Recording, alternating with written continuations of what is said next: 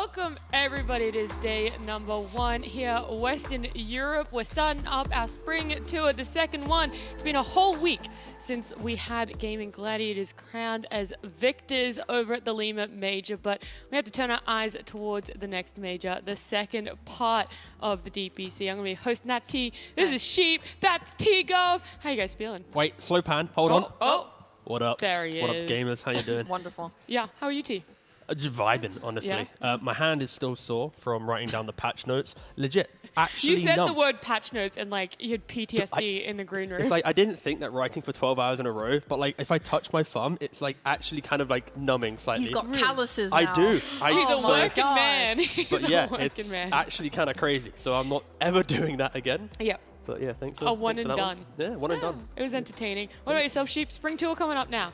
Yay, more Dota 2. Yeah, It doesn't just stop. Non-stop, literally no breaks whatsoever. Just fly Yeah. from one thing to the next. Everything is just in like 3-week chunks, right? You have 3 Yeah. weeks for Div 1, 3 weeks for Div 2, then you have the 3-week period where you have the major, a bit of a break, and now we're in our next set of 3 weeks. It is Div 1 here for the Western Europe Spring Tour. We're going to have a look at our format so we can see that it is exactly the same. 8 teams, single round robin, all matches are best of 3.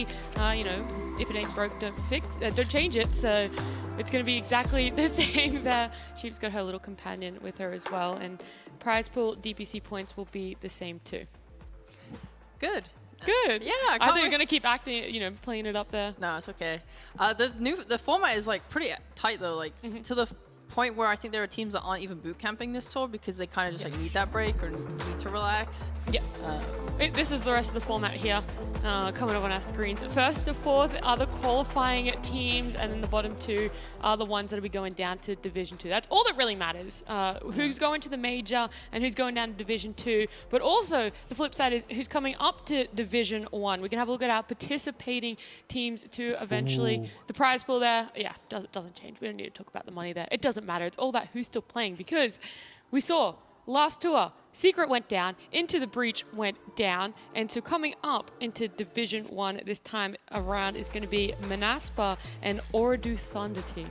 Yeah, these two teams, they showed us quite a lot in the old Division 2 arenas. I think Ooredoo Thunders, they were the team that, of course, opened qualifiers. They beat Old G, and then they got to the closed qualifiers. They're looking amazing. Sure, they lost the series to Manaspa, but they looked, I think, out of the 2 teams coming up from Division 2, Ooredoo had the better identity as a team, and they are probably the contenders to potentially stay. While Manaspa, they are volatile as ever with Spartan at the range. You don't know when that aggression is going to slap him in the face and give him a bit of a cheeky L, but yeah, no, I like the fact these 2 teams in Division 1, they don't look out of place being here, unlike other teams that in history have come up and instantly gone back down. Yeah, you sort of see it and you're like, yeah, it worked in Division 2 for you, but is it really going to hold up in Division 1? A lot of those questions will be answered, but it's nice to know that straight off the bat you don't feel they're out of place. 2 teams that didn't go to the major, though, we'll have a quick talk about them. Sheep, Enigma Galaxy, but also OG.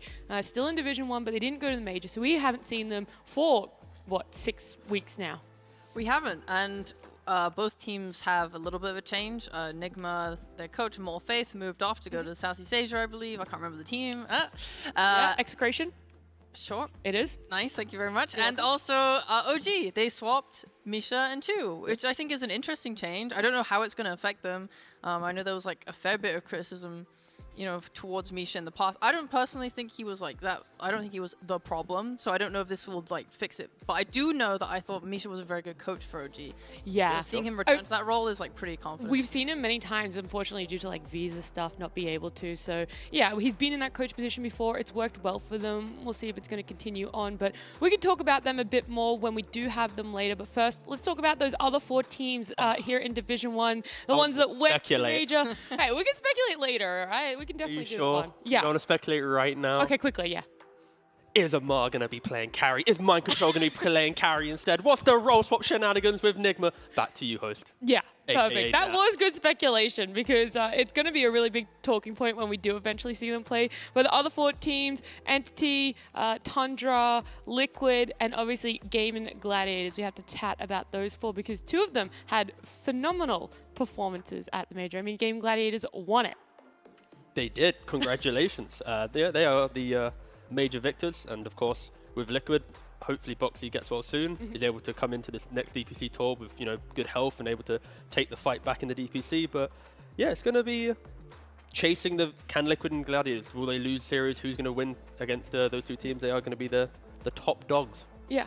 Do you think this small patch change that's happened is going to impact the way that Gaming Gladiators and Liquid will be playing? You know, does it hinder either team that much? Because throughout the major, we saw Dyrachyo pick up Lena 9 times, and 3 times of those were in the grand final. Lena she's definitely dropped off in terms of popularity, but she's not completely dead. Okay. There are also pros like playing with her in their pubs and like figuring out if she can work back on mid.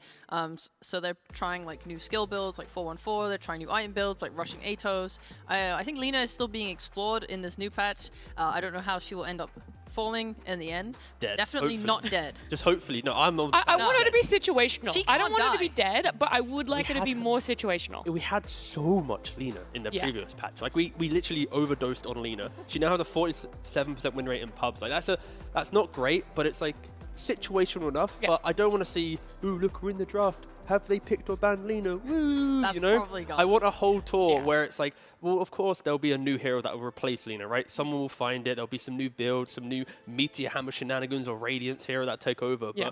But I want Lena to be as dead as possible. Gone. Thank you.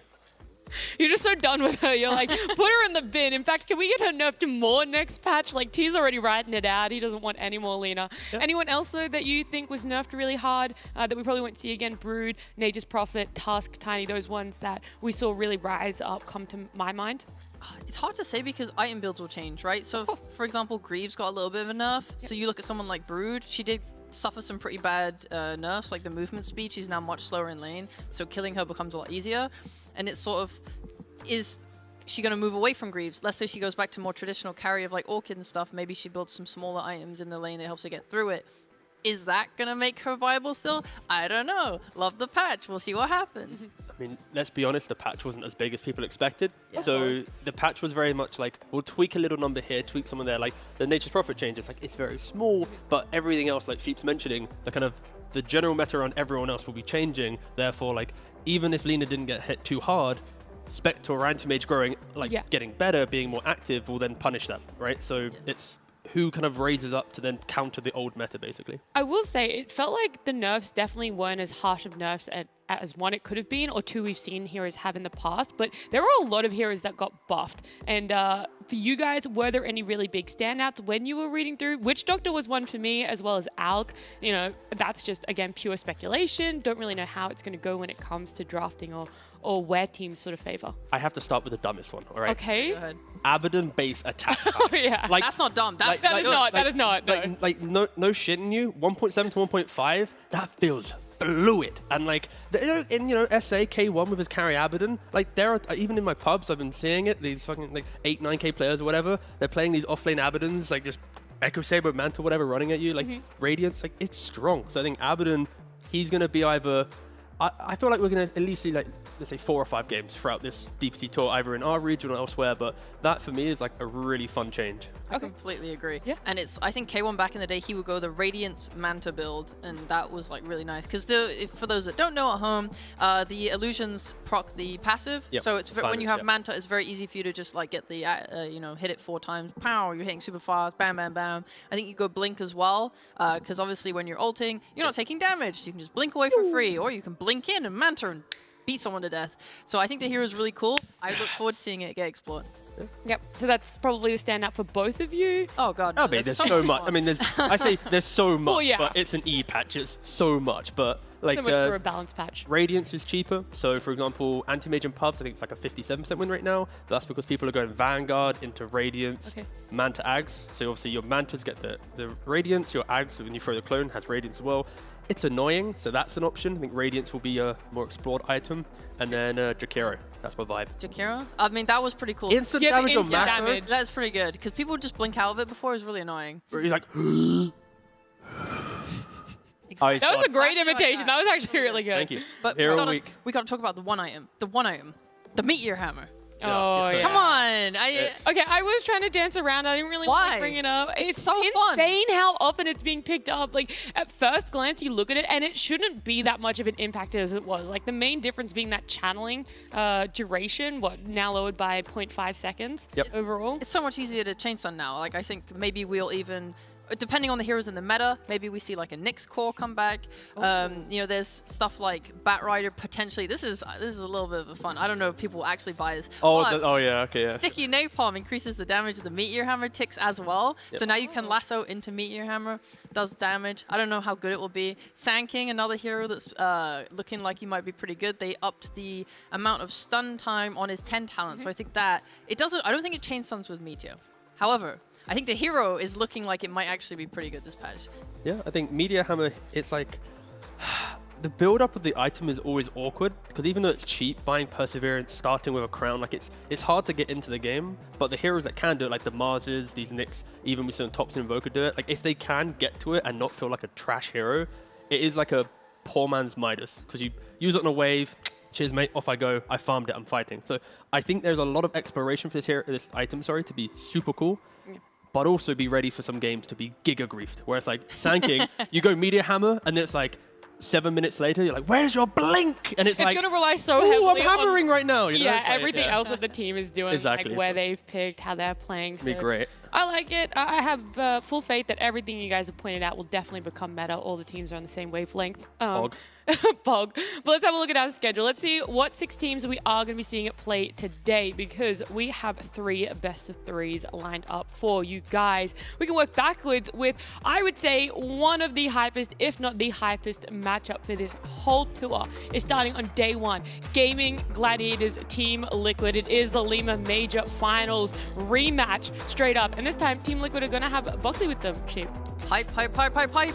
I mean, something has to be said for Team Liquid. The fact that they were able to not come 3rd place, but 2nd place with a stand-in, like Jabs, helping them to take down Talon. That was very impressive and kind of speaks to, no offense to Jabs, speaks to the strength of the other 4 players and how well they can still perform even when missing Boxy.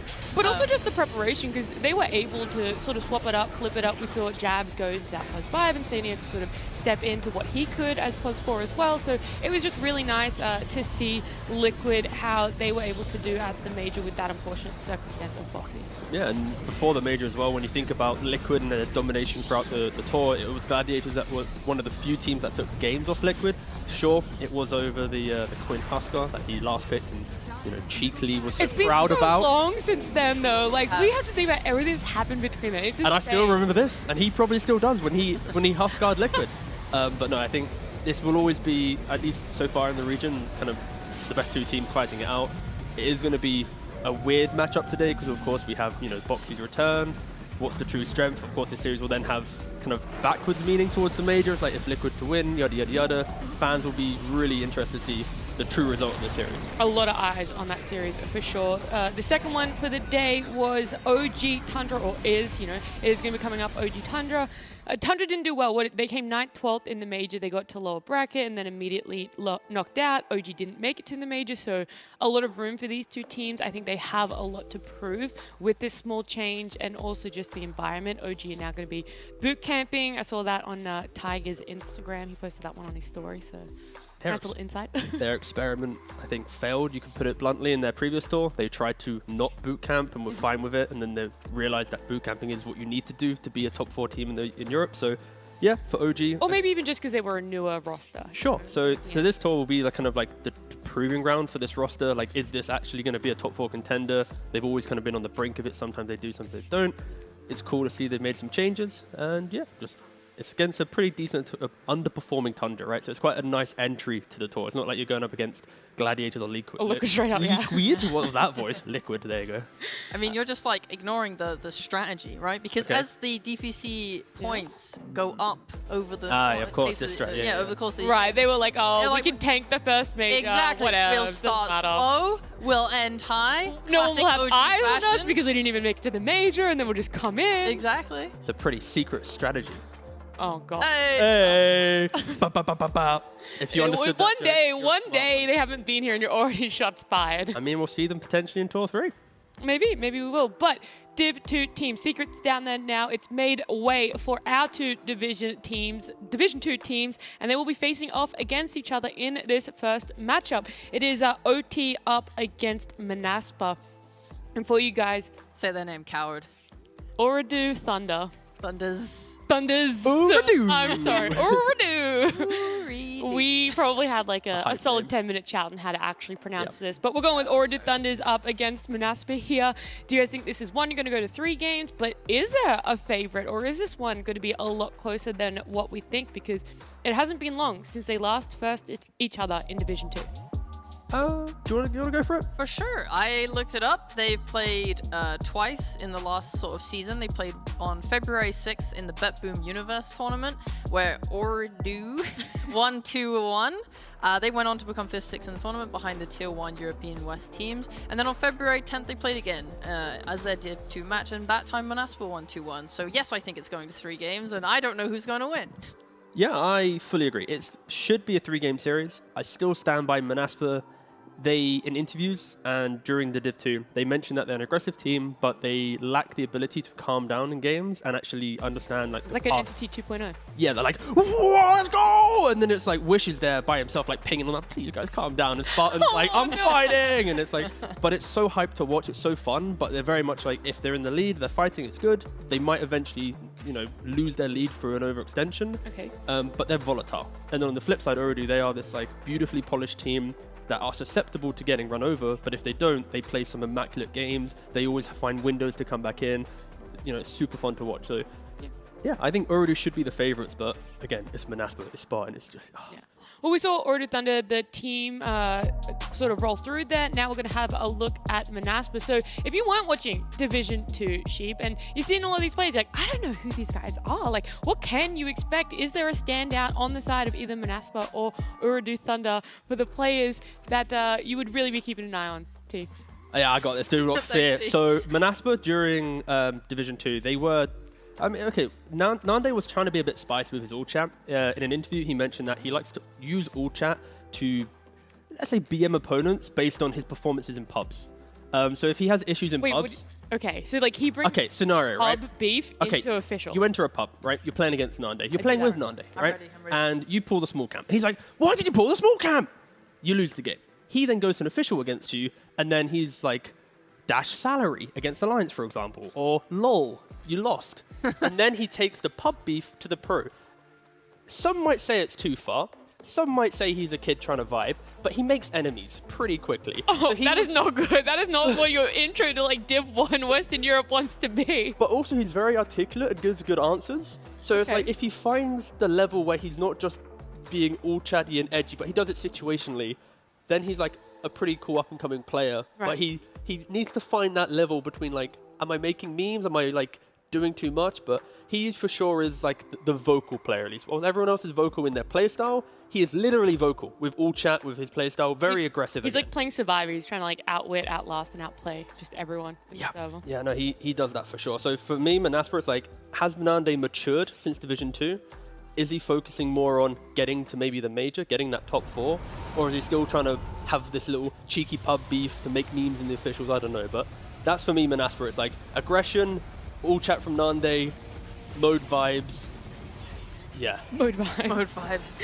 I mean, we can keep talking about Manaspa a little bit more. We have footage here from the last time these two teams faced off against each other. Something that really stood out to me is one, just Primal in general. Primal Beast really getting favored towards the tail end of that patch. But when we saw Manaspa play it, it was played most consistently in their pos 4. Most people picking up Primal and putting it on a core. It's either going in position 2 or position 3, but this time around, Manaspa really favored it in pos 4. They picked it up 6 times, and every time it went to that position 4 there.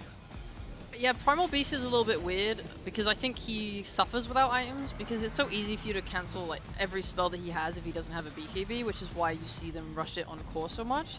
But it's something to be said, like he's a tank, he's a body for your team in lane. Like his ability to rotate is pretty good because he has that like innate mobility. He doesn't really need items beyond like a blink on when you're playing support and you can like initiate for your team. So I do like it. I think it's good and especially works if you're able to combine it with like these offlaners that have like kill threat or can be left alone. So I think Skylark was playing stuff like Viper and Enigma, and these would work really well with the Primal Beast. Just annoying heroes. Again, Okay. I just look at Menaspa, I just get annoyed, but it's like a good annoying. Because it's like they're picking Primal Beast, they're doing these aggressive offlanes, they've got Spartan running in wildly on a Warlock, bodying a gank as a Warlock, and it's like they're still winning games because they have like this team desire to make it. So like Menaspa is, when I was casting in Div 2 for them, I referred to them as like a scuffed OG from 2018. Where it's like they have the playstyle, the aggression, the tenacity. I like but it. they lack the fine-tuning aspect, which gives them that they will always win this game inevitably. But they have that same like bravado in their game. And I think Spartan actually renamed himself temporarily to like OG 2018. So I have no idea if that was because I said it or he also thinks the same. But again, yeah. It could be both. Maybe he heard it, he agrees with it. But either way, you guys have hyped me Cool. up for this first series. Before we do get the draft up on screen, though, we got to do a shout out to our sponsor, esportsbet.io. Yeah, they are running a $100 risk-free bet. So if you guys are a Western Europe or an NA DPC fan, you have the chance to get 100 USDT worth of crypto back if you lose your first bet. So you can join their Discord as well. I believe the link is below on the Twitch channel here, PGL, the panel's below, and you can get that link, join the Discord, and get some more information.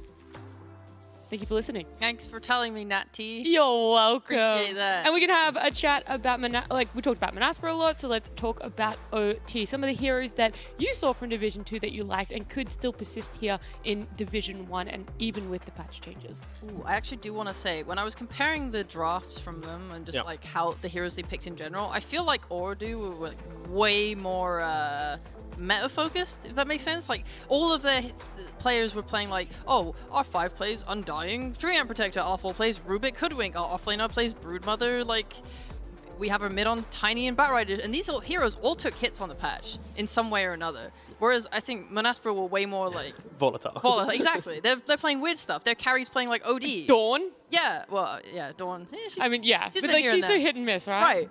But I think that kind of makes Menaspa look a little bit better going into the new patch. Yeah. The other one that stands out is that Menaspa picked up Clinks. And if you guys didn't know, Clinks is the only hero across the major and every region for Division 1 that was uncontested. It didn't get banned, it didn't get picked. So we only ever saw action for it in Division 2. Did they take a fat L with that one? I have no idea, because I was going to ask you guys, I think they took... is that just a Division 2 special? Like, would you ever get away with something like that in Div 1? Again, it depends on how the patch is moving, but the idea of a carry hero that relies solely on map play / pickoffs that needs to find those individual heroes. Dota, even though we've had this patch, like the meta is just have strong lanes, eventually get to a position where you can choke out your opponent, and the ability to find those pickoffs is lower. That's why like Nature's Prophet, Lena, these heroes were very good because they were very agile, push out a lane, be with your team, like you never felt alone. Whilst Clinks is the opposite, like he always wants to be by himself, fighting. If he's hugging his team, it's awkward. So I would be surprised if it really came into meta, but who knows? I don't want to see Clinks, if anything. It's kind of nice. The change is like he now creates one Burning Army skeleton. True, it's actually pretty cool. So like no matter what, you don't need the shard to do that anymore. So I think his damage output has gone up just naturally through that. Wasn't there a second change for him as well, though? No, it was just taking one skeleton away from the shard. Oh, okay. So that it Oh, right, remains right. at 2 when he has the shard. Okay. You But I think that's remind me of my pub, by the way, because I played against a Clinks and carry, and I was playing some ranked. This dude just leveled skeleton, walked up to me and was like, "Surprise!" And I was like, "What are you? You're a level 3 Clinks." Why? And I just kind of like kicked him out of the lane. I was like, I'm a centaur, like shoo. But no, I think that change for sure is very cool. I can maybe see scenarios, but I don't think he's bad. Like genuinely, I think I'm basing this off of quite a while ago when Pure was still on the team he was on before Entity. I can't remember. VP was it or Outsiders? And he was playing Clinks back then. And I don't think the hero has gone through that many changes since then. At least none that like nerfed him too much. So I don't actually think that he's the worst. As long as you are stacking Ancients, because you farm them like really easily on Clinks. I guess maybe he took a little bit of a hit as well because Maelstrom damage got nerfed a bit. Maybe we just see more of these Radiance carries. Maybe Clinks can't fit in because like Spectre becomes more popular and it's just too impossible to play against that. Yeah. Okay. I'm checking pubs like Arteezy's playing it, you know. Some Arteezy's playing it. Holy Of course, moly. it's Crit's go-to carry normally when he's playing, so he's still playing it. He almost carried me in a pub on Clinks once. Almost. Almost. I was really So you heavy. guys lost. And we lost. because of me. But he almost carried me. Because you on went thing. Sand King Meter Hammer, predicting That was the it. patch. That was it. Yeah, here we go. That's Yeah, what yeah. No, I went 0-18 on Legion Commander. It's fine though.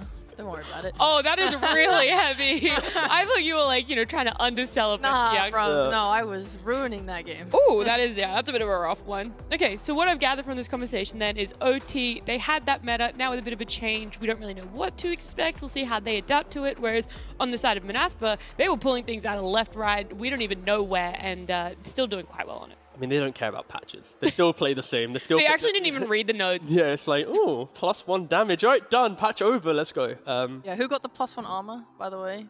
Was it Lion? Did someone get it? I can didn't- check. don't know. All I know is Queen of Pain got +2 base damage. Oh, that's so- not armor. So. Yeah. Scrolling through. Monkey Who's got 1 literally agi. unkillable? Check Lion. Yo, Lion got 1 armor. Let's Let's go. That's pretty big. That's. He got some major he picks. can tank now. Actually, yeah, because Nagasine was everywhere, so it was like, oh, we're just gonna suck her. Yeah.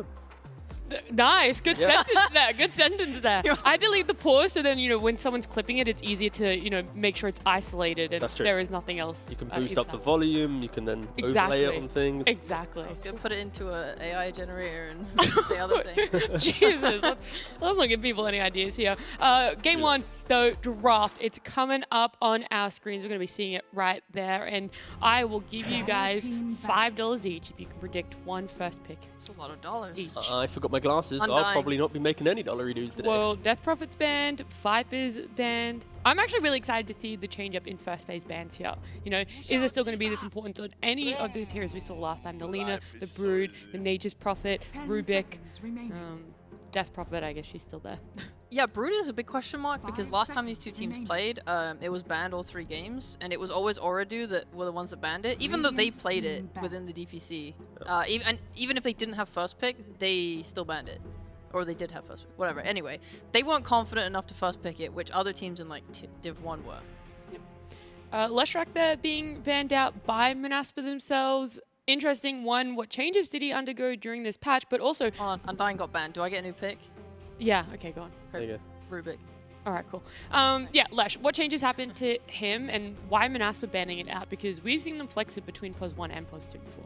I just had to double check because I forgot. Yep. Basically, just a little bit less damage on his ultimate. So fundamentally, the hero is still the same. And Oh, Bloodstone, Bloodstone, yeah, went down true. from 6 to 5 seconds. So it's like there's changes indirectly, directly to him, but fundamentally the hero is still as good. I think like realistically, like Batrider is still fine. Rubik is still very good. Like this patch, it feels more like, again, I don't think many heroes other than maybe Lina Brood got like the bigger hits, and everyone else was just kind of like, get tweaked. So this is where other heroes should be rising up, and the first week of DPC will just be, let's still draft the same style, but then suddenly we'll see like the anti-mage response maybe pop up, or some more Spectres and whatever. So I'm hoping to see some cool stuff, and oh wait, Brood's still a thing. Alright, let's double check. Did Brood get hit too hard, or is this still perfectly fine? It's just hero? her web mood speed decreased to 10, 22, 34, 46, and then her spiderling's lifetime That's is not- 40 seconds. It- And Which is like a freeze decrease of 20 seconds, I want to say. Alright, I guess it's still fundamentally the same hero then. Yeah.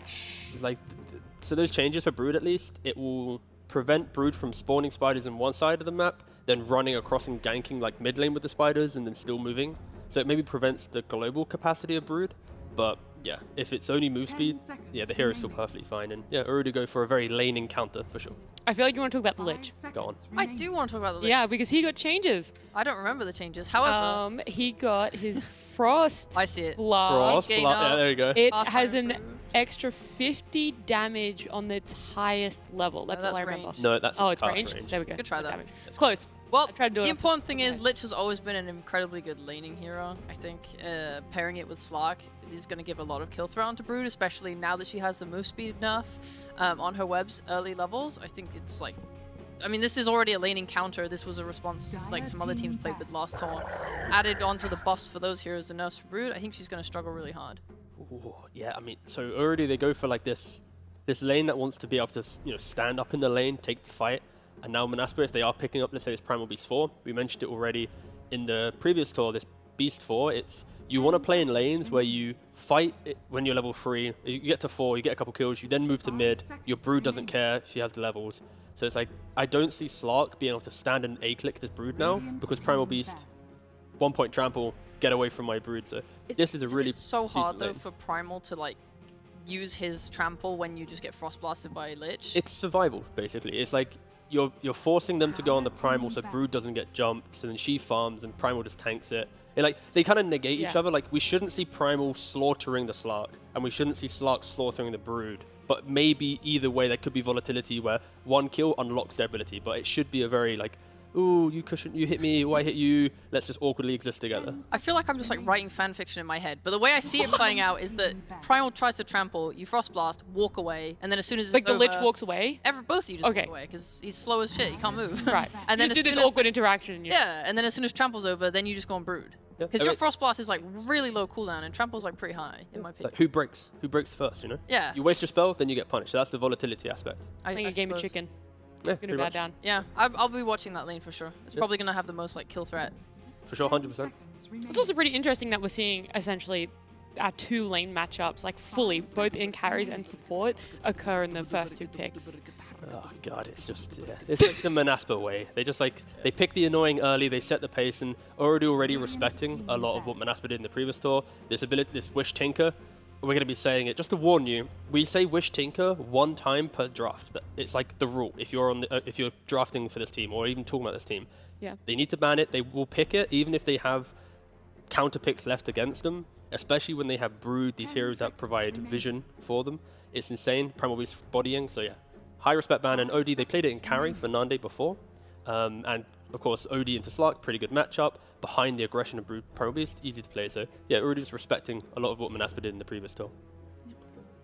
And then on, I guess, the side of Manaspa banning out the Pango, Ember, Batrider there, feels very heavily focused towards the mid laner of Urudu Thunders with the back of, DP and Lesh, which could potentially be flexed. There's a lot of mid heroes getting banned out now. Yeah. It's kind of really narrowing the pool. I guess this might even favor Manaspa, like we said, they just seem to have more stuff. Yeah, so for Noob at least on Urudu Thunders, he plays an incredible active playstyle. He played Keeper of Light, Pango, Bat Ember, that's why you see him. Manaspa already put a lot of focus on their bans, and he really unlocks games. Whilst on the flip side, Wish, he doesn't break the game as early, but he scales a bit better to then become like an additional core. So there is a difference in playstyle from the 2 mids. And that's why I think Manaspa, they're respecting how Noob could break the game before Wish can come online and then play with the Brood, etc. So that's why Manaspa's bans like this. And guess what? We see Rubik. It's still a prevalent hero. Again, it's perfectly fine. It's going to be great. I guessed it wrong. You said first phase. I did say first phase. Of course it did. Do you remember when they played in Div 2, if there was like someone that won mid? Or do you think it was even? Going back again, I mean, Come on, you got it. Noob's, it's like, Noob doesn't crush mid lanes, he crushes the map, whilst Wish crushes the mid lane. So But there do you were, remember who in that? In that it match? was like, some games Wish would crush Noob and Wish just farms and wins games. Some games Noob, Noob doesn't go like 30 denies on mid lane and just shuts out his opponent. He kind of goes even and then does other things. And then Wish is often the player that will shut down if the game goes. But it was kind of back and forth, depends on the game state for everyone. Well, we've seen some more picks come out while you guys were discussing that mid there. So Nature's Prophet, Disruptor on the side of Manaspa, and then Tidehunter for OT. Just someone nice, stable. Normally very heavy on the aura building for Tide. Do you think that plays really well into what OT are going for in their draft? I think this. So they have last pick, right? So this was a pick into Disruptor. Usually Disruptor is like a counter to Tide, and you don't really like it. But I think the idea is he's just going to be able to lane into like the Nature's Prophet summons, like the Treants happily there, and then eventually he'll just move to be sitting in front of the Broodmother, so that she can't just take over that tower and lane completely. I see. I mean, she'll get your tower anyway because she'll just maneuver the Brood. spiders around and take it. But you know, what can you do? At least he'll be able to body there for a while. So I think that's probably more of the angle they're going for with the hero, and just team fight on top of team fight, Lich ult. They have like no damage, unlike Manaspa to kill off Tide. Like even though Disruptor's a counter, if they hit a static storm on him, it's like, who's killing him, right? Brood doesn't want to go in. Nature's Prophet pre-Silver Edge, maybe like Maelstrom. You don't have kill threat, so it's just Urudu going. If you want to play aggressive, like Sheep was mentioning, we will just be able to like place the Tide in the correct spot. But that's where like Manaspa, if they make this game feel chaotic, where it's like you force TP top, but then you go bottom, you move to mid, like you make the game feel high pace, you can play around it, but it will just give Urudu this eventual cushion of they will one time full trap to the Tide, Slark will be able to wrap around. We'll beat them in the fight that we need to win to get that second Rosh on that fight. So yeah, I don't think they really cared about what Manaspa picked. It's like, boom, casual tied. They were always going to go for it no matter what. Yeah. They see these heroes as like, how'd you kill me? And again, Manaspa, look at these bans. It's the anti-noob aggression, the playmakers. It's a Tiny, the Puck. They've already banned out Ember, Pango. There are so many, like, I Gone. can't believe mid laners are like the last heroes being Yeah. picked up, considering how many were banned out, and now you have to try and like band more of them out, like Tiny, Puck, Task. You know, what's one of the last mid laners on the chopping block here, and then you need 2 that you can pick up for yourselves. Well, I think like if you're looking for damage, Zeus is obviously still an option. Yep. And I Puck. would like to see that. I mean, you're going to get countered by Oridu no matter what on Manaspo, so that's kind of your problem, but Yeah, respecting Wish, he plays a very mean Pugner. I think for Urdu, they easily could round out their draft with a Kunkka to double down on this. You run at us, we'll eventually outscale you, and then you just can't enter the fight on your Natures and Brood because we have Tide and Kunkka. Yeah. So so I think that could be a really good option for them. For Manaspa though, it's like they... what is their hair? Do they themselves just go some... I kind of like what you get said about the Zeus. Yeah, no, I They're agree. still going to need that damage. Like- It's still in the pool. It's something that they've played before. there's also Coddle for high magic burst. Yep. Although I'm not like super keen on it, because usually I like Coddle mid when the carry is like some physical damage hero and you can just control them in fights with Blinding Light, but Slug doesn't really care so much just because of the Dark Pact. Definitely makes Coddle a little afraid as well. But probably one of the reasons I'd like Zeus the most, not just the damage, but when you have this refresher and Ags and stuff, it makes, when you have 2 supports like Rubik Lich who are quite squishy, Zeus starting a fight with like 2 ults even, it just makes them unable to play fights. Yeah, I'm trying to think of is there another Wish hero that he plays that can be as annoying, but it's hard to find that hero. So I think, Zeus feels just like the most natural spot here. Because like you just kill everyone else, and it doesn't matter if you're tanky on the front line. Again, the issue is like if they pick Kunkka or something, Yeah. you just farm well in lane, you can kill him quite early on with some rotations. What about a Viper then? Is Banned Viper banned out? Yeah, in he the was Oh, like really? the What? first ban. like if there was Viper was Oh, I available, see I'd it. stream First phase, holy. yeah, shit. yeah, like, Yeah. like they were banning mid laners Gone. literally straight from the Yeah, start. you're Like, it is right. God insane. damn. Yeah. So it's like, like the Zeus pick, like you're mentioning, there's a lot of forward play from Manaspa, so something behind that just to throw in some stupid damage is great. I still think Kunkka or something, just double down on the defense and... Or actually, the flip side, you just go like Voice Spray actually, and you then find the Zeus and hunt him the entire game. So scratch the Kunkka. I want a hero that can find Zeus and actually threaten him. So I agree with that. I'd like a playmaker for Yeah. them. And then it like draws in heroes so that they can actually get a good Ravage off. I mean, he's probably not going to go like a Blink or anything for quite some time anyway, but... Okay, so you're sort of liking the Void for that, a lot of mobility coming out. yeah, just avoid Spirit. Imagine, my brain was like, Faceless Void. I was Yeah, like, no. sorry, I should have, yeah. No. Yeah, I was like, that's did I say Void? Did I? You did! Just to clarify, Void, Spirit. Well, Faceless Void is banned out. All right, thank God, the confusion. Yeah, whatever you had said, I would have been in your corner. I would have been like, yeah, he knew that it was banned out, so it's fine. The patch wasn't that good, all right, guys. I'm sorry. Other one, Queen of Pain, Yeah. maybe, because she has that mobility as well that you're talking about. Yeah. Still quite a lot of burst damage for her. I mean, there's so many options for them in regards to like if they want to play on the premise that their lanes go well, they can still go for the Kotal themselves because like you push lane into Zeus, you always take the fight, you play behind Tide. If they want to play a more static game, of course there's the Kunkka, the Void Spirit I mentioned, like sure, they go Kunkka. Like they had like 3 clear options, the Void, the Kunkka or the Kotal. It just depends on how the team wanted to play. And this time they were like, why try and take the fight to Manaspa? Let them run at us. They will one time they'll make a mistake. It normally happens. Manaspa isn't this flawless team, so yeah, they go for the Kunkka. Perfect predictions, good sir. You guys got one each. That was beautiful. It was absolutely Can I have my flawless. $5? Well, I said first pick, no last pick. Whoa, let's run back the tape I have here. my $5, $5, please. please. All right. Thank you. This is where they're Australian dollars, where they like. Yeah, so they're Oh, actually worth like yeah, 2 like- euros. yeah. Yeah, sorry, I Wait, didn't yeah. stipulate. Yeah. But let's talk about then the end of these drafts. You guys picked the last picks for both teams here, but is there one that you favor more? Do you think there is enough damage on the side of Manaspa now, Sheep? It's decent damage. I don't know if it's like perfect, especially if his ult's on cooldown. You can sort of abuse the fact that he's lacking a big nuke. So I do like Oridu more. I also think Kunkka got a nice buff to his rum damage, is like 45% now that's delayed. So I think their ability to fight on Oridu and take like no damage is going to be mega powerful. Yeah, I think it boils down to our early discussion about this Slark and Lich versus Primal Beast and Brood. Like, if the Slark gets the lead, then he can then enable everyone else to take the fight. if Primal Beast and Brood take the lead, they occupy the map, and then that unlocks Zeus. So it really boils down to the off lane of Manaspa, the safe lane of Urudu. Whoever breaks that one first, I think should have a kind of the momentum to decide the game. And when we look at the momentum of the game, what sort of timings are you looking for very quickly for either team? Like, where do you think that the lineups are going to be the best for them? This will be a 2-hour game. We won't actually leave Magic. I don't know. It's actually pretty even. Both teams have like mirroring timings to take the fight to each other. Very quickly.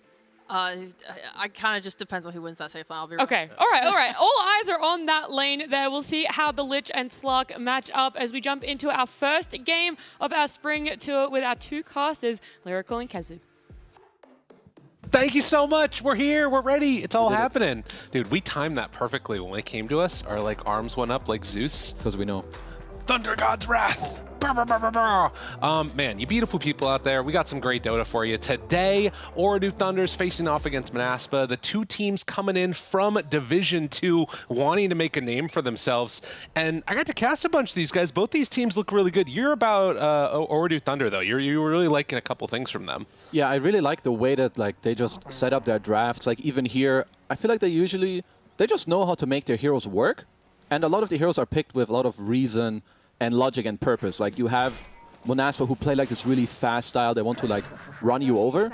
And then you have this Tidehunter who kind of stops that in a way if he's going to be in the right position because he can just stop the initiations with Ravage. You also have the Kunkka to allow you to play long fights. So honestly, I think we're in for a good game. And Manaspa, once again, they're all about the aggression. They need to hit their moves.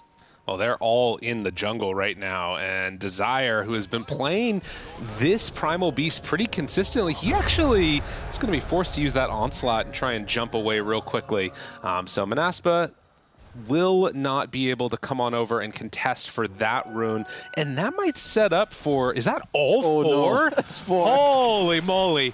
Okay, OT off to a very good start in this one. Yeah, not too bad. 4 bounty runes. You know, your Tidehunter, he's queuing up my favorite item, the Meteor Hammer. It's actually very good on Tide. Oh, I'm not going to lie. That shit is good. Dude, that's crazy. I hadn't even thought about that one. Yeah, everybody wants to build a Meteor Hammer now, huh? Yeah, it gives you regen, it gives you stats, you kill some towers, it got buffed.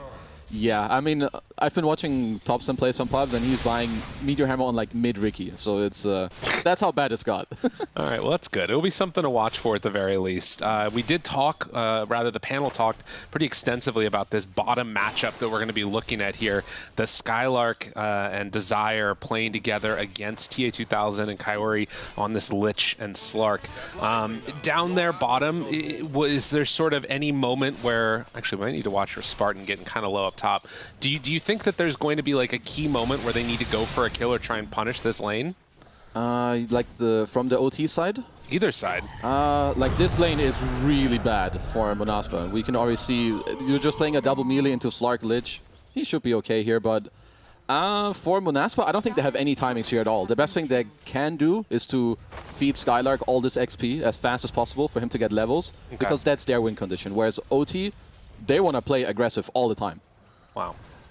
Not often what I hear when I'm thinking about Lich lanes from the past, but obviously a very different hero than when he was in his heyday, just denying out creeps.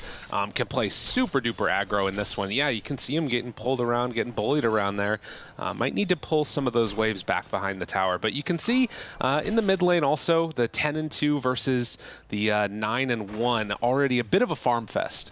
Yeah, I mean, this is just a lot of these mid matchups right nowadays are just very farm intensive. But Kunkka in the game, he's very good against Zeus. He has the catch with the Exos Kaori. Down low, getting in there, TA2000, but it's going to be first blood. Skylark manages to find a quick kill, and that's huge. I'm just kidding, I guess. Manaspa, they just clean it up. I guess level 2 on Brood. Maybe Kaori got caught off guard a little bit. So yeah, nice job by them to get first blood, because I'm not sure that's supposed to happen. I mean, look at the CS. It's not really supposed to happen, but that is super huge for them.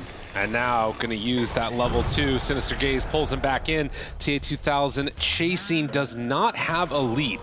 Just all out heavy damage coming from the Slark instead with his build. Interesting. I guess because the Brood went for the third spell as top, Spartan should be okay. Yeah.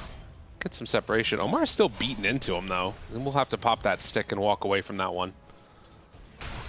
Yeah, I guess the thing that sort of changed is, down bottom, Desire, very low, one last hit's gonna come through, so Kairi gets a little bit of revenge. The Brood change was just like a movement speed thing, if I'm not mistaken. Still really good at trading if he ends up taking that Insatiable Hunger, going for the Silken Boa in this one. I mean, you can also tell from like their items that they have bottom as a bit more pressure up top. They have they both have starting items, Windlace, Rush Boots on Boot. Like they know that this lane is hard as Spartan. Hello. He's in kind of far, and that glimpse, it's not going to keep him alive. Winter getting low too with all the trance on him. It's enough. Hyundai finds the finish. So, yeah, a little bit of a bloodbath going on across both of these lanes. That was honestly pretty good for Monaspa. Like that's one of the things that they do really well. Like Spartan often, he's very low HP. He doesn't mind it. But if they can get a kill trade out of this, which they did, and his carry got solo XP and the gold for it, that's great. Like an early level 6 on Nature's Prophet in this game, especially combined with a Zeus, this map can bleed real fast. Right, there's so much kill potential there. And actually, they get the leash connection now back onto Desire, trying to create some separation. Not going to happen. Both of these offlaners, if you look at that CS, they're kind of getting trashed. But Slark getting out with the free lane, that's really good for him. Yeah, they definitely need this too. Like, this is the counter pick that they were going for, especially with the Lich. It's like a double counter pick, so to speak. So TA2000, he's going to be up to a good start, and they're already tipping each other. You know, they're good friends from the good old Division 2. And last time, I'm pretty sure Monaspa beat them in Div 2, so I think OT, they're out for blood. They want this revenge. Absolutely. Well, 4.5 minutes in right now, and you can see we're getting close to that level 6 on Zeus, which means those other kill potentials are going to be that much more available to him if Slark gets a little bit low or the Tidehunter up on that top side of the map. We'll have to keep our eyes on those HP bars. It's time to buy some raindrops, my friend. Zeus is getting 6, Skylark. Chase gets a little bit away from him right there. Kaori now gonna chase down Desire, gets the slow TA2000, moves in. Also a battle up top. Spartan being brought lower and lower. He's gonna get away, but Kaori, he's not gonna be so lucky. Skylark able to bring that kill down, and well, immediately TA2000 turns it back around, and now body blocks coming in on the Tidehunter. There is so much action on the side lanes here. And Omar, he's gonna get caught. Does have a tango ready to get himself out of trouble though. Oh, career. Get it. No, close. I mean, Zeus is close to 6 too, but Omar, he's not gonna be low enough. Yeah, ideally also. Oh, they have boats and Liches here. Yeah, in some trouble. Wish tries to jump away, not gonna happen. He's dead. So Noob makes the kill happen with the rotation from Kaori. Very well played. That's just super nice move. Like even it was on the level up of Kunkka. Like this is just a very high level play. Like you're like, oh, Kunkka's level 5, I'm fine here. But the moment the creep dies, you're already X marked. You get pulled back, and it's more on the Kunkka there on Noob to mess up for you to stay alive. So nice move by them. Super good. And you can see the net worth disparity now is actually huge. Right. No, that's the other thing is that, like, that combination, if you can get that first kill in there on that mid laner, they're going to need to find a way to shut Noob down because he is having a great time. And so is TA2000. Both these lanes are going really, really well. Yeah, and I think that's one of the problems when you play against Kunkka and Tide with like these lineups that rely on running in. Kunkka's not the easiest hero for you to like tower dive and collapse on because he's tanky, he's got the boat, he has Torrent. I mean, look already, 1400 HP with a magic wand, and we're only 6 minutes in. Yeah, double bracer with the stick. Yeah, it's a real big problem trying to find any type of a kill onto him. So they're going to need to bring numbers. It feels like you might even need like a Primal Beast or something coming in with Pulverize to make that happen. This is position 4 anyways. Yeah, like 4, at least right now for Monaspa, they need to wait for these 2 6s. As up top, a little glimpse back. Now Witter getting blocked in again. A lot of creeps in his way. I mean, it's going to take a while. He does have this Ring of Health and a lot of HP to cut through, but, well, they're going to bring in more. Now, with Desire immediately lifted and pushed back.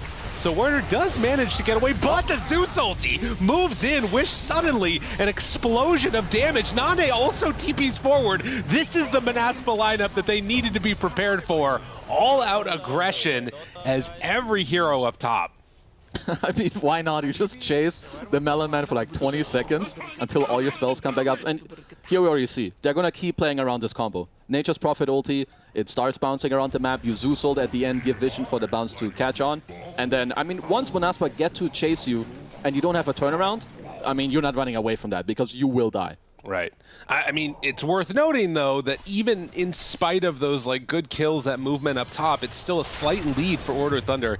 This team still have a TA2000 who has not been addressed. He has raindrops now, too. Take a look at the esportsbet.io odds, still into the favor pretty heavily for OT. We'll see if that continues or if maybe they can find some way on Manaspa to play this aggro style and keep running at him. Yeah, honestly, I would say that they have very good answers. Like, we already touched on the networks that they have. Sure, the Tidehunter isn't having the best time, like, Wooter not, you know, with the best start, but as long as he gets his Ravage later, as you know, he might fall again here, my little friend. Oh no, he's still level 4. This poor guy tries to walk away. There's body blocks. There's Desire right on top of him. They're going to glimpse him back in.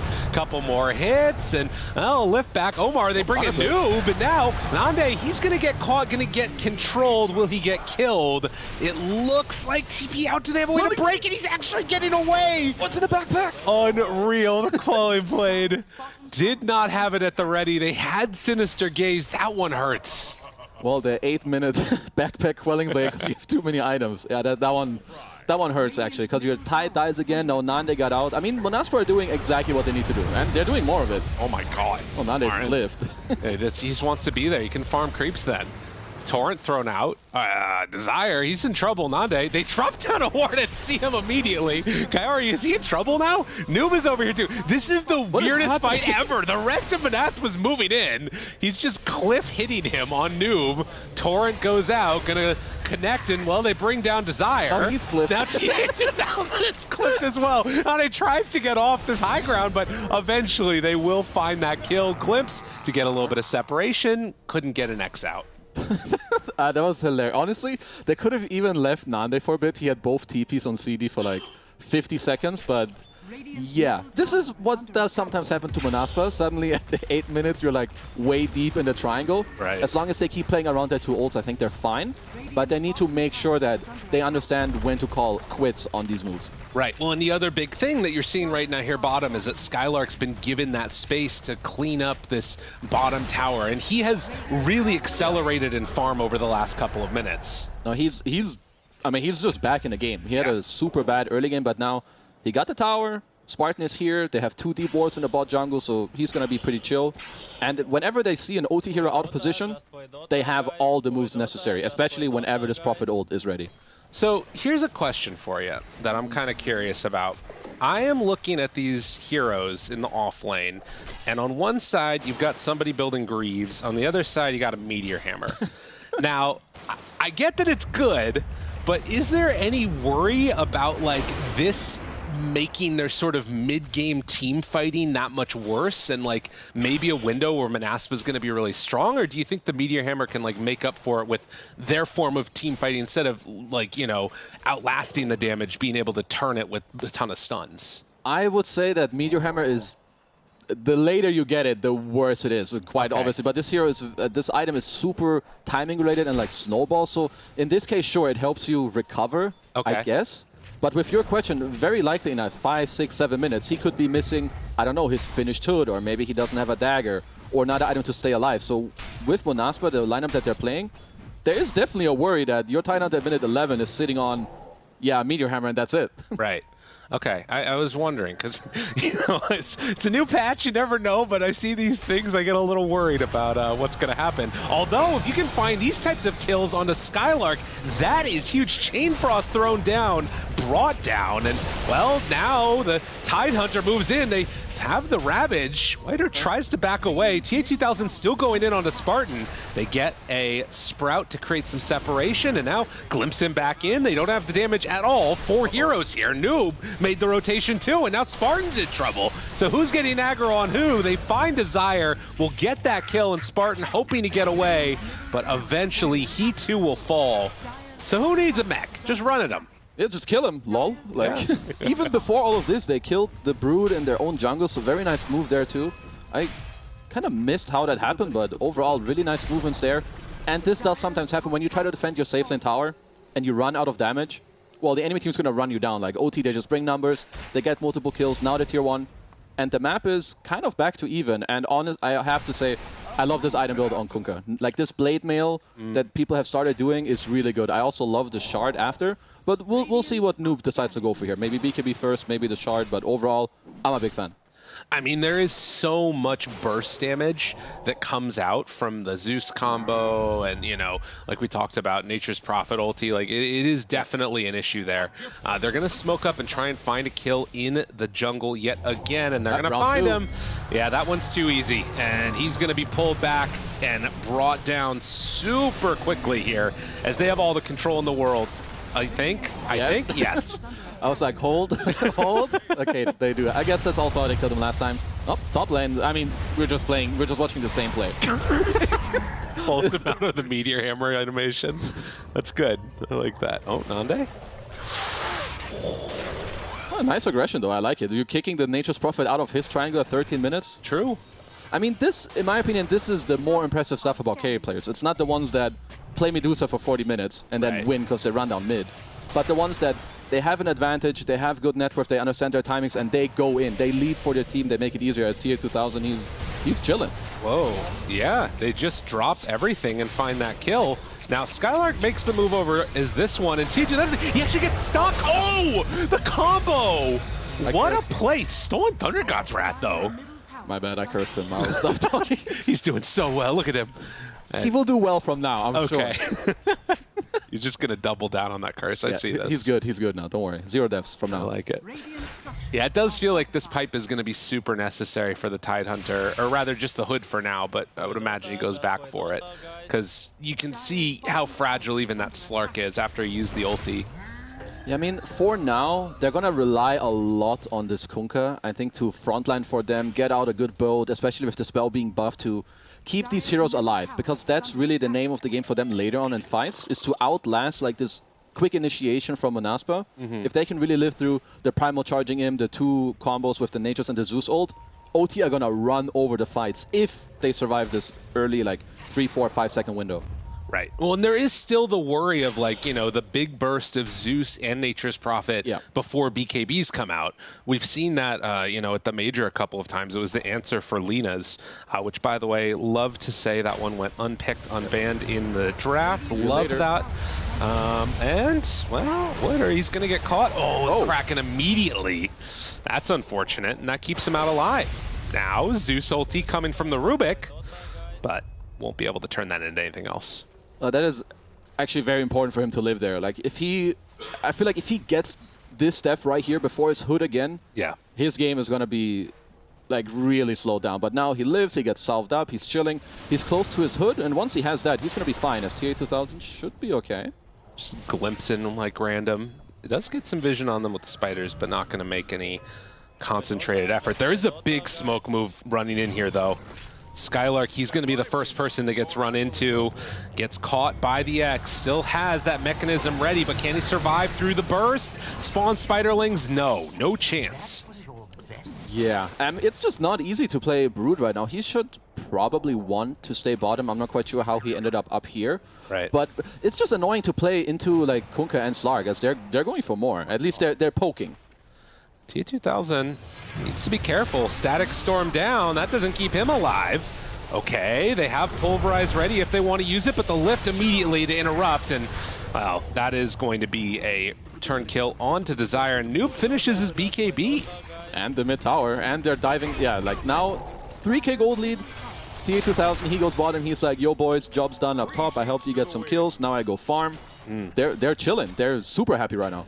Yeah, I mean, you do have the Midas on the Nature's Prophet, but at the same time, this lineup starts to feel very unassailable over the next couple of minutes for Order of Thunders, and they're kind of just going to impose their will on him, it feels like. Yeah, I mean, like right now, if you're Monaspa, you're running into a couple of problems. Like, let's say you smoke up, you run into OT.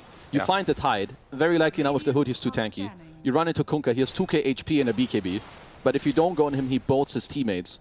So for Monaspa, they need to find proper fights where OT aren't together or they split the side lanes, because playing Nate, I don't want to be in non-if position. I don't feel good about doing some random TP and I might get ravaged, boated, whatever. I'm suddenly, bam, I'm dead. Right, and that's the problem too, is that so much of their control kind of on the side of Manaspa comes from like a static storm into a pulverize like right afterwards, but they have a lot of ways to interrupt that pulverize. And now a tier 1 tower goes down. These fights, they're really tough. And Wish, he gets caught, doesn't have a way out. The boat, it's going to connect, needs to get away, but Feared pull back in and killed. That one hurts.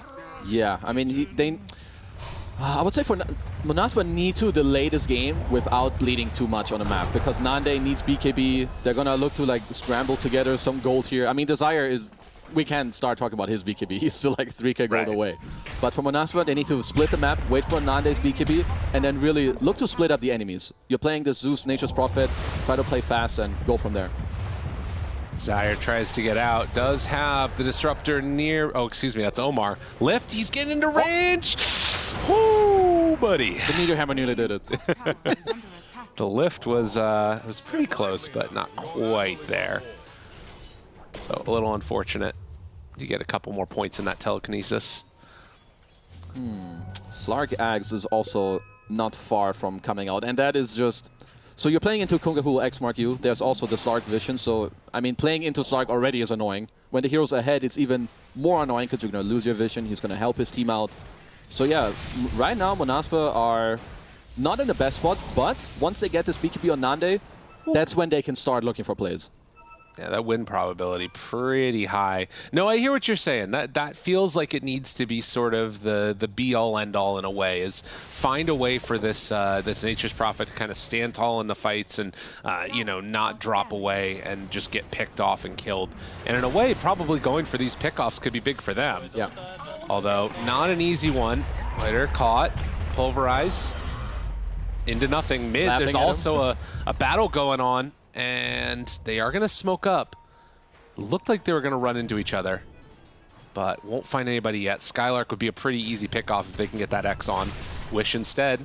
They spot him there. TA2000 jumps, and the Static Storm catches him right away. Do they have the damage, though? They need a little bit more. He's so low, but not going to be low enough. Omar is going to drop. Desire's in, and TA2000 very low order there, too. He has the Meteor Hammer to land, but he gets the mechanism off, and they're actually outlasting this fight. With Wish there, they might have enough. Noob is going to TP out, manages to escape, but they bring down 3. A really good fight from Manaspa. Okay, I'm just gonna assume that the Nature's Prophet ult plus Zeus ult kind of just cleaned up the supports. I mean, that's the best thing that can happen for them. They go on the back line. Yeah, not the, you know, not the prettiest damage numbers if you're an OT fan there, because their support just got cleaned up at the start of the fight. And nothing better than that can happen from Manaspa. Yeah.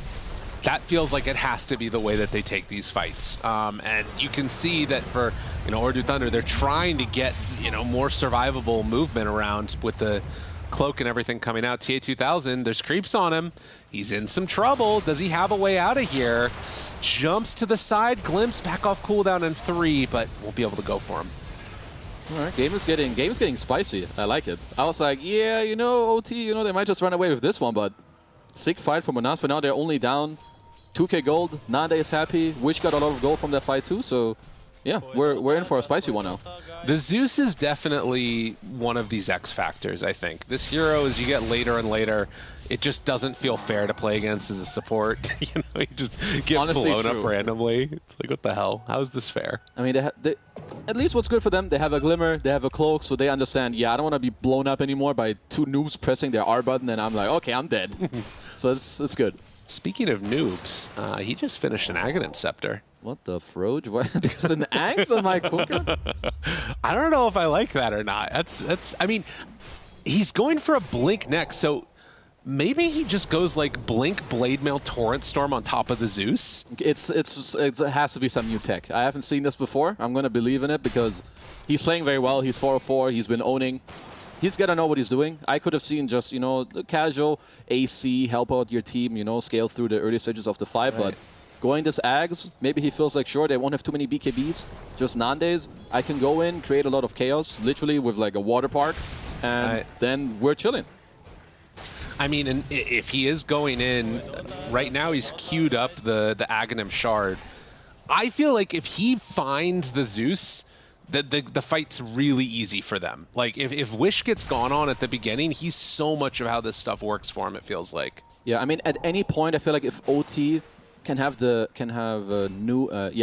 or TA2000 initiate and like poke their head into the enemy team, it will make it so much easier for the Tide to like wait, get off the Ravage that he kind of wants. So yeah, I'm a big fan of this Kunkka Blink. No matter what this item build looks like, as long as there's a Blink in there with this position in the game, I like it. Okay. Well, Skylark has finished off the Pipe now. So Pipe, Greaves, Desire sees the TA2000s down here, tries to get in range, and, well, will Dark Pack take that one off? The second round, second salvo connects now, and it is going to be a dead Primal Beast. So continuing to throw his body at him. Yeah, you know, TA2000, he's pretty happy now. 7 permanent stacks, 15 Essence Shift. I feel like Roche has got to be, you know, on the mind of both teams, at least soon-ish. Right. Sure, you don't have the best, you know, Roche checking as OT, but if your Slark has stacks, like maybe this move works out, then you can go there. Same with Monaspa. Then Roche lineup isn't too bad. You have a Brood with the 3rd spell. Well, no, you have some smoke on Smokey. Send in the Spiderlings and smoke breaks. Oh, Skylark was on the low ground. Very nice. And now Envision, he just jumps right in. He's caught. He's in trouble. He's dead. No, he's dead. Oh my goodness. That's not what you want to see. And they pop the BKB just to get away from the glimpse. But now Noob might be in some trouble. Oh, but the Water Park, a little bit of a save. Not a complete save. Skylark still chasing. They have Kaori. I mean, they could just go back and roast themselves on Monaspa if they want, but they want more kills. Will find this Lich and eventually bring him down. What a huge win for Monaspa. Don't underestimate the Spartan Disruptor, bro. This guy's been playing this hero for like 12 years. You go in, you're not at the ready. I mean, you get static. You insta-die. Nande pops his BKB, Gleipnir. They just keep hitting. And, I mean, they have all the damage in the world right now to do this. Your Tide doesn't have a Blink. Sure, he has a pipe to help you out, but same with the boat. Like, these things, they take time. And now Monaspa, they're in the lead. They're hitting Roach. DD Rune, why not? Dude. TA2000 needs a BKB so bad. He's a carry player. He will. Sure, he wants to buy it now. Yeah. But yeah, he needs this one bad. Oh my god, and he glimpsed him back home. What is Spartan's so annoying. I'm sure he loved that play right there. Gets the Aegis onto Nande, and just whatever you can do to get under the skin of a carry player. A little glimpse. He's in the zone right now. You insta-static him, he respawns, you pop him back to base. You're like, yeah, what up, bro? All right, so suddenly a 2,000 gold lead for Monaspa. This team, we do still have that BKB and the Blink now done on Kunkka, so he can get in on top of him and queuing up the Sheep Stick afterwards. Yeah, honestly, I can see like this Blink Hex is always very good later. I have yet to see the Therme Thursday Water Park come into play here in the game, because the last one, it was not pretty, but to be fair, the fight's already over when Naive goes in and gives his life away. But the next fights, I'm really looking at this Kunkka impact, because he's still having a near flawless game. He's a top network of his team. But in the last 5 minutes or so, his impact on this hero has been pretty small, like very silent. Right. Well, I mean, I think some of that is because, you know, they wanted to take that fight. TA2000 just gets blown up. They do find Wooder here. Got him caught, ready to punch. He is just slowly dying, and I think that he doesn't have a way out of this. Oh, he's just...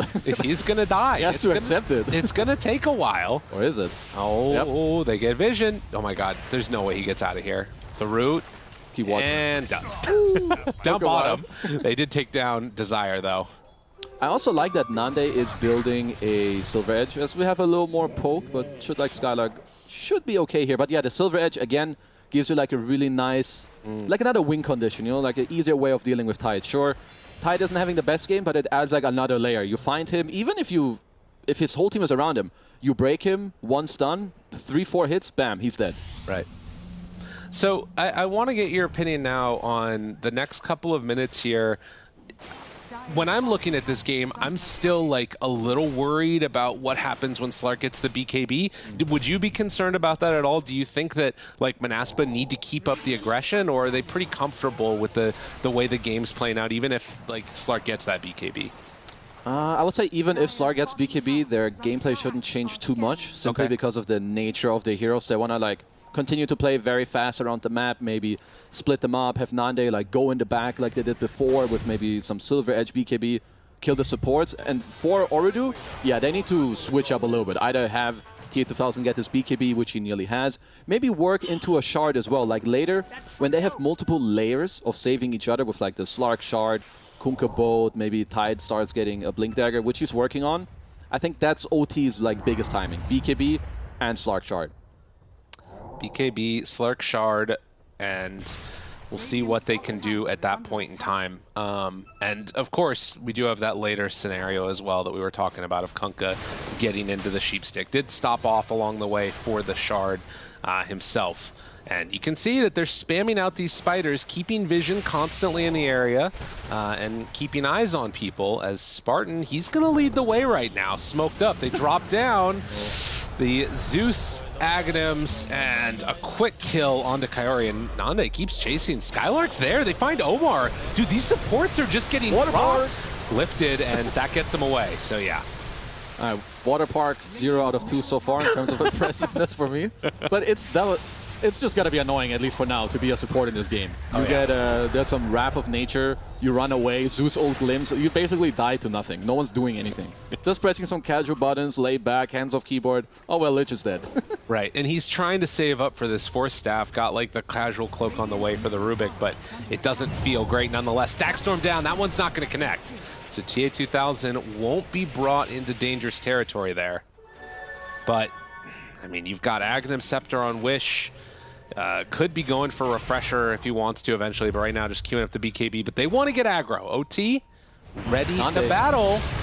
BKB, turn, broken, punches, and Witter down low. Is he going to die, though? Yes! They have enough to kill him off. TA2000 still chasing. Noob is there, finds Nande. And Spartan, a little bit of separation there. They pull him back in. Will find TA2000. Is he going to be enough for the kill? Yes. But that's just round 1.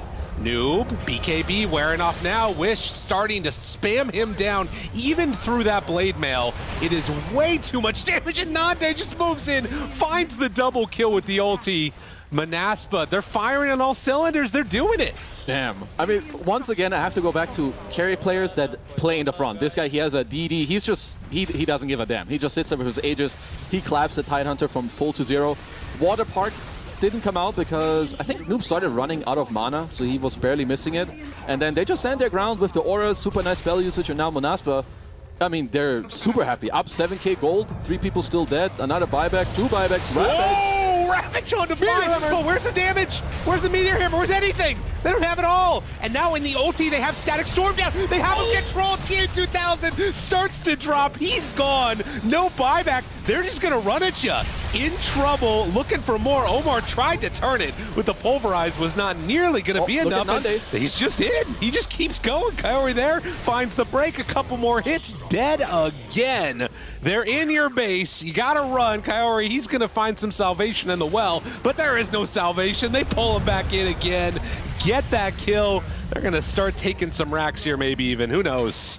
Oh, damn. That escalated quickly. Oh, here comes Kunkka. Water Park. Nope, X himself. Keep going for more. Yeah, he's going to pull him back in just to, well, not really be able to do much against it. Still 20 seconds until the the Tide and the Slark are back up, and this should be at least tier 3 tower. Honestly, it might just be racks. There's no glyph, but you know, he had Water Park. He had a 5-man Ravage into a 4-man Meteor, but it got cancelled by the Nimbus. How sad. Oh, feels bad. 4 people were getting stunned, but unluckily, you know, Meteor Hammer ain't looking too good this game. No, it's been rough. No racks, though. Okay, yeah, my bad. Obviously, they got Glyph after the tier 3, so yep, you were correct. Only tier 3. But still a 14k lead. What a turn. Yikes.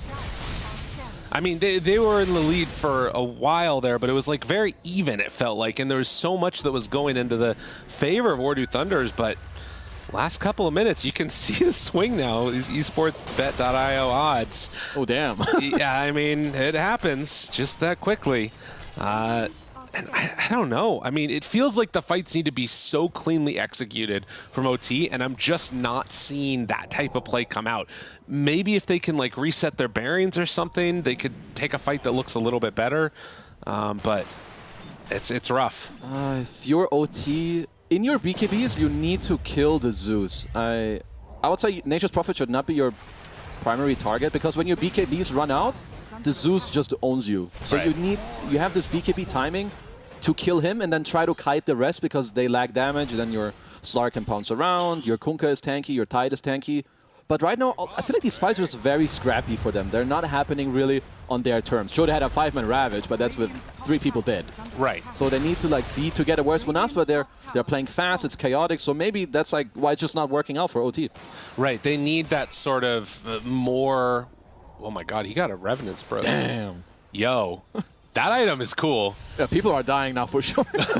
So the big thing, obviously, why as TA2000 will find Skylark, and he's X'd. Okay, maybe this is going to be the start of something good. Aeon Disc Proc tries to walk away. Skylark still getting out of there, hiding. 5 heroes chasing after him. Water Park for the control, and eventually they will get that kill. It took them a while, but they got the Spider.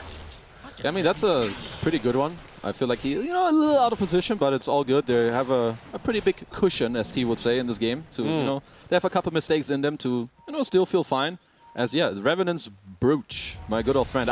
Not too often you get to see this one. No, but it did get buffed. The 60 extra attack speed for its duration, which is pretty cool. Although we'll see if it ends up mattering as they just lose Spartan. So starting to bleed a couple of important kills here. And Roche, 20 seconds till it's going to respawn. I think they get this now.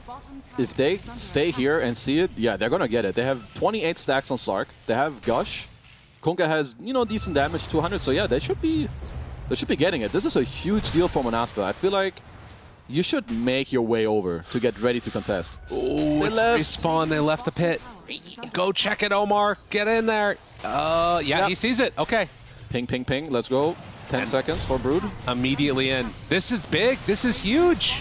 Why buy Shard when you can just come back from 15k gold and steal Roche? Man, TA2000, what a monster. Oh, and they see it, though. Can they get there in time? Half HP. It's scary. It's really scary. Getting dropped down lower and lower. Skylark thinking about running in. They pop the Zeus ulti immediately. Desire in on both of them. They find it with the Pulverize. A couple quick hits. Nande, he TPs in, finds Warrior, takes him down. They thought it was going to be a free Roche, but there is no freedom here. BKB's out onto both. If these things wear down and Wish still has a full mana pool, they are going to pop. Nande is low. Okay. The Water Park there. The Aeon Disc out. Kaori low. The Chain Frost bouncing between the two of them. Skylark gets up on the high ground. They pull him back in closer with that tidal wave, but TA2000 in trouble, gets glimpsed back and killed. 4 dead. Munaspa, they just had too much in the end.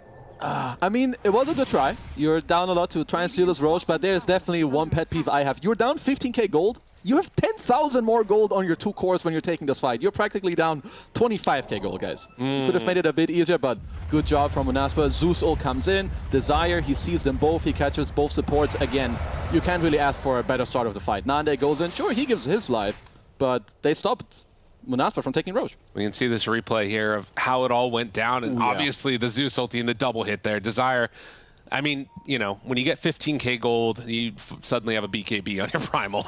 Yeah, suddenly you feel pretty good. I'm like, oh, sure, I can go in 1v5 for like 6-7 seconds and I'm chill. Jeez. And you can see the stacks starting to build up there for TA2000. It felt like it might have been able to pull him through, but in the end, just a little bit too much control and too much HP for him to work through, too. Yeah, I mean, like, eventually when he can't really stick onto, his targets or his BKB runs out, his ult is off, it's just hard. That's why I really feel like he needs this added layer of the Shard to help himself and his team. Yeah. That's Noob. Glimpse. The Torrent connects. The lift away. Tries to survive. Not going to happen. No buyback available. And a DD rune. Hello. Second Roche, second DD. Yeah, they hadn't taken it yet, but now they can go on in and finish that one off. Do they want to fight this, though? They do have Blink Hex now with the BKB on the Kunkka. Desire moves in, and no, they're not going to go for it. So defending high ground is the call.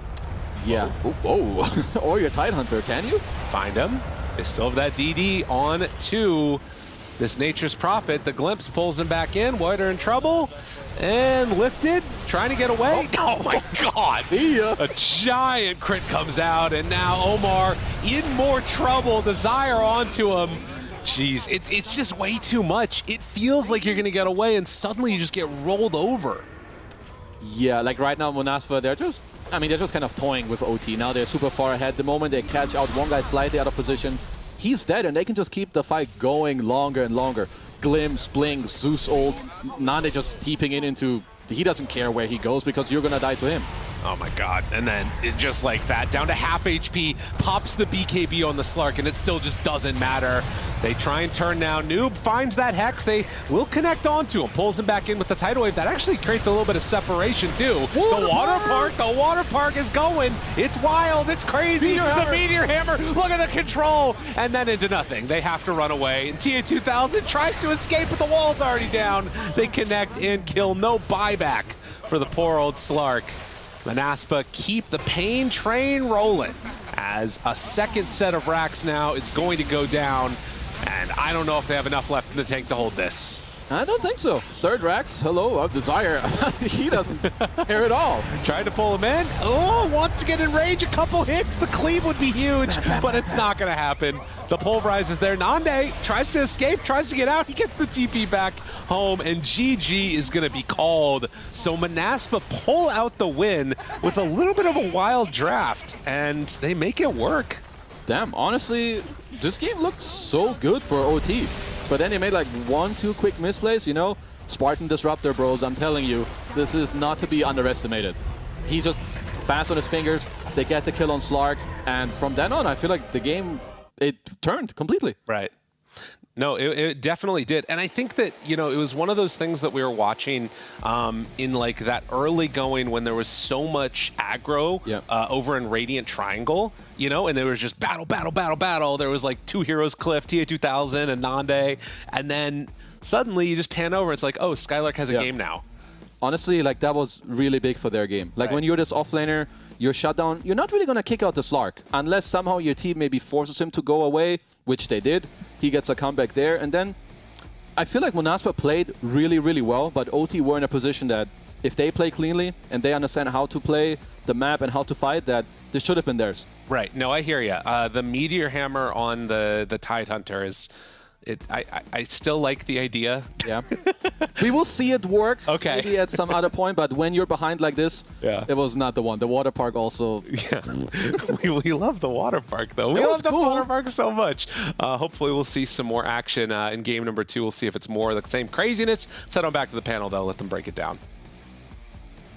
Yeah, we're going to have a chat about this Manaspa win because they were doing great. Lanes, the one that we wanted to look at most coming into this was that Slark Lich up against Brood Primal. You guys said that was going to be the pivoting point as to how these teams were going to play out the rest of the game. And let's have a chat about it. Let's have a chat about that lane and all the other lanes that went down. I think there are two really important points to that lane. The first is Slark destroyed it. My god, it was just the biggest like slap in the face. That Brood was so sad. He was level 4 when Brood was level 6. It was absolutely miserable. But without getting into details, the most important part was the fact that I think that the pressure that Manaspa applied on top forced Lich to rotate up there to take a lot of skirmishes, which meant that the wave ended up being pushed under Brood's tower, and he was actually able to just recover by farming under that, and eventually Slark was like, well, I'm just going to have to jungle to get more farm because the wave, I can't fix the wave by myself, and then, yeah, Brood was kind of just fine from there. Yeah, this game for Manaspa, it's like this was their playstyle, right? Even after the laning phase being a bit weird, they just unlocked themselves in how forward they play, right? Like we saw in this Nature Prophet on the cliff, like sure he's dying, but you got Primal Beast making these plays, Wish behind it, Spartan running in. Like they make the map feel so chaotic that if at any point you crumble to it, you take too many fights, you join the Manaspa aggression, you try and, you know, just go toe for toe, that's when you get team wipe after team wipe after play. And like literally these highlights are those occurring. Unfortunately, you know, Tide doesn't hit the big wombo combo.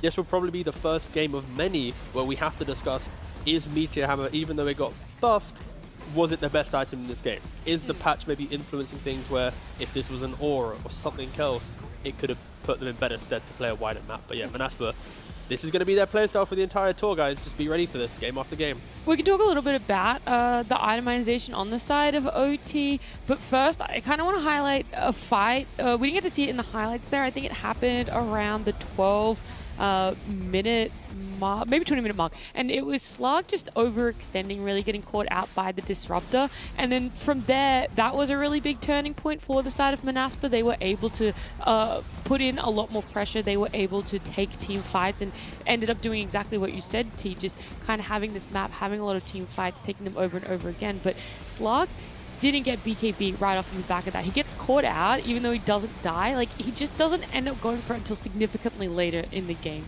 Sheep. He didn't. It was, I was going to say, when you pointed out a time, I was like, I feel like I saw that happen like 8 times. Oh, okay. Slark was constantly... Yeah, actually kind of true. Yeah. That was the first time it happened, but it kept happening. There was so many times. But it worked for a while because he had the Mage Slayer and he was reducing damage with the Kunkka on top of it, and they were able to take these fights in a really nice way. Like, I think Tide example, for example, going for Meteor was because they felt like they were in a dominant position. And they kind of were. They kind of, yeah, they were. I genuinely felt good. But the problem was, at some point, Manaspa hit their timings. And Slark jumps in, instantly Spartan gets the ult off on him, and he just dies because no BKB, because Nande is actually online, he's in the fight, he's doing a lot of damage, and then Slark is just dead, and then they can just chase you back because they have all these really nice chasing tools with like Glimpse and stuff, and the TP, and a Broodmother, and like, it's just impossible to get away. Yeah, I think like, OT subscribed to counter-aggressive heroes, and then when you're behind with these heroes, you can't ever really fight them because it's like everyone's dancing around the fight hoping to prolong it to then take a skirmish, but they never get there because they're just dead. So it's like you got Kunkka, Tide, like, I don't know. I feel like I like the idea from OT, they just didn't execute the playstyle these heroes needed to get into the game. They needed to play like a wider map, skip waves, make things feel good for themselves, but instead they just ran into them. They just, again, they fell victim to Manaspa's kind of baiting playstyle. It's like, oh, we're at your ancients, you want to come fight? And then suddenly it's like 5 heroes just slapping you up. Yeah, massive props to Manaspa there. Very quickly before we keep talking Sheep MVP though, do you guys have one that really stood out on the side of Manaspa? Was it the Disruptor getting some of those ults off? Or No, I can't give it to Spartan yet. No. Okay. I will Alright, give it alright. to Spartan. No, are we going to do the game again? Are we going to bring that back, or what's the vibe? What's the vibe check? Sheep's already said Disruptor, so I'll just ask you instead to Primal Beast, I think Desire. He finished the game 11-8-16 and just really unlocked everyone else to give some good vibes. Yeah, I would actually probably say the Primal too. I really liked his itemization, and we pointed out Slark really delaying his BKB. I'm pretty sure Primal got one either like within the same like couple minutes or even before Slark got his BKB. So it was a really nice performance from Primal. I just like seeing the supports be able to do so much for their team and getting that recognition. Well, considering the Disruptor ults are what literally killed the Slark to win them the game, you know, I would just put that a little bit higher on the priority list of an MVP. A 50-50, a It was the most 51-49. valuable spell I mean, it's a big on the most static valuable spell. player. No, It's a really big spell. really, And a really small slug really tiny. with no BKB. Yeah, But no, like, it's fine. maybe next game, Spartan can get it. Unfortunately, this, Whatever. you know, democracy prevails, I guess. Sure, go Hog. for it. No, go on. Please, hype him up. I mean, the stats speak for themselves. I don't have to hype this up. Look at it. Look at this beautiful green graphic next to a... Again, this feels more like a slightly scuffed mid laner, where maybe he doesn't have that many deaths, but because it's support, like, you don't care about the 8 deaths. The fact he was part of 27 of the kills, they only had, 38. Like, I don't know. He just had a really good game, and after you think about the laning phase, of course, Lich, Slark doing really well. You need the Primal to do other things, otherwise you concede the safe lane, and Primals get lost in the game. So, like, he just understood how to prevent the bottom lane becoming the reason they lost the game, and instead set everyone else up in a good state to just crush them.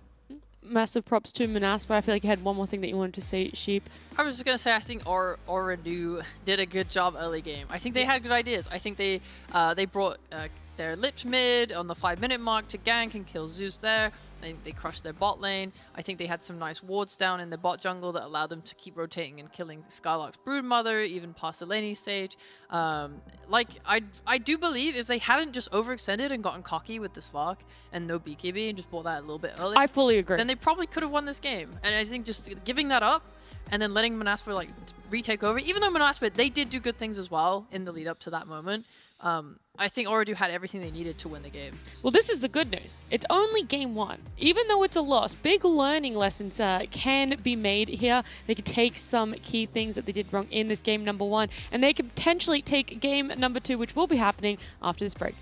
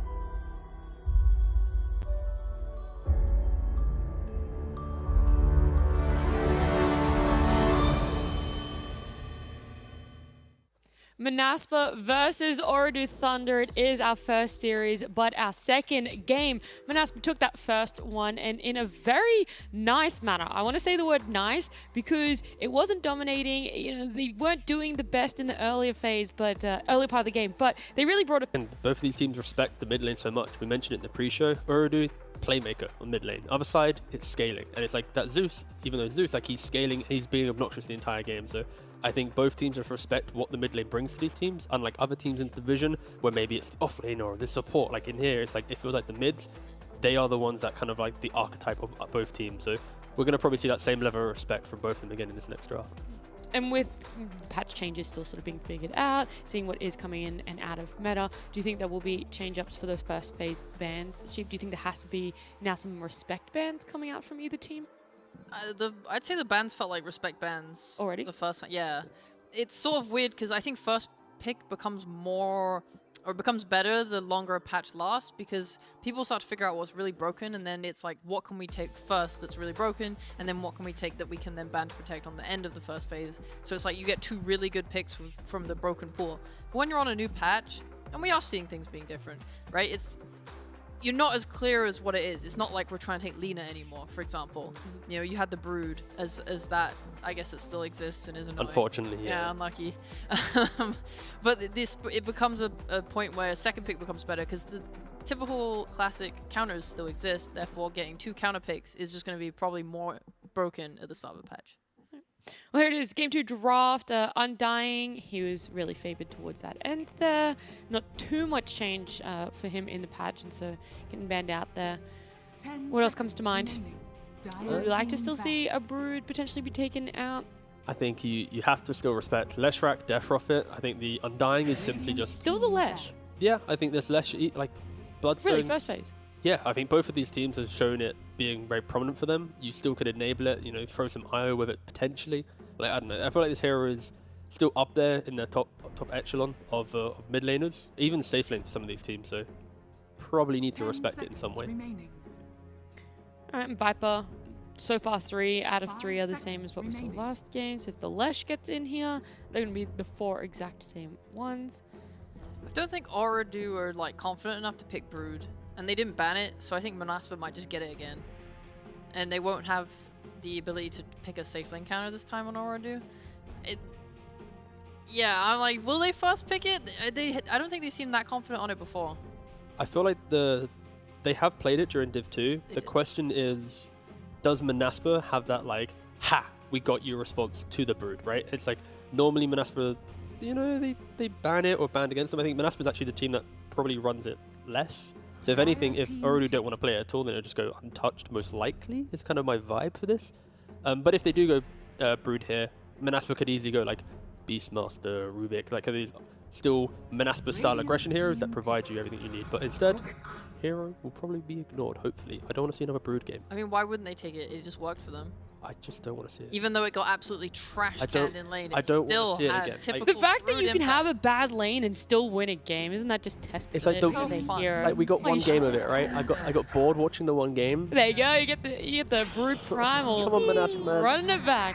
Like you didn't play it the entire previous DPC, and now you play it in game 1 of this series. Like, don't become the Brood team, guys. You were like the honest team of Division 2. Now you're just... What do you mean? The last time these two played against each other, it was banned all 3 games against Manaspa. I'm just bored. Because they knew. They knew. Nah, okay, fair play. It's still a very good hero. You can clearly, like, again, like this combination that we're seeing, it's...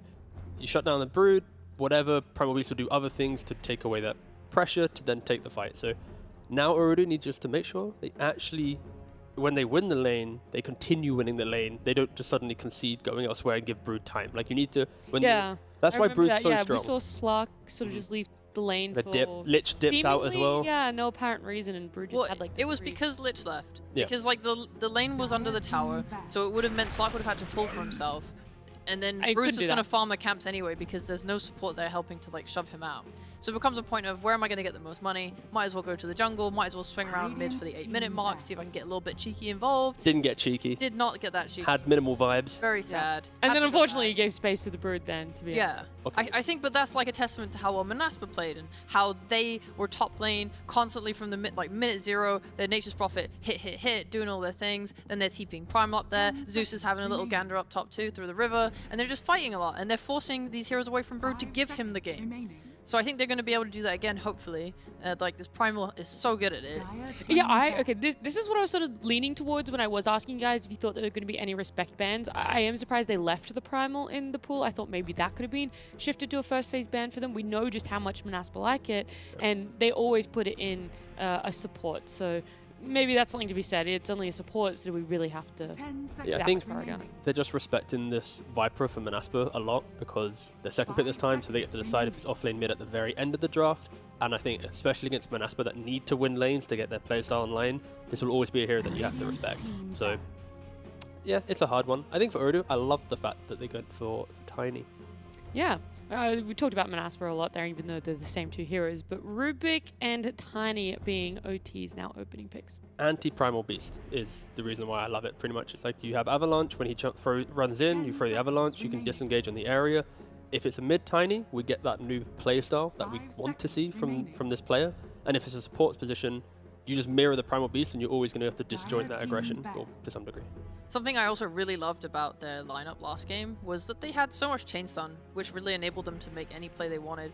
Like between Lich, Rubik, and Kunkka, they were just going around like, you're X-marked, now you're lifted, now you're Sinister Gaze, and they got so many kills off of it, and it let them just run at them aggressively until they made those fatal mistakes. So they were a little too aggressive. A little bit too aggressive, but you see remnants of it again here. This Tiny Rubik, they're going to be able to do a lot together. Maybe they'll throw another playmaking support on top. And then just continue to get kills. I just want to see them make sure they have a safe lane that can play into this Brood. You do not want your safe lane to get run over, because like Slark, even though he had to leave the lane, he still was like top of net worth, or like top 2, and got his items.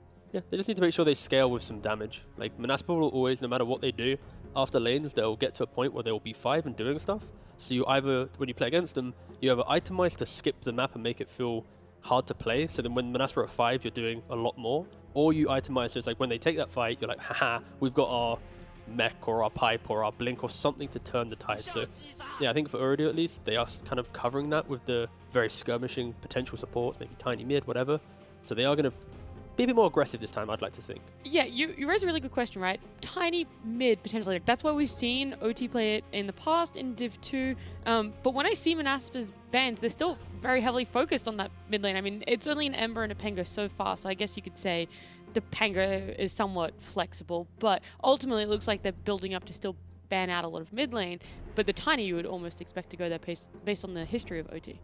A little bit, for sure. I think Manaspa at least like, what do we want to ban out? Do you want to ban out potentially some supports, or should we just ban Noob to make sure it is a core? So they're using their bans to force the Tiny to feel better to be in the mid, I guess. But again, both of these teams respect mid so much. Like, look at these second phase bans again from Urdu, right? Yeah, Tinker OD right? bad. Yeah, it's like, of course, OD can be the carry, but still, like, I think you have to ban Bat if you want to go Tiny mid.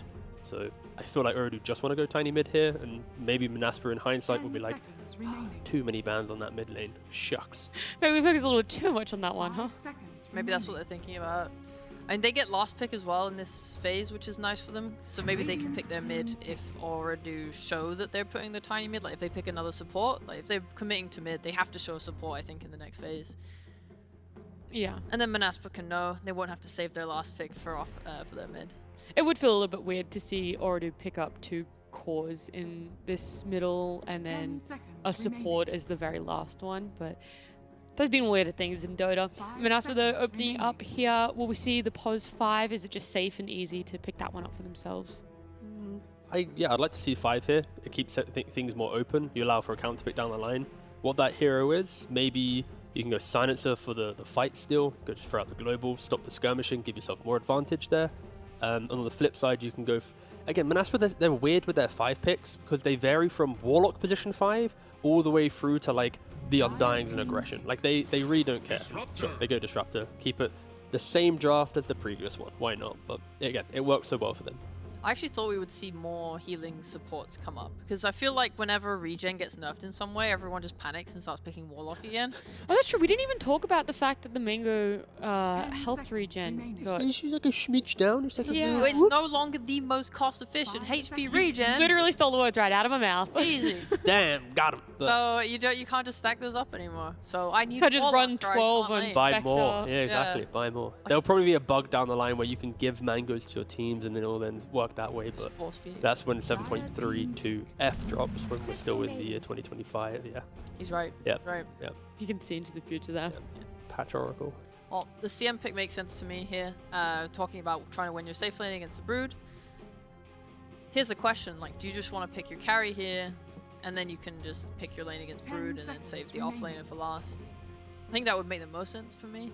But then you kind of Well, you get do like, know it's going to be Brood Primal. Like, the odds of Yeah. any of that changing are so slim. but then you get like double counter picked on your carry matchup. I mean, that's why you go for like a Centaur here, for example, because then you have Centaur Rubik.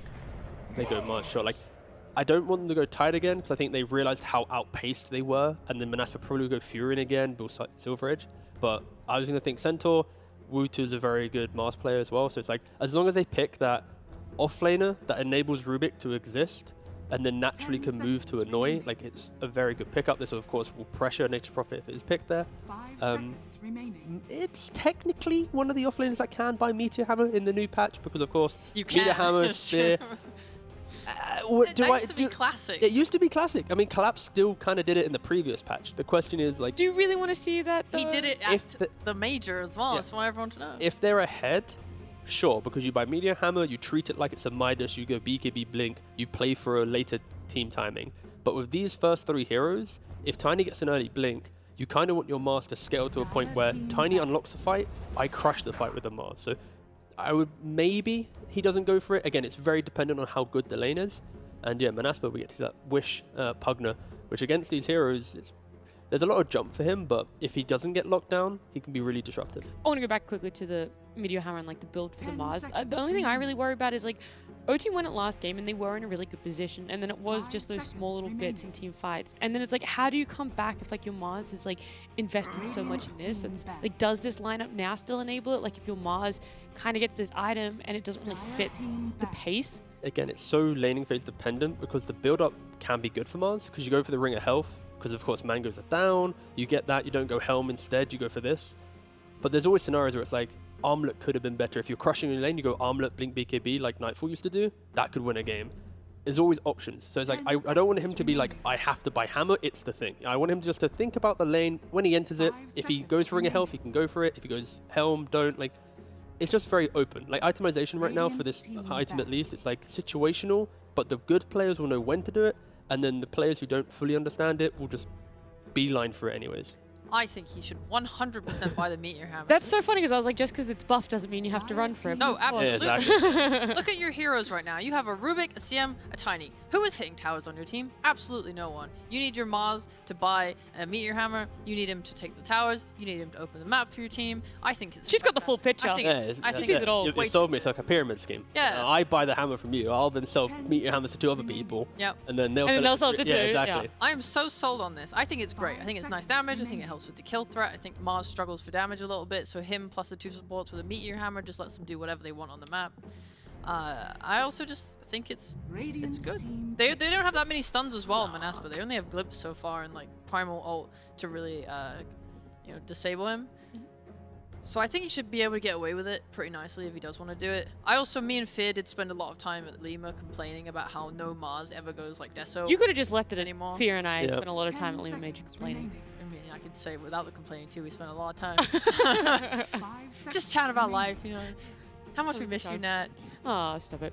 No, but if for real, like I don't think we've seen this Mars by like Deso and carry items in so long now. It's ridiculous. No, it's a hero that easily can scale in the right games, and I mean Bloodseeker's the obvious like, oh, they pick Slark with Bloodseeker, but I think with Urudu's first hero, like actually it's pretty good. Like it's less about the Slark matchup, but the rest of the fight that you want.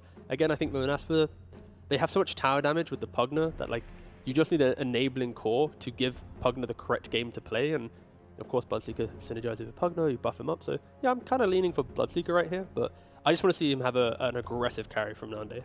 Is it only enabling and the aggression that you're looking for, Sheep, in this last pick for Manaspa, or is there other things in their draft that you'd like them to fill out? I'd like them to fill out a nice Shadow Fiend shaped hole. Wow, would you look at that? She's so good. What does Shadow Fiend give to this team then? What does SF really do to be able to pull it all together? I think it just covers their fights a lot, like with the ult. It's a lot of magic burst that's going to be able to kill Slark. I think it just makes it awkward for them to fight. Like, if they put Arena down and he's just there with a BKB, it's like, okay, I don't care about anything anymore. Like, your Tiny's not going to want to get an early BKB. Like, all these heroes are just going to kind of be scattered. So, I think that's a nice timing and just lets them all use their damage and, like, use their Primal, use their Pugna ult, blah, blah, blah. Yeah. Urdu is like, their draft is, if they mis-execute in fights and lose grip on the game, then they will feel like they have no damage like they did in game 1. And then you have the Shadow Fiend hugging Pugna, who's hugging a Broodmother, who's A-clicking down lanes and just breaking the objective. So I think, yeah, Urdu, again, I like their draft. It's very them. But if they don't execute on it, it can fall flat very quickly because this is just Manaspa. 25 minutes they should be hitting tier 2s, tier 3s, pressuring every objective on the map with these type of heroes. I also really like SF into Mars lane. Okay. Personally, the way I've seen it is that he gets the raises off. Mars is like super low all times. Yeah, he can like spear you back so you don't get the kill like with the short raise, but overall it's like really hard to lane. Would you say that that's a lane 2 watch, or you kind of already know how that's going to pan out and maybe there's other lanes that you want to look at too? No, again, I feel like whenever I watch these teams, the safe lanes unlock the map play to unlock the mid, so sure, let's go run it back for the Slark versus X matchup, why not? Yeah, all right. Brood Primal with Slark and CM. It's only one hero being changed between those 4 in that matchup. We'll see how it plays out. It's game number 2 between Manaspa and OT with Lyrical and Kezu. Thank you so much, Nat. We're here again for game number 2, and it's going to be a fun one because Manaspa and Ordu Thunders are crazy. Well, they're insane. They are. There's a weird draft. Pugna is one of the few heroes that I would say I don't have the most knowledge on. Okay. But I would say that I like the Only SF one of last the pick. few. Only one of the few. All the other ones. This guy, he I'm gets good. it. Don't worry, guys. You can trust me about all the other things. But Pugna, I'm a dumbass. So here I'm going to have Wish, try to explain me a little bit of, why the hero's good. But Right. with the SF, as Sheep was saying, I like that matchup a lot with the SF into Mars. You build an early BKB. You do well in the lane. So I would say for them, Wish, he's a hero specialist. He's great on this Pugna for sure. If they can get this timing with like some mech, pipe, you have a Pugna healing. And so we have a little bit of a Dancy here. Hello. They're running on in. Oh, hey, Desire. Remember we met you here earlier. Right, just run away. And then OT, they got 4 bounty runes. I remember that too. That was a crazy one. Yeah, but then they lost. So maybe this time don't take 4 bounty runes. Easy. That's how it all works out. No, I think that one of the things that really stood out to me also was remembering back to Skylark able to get a kill on the Broodmother early on. And I want to see if that same type of thing happens. A very different, it's another Frost in right-click little snowball hurler in the CM this time. So that's going to be interesting. I feel like Kyrie might even be more likely to die. It can happen to you, but only if you're somewhat out of position where like Brood gets to spit on you with the 3rd spell and then Primal like charges on you from the sidelines. But if you play together with the Slark in this lane, you should not die. It's honestly the type of lane where you are not allowed to die because your lane is supposed to beat the Brood so hard that the Brood doesn't really have a game. So when you get a kill in those lanes, it matters like 20 times more.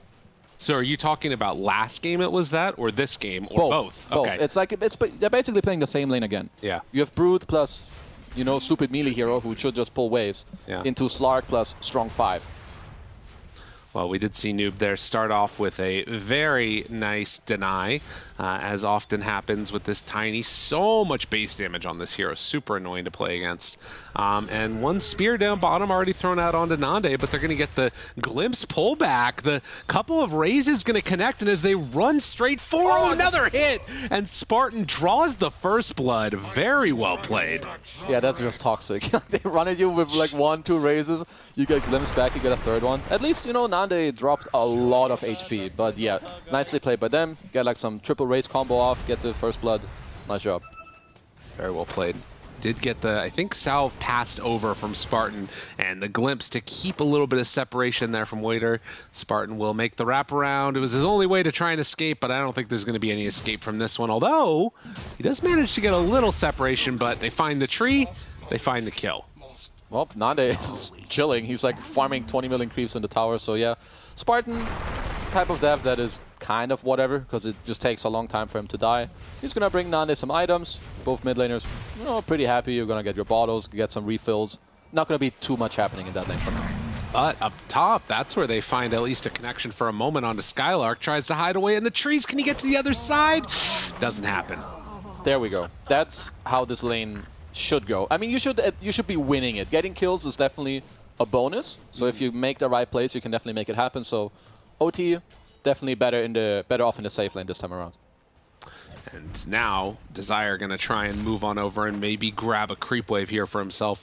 The camp did not spawn, and TA2000, as soon as he steps a little bit forward, have to be very careful on Skylark. But yeah, they're going to be able to get this pull off, at least for now, and that one should be getting back behind the tower. So we'll recover a little bit. And you can see, I mean, SF is having a great time down bottom. After that kill, 14-2 versus 6-1. They are really putting the hurt on Warrior, just like Sheep was saying. This lane can be really scary. Yeah, and this is not getting better. I can assure you already. Mars is like very reliant on how the first few waves go. Level 1 and 2. SF also super strong. Level 3, 4, 5. So with an early advantage, yeah, they're gonna continue to snowball this lane. Like if you're OT, you're on damage control. Don't give them any more kills. Get as much as you can. Just try and hold out for what they're worth. Does have somewhat limited mana at the moment on Nande, but does have a Mango too that he can work with, along with some that can pass it over. And in fact, the kinetic field down tries to create some separation, a couple more hits. The spear is there, but do they have any way to make this play happen? It doesn't look like. A glimpse still on cooldown for 10 seconds. Oh, definitely a nice spear just to help each other out, but they're going to continue, you know, having to do this where they go on you, you're going to have to use your spells properly so you don't die. They're constantly going to get stick charges on the Disruptor and the SF as well to just keep the aggression going. So, yeah, bottom lane, definitely a lot of pressure is going to be there.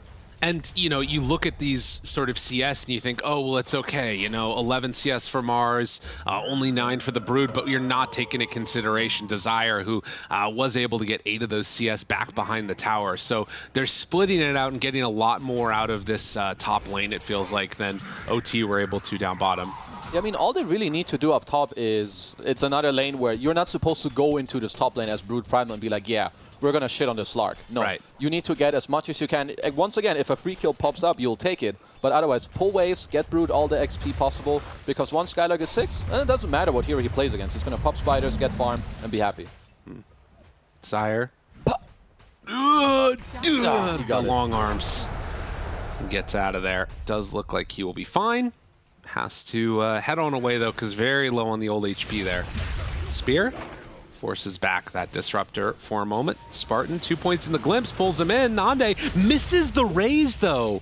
Oh, went a little bit too early on that one. And, well, there is going to be a double raise connection now onto Omar. He might get ran down in the end by Nande. Spartan will die to the spear. Nande backs away. Omar there, still on him, turns. The raise is going to connect. But he is paying a lot of damage here, but won't go for the second round of the spear. That was a very, very good trade for Oridu. Like now when Mars gets to like have these type of trades where now trade is over, SF is low HP, Wave is still at a good position for you, like this is amazing. Omar, he did a very nice job there.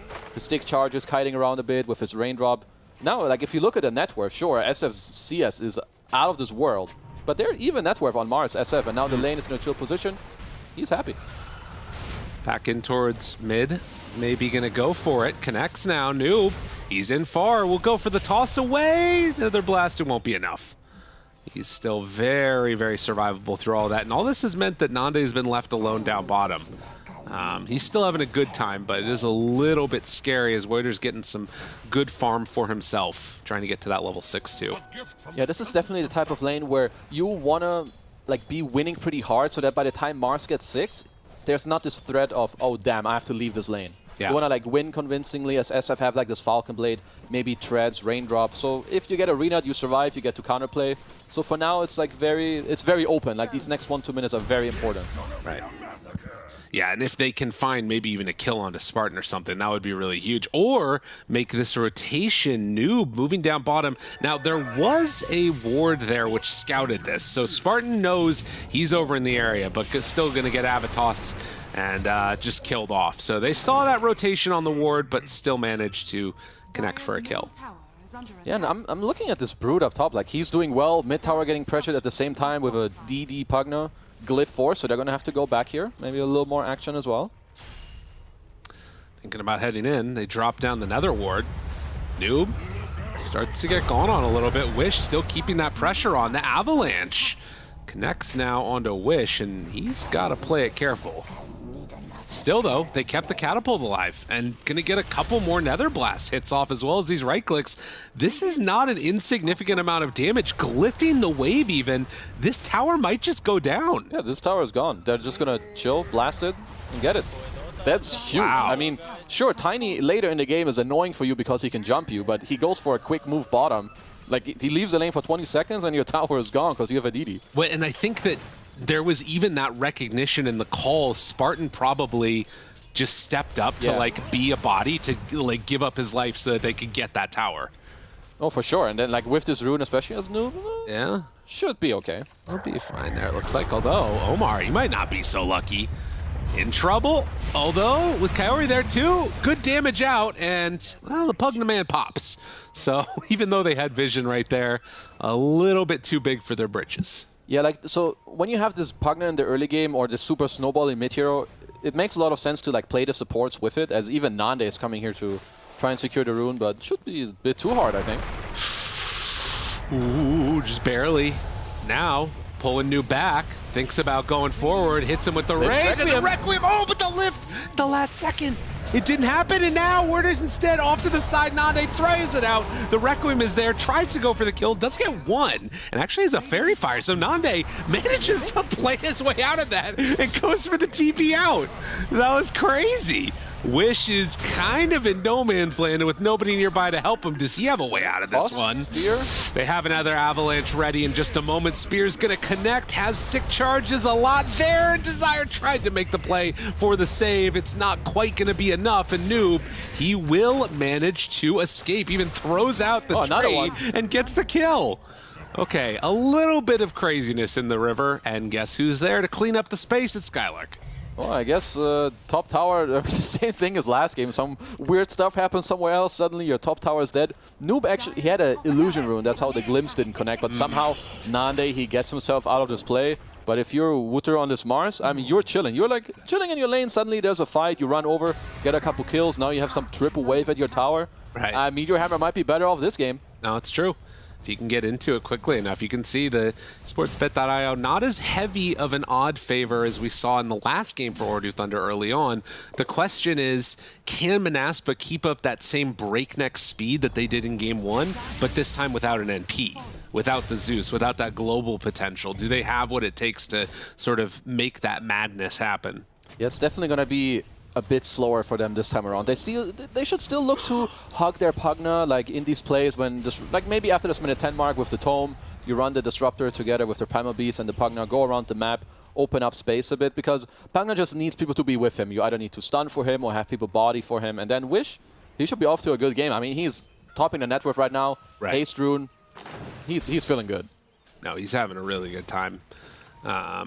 And, you know, if he can sort of find that survivability that we kind of want to see from him, that's going to be the big question mark, it feels like. Because they do have a lot of good jump later on, you know? Yeah. Thinking about the... Actually, it's BKB that's queued up after the Diffusal Blade for the Slark, too. So TA2000 after last game, wanting to play a little bit more safe, it looks like. Yeah, he would be a psycho if he wouldn't queue it up earlier this game.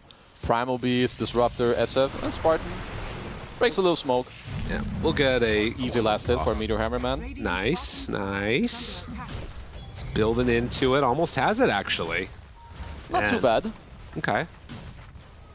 Yeah, that feels like it could be a lot better for them. Obviously, a very easy setup, much easier than having to commit Ravage. You can find it off of random spears. Yeah, now also Noob has Blink Dagger completed, which is very big for them. Because in this game, if you're playing this tiny Mars, what can happen a lot is, at a certain point, you run into a lack of damage where they live through your burst. Heroes get levels, they get small items, maybe there's a mech, a pipe comes out on a Brood. So now that they do have this Blink completed, I want them to really ramp up the speed, because the next 5, 6, 7 minutes, whoever you run into, it's just free real estate. They're all gonna die, as long as you do it properly. if you can find those moments and those heroes alone on the map, which, I mean, Nande is alone over here behind the tier 2 tower. Will they realize it? There's some pings. Sneak in. Yeah, Nande. Avalanche toss back, finds him, arena down, spear, easy.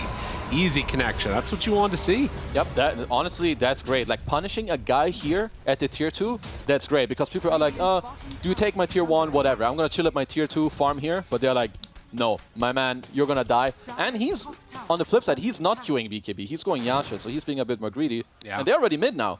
And trying to go for Skylark. They thought he was safe. They smoked in 2 heroes to head bottom. And they didn't run into that Brute, but they will find him here. Now, Warder trying to get the TP out. Will he escape? Just barely gets out in time. All those Iron Branches keeping him alive. Meteor Hammer, baby. Stats, Let's go. Iron Branch. At least for, you know, Monaspa, Spartan here, he gets the D ward, the high ground ward, so that's good. Just trying to alleviate a bit of the pressure from their own jungle. I think Skylark, he should want to go back in the top lane. Like, Broodmother is not the hero that wants to like be in the mid lane, out in the open. You want to play through the trees, be annoying, push out the waves. Because now look what TA2000 did. Yeah. He's chilling top, just farmed everything top network. That takes it all out of there. And now they find him again. Nande just died again in his own jungle. These types of kills cannot be given up, it feels like. Ordu Thunder are having a much better game. Yeah, I mean, right now, if they find you, we kind of said, you don't really have a good answer. No. So you need to be in a better position where if the Tiny jumps in, he doesn't get to run away because we can glimpse him back. Like, have your SF farm in the triangle, have him farm the hard camp top. Right now, you need to talk about who goes where. Because Nande looks like he feels a bit lost or forced to play bottom. And that's not working out. No. No, it's true. And it's just a bit of a tough situation. So much blow potential there with Noob. And, well, they do throw out that glimpse. Going to try and drop down a ward. Immediately realize, yeah, there's some heroes in the area. And the toss is going to be there. Stolen glimpse. Okay, gotta run away. This is good. You know, they understand not to overplay. But now Monaspa, they've had enough. They're like, yeah, we're just going to make our own aggressive play.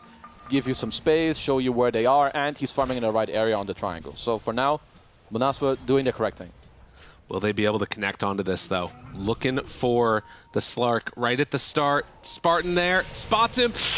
Can't get it. The ulti will wear off in time. Doesn't look like it. And instead, the fight's going on over on the other side. They find him. The CM ulti immediately silenced, though, and they take him down. And now the Pulverize gonna connect. They find the Nether Blast for the kill, and the Glimpse back connects now onto Omar, who will try and throw out some extra damage himself, but not enough. Well, they got to use the heroes together, and people died real fast.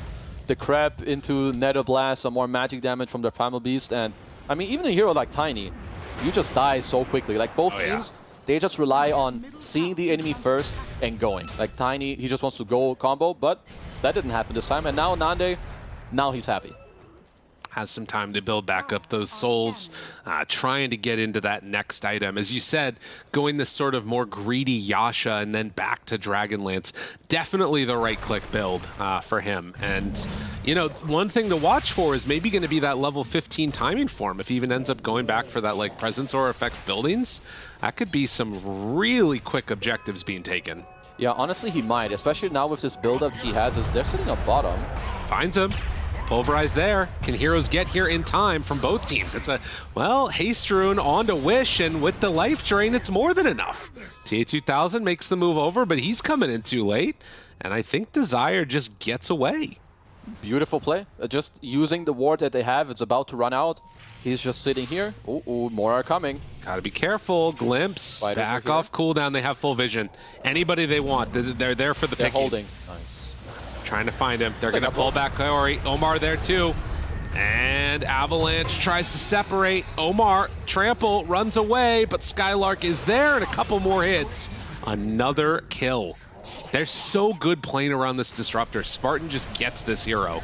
Yeah, no, they're just playing really nice. Like, they understand that one guy can be in an aggressive position lurking, and if someone shows up, well, Spartan, yo bro, TP it up, Glimpse is ready because it has 8 million range, you're dead. Next guy is dead. Next guy is dead. Yeah. So if you're OT again, like now the whole game switched in like 3-4 minutes, you need to either go together to make plays with your Tiny or protect each other a little better with like a second hero.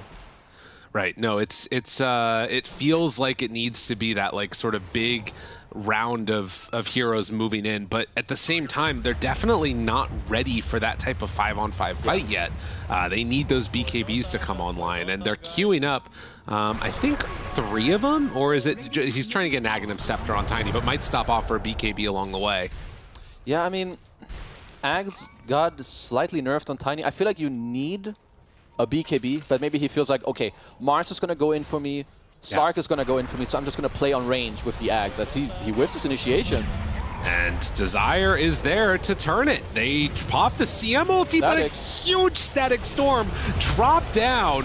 Manaspa, the punishment is just insane. They will get one, though.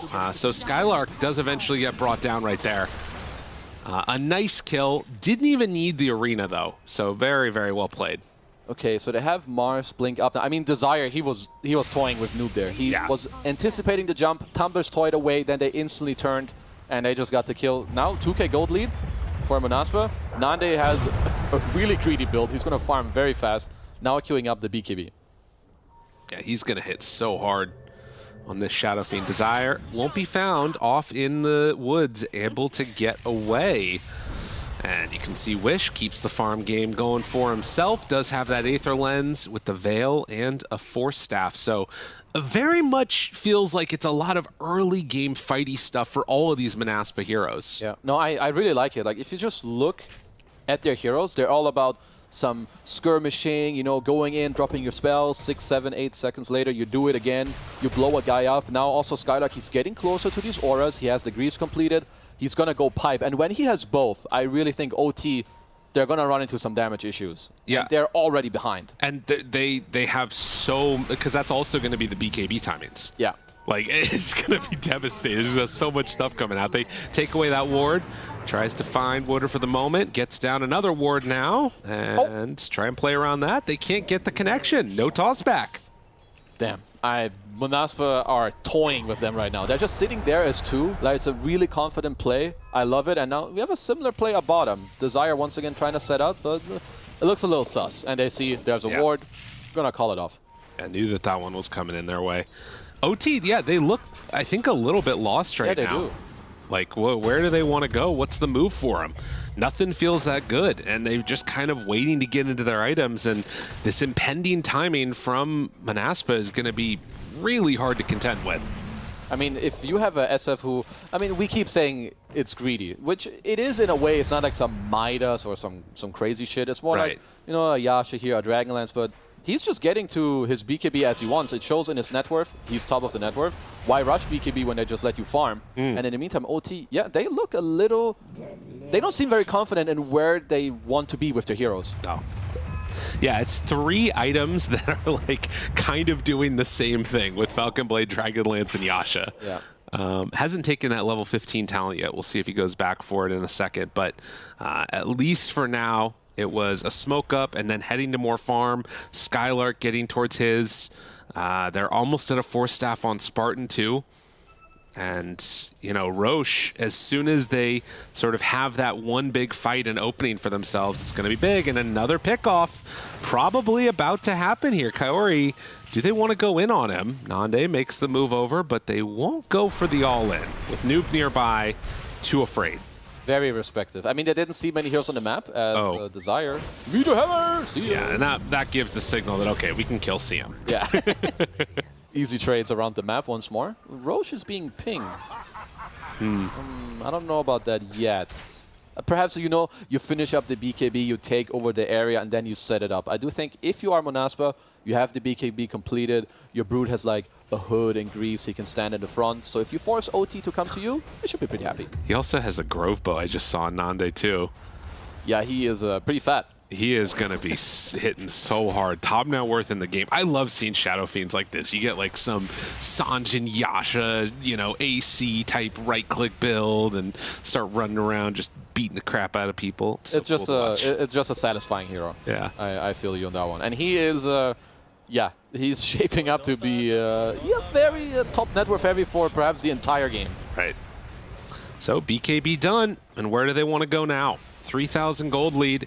Roche still that entire area kind of being held by everybody except for Desire, who's been able to farm pretty consistently around this bottom side of the map, and he almost has his BKB. Yeah, I mean, right now it's a very big waiting game, but I feel like if you're Monaspa, you can go. Because right now, OT, they're waiting for items. They're waiting for Tiny Ags, Mars BKB, Slark BKB. So you either go to Roche, take it for free, or force them into a bad fight, or you can go around the map and look for a play. Like, right now, you don't need to just trade farm. You can kind of do both. At least I would love to see them do that, because both teams, they're just farming away. Right. They are very close to this pipe timing on the Brood, which is obviously, it's this trade-off, it feels like, of like, okay, our timing right now is very strong, but if we needed another couple minutes, it's going to be that much stronger. And maybe that's part of their sort of impetus for holding off for the moment. But they also did get that Agnum Scepter done now on the Tiny. I mean, that's honestly a big deal, especially when we talk about the fact, sure, it's a very magic-based lineup, but nowadays in Dota, you can build heroes different ways. Tiny goes Ag, suddenly your physical damage ramps up by like 200% in a fight. You have the Mars Arena to set it up, so this time around, Noob with the Agnum Scepter, he's gonna do more than last game, for sure. There's no way that this is gonna be more impactful than the Water Park, man. Oh, yeah. He does kind of need to go in first, too, which puts him in danger because there's so much like magic damage that can come out and he won't have a BKB, but smoke up. They spot Nande right at the start. Can they blow him up? Avalanche toss. Spartan there. The Static Storm is huge, but can they burst him in time? The heal coming out. The heal, and then the turn. Nande, explosion of damage onto all of them. Noob is gone. TA2000 tries to chase down this SF, but the heals are there from Wish. Almost denies himself. And, well, the Pulverized, they find themselves the CM. Make yourself a wish. They kept him alive. Holy moly. That was without the pipe even. That's just a Greaves aura. He gets to heal him up. Ooh, that one hurts. Because now Roche as well. I mean, tip the man. He's a tanky boy. He gets sucked by Wish, gets taken, kept alive. And now, free Roche. What, 8k gold lead by the time they're back up? Yeah, that's Smiles huge. all around. For Monaspa, they hit their timing perfectly and just baiting him out. We'll take a look at this replay here. How close Nande was to dying. Oh, the spear, everything drops down, but the Greaves and the heal and just gets enough time to get that BKB off. I mean, when SF turns around the fight, it's just so satisfying. They're all stuck in this field. He requiems. They all know that they're gonna die. Yeah. There's no way getting out, and yeah, not the fight that they wanted at all, because now it's gonna be even way harder. Pipe is up, Aegis is there, you're losing a tier 2 tower. Yeah, rough. Very, very rough. And these next couple minutes, I mean, how much damage can they get done? The tier 2 tower is almost gone, and that's even before any sort of concerted effort by, again, he did go the Presence or Effects buildings on the SF now. And suddenly he's level 18. Oh my god. Yeah, now for OT, they need to play fights differently. I don't think you can go like face frontal anymore like that and try to blow up a hero. You need to kite it out. You have Slark, you want to play long fights, Tiny Ags, hope for a couple combos, volleys, as... Oh my god. He barely got out of that one. I mean, Desire, I love how he's playing around the map. He's just going in, he's not afraid, he knows that if he finds them, potentially they'll die, maybe force some BKBs. Just beautiful. The Desire Primal Beast is something that really carried them through a lot of the games. Oh yeah, for sure. It was listed as their MVP. I don't know if I agree with that one, but that's fine. This game, he's felt like he has absolutely been one of the difference makers in this one. I mean, he's just being super obnoxious to them, right? He's playing in the right areas. He's always going in first, using his body. As you can see, esportsbet.io turnaround has happened again. And Mars in some trouble. Meteor Hammer gets him. Will it be enough? No, it won't. No, that was not the one. It does feel bad when you build the Meteor Hammer 2 games in a row, and things don't quite work out your way. I'm telling you, it's kind of cool, but when these performances show, eventually someone's gonna be like, bro, if I see this Meteor Hammer in the quick buy, I ain't playing. I'm done. Oh no. Don't worry, it's not that bad. No. But it's one of those things where, it's this newly buffed up item that feels really good when you see it. And I think the type of item that you talked about where it's like, if it's a good game, if it looks good, it looks amazing, and it's like the game-winning thing. Yeah. But, you know, in a game where you're already losing, it also feels quite bad. Yeah, it's just it's a very swingy item one way or the other. So now, okay, you're down 8k. Yeah, it's not simple. You're probably going to have to look for this Mars BKB along the way, so keep playing side lanes, try to get that around, wait out the ages a little bit, and then look to just abuse long fights. It's really the best thing you can do. Play around your Slark going in with the Ags division, New playing on this Ags. They're doing a good job right now, like stalling out. Right, and we saw that too, the little tree volleys to cut waves, very nice. And you can see the amount of damage that might come out from it too. As the game goes on later and later, you start to hit some serious crits out there with even just the little mini Chrysalis. No, like this hero, I feel like it still gets underestimated, like even today, like how much damage it deals when it's tree volley just flying at you. Like you might just die, especially because a lot of these auras, they don't really do much against tree volley. Like Pipe is worthless. Greaves, sure, like there's some armor, like whatever, but definitely needs to not have Arcane Ring though. If we're gonna be real, there's a Vambrace and a Dagger of Ritsul. Yeah, he should probably swap that one up, especially because he has Arcane Aura. So the closer we get to fights, I think he'll do it. I mean, for now, he's just cutting waves. Like right now, I like what OT are doing. Like when a team is behind, but they understand that they can't fight, you see them very spread. Like one guy's being annoying mid, some other guys already top. Yeah. Maybe that's not the way, but Omar tries to get away. Will not happen this time. Gets Tumblers toyed on. That one feels bad. Woider does manage to escape. And in the meantime, he did change it out. So has the Ogre Seal Totem now for Tiny instead. Yeah, that's decent. Helps you like get in and out of the fights. He's also queuing up the BKB now, so he's going to be good. But Spartan is going to be another hero as... Hello. Oh, they find him. TA2000 caught Nane there. But Noob in the area, force staff in, wants to get him. Raise. Thought about the Requiem, but couldn't get there in time. Yeah, he just trying to, you know, maybe fish out the BKB from Slark, but TA2000, he's going to be fine. Queuing up the Shard now too, so they're holding on decently the longer this game goes with long fights as Desire. Ooh, chatting it up or what? Well, you know, sometimes it's... oh, wait a minute. Wish forced to pop his BKB. His TP's on cooldown. He's in trouble. He's dead. High five him, bros. Oh, dead. Wish trying to do what he can, but it's not going to be enough. So they lose 2 out of nowhere. That's pretty huge. Again, these little moments where OT find a way to extend this game and sort of buy some time for themselves. No, this is really, really big for them because Monaspa, they were up 8k gold, they had the Aegis. Honestly, they didn't get that much done with it. Sure, it's like not the easiest to just go around the map and find kills because I think OT played that very well. Yeah. But Monaspa are hitting this timing in the next couple minutes where it isn't actually that easy for them to fight because it's not easy for you to stick onto these targets. No, and you know, as the game goes on too, you start to have some answers for like the Decrep. He's thinking about a Nullifier on Slark. Yep. They have ways to kind of extend that stuff out. The one thing that is a bit scary is that Disruptor has that nice little Philosopher's Stone and already one component of the Ags. He has one, right? Yeah. I was like, does he have a second one? No, not yet. But he has a force, a point booster. This goddamn Philosopher's Stone item. I would love if it got dunked at some point because honestly, it changes some matchups like incredibly hard. Spartan wouldn't have this inventory without this neutral item. But, you know, you find it, you make use of it, they put it on the right hero, and once again, win condition. Later down the game, right? You know, in 10 minutes we can talk about it again. Disruptor Ags, suddenly, some cool storm, up, GG. Well, and the other thing is that it's Ordu that don't have the Philosopher's Stone, which, you know, that feels pretty bad. Call it. We didn't get it, guys. At least they have the cast range item, the Eye of the Vizier on Rubik. Very cool. Very cool item. Grovebone CM, also very poggers. Well, are they going to lose a couple here? Spartan is still hanging out in the area, but it doesn't look like it. Managed to get away.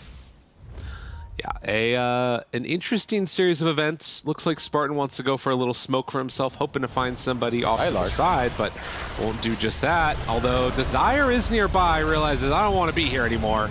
And yeah, Skylark just going to give up his life. So these like weird little moments here are getting a lot of hope for Ordu Thunder. They've cut this lead down to 4K now. These kills here and there, like even though they're just one like every 2 minutes, they are destroying Monaspa's game right now. Like you build these auras to go and fight with your team. And OT, they kind of got through like this weird stage of the game where they could have had a lack of damage. And also Nande, sure, he probably feels good about his own game, but he understands that this game is slipping out of their hands right now. I do love the item build once again. Silver Edge to help you get in position, try and make some cool plays, and then the Arcane Blink later. It's so freaking good on this hero. No, absolutely. And that to sort of turn a fight can happen so quickly. They also did get the Aghanim Scepter on Brood a couple minutes ago. We've been seeing those little spinner snares thrown out here and there, which is going to be very annoying. They already have one in the pit, and Roche capable of respawning. What's the timer? 35 seconds. This could be a lot. That's a big one. Spartan. And Find pulls him back in, now tries to go in for the full kill, and instead jumps off to the side, finds the Tiny. Do they have the damage to bring him down? They've already taken down Kaori, gets the jump up to high ground, no way out. All right. Can't connect onto him. Nice play by Monaspa, you know, just make sure you take back the area. Roche can respawn because right now, this has to be the entire talking point of both teams. Right. Safe buybacks, TP to the mid-tier one, TP to the outpost in the fight when it's available, and make sure that we win this one. Because whoever gets that fight going and winning it, honestly, their win percent skyrockets insanely much. Nande is going to find a DD and bottle it up, so he'll have that for the next fight. And Rooted, oh, Winter in some trouble, Force Staff in, and Desire right on top of him. Dude, the spinner snare, that's so annoying to play against. He had a BKB, but didn't use it. He just got clipped by it, then suddenly a DDSF is hitting you, and you're like, you only have 1 second to decide what to do. You make the wrong choice, and oh, well, you're dead. And once again, DD Roche. Love this combination, brothers. That's pretty good. Favorite combo. It's a good combo. And now they're going to get it. I don't think they can come and contest this. Yeah, they can. You better give it up. You have now the choice of, do you give up Roche or do we give them Roche and Heroes? So obviously you're better off just, you know, hand them the Aegis, Shard, farm the map on the rest so when Roche is done, you know, they're a bit occupied with lanes, but a great job by Monaspa.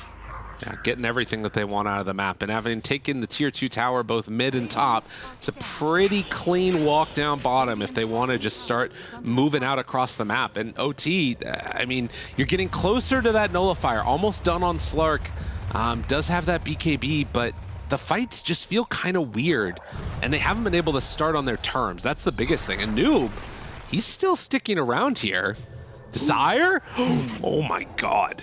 Yep, that was close. I mean, once again, Desire, he's just, you know, doing the right thing. You're up, you're ahead in the game, you understand, we want to keep running at them, get them out of these areas. Like, don't let these guys linger on these side lanes and keep farming wave after wave. Like, stop it. Right now, you're up 9k gold, 8k, you have Aegis. Shrink the map, buy a gem, shrink the map, and get them out of here. Silver Edge run through. But OT, they're all playing around this ward, and it does not look like... Oh, wait a minute, Noob. Does get the blink away. Spartan was looking for him with that glimpse, but didn't quite get vision. I mean, that's one where even if you can find, like, a random BKB charge to get used, I think it's worth it. Oh, for sure. Like, anything that you get out right now of OT is amazing. I mean, they're standing here as 5, so you already did a good job as Monaspa for now to like make them clump up because they don't really want to.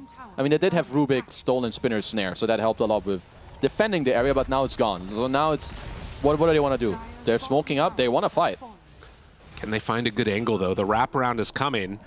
They head over the long way around. It feels like Monaspa might be aware that this is happening, although they're a little spread. Wish steps forward, the scan connects, so they know they're there. Warner right away, on top of him, finds it, broken, pulverized, dead! Didn't get a chance to do anything. They did take down Wish, though. That's pretty good. Omar now in some trouble, and they pull back TA2000. Look at the hits coming from the SF. He has to pop that ulti and just run away, and Noob in complete no man's land, wanting to get away, will manage to escape, but in spite of Wish going down, they just ripped him to shreds. I mean, once again, like sometimes you just have these situations where someone has a Shadow Blade, Silver Edge, you go in, you break them in the right moment, you get full vision. Again, Mars just gets blown up. Didn't use anything in that fight. SF just hits you 1-2 seconds, bam, you're dead.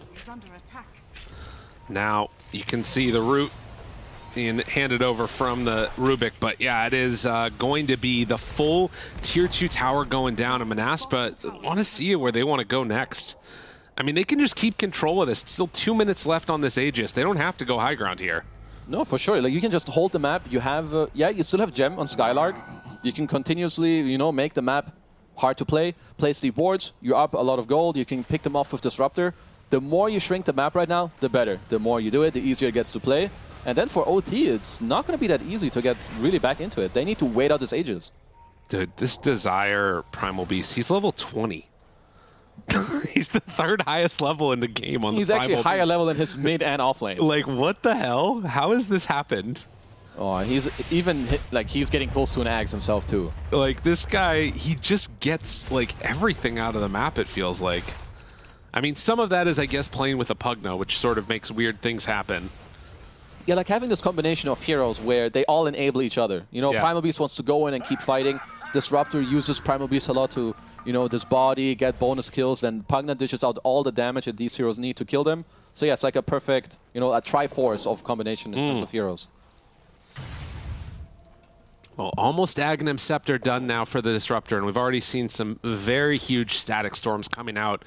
It does definitely feel like Manaspa's gotten some of those hero-player combinations. Like, you never want to ban out in that second phase of Disruptor if you don't have to, but it has been, like, really one of the very, like, main engines for this team, it feels like.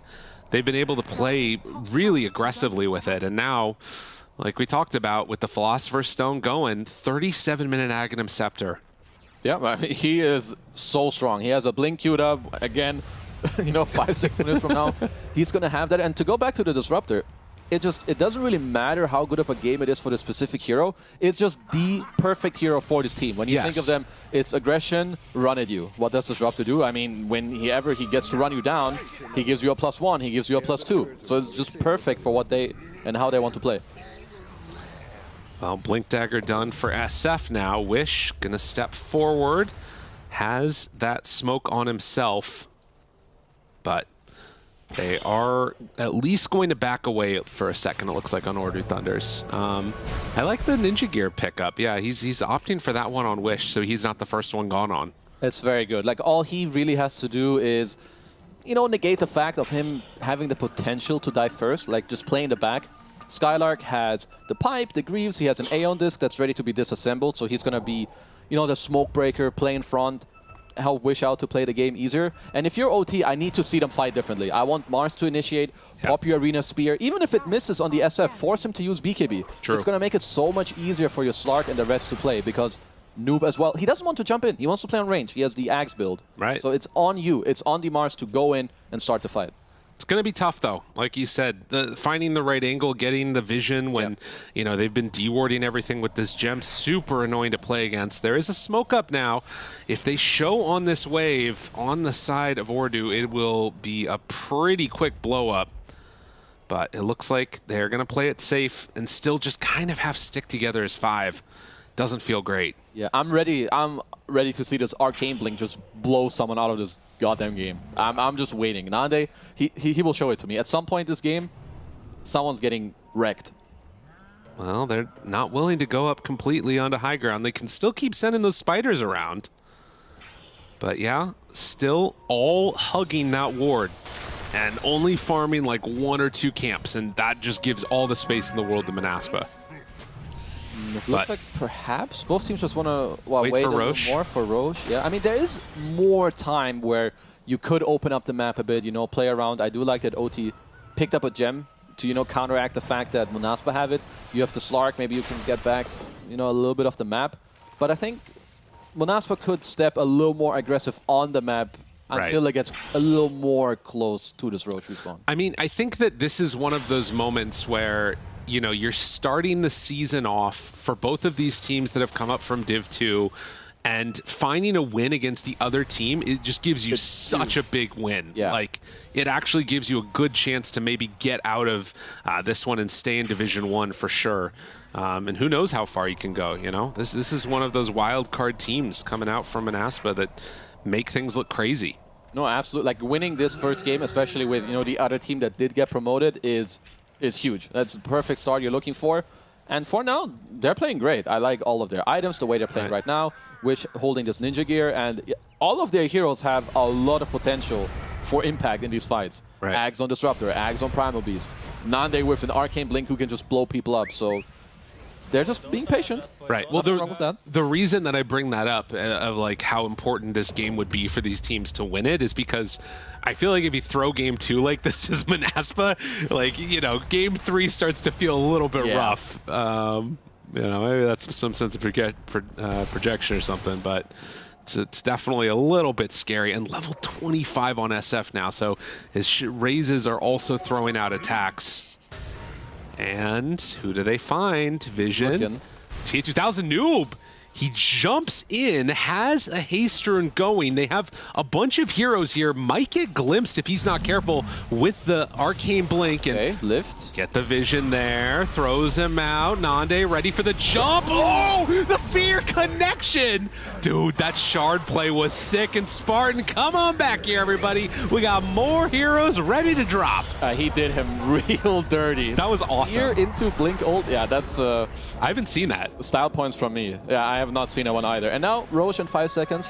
You don't get to DD Roche, but it's a 3-1 anyway. I mean, it might as well be DD, and that was the second gem too. So another gem going the way of Manaspa. Yikes. Unlucky for Ordu Thunder. And an Aghanims on Roche. Jeez. All right, do you take that as SF or do you give that to somebody else?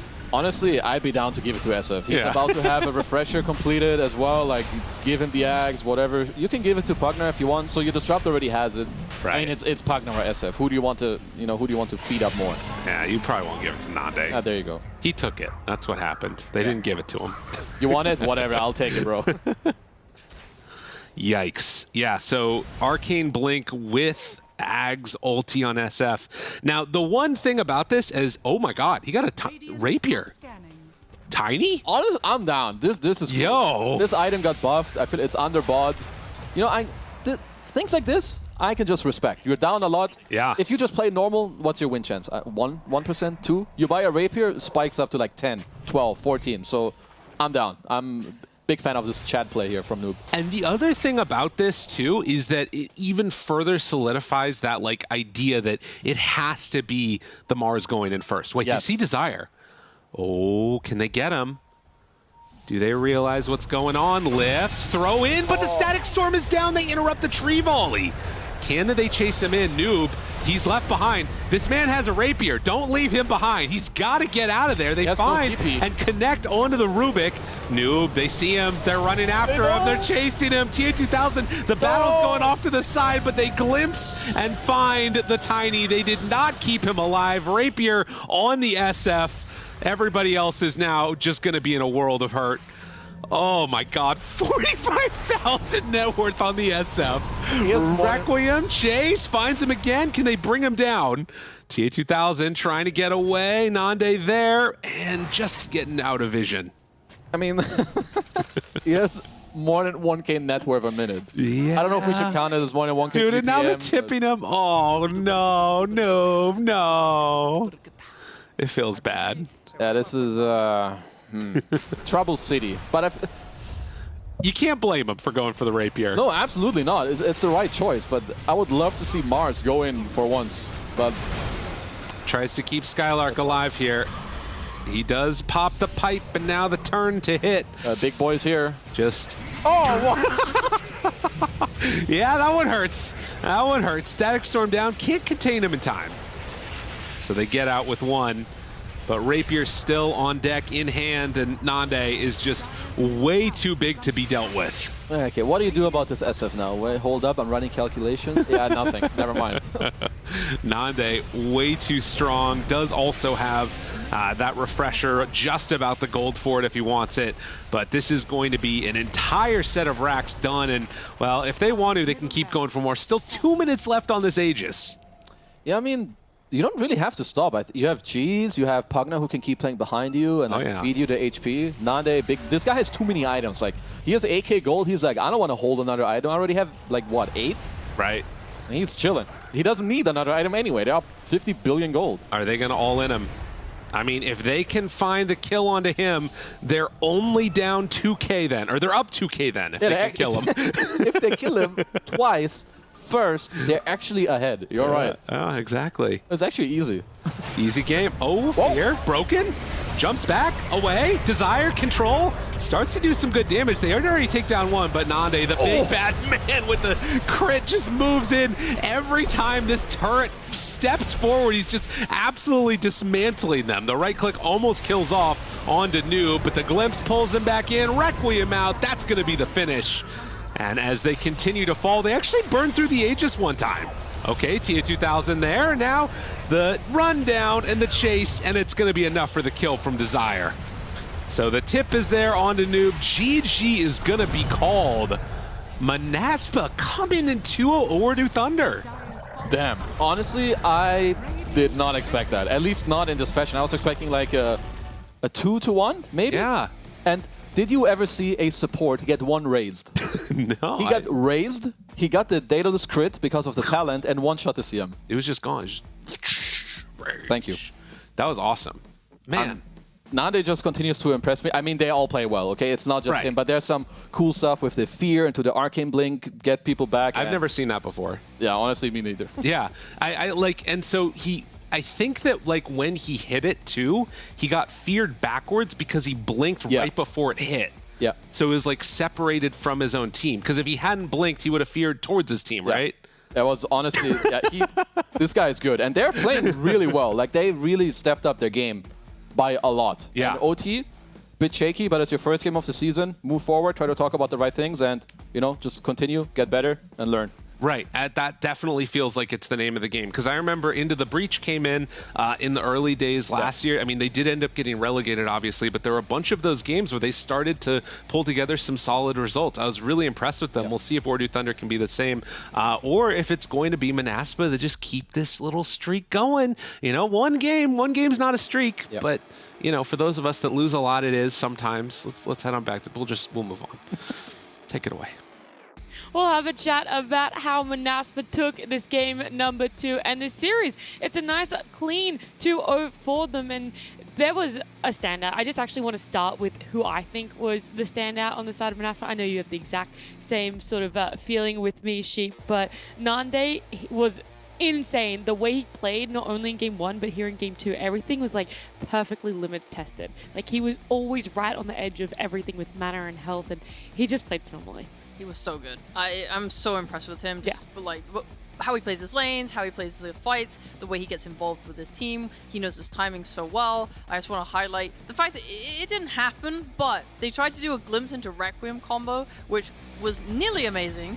But unfortunately, Noob on the Tiny, he dodged the glimpse with his illusion rune, and then the Requiem cancelled. But it would have been amazing if it had landed. And he managed to get out of that on the SF at like 100 health or less or something, and got that TP out. This dude is just playing on the edge. Yeah, I feel like Manaspa, from their Division 2 performance to now, they've clearly improved on their communication, where they're not only playing aggressive, but you can feel them trying to understand what's the best way to unlock this fight in like a clean fashion. So even though their playstyle is still the same, we're just seeing them like just cleaner, like better vibes in these fights, and it's really cool to see. And like you're mentioning how amazing Nande was playing, but it's also the disruptor behind him, or the Primal Beast, or this Pugner with the decreps and the life drains. Like, they're doing all these small turnaround plays, so Nande can play with some aggressive posturing, because he knows this time, with this version of Manaspa in Division 1, they're actually ready to enable him. It's not just like, we're playing in this area, let's hope we win the fight because we're ahead. Like, they're actually kind of thinking about it, and it's good to see that they've actually improved, at least in their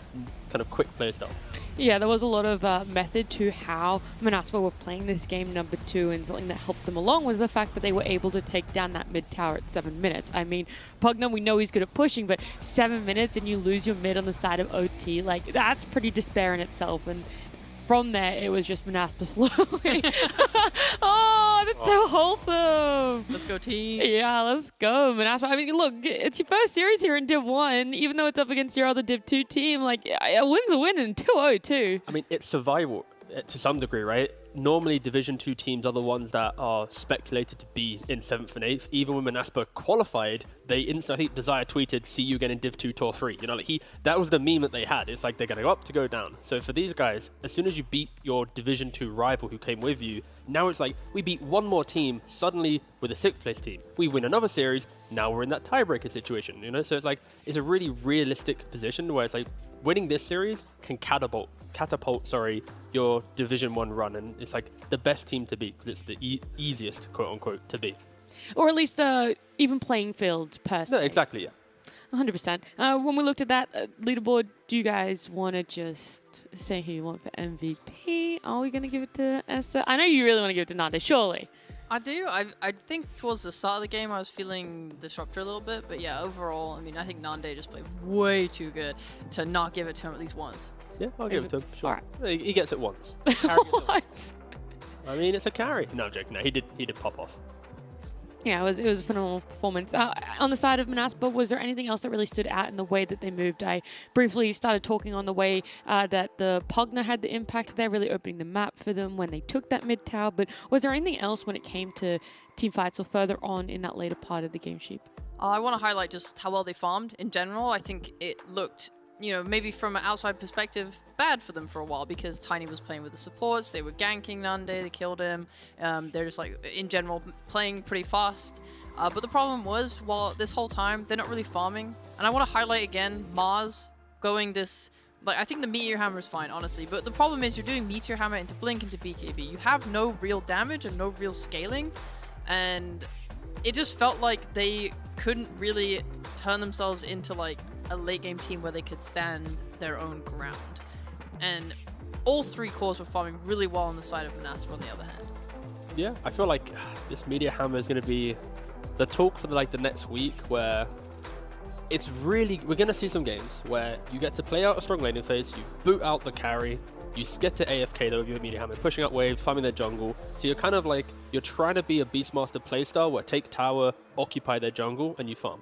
But when teams break the map and make it feel very like chaotic and stuff, it doesn't feel good. And that's exactly what happened here, where I think Manaspa, even though it looked really kind of bad when they were throwing bodies into this mid lane, just dragging the Mars away from just farming and just becoming fat, forcing these weird fights, it hinders them. So I feel like I'm excited to see many more flops of the Meteor Hammer, but then we are going to see a couple games where it is like, oh, this is pretty cool. Yeah, trial and error. I'm excited for it too. I think maybe it was a little focused on too much for the side of OT, how much they really wanted to pick it up. But again, trial, error, a lot of lessons learned. What's one lesson that you'd like OT to take away from this Sheep? You know, yes, they lose 2-0. It is rough up against the other, like, quote-unquote Div 2 team, but there has to be something that you can take away from this and give yourself some momentum. Maybe their drafts are like, I mean, I was fine with them, especially in game one, but maybe they're making it a little bit too hard on themselves, where if everything doesn't go perfectly, it sort of falls apart. You know, you're like, okay, we're ganking, but then we take one fight on mid where we spear Arena and SF manages to live thanks to that Greaves and Pugna heal, and now he's BKBing, killing everyone, and we've lost the fight, and then everything just spirals. It feels like as soon as that one bad thing happens for them and their momentum is halted, they just fall apart. So if they can sort of fix that, whether that's in the draft or just in their playstyle in general, that would make them look a lot better. No, yeah, I feel like, yeah, OT, like their Division 2, when the only games that they lost was under this like insane pressure. When the games were stable, kind of dragged out, that's when they showed like how good they were and Division 1 contenders. But the games they lost, it's like they only lose to this ultra aggression. And Manaspa will always be probably the most aggressive team in Europe, no matter what division they're in, because they're built to run at you, they're built to fight you, they're built to make you feel like you need to bring 10 heroes to the fight when you can't. Like, so yeah, I think for Uridu at least, there's not a lot of teams with this playstyle, so we'll probably see way more competitive games from them down the line. But yeah, they do need to sharpen up against this aggro lads. I like that they've been coined with this aggression on the side of Manaspa. We can hear from one of the players themselves. We do have Skylark joining us here. Skylark, congratulations! It was a 2-0 for you guys up against OT here. How was the vibes coming into this? Were you guys nervous to be facing up against your other Div 2 opponents? Sorry. Hello guys. No, I don't think we were nervous. We were super excited. Hello. And yeah, super excited. You can see us on the camera. Like Yeah. this is like the bootcamp vibes, not from home vibes. For home we're more chill, but for Division 1 we bring it. We love to play in Division 1. Yeah, we saw you guys celebrating massively at the end of that game number 2. So I want to ask you, like, how is it actually boot camping? Is this the first time for most of you guys boot camping together? No, it is not. We actually bootcamp in the same place like a year ago for Div 1 also. It was in the same place, yeah, level up. It's very nice to bootcamp actually because you can talk to each other all the time. Like we get used to each other. But from home, somebody can chill, go grab something, and you don't know where he is. And you're talking about the game in Discord, and it's kind of weird. But here is everything fine. Everything perfect. And what were some of your preparations coming into Div 1? Do you guys feel like this little pressure that you're putting on yourselves to want to try and stay in Division 1, or are you just taking it every matchup as it comes? Oh god. No, we prepare for every opponent differently. We have our coach Grizzly look at everybody's drafts, words and all of that. But literally, it's the first game, and every time that it's the first game, it's kind of something's unknown, I would say. So we kind of went with feeling this time. But now we felt we played the first game, we're going to be more confident. All right. Well, we're on a new patch. That's pretty exciting. Obviously, not like huge changes, but like, do you think there's any like hidden treasures that might come out here based on other heroes getting nerfed, or like how much are you guys intending to explore like new heroes and new strats? We have a lot of strats actually from spamming pubs and watching. I cannot really speak about it because we want to kind of put it out in the next games, but there's definitely a lot. But the thing to take from this new patch is the nerfs. The nerf on the Lina, the Enigma, all these cores. Now there's going to be new heroes coming out, and it's going to be exciting at least. And I know you can't talk about them, but like, do you feel like your playstyle this series, it was like really aggressive and stuff? Do you feel like it suits this patch, or do you think you will struggle against the like kind of better tier 1 teams? No, I think we're gonna play the same against everything. Like, we're actually gonna test ourselves. We're not gonna change anything because we're playing Liquid or whatever. It's actually gonna be more fun that we play the tier 1 teams, and we're gonna realize if what we do is working.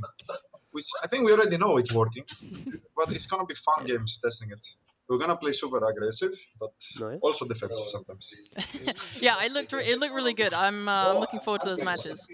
I have a quick question off the back of that. You guys say that you have a lot of strats, especially from trialing and error in pubs, but how do you bring all of those ideas together? Like, who is that main person for you? Because there isn't enough space, I guess, to do all ideas, or do you think there is that space in your team? No, there is a lot of space to do these things. It's mostly me and Nande talking about heroes, item builds, we play a lot of pubs. We play like 20, 30 pubs 2 or 3 days. So delusional, actually. What the fuck? They call it delusional, but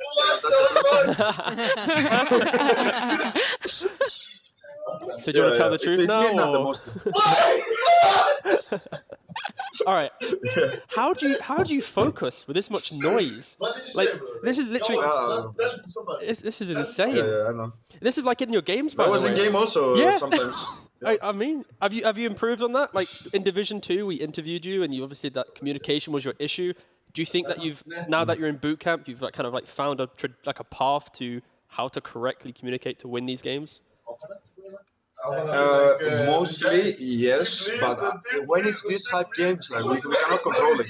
It's like from the ad finem moments, we're just like screaming when we're winning. We cannot help it.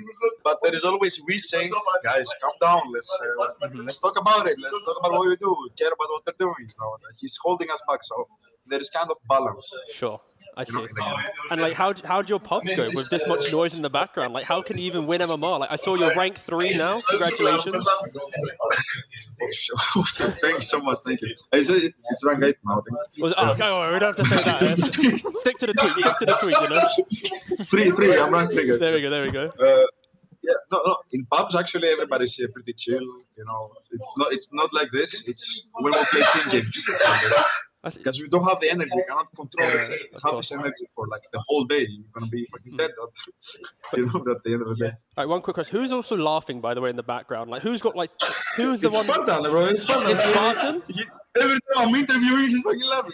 Ah, okay. Sorry. So next time he interviews, just get like a cymbal or a drum and just start beating it in the background. Just annoy him, okay? Yeah. For sure. He hates doing interviews. I don't know why, but I will force him to do the next one. I'll be doing it. I mean, he could jump on now. No. Okay, yeah. Please, force him to do the next one, thanks. I will.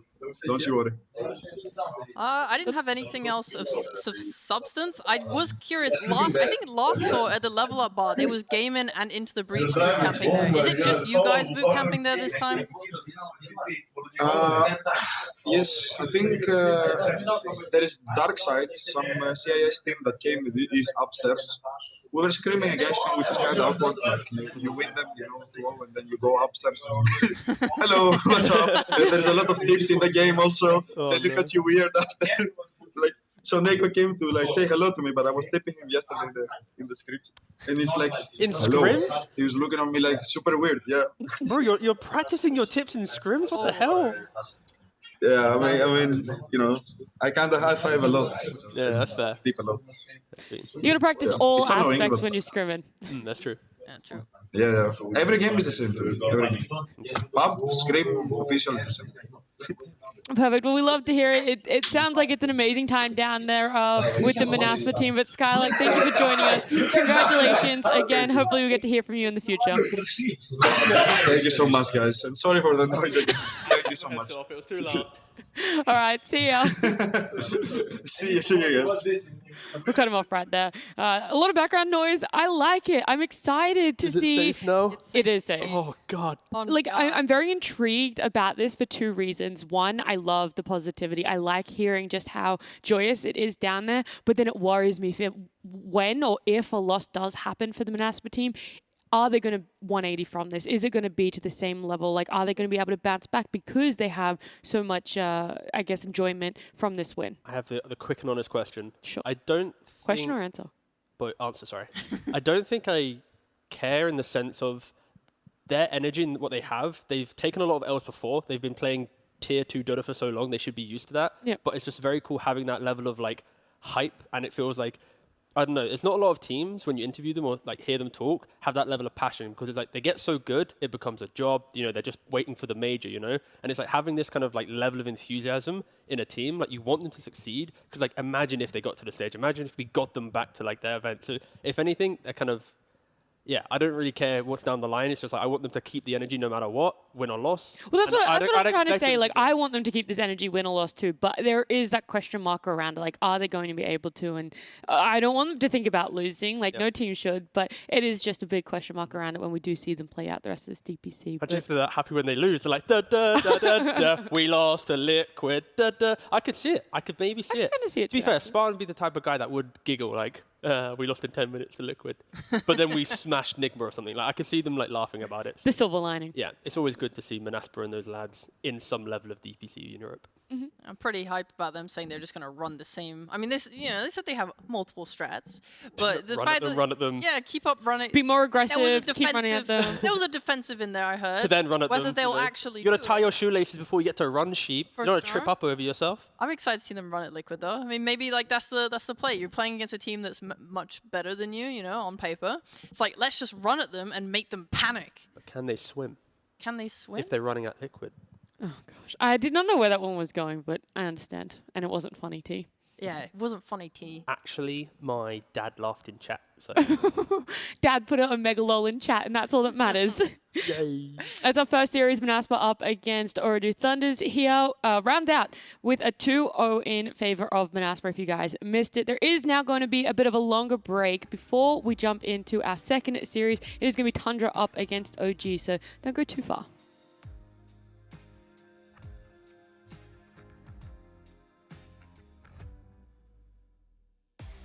We can force Ross fight, we can hit Ross if you want. Maybe they're behind us. They're mid. Go. Fuck na, him it. If you will big a bit, I will fuck them. Go. I have Fortavot. Slark on me? Need to force I wanna grab Slark, I have lost him guys. Flank. Okay, I got this Take guy. that. I have glimpse. Spider, hurry!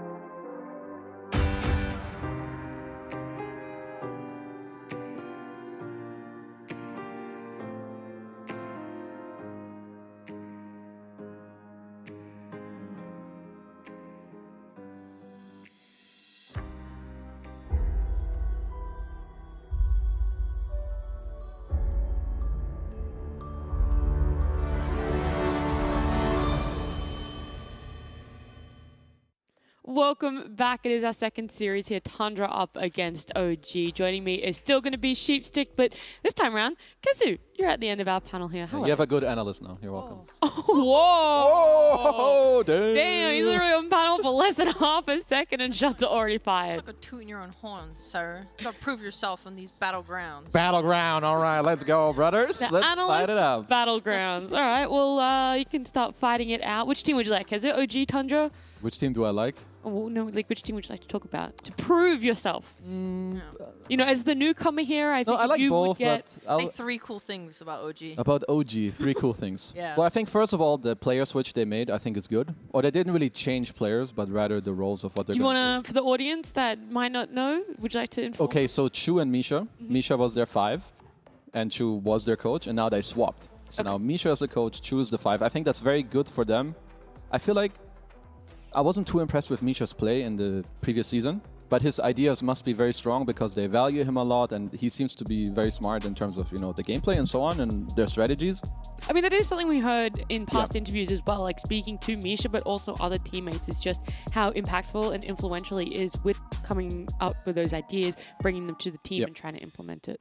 And they did win, was it the ESL Malaysia event where Chu was standing in for them? Yes, they did. So they did the lower bracket run all the way through and came first. There you go. So I think starting off from that, I like what they're doing. I'm hoping to see something new from them. That was one cool thing. Where's the other two, Kezu? No, wait. Maybe we could break it up into two. One was the player swap, and two was the previous win they had with said player swap. And now a third one, BZM plays Tinker. No, I've seen zero. What? I've seen That is zero actually games pretty cool. of them play. Come on, like, what do you want me to say? No, I like them. Here you go. Yeah. Wow, this guy, I would rate him maybe like a 3 out of 10 compared to T-Gov. Just wait until after first game panel. Yeah. I do like the Tinker point that you bring up. We can talk about it, break it down a little bit more about that. But first, we should talk about Tundra. OG, they didn't make it to the major. They're trying to prove themselves here, having that slight roster change. But Tundra, they did make it there. They only got 9th to 12th, though, which is still good, but it's not great. You missed out on those DPC points there. They got into the lower bracket and then immediately knocked out. So they're trying to prove themselves in a very different way, Sheep. I think Tundra probably incredibly disappointed with how Lima went for them. I think there was a lot of poor play. I think they were trying out new strategies. We usually see this split the map and hold it for 10 years, but they tried some more aggressive stuff, honestly. A lot of it didn't really seem to work though, unfortunately. On top of that, they had some throws versus EG in the group stage where they had everything necessary to win, and they took a really bad high ground push 1 minute before 60-minute neutral items, I think, and then just managed to do just consecutive bad decisions that led to them losing the game in the next 4 minutes. And how do you come back from that sort of thing? They had really shining moments of brilliance, which I was very happy with, but then somehow managed to just lose those games anyway. No, they've disappointed at the major, that's for sure. They're usually a team where, they have great ideas and then they execute them, but at the major, I don't know, something was missing. I think we could go further back than the major, really, to the later half of DPC. It was the same thing. The ideas were kind of there. The execution wasn't really. I felt maybe some of the player hero pools were also dwindling. But when I look towards the major now, or actually even just over 201 and the major, 9 really stands out. And there was a big change up in his hero pool at the major. I mean, at the end of the day, he played 22 different heroes across 42 games in 201 and also the major. So it was nice to see that expansion coming out for him, and I'm hoping that with this patch change, it leads to them not feeling as rigid or as stuck, that there's going to be some new ideas when it does come to drafting for them, Kezu. I mean, I feel like they're just a type of team where they have a very strict idea of what they want their players to do. 9 is going to be the mid playmaker, so maybe his hero changes, but usually what his hero should do in the game is very similar. Whether he's a Tusk running around or a Pango, Void Spirit, Queen of Pain, Bad Rider, they're all similar in that sense. And I know that they already have some new ideas cooking up. I've seen Saxa play 13 games of Gyro +4 or something. So apparently that's something new that seems to be cool. Yeah, no cap, but apparently that shit's pretty good. All right, I trust. Is it just the same normal thing where you +4, Veil Shard, blast some people with your rocket and hope it works. All right, tight. Did it get buffed in the patch? I don't think Jared, no. So it's just, okay, full. It's cool. Just bringing it back. Some other 4s are trash. You're yo, I tried out Rocket Man, worked out good. Let's go more. I like that magic. Okay. So then, okay. Well, I'm just trying to think about it. We talked about potentially some of the Tinker. Now you're talking about this Jars sort of being thrown in there. And OG, they have that player matchup. So is there going to be a big change up in the way that they draft Sheep? Is there going to be some weird pocket picks potentially coming out like that? For Chu? Yeah, I mean, just in general, but also Chu, and if he enables something different. Misha was kind of the weird one, honestly. He was the one playing the ALK 5 and stuff and trying to make that work. So I'm not sure what Chu's pool is going to be like. I did look at his pro tracker before we went live, and he'd played 13 games of Marcy, 5 games of Wisp. Those were his 2 most played. The rest were kind of just 3 games, 2 games, whatever. So maybe they're going to be running like that, which could work. I mean, it seems like a very enabling. He's looking to buff up some carry so that Yuragi has a better game. Maybe that's something that they value a lot. A lot of teams do it with Phoenix, with some Sunray, stuff like that. But Yeah, honestly, we don't have that much info to go off of, really. Yeah, the one time that he stood in all the way back at ESL in Malaysia is kind of the only inkling we have as to the success that this roster can have. And the other thing is that they are boot camping. We can talk more about these teams, but first I want to give our sponsor a shout out. Is esportsbet.io. I don't know this off the top of my head yet, but all I do remember is $100 USDT worth of crypto on your first bet. If you guys want to have some more information, you can join that Discord, find out those details. The Discord link is in the panel below here on this Twitch channel. So I think that was the main things that I had to say here. The $100, that's all you really have to remember, guys. But money. Dollar. Dollar bill, y'all money. Let's go. Oh, yo. Can we just get Keza to do the shout out now forever? My friend. My friend, absolutely not. But OG now, Tundra, always losing. Let's say this. OG are always losing to Tundra. Last tour. True. Yep, they lost to him. It was a 2-0. It was pretty clean. It wasn't really an OG that anyone was used to. But now do you think there is going to be that mental aspect to them as well? Or with this addition of a change-up and now boot camping too, it's going to be a very different OG? I mean, damn, Misha got at the coaching. Now he's back on the roll. This is for sure a win. They could have won like a major slot last tour. And I say this not based off the tiebreakers. I say it based off the fact that they decided to go and just throw away their like first series trying to do weird tri-lanes over and over again, which didn't work. And they quickly figured out, hey, maybe if we enable DM, we actually have some pretty good games. And then they did. And they I don't want to say it as they threw it away. They're experimenting. It was a new roster for them. And it cost them the major. You can't be doing I agree. It's just different wording, you know? You just got to word it a little bit differently. They did also lose to Nigma. They were the first team that started the Nigma snowball. That's true. Yep. So there was also that. And yeah, now they're actually boot camping, so, you know, getting to know the players and being more together is going to help them a lot because they're all very young. I think it's a lot better if they're at the same place where someone rallies them together, which I think might also be a lot easier for Misha to do as a coach rather than a player. Sometimes, let's say you're a player, you have a bad performance. I've had this as myself before. It can sometimes be hard to speak about the game or speak to people when you also feel like they've made mistakes because you feel like, well, I played like trash. So it sometimes makes it a bit hard to actually talk about other things. So him being the coach, I think it should help them a lot in many different ways, not just in terms of draft. And then for Tundra, what are you hoping comes from this? Because, look, my memory is pretty bad, but they weren't boot camping at the start. Some of them were. Wasn't it like some half shenanigans? I think so. And then by the end of it, they all were. I know by the end of it, they all were. Do you guys know, one, if they are boot camping now, or two, if there is really going to be much change up for Tundra coming into this Tour 2? I'm not sure. I don't know either. Yeah, I guess we'll find panel. out. As soon as the cameras turn on, the raw stars were good. I ranked them all a 3 out of 10, you know? I'm sorry, 2 out of but 10, I don't know. I had a lovely flight home from Lima with our AUI. And you didn't ask. I didn't ask a single question. And I saw him and I waved him and I walked to my seat and I sat down. And we pointed at each other. I was like, did you sleep? No. Did I sleep? No. It was like 4 a.m. You know, we're like, all right, let's get on this flight. I would assume that they are boot camping. They've had a not great DPC season 1. They had a bad major. Yeah. They're the TI winners. I think they expect more. Yeah. Expectations are really high for them. We were able to talk about the patch previously. Sorry, I'm changing, shifting notes here. We talked about the patch previously when T was here, but now with you, Kezo, I want to ask if there's a standout hero that you like from the patch changes that you also could see either OG or Tundra picking up in this series. Well, first of all, I don't think that much changed, sadly. But one hero that didn't get that much of a buff, but I feel like it's underplayed, for me, is Queen of Pain. I think the hero is... Yeah, the hero is better than people give it credit. It's not just some, oh, they pick bad riders, so now I'm okay to play Queen. Like, the hero's better than that. You can win lanes, you buy BKBs, you can buy good items with Witchblade, whatever. What you got? Yeah, she's like, all right, I'm going to rebuttal. I'm about to shut you down. No, I'm not shutting him down. I agree with you. Yeah. I agree with you, bro. I love Queen of Pain. There you go. I think she's tight as hell, but everyone keeps saying she's bad, including pro players. So I kind of like, I can't really have an opinion. Oh, okay. We will see you it at some point. Then. I mean, I hope so. Extra damage, better denies, a little bit more lane dominance, you know? A little bit of this, a little bit of that. Get a little freaky with it. Let's go. What am I listening to? You keep asking your questions. Let's go. All right, I will. Then do you think Queen of Pain is in the wheelhouse for both these teams to be picking up? Would you like them to be looking that way? Or do you have a bias towards this hero? No, I think 9 seems more likely to play it rather than BZM. Just like it's like a feeling I have. BZM played it last tour.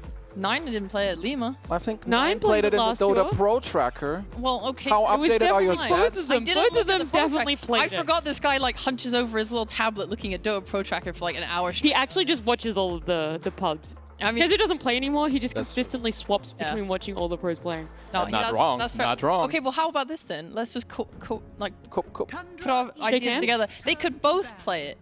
Yes. Wow, that's a nice happy medium. job. Look at that, they're Well making played. up. I'm proud of you guys. Finally have a little bit of unison on the panel. For once. Draft is starting. God, it's a good day.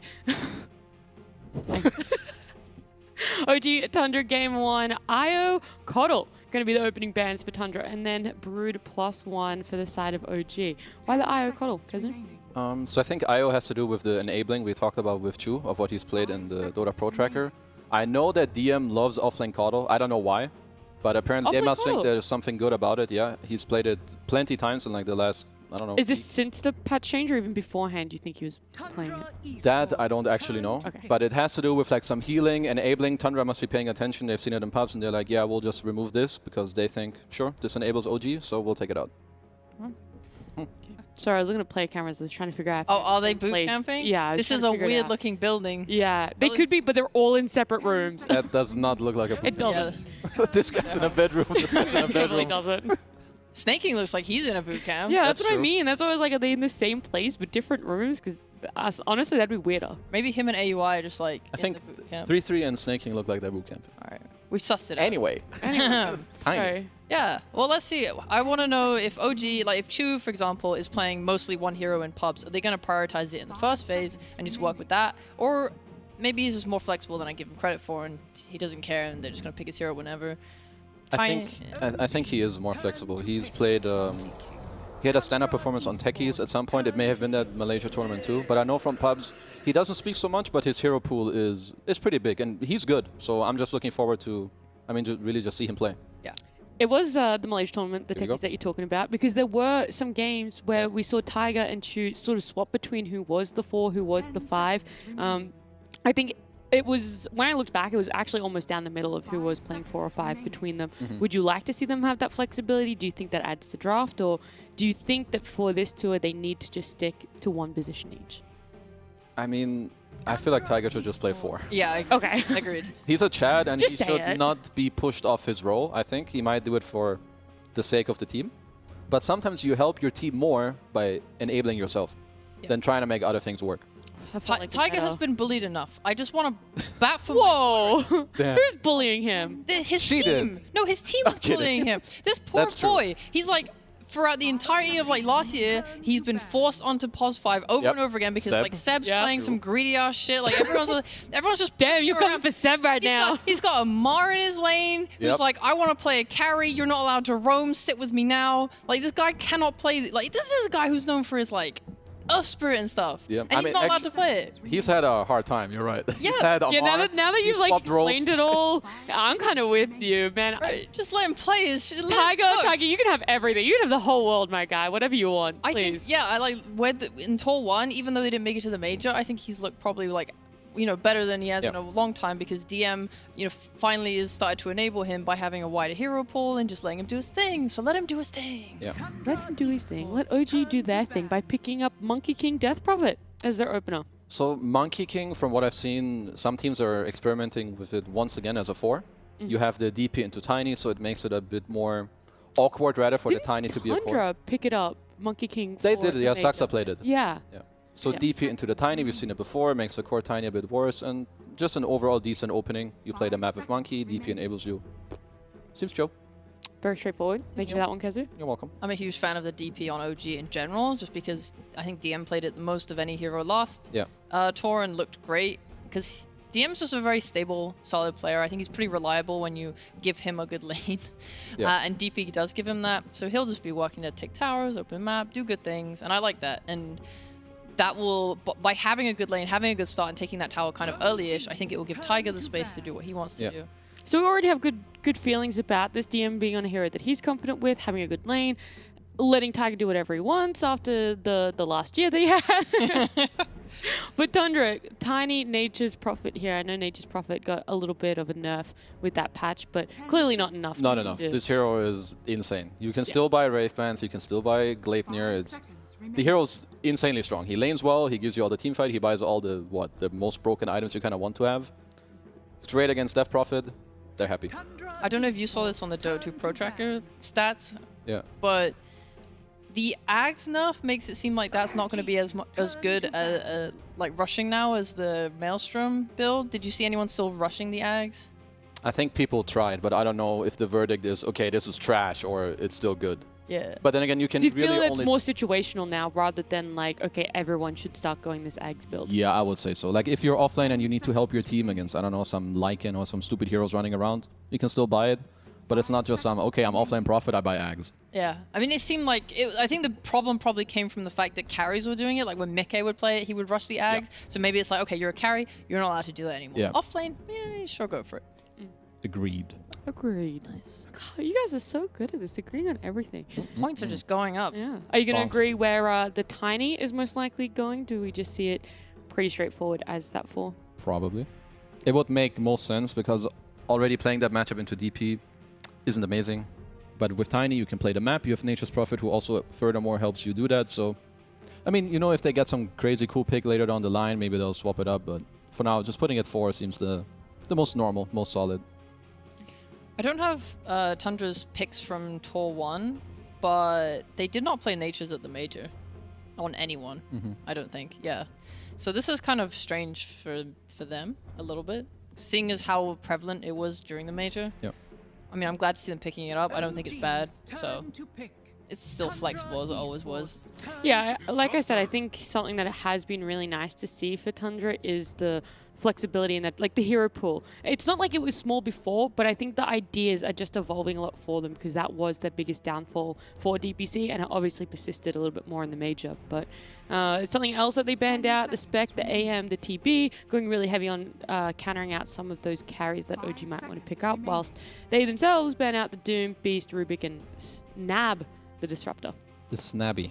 The Snabby Snab. I mean, Disruptor seems like it's an okay pick. It doesn't really, like, impress me too much. I think you could have some trouble if this Natures and Tiny take off. Like, you want to play Disruptor from a position where your team is leading the charge, so you have a DP who can do that, but you need your lanes to go well.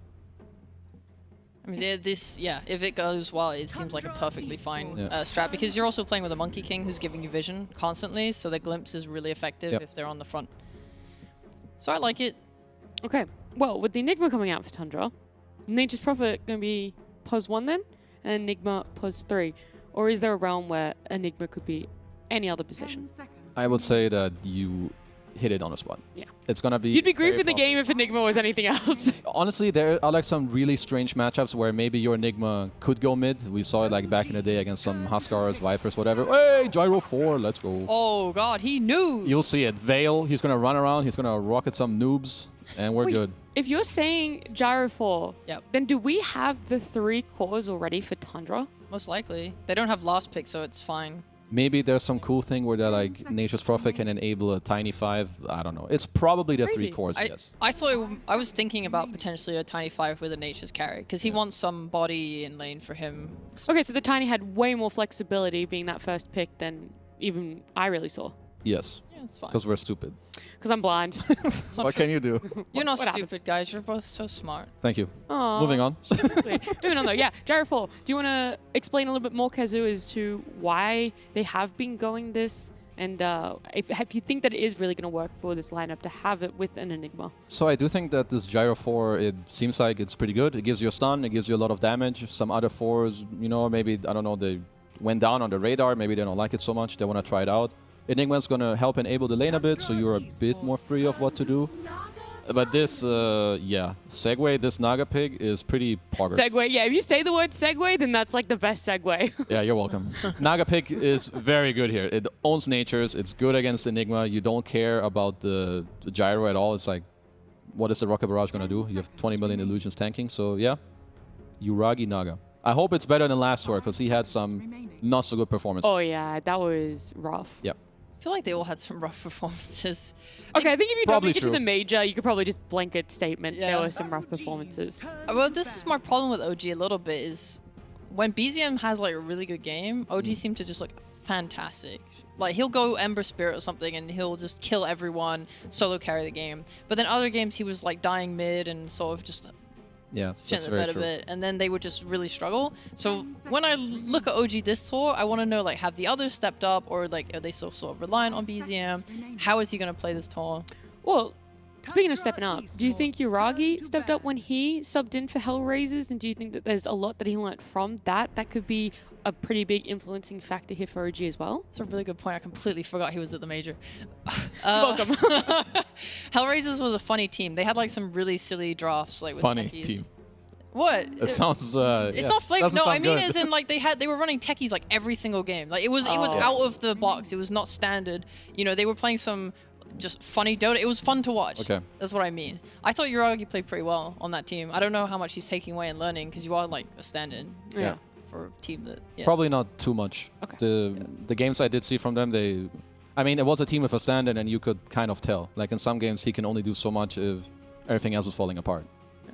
All right. I mean, at least you're not coming away and being like, yeah, man, Yuragi not fit at all. Like, I don't even know why they picked him up, you know? No, he was good. They got to Yeah. playoffs. It was pretty nice. Yeah. I remember watching one of his slot games where he was playing like his positioning in the fights was really really good. Like how he weaved in and out, it was just like impressive. Looked really good Dota. Well, now I have insanely high standards for his Naga performance. Look what you've done, Shin. Obviously, I mean, you should. I do. It's a great Naga game. This guy is good. Like sometimes, I also feel like when you stand in for a team, it can sometimes give you a different perspective because you don't really have pressure. It's like whatever, I'm the stand-in. I'm gonna do what I want. So maybe that can like also help him. Like, oh, like I didn't really give a damn, and I felt like I played better. So maybe when I go to play with my team now, maybe I should believe in myself a little more. And then bam, 1v5 Naga. That's it. That's what's going to come out. Game number 1. Yeah, First series. call it. Queen Band. See, I told you. 9 will play it. Bro, 9 would have played it. you're so smart. I know. What can we do? So big brain. I actually, Okay, stop. Now I feel bad now. Fuck. Well, look, you brought out the Queen of Pain, okay? They ban it. They banned Zeus. Now, to really prove yourself, all right, solidify your position on this panel. 5 seconds remaining. You know what I'm going to ask, right? Call the last pick. It could be. So if they do run this 5 tiny, it could be Lesh. Nice pick. How did I not call Pango? God damn. Ooh, That's all right. Warm up. It's a warm up for us. Okay, it's a warm warm up up for for- them. You know, it's only weight 50%. Is there a world where they just put the Monkey King mid against the Pango and like slap him? What do you Let's see. They could do it, but I'm trying to think if that ruins their draft in any way. They'd need a melee 4 to put with the DP. There's not that many. Doesn't seem amazing. I mean, Tundra, at least they knew they wanted Pango, so they covered it pretty well with their bans. So stupid me. Even then, I couldn't call the pick. Oh, Dawn. I don't know what. It's that mid against Well, Pango? I just want to... It's No, it's offlane offlane Dawn. Dawn. Oh, so then mid. Mid DP. DP. Yeah. Yeah. Okay. Okay. And everything else pretty straightforward. That was probably the most likely to be moved out of it. Okay. Unlikely they were going to move the Monkey King, but Death Prophet ends up being moved to mid there. Dawnbreaker picked up for an offlaner. How are you guys feeling about Dawn for this? But also DP, because I know she has some changes in this patch. I really like Dawn against Enigma because it goes both ways. Like early game, if they're able to just run it and take loads of fights, which they can, they have the heroes for it. Then they are just like Bing chillin'. Can't ever black hole it, just heal on top, cancel the black hole. But if it goes later, they have nothing for it. I think the Dawn pick is pretty cool. It's something that is very good against Natures in the lane. Also, Tundra's damage is kind of slow, which allows like Dawn ult to often, turn it around. But I am a little afraid for like this triple BKB timing, like when Tundra get that, how much OG can really do. Because eventually DP and Naga, they don't really play the same game.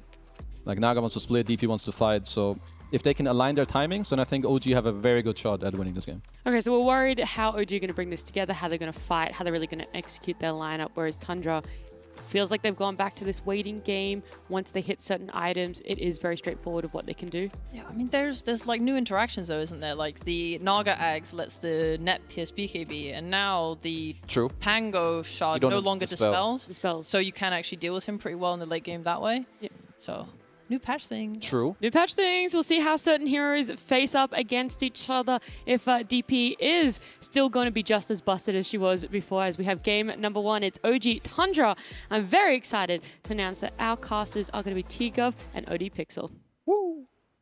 Thank you very much. Now, yes, absolutely looking forward to this one. Tundra versus OGT, which is a very exciting drafting going on. I want to sort of know what you make of the kind of the last picks. I'm a little surprised that 9 managed to get his Pango. Oh, it's a cheeky one. And don't worry, guys. Fogged will be here next week. So, you know, only have to deal with me for a week or if that, maybe 2 days. But yeah, draft-wise, I like the fact that Tundra, they got some gusto, some aggression right now. You know, it's like, this is Gyrocopter 5. We saw it a lot with Fata when he was back on the team like a year ago or so.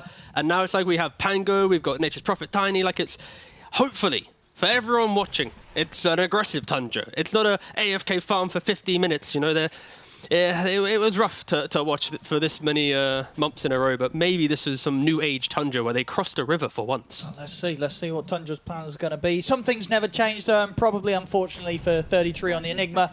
Not going to be an easy game for him to do the cool black holes. No, for sure. It's going to be a little bit annoying, pre-BKB of course. After that, once he picked up the BKB, he's pretty good to go to some degree, so he's going to be happy there. So there's a hope, there's a chance. Yeah, there is a chance. And just to give context, all right, so with the patch, reinforced units take 10% less damage, right? So here's like Enigma with their summons. A reinforced unit is like a tower, a melee barracks, a catapult, right? The siege creep. So like basically objective pressure was nerfed in the patch. Oh, hang on. I think we got a bit of first blood action going on here. Snaking. He's going to get glimpsed back by Chu. And he'll slowly but surely be going down, DM. Oh, he's got a Fairy Fire, Chief. I mean, DM's going to be able to throw his hammer out in a few seconds again. This is nice, pretty awkward. Out the rocket barrage. He's got another hammer. What? Oh, he doesn't want to go for it. Look. Does he want to use like? It's not worth it. Half his Don't mana. keep chasing. You're like, you know what? I'm going to let you live. And now Snaking's top lane with like 4 tangos, no salve. Doesn't have the the gold to do it. So that's a bit awkward. Yeah, a bit awkward. All right. Well, let's check out some of these lanes. We've got mid BZM rocking the Death Prophet here against 9's Pango. Anything exciting going on in this matchup, T? This is the type of matchup where Death Prophet should be able to farm quite nicely, and it's more how does OG unlock Death Prophet to eventually take the tower? Because Pango with assistance can kill Death Prophet. If Pango rotates, Death Prophet just naturally moves through mid, takes tier 1 tower with Exo, or at least puts it to like half HP. So this is always a mid matchup, which is like, how do the teams respond? Do they try and kill Death Prophet? Do they just ignore it and kill everything else? But for sure, I think BZM should be very comfortable with this matchup. Sure, and talk to me sort of about how the two carries are going to match up this game. Of course, two heroes that we've been seeing a lot of over the previous patch as well. Of course, Skeeter on the safe lane, Nature's Prophet, and Yuragi on the Naga Siren. How do you sort of see these two go head-to-head in terms of what they want to achieve in a game and how they want to try and win a game? And how do you sort of rate the supporting cast that both of these carries have this game? It always feels with this matchup about pacing. Like Nature's Prophet was insanely good at the major and the DPC tours, and it's because you can go like Midas, Maelstrom, BKB, and you're always like, every item you buy, you feel like you can just enter a fight with some confidence and just offset. Whilst Naga, it's like, I'm farming, and then eventually you just ultimately outscale, but it takes you quite some time. Tiger was trying to get a bit of a primal spring onto Skeeter there, but he quickly says no, takes down the trees, makes some treants. Very nice. Going to have to be a little sneakier next time if he wants to try and get that jump. Mid lane 9, it's been left pretty low, but Bottle is on its way out. And both water runes are ready, should be able to make his way over for one of them. Not getting any support movement towards the mid at the moment, so 9 should be able to get the refill top. Yep, and of course, because Nature's Prophet's playing the safe lane, he's not going to send his trees all the way down to bot rune, so, 9 just takes the top rune. Yeah. Like, these are the small plays they could potentially make if they had a different laning setup, but yeah, for now, just going to lock themselves into lane. BZM very much happy with this top lane, DM. I feel like when you're playing this Dawnbreaker Monkey King, this is not the type of lane that, like, muscles up and just, like, crushes, especially when you have, like, treants to help this, the Gyrocopter feel stronger, so, yeah, this Nature's Prophet very much going to be free farming, not the aggression that maybe OG was expecting to maybe provide in this offlane. Sure, yeah, we're certainly seeing that. It's going to be definitely out of the cores, the slowest start for DM. They're pulling every wave, mate. Like they've just not conceded the lane, but it's more like, okay, you farm, but we'll farm. Because for OG at least, it's like their timings boil around this Death Prophet. Like Naga isn't going to suddenly leave lane and join the fight, right? So it's when Death Prophet is online and needs help, they need to make sure they have a supporting cast to enable it. Like, can she cushion the early damage of the Pangolier, the swashbuckle, the roll? And it's like, you need your Dawn, your Monkey King to have levels to be able to provide that. So OG just respect their kind of early, like, kind of exit laning phase timing. So it's like, don't play the lane, do your thing. I'll see them be able to step up and look for a kill attempt onto Saxa. The Glimpse back's there, but he's got the Fairy Fire at the ready. Not quite enough illusions still alive to keep punching into him, so Saxa's fine. But no one's dying, man. It's like, everyone's on like the edge of death, but no one's dying. And if you're Tundra, you're hoping for at least some type of kill. Like, there's a lot of toss-back plays in the bot lane with this Tiny into multiple Eidolons. Like, there are kill opportunities, but it's going to be a pretty farm central game to start this one off. Oh, for sure. So far, a bit of a overall gold lead here for OG, already reaching around the full 1,000 at 4 minutes. And the mid lane definitely proven to be that tough matchup that you'd expect here for 9 on the Pango. 28 for 9 against him. You know, getting massively out-farmed in this 1v1. I gotta double check Tiger's pubs to see if he's doing anything spicy. So in his pubs, at least on his Monkey King, he goes for Orbital Corrosion, then he goes Diffusal Blade into BKB Basher. So he, really goes quite aggressive with his itemization. Not like the old school Monkey Kings that might go for like the Atos or an Orchid or something along those lines. He is. Oh, hit 9. Did swashbuckle in aggressively to get some of the creeps here. Ooh. And he's got the Fairy Fire, but the Crypt Swarm will get him. BZM completely dominating this mid lane. And now the tier 1 tower is going to take a bit of a beating. He's had this incredibly fast level 6, 33 for 10, complete free farm in the mid DP. Now this tower is going to start taking some damage. What do you do about this, Tundra? Do you just have to sort of let this happen, or are you bringing anyone over? I mean, this feels horrendous right now for Tundra. This is the dream Death Prophet start. It's a level 2 Gyrocopter. What's he going to do to the level 6? Like, at best, he throws out a cheeky rocket, and in bot lane, 33 is getting aggressed on. And this is why you're not seeing Tundra really, kind of protect the mid lane right now. Tiger! His tree got cut again, all right? Like, poor guy. All right. But like, minute 5... BZM's going to be like, Mum, Tiger, this was going fine. I thought you said mum for a second. Mum! I was going to say my man. But, you know... Keeps cutting my tree, BZM's going to be like, bro, just don't commit again. I got this. Yeah. He nearly got the tower. I mean, you saw how low it got there. He's denying it.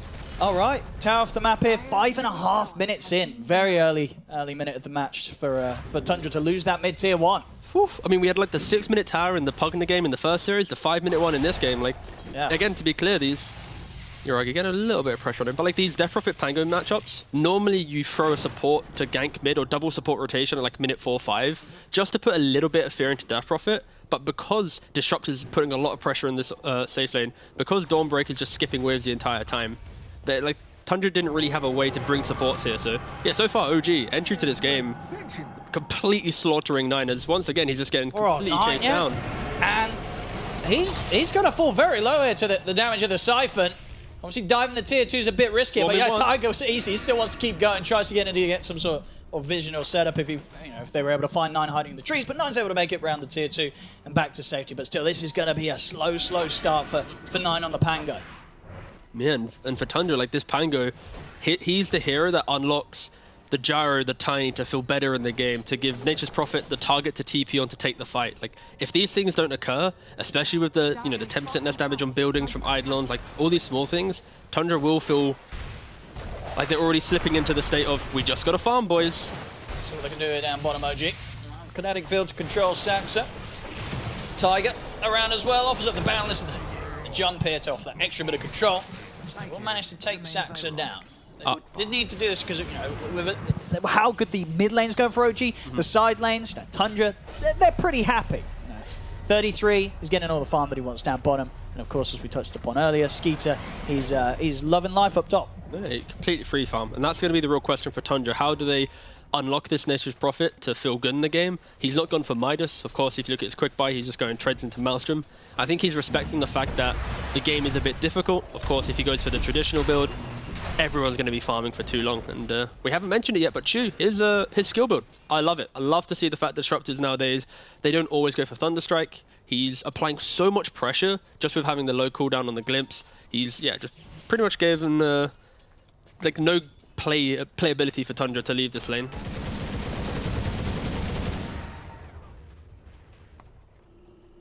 Let's see what BZM's move is going to be next. Of course, he's well and truly dominated the mid area of the map. Exorcism's back up. I mean, where would you imagine he's going to look towards next? Is he going to stick around this mid lane until he gets his next item or one of these Go side. for 9 again, mate. Why not? Yeah, 9's definitely the one he wants to find. See if 9's got any way out of this. He's up to the high ground, but Tiger, good control as well, making sure that there's no escape for this poor old Pango as 9 goes down again.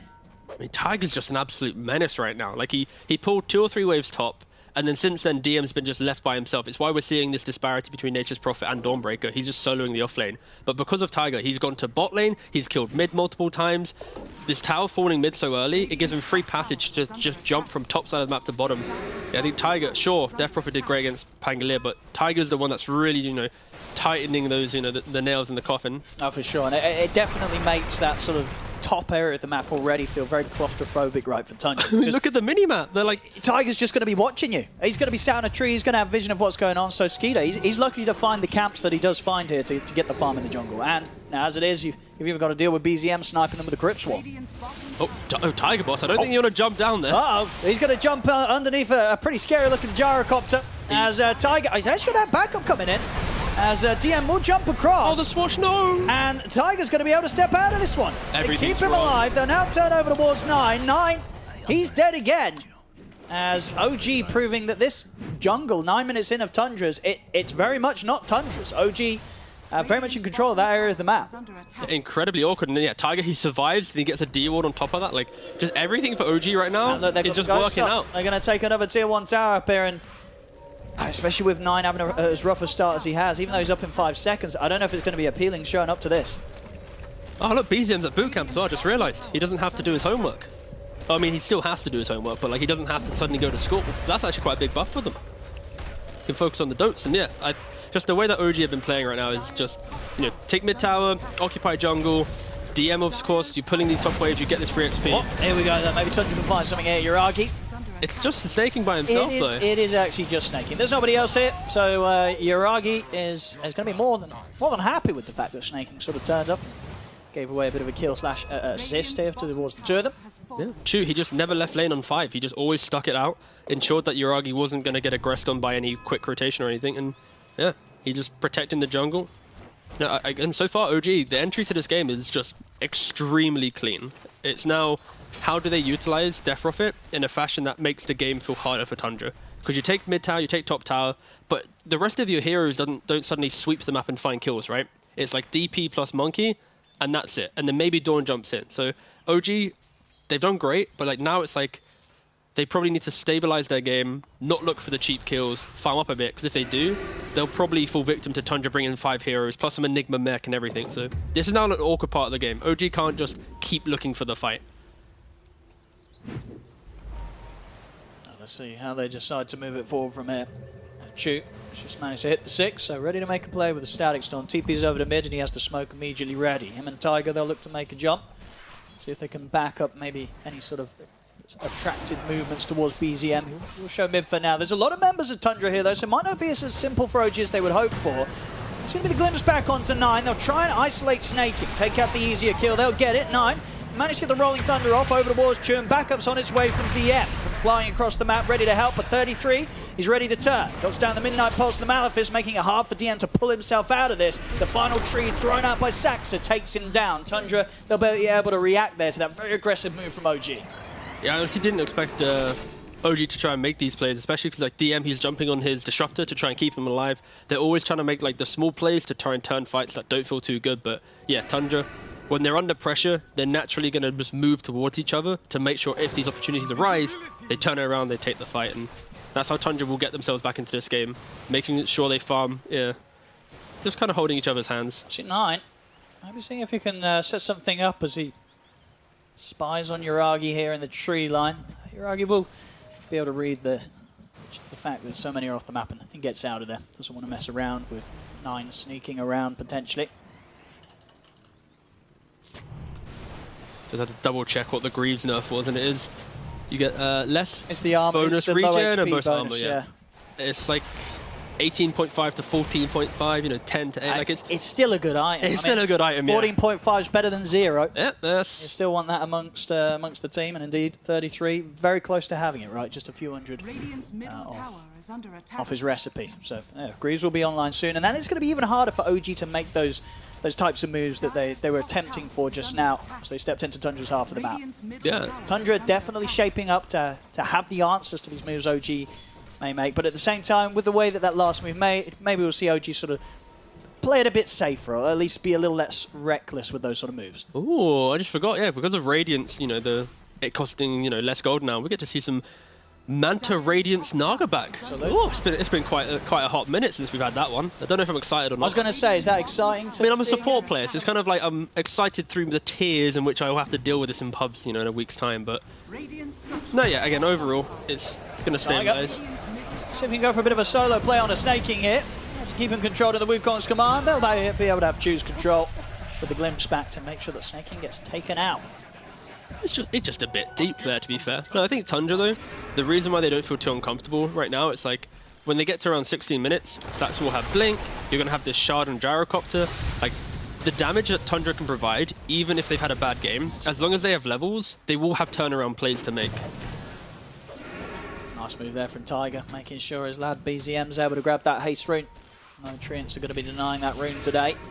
Yeah, like 1,000 gold away from BKB as well, so BZM, he's really going to want to try and make a decisive fight He's still soon. huge. Yeah, this Death Prophet is absolutely terrifying. You know, she will be coming for your towers. Oh, okay. 33 actually opted to change up. He didn't go for the Greek. I didn't finish it up. No, he's going for a Vlad's. All right, well, maybe the nerf did sort of come into account there when he was making that decision. His build up this game. Bottom 9. He's going to get trapped in the Static Storm. Nothing that Tundra are able to do to help him out in that situation as 9 gets caught out. We'll see 33 hiding in the trees, but Tiger's found him. Can BZM get the ghosts out? DM's going to be ready to jump across to help out as well. 33 back under the Tarantine. Snaking, drop the cooldown in an attempt to slow the chase from OG, but BZM still tempted to go in deep. Passes the tier 1 tower. Saxa will be able to toss him back. Further TPs coming in as well from Tundra. So OG, they won't be able to dive any further, and they've got no creeps really to work with. So all things said and done, Tundra, they're going to be happy with the fact that this exorcism from BZM is not going to be able to achieve anything more than this. Yeah, and that's the glimpse of hope for Tundra in the future fights, right? It's if they are in position to utilize the toss back, the damage from Pango and Gyrocopter, like, they have the ways to punish the aggression of OG. Of course, BKB comes out, that'll, you know, be mitigated, but I think for OG, in the back of their minds, like, they've had 2 plays now where it's like they invade top side of jungle, they get punished a bit. They try and go bottom, they lose the chopper, they don't get the kill. So OG need to make sure they don't kind of get too carried away with this playstyle, because Tundra will find a moment to get into this game, and of course, this technically is a 4v5. Like, we've not had to see Uragi do anything. Sure, he's got 2 assists to his name, but he's already got Manta complete. He's going to be able to rip Tiger completely off his tree, throw him back into the clutches of 9 and Snaking. It's a kill streak too, boss. It's like quite some gold going the way of 9 there as well. He's got Diffusal Blade. Whoa. I have not seen this on a Pangolier. This is some patch stuff, by the way, most likely. He's treads BKB. That's his quick buy right now. Like, if he commits to that, that is simply just because this shard obviously doesn't have his... You can't use it whilst they're rooted up and stuff, so sure.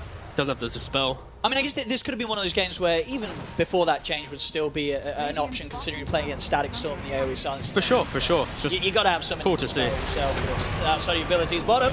See Tundra trying to get a fight going near the OG tier 2 tower. 9 going in pretty deep here with the combo to try and take down Chu, but Chu's going to get healed up. Turns with the Static Storm. It will lose DM. Skeeter attempting to TP out, and he'll make it away. BZM not enough damage to be done before he's away from this. Oh no! Black hole, but he's not going to catch anyone at all. And it also immediately gets put to a stop there by the silence. Gets dragged back as well by the glimpse. 33 trying to make his way through the tree line, but surely OG will keep their sights set on him, and they will. They'll take him down. And they'll look to jump in for more. Snaking desperately trying to bring down Chu. They will manage to get the Disruptor, but they may lose more for this because BZM's still fighting fit. Skeeter's back, Skeeter's back. It's back in the swashbuckle. In fact, with Skeeter's presence, they're turning this fight in their favor, Tundra. BZM have to BKB TP out because the cleanup was really starting to happen there with 9 and Skeeter being able to swing back in.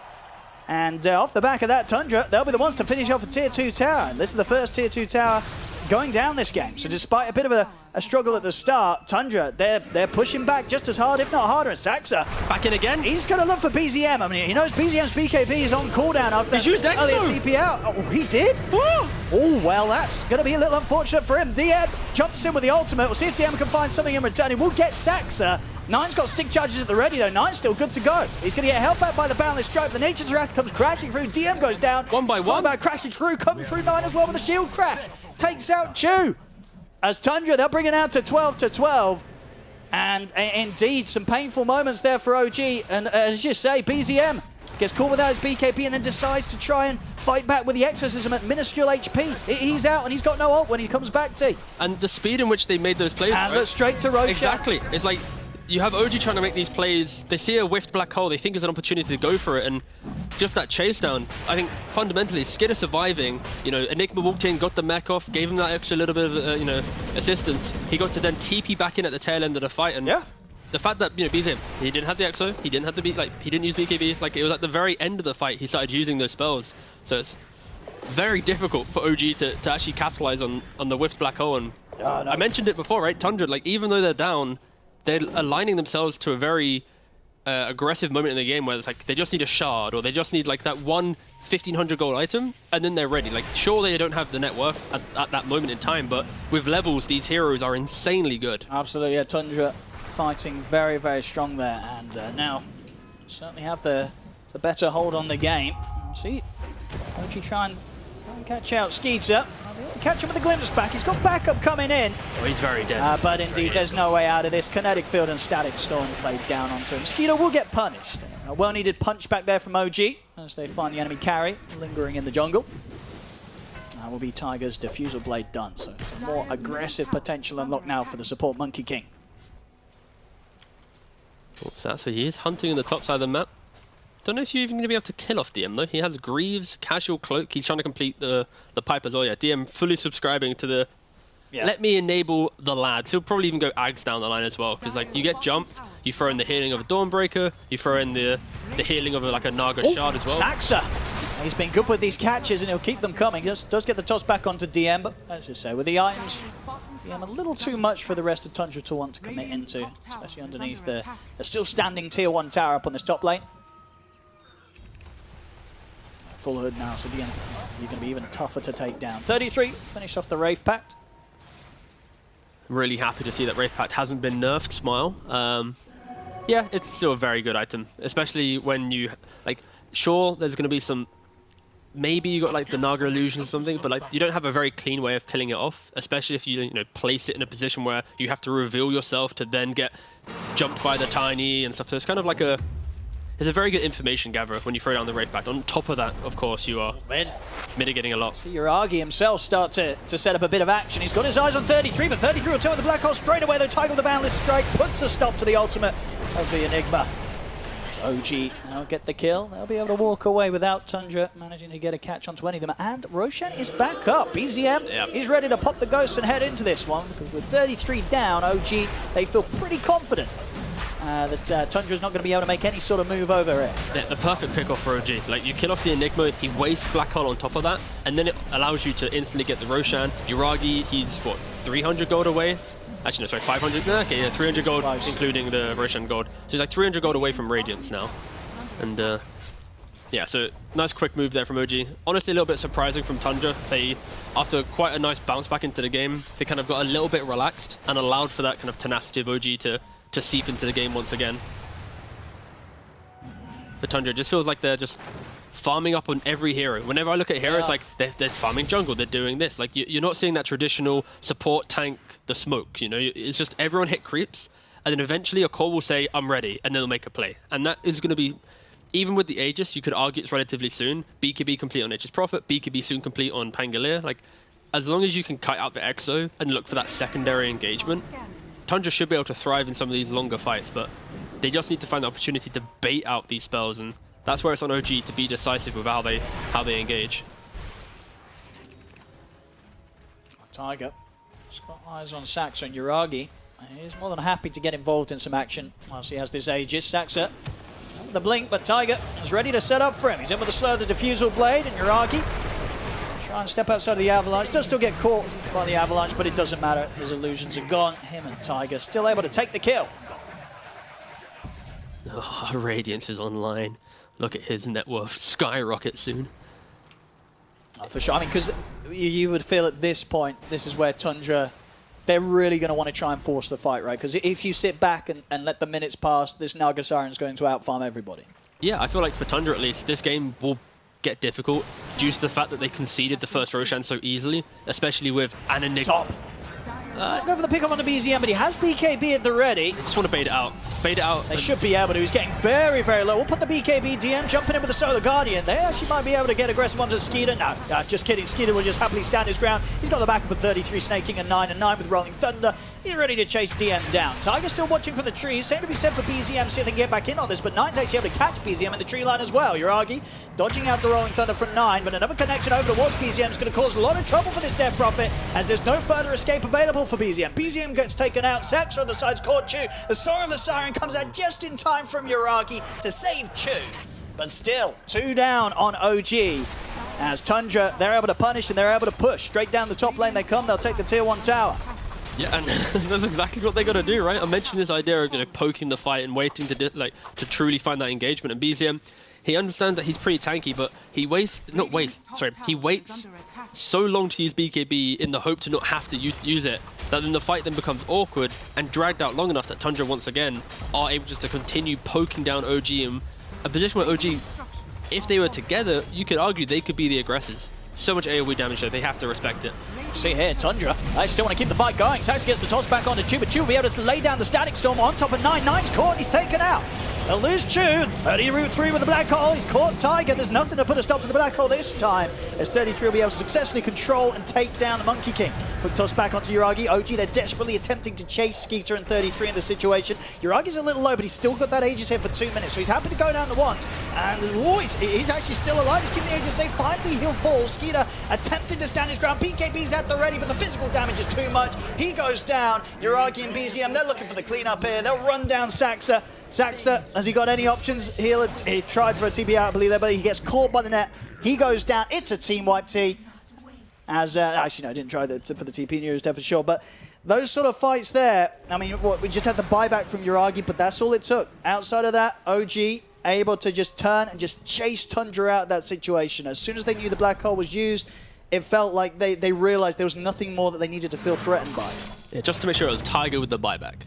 Yeah, Tiger. Okay, you said Yuragi. No, I did. Did you say Yuragi? Did I mishear you? I don't know. Okay. Well, just in case, because I thought I heard Yuragi. Okay. I was panicking. Tiger, yeah. I was like looking at the I was like, what? I'm pretty sure he had Aegis, but no, okay. Maybe I just, I don't know. I thought, it's fine. It's fine. Yeah, we'll check we're kind of old, you know, it's fine. It's all good. So anyway, yeah, for OG at least, they trade off the Aegis, they get some more kills. Sure, they use 1 Tiger buyback, but it's like, yeah, I think, they again, get a lot from that. Like, they gain a lot, but for OG, I think they're kind of learning in each engagement, they need to be decisive. When they see a fight, they need to localize it. They need to take that engagement in the moment. Otherwise, they will just get poked and prodded and slowly whittled down where BKBs fall off, and that's where Tundra will thrive. And like, look at Chu. He's a pos 5 disruptor, straight away going for Axe. I mean, he's not messing around. Move. Like, yeah. And I respect that. Like, he needs it, especially against the Pangolier going with the BKB. Like, he needs to just go for an item to also surprise that potential Enigma. Like, all these heroes buying BKB, so I love the fact that Chu is just being extremely greedy. Talking about surprise, Tundra. They're out onto the map with the smoke. Snaking. And 9 and Saxa, seeing what they can find. Skeeter's also around, of course. Backup is necessary. 9, he's actually going to play split for the team. Maybe see if he can sort of bait some sort of attention from OG. OG, they're playing very safe right now. 4 of them underneath the tier 2 mid. They know that something's going on here from Tundra. Be able to scout it out as well here with the push out of the Radiance Illusion. Now, of course, with the Heart Terrace done as well. Yuragi, very, very beefy. Beefy, but still killable. Like, of course, we're going... They find the real Naga Siren. Like, going for Radiance, it enables your farm speed, your poking annoyance with your illusions, but of course it doesn't give you HP, so therefore, like, you're now trading, where if this was like an older Naga... Saxa just got DM's Courier, and that had a gem on, ladies and gentlemen, so that's a free gem for Tundra. That's a big pick. I mean, that hurts. That hurts big time. It's a close match, but little things like that, well, it's not that little. There's a tree on the low ground. Oh, Tiger, he's been caught outside of the base. Now he's gone. We'll see DM jump in with the Solar Guardian, but Tiger, of course, he's out for 75 seconds with the fact that he pulled back for the last fight. PZM committed with the Exorcism. Skeeter wants the BKB, stands his grounds, loops back onto Snaking as he'll be the one that gets caught in the Static Storm. 33 stands his ground with the Black Hole. He's locked down BZM. BZM's out of the game. Saxa gets the toss back onto Yuragi. That's Yuragi gone, and he hasn't got buyback. He's out for 50 seconds. Tundra, they take down 3, they're ready to push to the high ground T. They just got absolutely destroyed. Like, Tundra have just an abundance of damage. They have their BKB timings. They find the Monkey King, and like, OG, their lineup is like cute, it's quirky. They gotta be, you know, quick around the map, but the way that Tundra just grouped up as 5 and just 8 clicks down lanes, I mean, this is refreshing to see, by the way, from Tundra. Like, it took them maybe like, probably since TI, I've not seen like this level of aggression. It's normally a more methodical game, but this is methodical aggression at least. So it is. It's good to see. So we're getting some good fights from both teams, but so far, yeah, Tundra overall, the way that they sort of kind of push and pull in these team fights has definitely been that little bit superior to OG so far. I mean, for OG at least, like when you look at their heroes, all of their setup is like soft setup, right? It's like kinetic field, it's ensnare, then you got like some Monkey King stun. Like outside of that, how do you actually localize a fight? And that's why these BKBs, the speed in which Tundra have itemized to be just strong, is now forcing OG to be in an uncomfortable position. It's like they really need Chu to complete this axe, to have any kill threat, unless Tundra are just like misplaying or overextending. So I think, yeah, Tundra did this. Even though OG were playing incredibly well in the early game, they just identified a clear timing where their draft would fall off if they aren't able to capitalize on certain moments. Saxa. It's a cliff wall. He's going to be able to throw Tiger straight off the cliff. And well, that's a dead Monkey King. The rest of OG, they'll be nowhere to be seen. They don't want to take a part in this bit of an engagement, or whatever it was. I mean, next time done here for 33, he's going to be able to pick up that Ether Lens. A bit more reach on the black hole potential. I mean, already we've seen some good potential from him. At 33, last few fights, he's definitely been able to set up a, sort of the guaranteed kill on one of OG's heroes. So at the end of the day, you've got to expect that somebody's going to get caught by 33 in these fights. I mean, it's all he has to do. Like, he doesn't need to do some blink or whatever. He might go down the line, but as soon as he picks up BKB, like there's no deterrent from this from these black holes. They're taking over tier 2 tower here, Tundra. Really starting to take control of the game. 9k lead. OG, they still have, of course, good farm on Uragi and BZM, but you start to see Skeeter just tower ahead of both of them. This Nature's Prophet, absolutely massive. Some excellent farm picked up across the map, and Skeeter's involvement in the team fights has been absolutely bang on. BKB Satanic done on top of the Gleipnir, and he's well on the way to start going through that Skadi. So he's going to have great damage, he's going to be everywhere, and he's probably going to be harder to kill than the Naga Siren is, if you look at the other side of the map. A smoke up from OG, like they are hungry for some engagement. Yeah. But, you know, Black Hole's up in 10 seconds, so most likely they'll be running straight into it. Tiger, he wants to find 33. He'll get him with a boundless strike. The BKB's at the ready. 33 will step out of the Wukong's command. He'll hold back from this fight for now. Meanwhile, down bottom, Saxa is able to find the jump onto DM.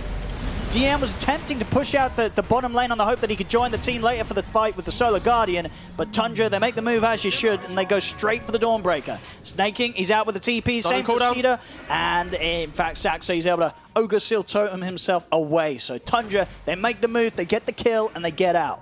Yeah, that Or Tiger, what? Hold. Saxa knows that Tiger's got his eyes on him, and Saxa will cancel the TP himself, turn with the Avalanche, and opt for the old-fashioned walk back to base. And just look at top, like instant into Roshan. Yeah, Tundra, they're just dragging OG around this map right now. They're not allowing them a single second to make a play. I mean, it definitely feels like that, right? Tundra, they go for the Dawnbreaker. They get the kill on the Dawnbreaker. OG, they move towards where the kill happened on the Dawnbreaker. They're just pushing and pulling OG all over the place. OG, they're kind of playing into the hands of Tundra at this moment.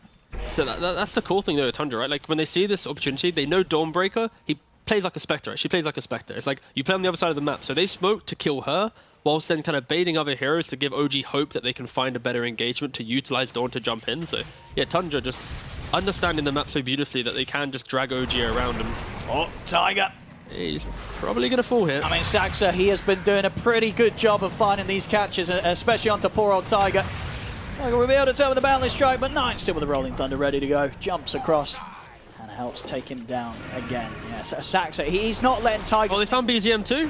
So BZM can get out of this. He has got the BKB TP because 33's got a black hole at the ready. Is he going to use it? No. Oh, he's got it. He did wait, but he's got it. It's there to put us off the TP. DM will still attempt to save BZM here with Solar Guardian, but there's no saving BZM as a huge amount of damage comes crashing in from the Nature's Wrath. Now the Malefice on the DM, they'll look to chase him out as well. They'll go for a very ambitious TP out. It won't be successful. It's more kills for Tundra.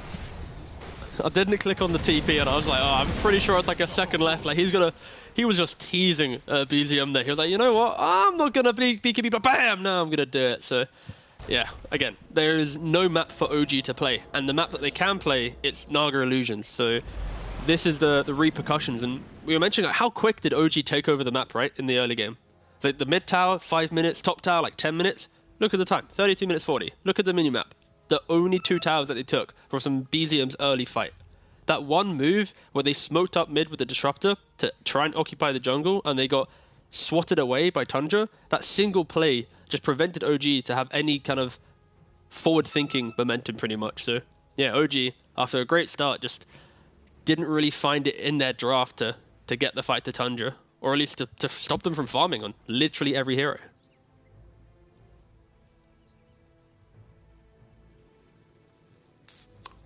So for OG now, how do you sort of feel that they've got to... How can they stabilize themselves, especially in these 3 minutes that Skeeter's got the Aegis and they know Tundra's going to be coming for them? Tell these guys we are ready. Oh, is this got them all muted situation? Yeah, probably. No, yeah. Nine's got them here.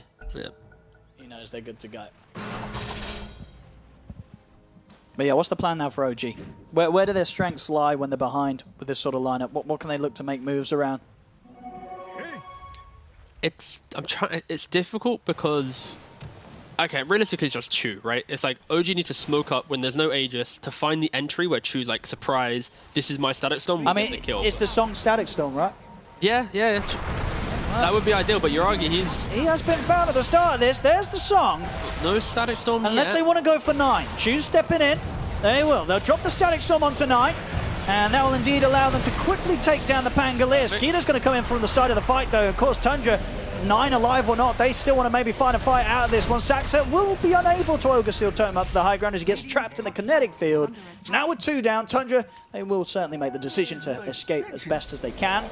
Still going to get the catch over towards 33. He'll go for the BKB TP out. There won't be any sort of ways to put a stop to that. Tundra, they'll lose 2. I mean, that's the potential. If they can do these moves, Song into Static Storm. We've seen it turn around many a game before, T, in the past. I mean, I feel that's OG's like only play, right? Yuragi, of course, in that previous engagement could have potentially held his ensnare to punish the Enigma a bit, but yeah, nevertheless, for Tundra, their entire aggression has been through this like clumping, jumping on top of each other, just brawling OG. And like you mentioned, they have to respect the Song, they have to respect that Chu. Honestly, after what has been quite a weird game, to be able to even farm the Ags quite cleanly throughout that, like that is the lifeline right now. He didn't even have a Philosopher's Stone this time. He had the whip for a little bit of time, and then he had a bit of a... I mean, it helps. He hasn't really died too much. Yeah, they get the catch on a snaking, but there's going to be backup coming in. Yuragi's got to be a bit careful how deep he goes for this one. Yeah, he's hesitant on stepping forward, and if anything, Saxa's going to be able to jump over towards him. Top lane, BZM has top for the TP out, and back over towards the mid. Yuragi, he did get brought back here by the play from Saxa, and he'll end up dying close to the tier 2 tower there, Tundra. So Yuragi swimming a little too deep there.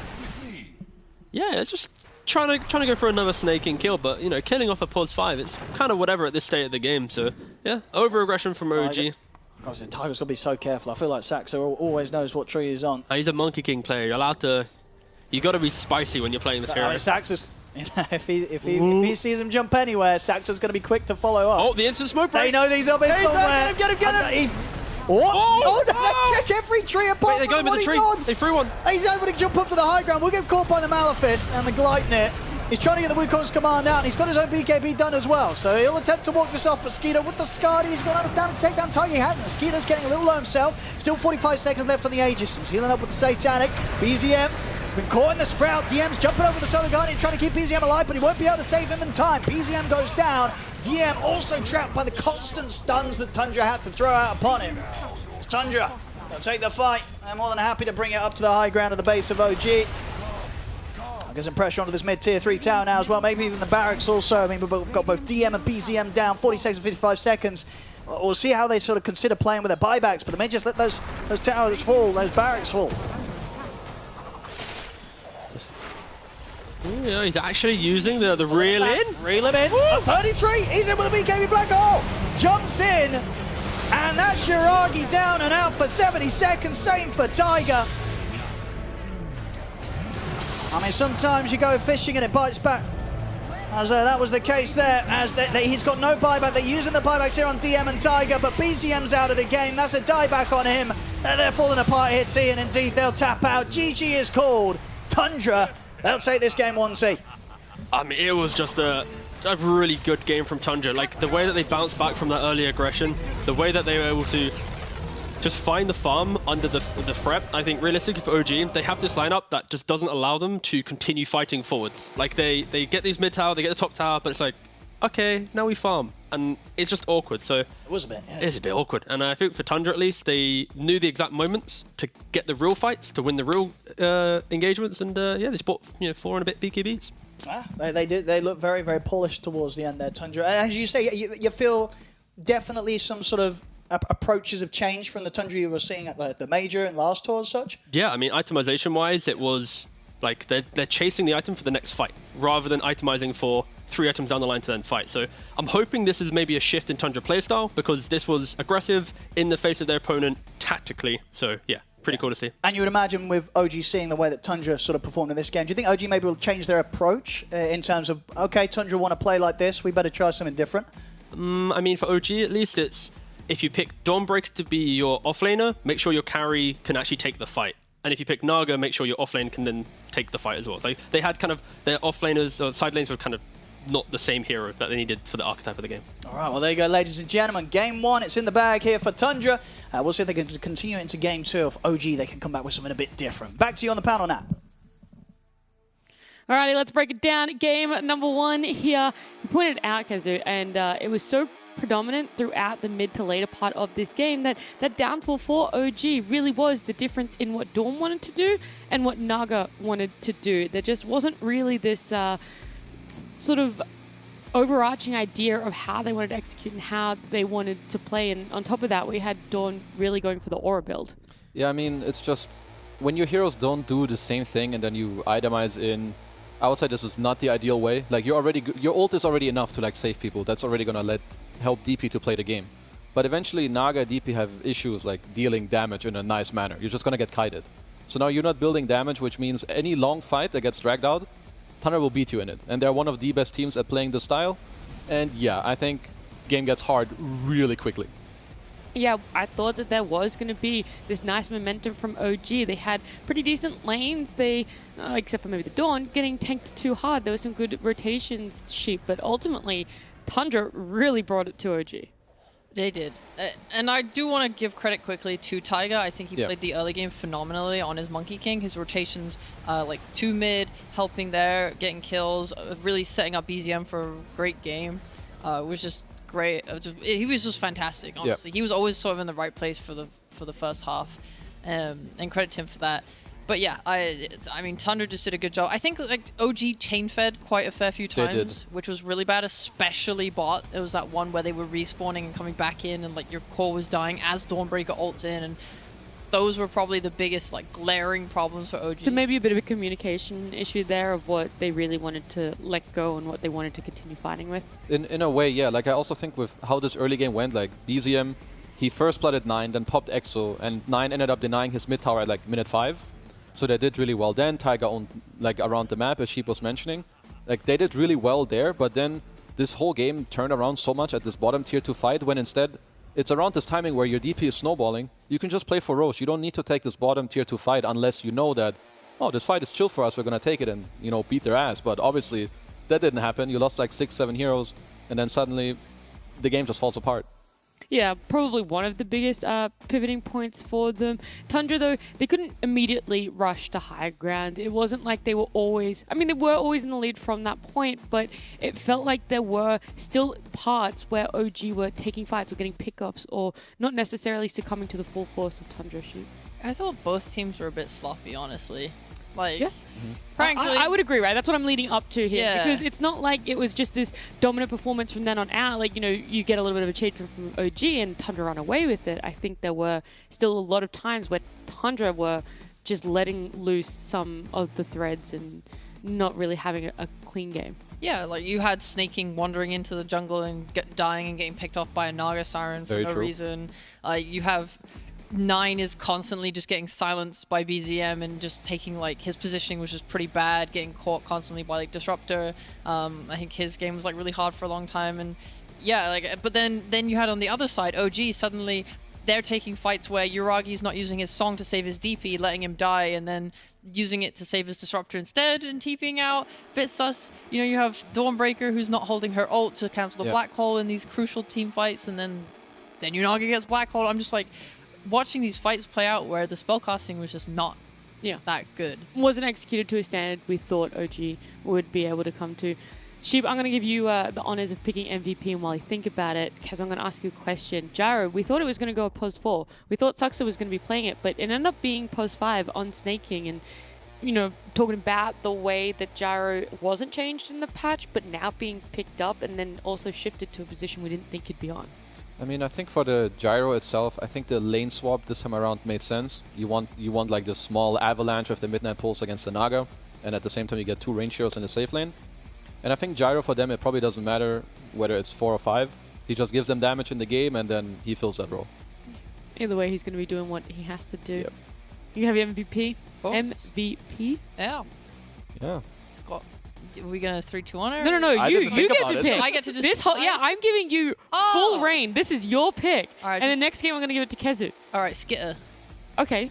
You have to give me a reason. You can't just say Skitter. Next topic. Skitter, all right, moving on. No, I think he just played really well. Didn't, you know, he barely died. Did like his job as a carry. Yep. He found his farm. He took part in the right fights. I think he just played really well. Like he wasn't feeding. He wasn't doing anything bad. Like I just looked at him. I'm like, yes, he's doing the Nature's Prophet thing. It's the first time we're seeing him do it too. Like Nature's Prophet was so big in our last patch. Everyone was picking him up. Tundra never played it. Skinner never played him. And now all of a sudden, after this 7.32E patch, we see Nurse happen to Nature's Prophet. And then Skinner finally picks up and he looks great on it. Like, it is so nice to see a bit of a different identity coming out from Tundra. I mean, they must have talked after the major. And if you're a TI winner, Skeeter, he can, you know, learn any carry. It's not like Nature's Prophet is some very complex hero. No, it's super complex. Yes. You right click, you TP spawn some treants, you know, chill. Bro, But micro those treants, bro. he doesn't micro. He shares control, always telling him, yo, give it 2-3-3. But to go back to how he played, I would agree. He joined the right fights. There's even this bottom tier 2 fight where he TPs like beyond the tower. And he barely gets to TP out because they have auras. He knows that his team is enabling him to play more aggressive, so he makes use of it. And I was mentioning it earlier, I think the more impressive carries are the ones that really push their limit. It's not the ones that just sit back, chill, and it's like, oh, team fight is free, now I TP. The good ones, they It's pushing understand. your limits without going too far. Yes. Yeah, I have to add like that last little bit on it. I mean, I can push the limit. But it takes, like, you need to fail in order to succeed. So therefore, you need to mess this up many times, and then, you know, you get better, and then, bam, you're good. Yeah. All right, I like it. I like that MVP. Really good choice. And I like what we saw from Tundra. That was only game 1, though, of this best of 3. Game 2 will be happening between Tundra and OG after this break.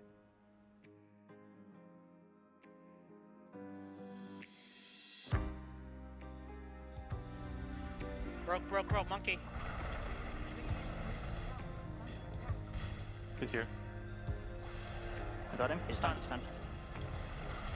Good BGB. Got it.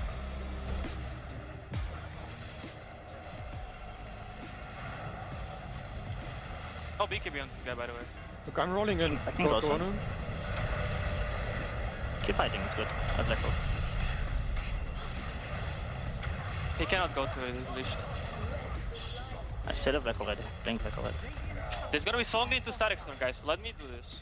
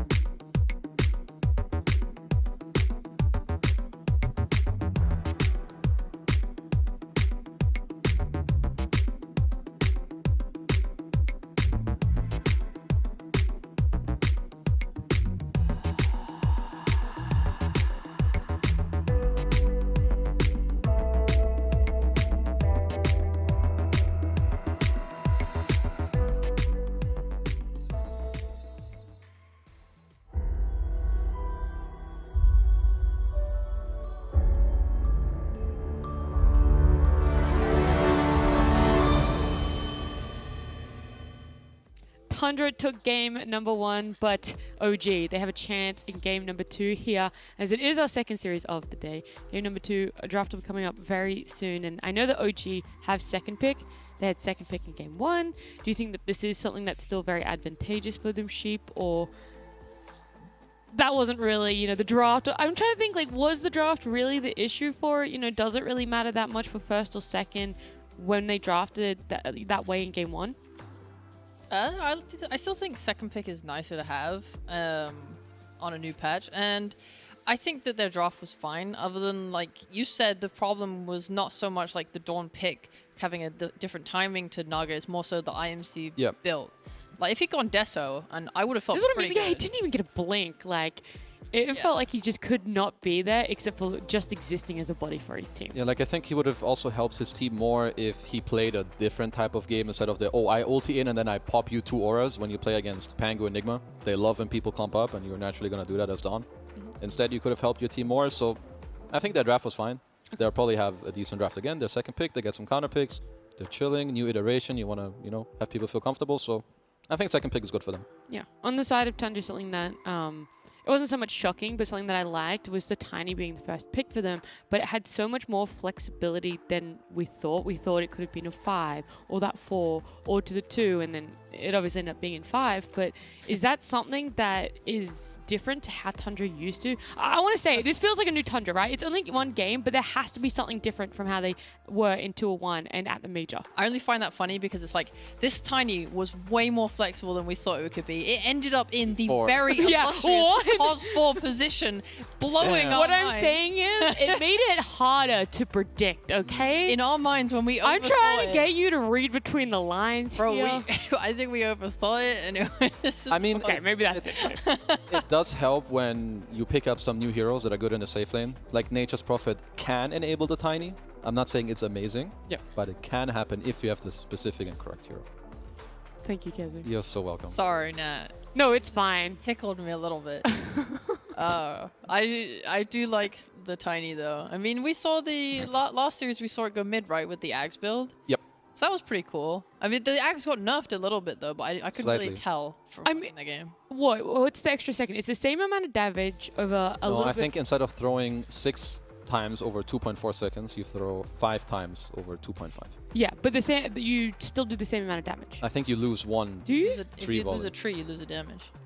You lose 1 tree throw, which means you lose. I thought it was just, I didn't think you lost a tree throw. Now I have to look. I believe you do, because instead of... I trust Kezu, he's yeah, I mean, I would too. He's a... You didn't want to say it. He's a patch notes reader. He's a professional analyst. E-gamer. Yeah. E-gamer, as Lacoste would call it. Okay. Yeah. Yeah, all right. We stopped the Tiny. What? Huh? I was helping you figure out what we were talking about. No, I know what we're talking about. I was just trying to remember from the patch notes if it was, and then I was like, I don't really care that much. I'll just believe Kazu, and instead we can talk about literally anything else on the side of Tundra, because I want to keep talking about them. It just has to be said, they weren't performing. They just weren't performing. I don't know how many times I can keep saying this. They weren't, and I want to know what has been the biggest change-up. It is only game 1, but what was the biggest change-up that was needed?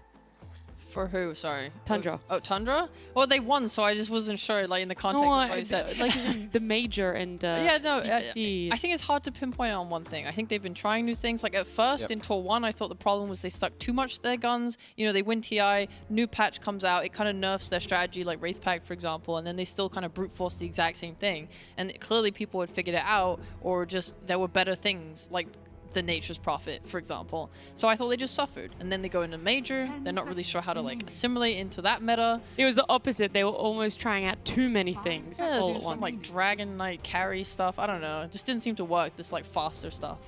And this seems like a nice mix. Yeah, I mean, also sometimes, you know, maybe they got a bit complacent. I also think that they had some individual performances that weren't amazing. They had like some dual lanes where they got stomped in a way that I've never seen before. I think 9 also like had some... Sorry, that the way you described that was just like seeing someone stumped in a way I've never seen before. No, it's true. Like Tundra, they're the best team at laning. Like I've never seen them like actually lose an off lane. They always draw it at worst. But then, you know, there was some of that. So maybe they needed to lose to like really get their shit together and have like this team talk that they needed, and now they're back. Yeah. Yeah. The losses aren't as much of a issue as I think people want to believe or can perceive it as. Like, there is genuinely so much good to come from a loss as long as you're willing to like learn and bounce back from it. I'm hoping that that's what's happened for Tundra, but this draft is well and truly out of the gates here. Coddle got banned last game. It gets picked up now along with the Ember Spirit for OG. And Tundra just opened up with Tiny. Nice and simple for them.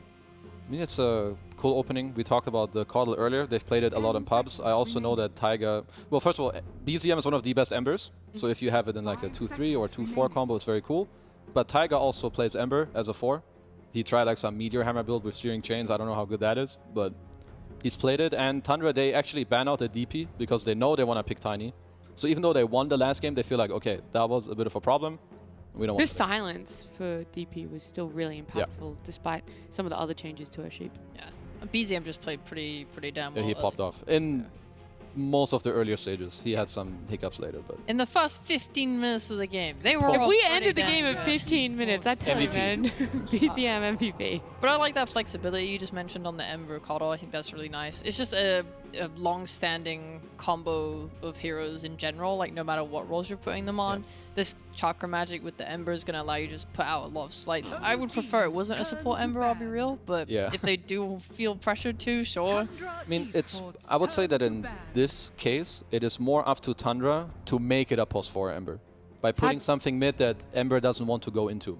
Okay, and I'm going to need examples. I don't know, some Monkey King, Shadow Fiends, whatever, something like this. Okay. Like heroes that just make it really awful for Ember to play in the lane, or like multiple sources of, I don't know, some global silences with some disrupt, like what it's like multiple forms of either silence or lane domination. And then it's like, yeah, I don't really want to play this Ember, so Taiga, you do you, bro. Yeah, we could.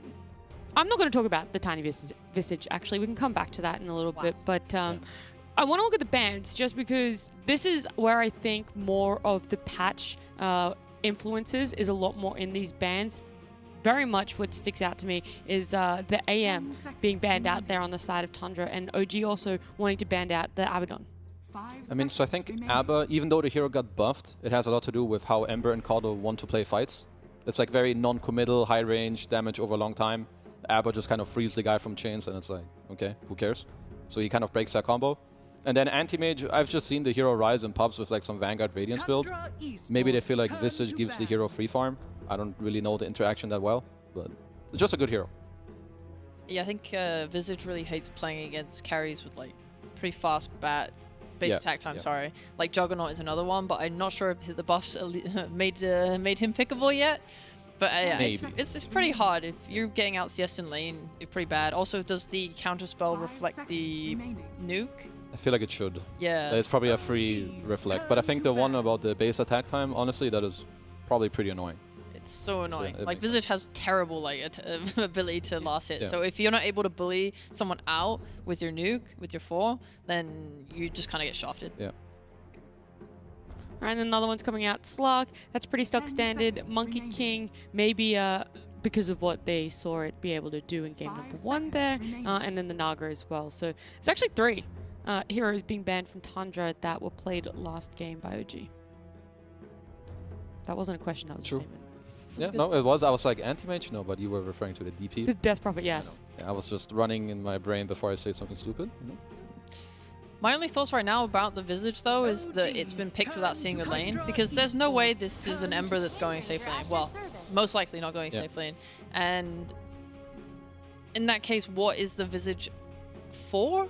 You know, I'm assuming it's wanting to lane it with the Tiny and just be a ranged hero that plays like that, but they had the option for Natures again, and they took this over it without seeing the opponent. If they pick some hyper-aggressive carry lane that can like get on top of Visage and kill him, like he's just not gonna have the game. Well, how did Enigma go last game? Maybe they just wanted to put Netta on something that he's more comfortable with, that he feels that he can sort of, even if he loses a lane, come into the earlier to mid part of the game better and more impactful than the Enigma. One thing I could see is that you probably don't like Nature's Prophet as much into Coddle, especially if it's in the lane, because he just pushes, you trade farm, and Nature's kind of wants to win most of the lanes. And then perhaps one thing they see about this Ember Coddle is you want some type, I mean, most offlaners buy auras, but Visage is one that does it because it's like, the Ember Coddle damage is very slow. That's why auras are very good against it, you negate it a lot, it's kind of like they're just tickling us, and it works well with Tiny. That would be at least my assumption of why they picked the hero there. They run it back with the gyro. I guess they could still change between who picks up the tiny or the gyro between the 4 and the 5. But OG, kind of want to look at the fact that they picked up a Wind Ranger here. She did get a change in the patch. I didn't write it down because I read it and I was like, that's not enough for people to favor and pick her. Longer power shot range And was one of them. 5% on ult damage. Like you lose Oh, yeah. 5% less. Yeah, So- 25% now, I think. Yeah. I don't know if the hero's good, but I mean, Yeah, I was gonna say, is that enough to like feel like why? Why are they picking her up here? It raises some question marks. It feels that a lot of OG right now are kind of squishy. One decent thing that I like, at least with the other picks, is that they all want to do like the same thing when they sync up later. You have chains into like chakra, blast, power shot, shackle. Like it's like high range, low committal with low cooldown. So they play well with each other at least. I think I would like the Wind Ranger more if it was a core though than a support. Because Any otherwise, specific position you'd prefer it in? just mid probably. But my problem is if you're playing Ember Coddle, you're wanting to be chakraing him. You can't chakra like 2 different heroes really. It feels like not to the extent where you're able to give them back-to-back spells in a fight. So that combo doesn't make like a lot of sense to me. And if this is a support duo of like Coddle Wind Ranger, that feels pretty weird. Like you have no one who's going in for you to, you need the Ember to do everything. It feels clunky to me at first look. Yeah. The flexibility could be cool between Ember and Wind Ranger. Like you can decide later who is who. So I guess that's kind of cool. I could see them being the 2 and 3. I feel like that way it could work out, but of course they have last pick, so they get to decide later. But in terms of I like their TB pick a lot. Like just to go back to the actual draft, like CK, you have a good matchup there. The Visage lane, it can be bad for you as TB. I feel like if you haven't played the lane, but if you buy sticks, like early on, you stack up the charges, you buy Raindrop minute 3, you have tangos, you should be fine, and you destroy the hero in CS. Yeah, the meta timing, like with you can apply a lot of pressure to the Visage and run him out the lane. Yeah. He can't deal at all, especially if you have like a stun or slow or reposition or anything on top of it. He just gets like pooped on. Pretty much. Tundra's still banning out mid laners though, like a Puck and a Queen of Pain coming out for them. I don't know if there is something more, like is this a offlane Ember and a support duo Wind Ranger Coddle? Like, what? I mean, for now, maybe it's Wind Ranger 5, Ember 4, and Coddle offlane. Okay, and that's why they think they're still looking for a BZM hero. I guess so. Based on they know as much as we do. I have no clue. Yeah, the OD, the Zeus bans, though, they make a little bit more sense from the side of OG. Tundra were looking for their mid laner. They just run it back with the Pango, though, to close out their phase. I'm trying to decide what I want to see, because if we're seeing the safe lane as a Gyro CK, that's like a shit ton of kill potential. Yep. So who do I want to be the offlaner? Like if you're able to play back with the Coddle and just blast as an offlaner, then sure. But if he ever gets found, he's just dead. Yeah, he's dead. So it seems like a really volatile lane. It's not easy, but at least I feel like with this Pango pick, you could put the Ember into mid. So I do think this makes sense. Yeah. Okay. So I guess now they're solidifying their safe lane a bit with the. Never mind. It's No, yeah, offlane, it's a Undying. DM pose 3. At least, so it is the Ember mid and offlane Undying. Interesting. 5 Wind Ranger. That's sick. 4 Coddle. Okay. So okay, sure. 3 Undying. Yep. 2 Ember and 1 Terrorblade. The offlane Undying seems like it could be either amazing or just terrible. Like if it dies 100 times in lane, then it's not good. It's going to be the most useless. Okay, but you can say that about any hero. No, you can't, because his comeback is very bad. Like he needs his 10 talent for the decay to start farming, and then like for a while you're just going to be an Undying that just puts his tombstone up. You might as well just be a support. Like you want to get items when you play Undying like this. I don't know what he wants, like Vanguard, some stuff. There's like the Echo Saber Shard build potentially. It might just go Greaves. Yeah, is he just going to go for the aura again, or would you like him to see a lot more impactful Kezi? Do you want him to be building for more aggression and more team fight? I think he's allowed to go auras this game. Okay. Because he has Ember and Coddle that like help each other deal damage. He has TB. I feel like the lane, I mean, Sheep is correct. This is an insanely volatile hero. They could own hard with like some decay into Chakra, get all the HP, never die, but it could also go the other way. But I kind of like OG's draft. I'm actually vibing with it.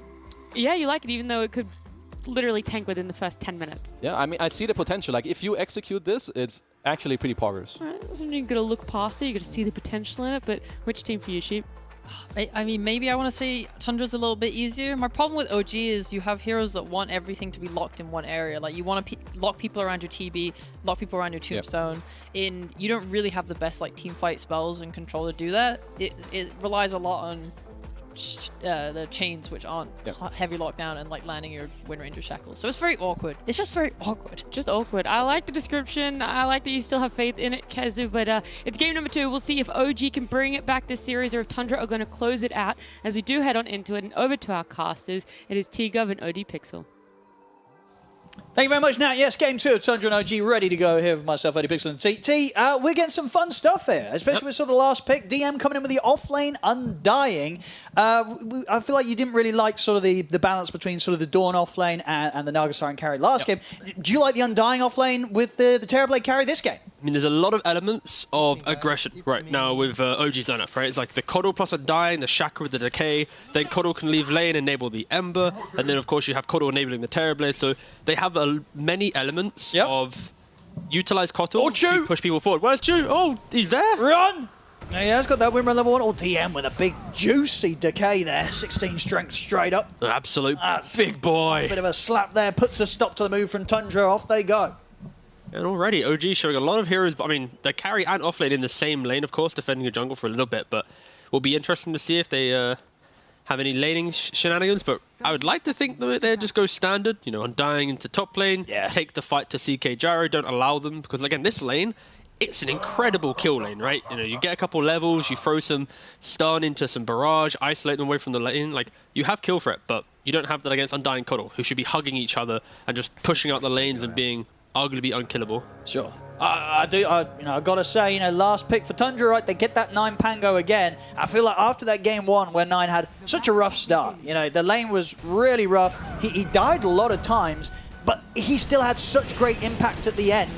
It's got to be a concern, right, when you let 9 have this Pango. You know that even if you shut him down early, he's going to be a huge issue in the mid to late game, the way this lad plays. Yeah, he's incredibly aggressive, and that's where OG's kind of biggest issue is, I feel like, in this game. They don't have the deterrent for Pangolier to unlock all of these team fights, right? The way in which he's just going to roll up and punish OG, like, how do they stop him from doing it? Yeah, because last game, it was the silences, right? They were causing big issue for him. Whether it was the silence for the Death Prophet, of course, Static Storm from Choose Disruptor.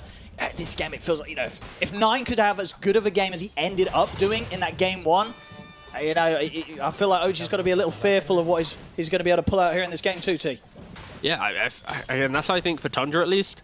There is a window where OG is insanely aggressive. They can sweep across the map, Coddle Ember, Undying behind it. Like, it's going to be a really fun game of just constant fight. But that's where, like, 9, he's just going to step up and be like, at some point, he will rebuttal that aggression. He will be able to stem the bleeding and then turn it around.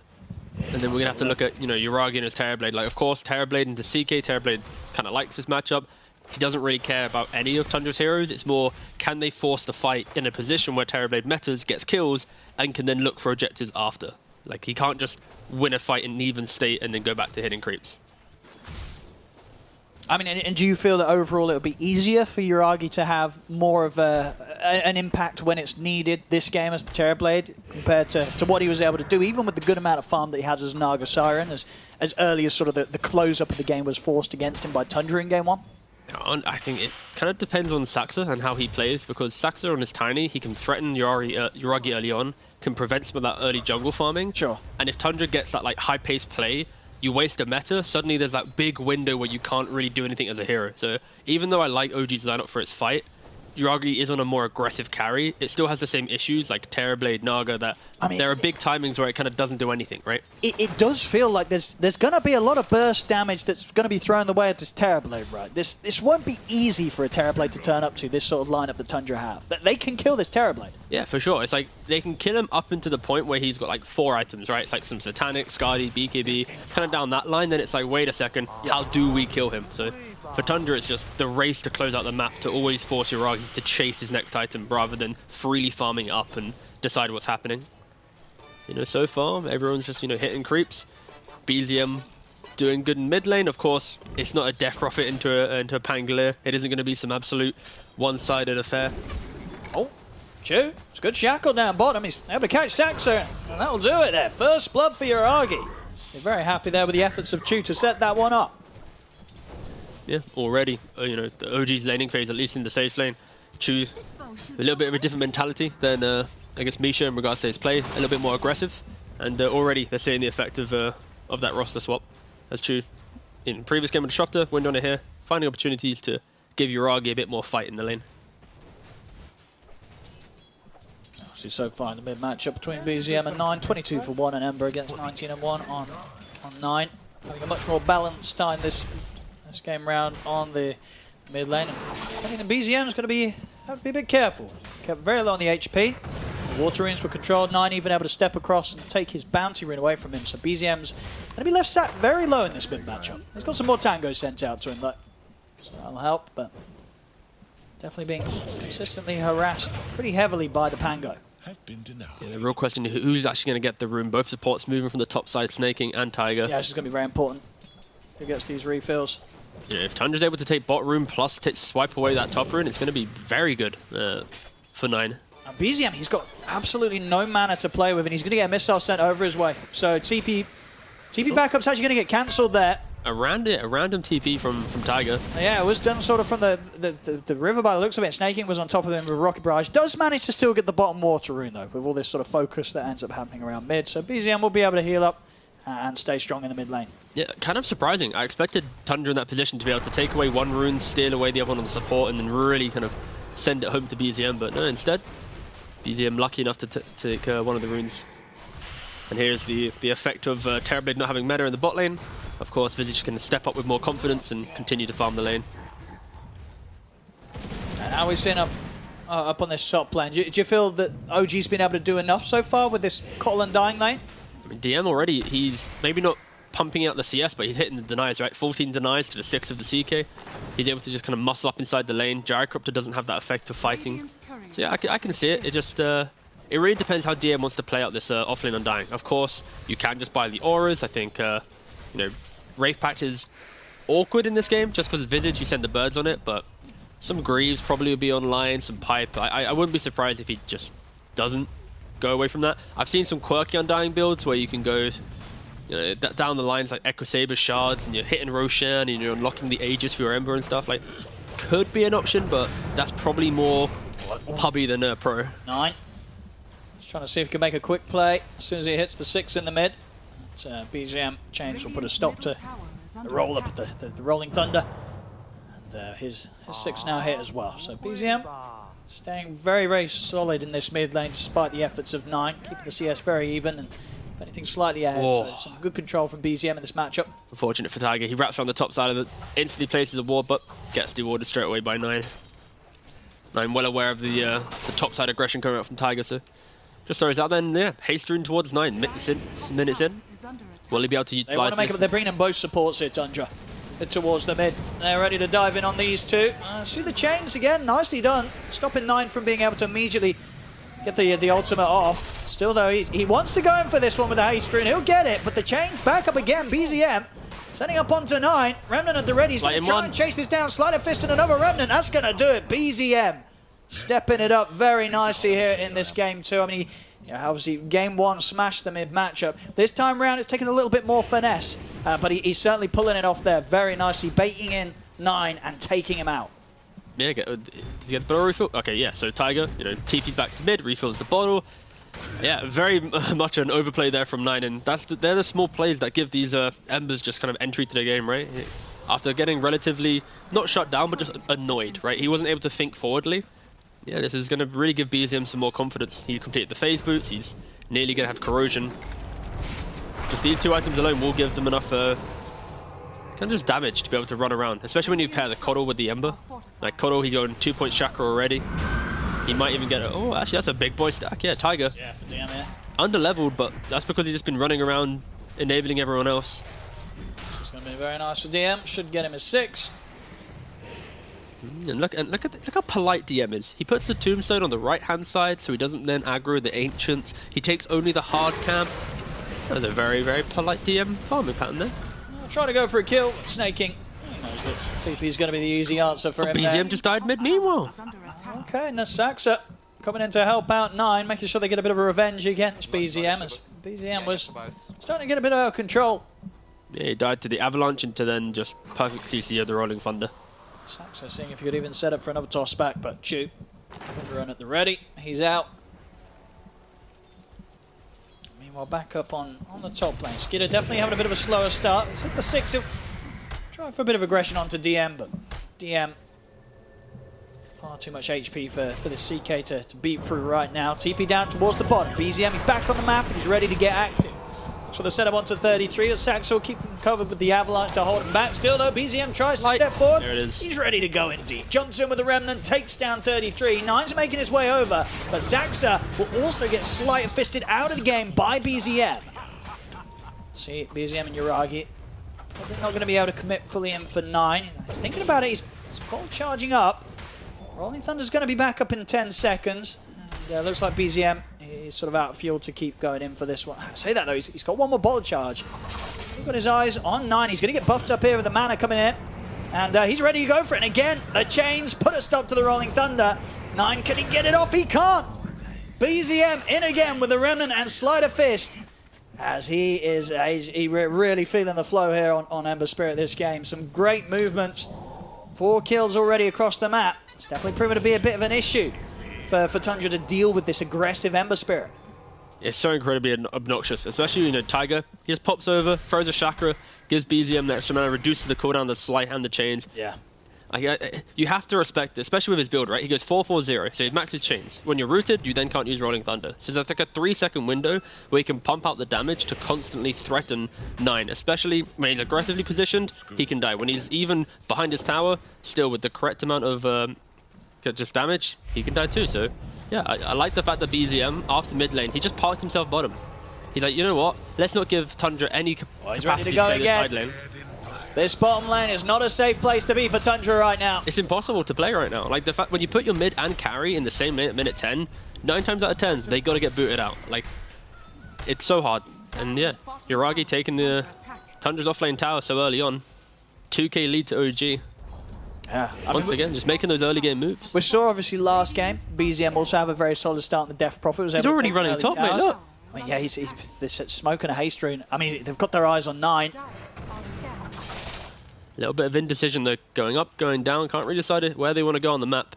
See if they can maybe go for Skeeter. He would be the big kill to get right now. So he's already having a tough start in this top lane. Yeah, and unfortunately for Tundra, they actually scanned this area of the map, and OG, they were just a little bit patient. Saxon quite able to get the toss back on Tiger. As Tiger ducks into the tree line. Their eyes on top. Looks like with the smoke, BZM, he's got to do something. Quite find the action that he wanted to. Smoke comes to an end. He'll pop the haste rune. He's ready to dive in under this tower. He's feeling strong. Gets the chain set up, and Snake King does not stand a chance. Quick Remnant. Back over towards the middle of the map.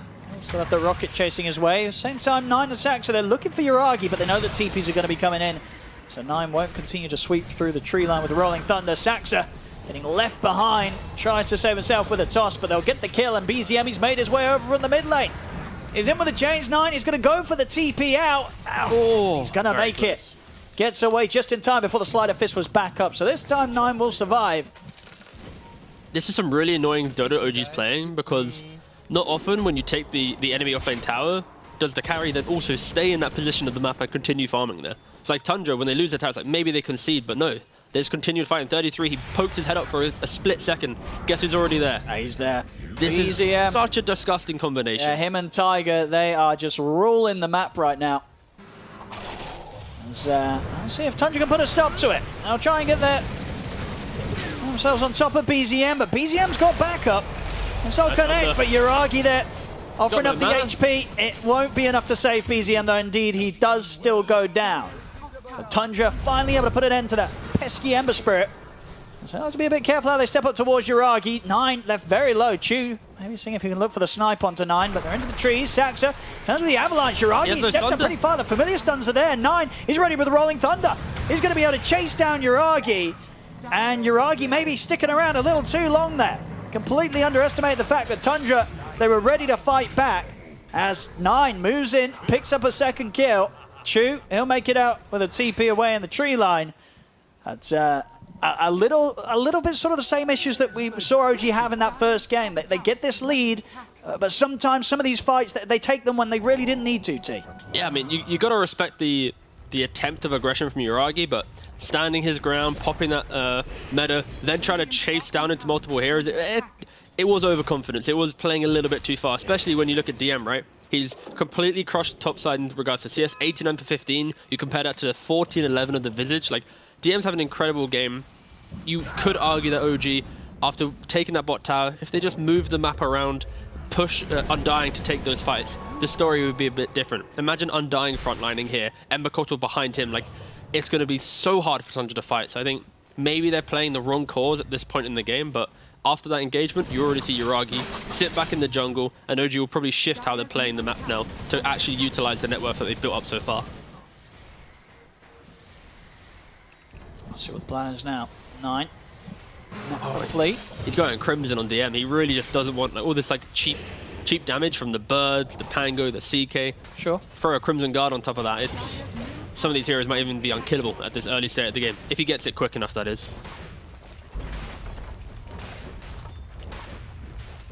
And did we see Crimson get any changes in that last small patch? I don't think so, mate. You did right. I mean, how do you sort of like Crimson at the moment as an item yourself? It was a lost item because of how good Wraith Pact was and all these shenanigans, but Sure. I think in those rare games where you have a lot of instances of damage, yeah, there's still a lot of value to be had. It does help, and especially when you're playing like an Undying in the core role with like, this max decay, you kind of farm quick enough that you buy it like pre, let's say, 18. So like as long as you utilize that 18 to 25 minute mark where it's like, look at my Crimson, I'm unkillable, and you take over the map, like I can see it being good, but it's a very hit and miss item. Like if you don't take over the game with it, it's like, I just have a Crimson. It's kind of whatever. Let's see what we get going next. As you can see on the odds provided to us from esportsbet.io. Pretty close right now. I'm definitely feeling that. Slight favour over towards OG. Of course, with the lead that they have right now. So that's going to be snaking caught out. BZM back on the map. Him and Tiger ready to just continue running at heroes. The Maelstrom complete and on its way out. They're going to be even more potent doing so. So they've got to be really aware, Tundra, of where this Ember Kotal might be heading towards, because they'll have kills on their mind consistently here. Again, you have to... I feel like Chu's playstyle so far has been just super calm as a 5, where like he plays lane, he doesn't like make these rash TPs where he's trying to break the map quickly. And like in this game, he's playing this window on a max power shot. He sees a slight chains, he then always will hit the shot, right? Like he's not wasting it, he's just playing... I just feel like a really calm game, and for OG at least, that helps stabilize the rest of the game. Like BZM, he's the playmaker, and now like everyone else is just farming behind that. So yeah, I think so far, at least OG in the 2 games that we've seen, the first 15-20 minutes has been very aggressive, very methodical play. At least in the previous game, they fell flat, they went kind of over-aggressive, but at least in this game, you've seen how they've calmed that down a bit. They're waiting for like the team to be ready, a core to join in correctly, and then that's when they're making the engagement. But this Crimson Guard is complete on Undying. It's minute 16. You got to expect OG to try and make some big team fights right now. Tundra, if anything, they've got to dodge it. Like they just, unless Pangolier is just insane in the fight or Saxa gets blinked in that entry, I'm skeptical to see Tundra really breaking that team fight at the moment. There we go. BZM. He's got his eyes on Skeeter, and he's going to be committing in here with the Remnant.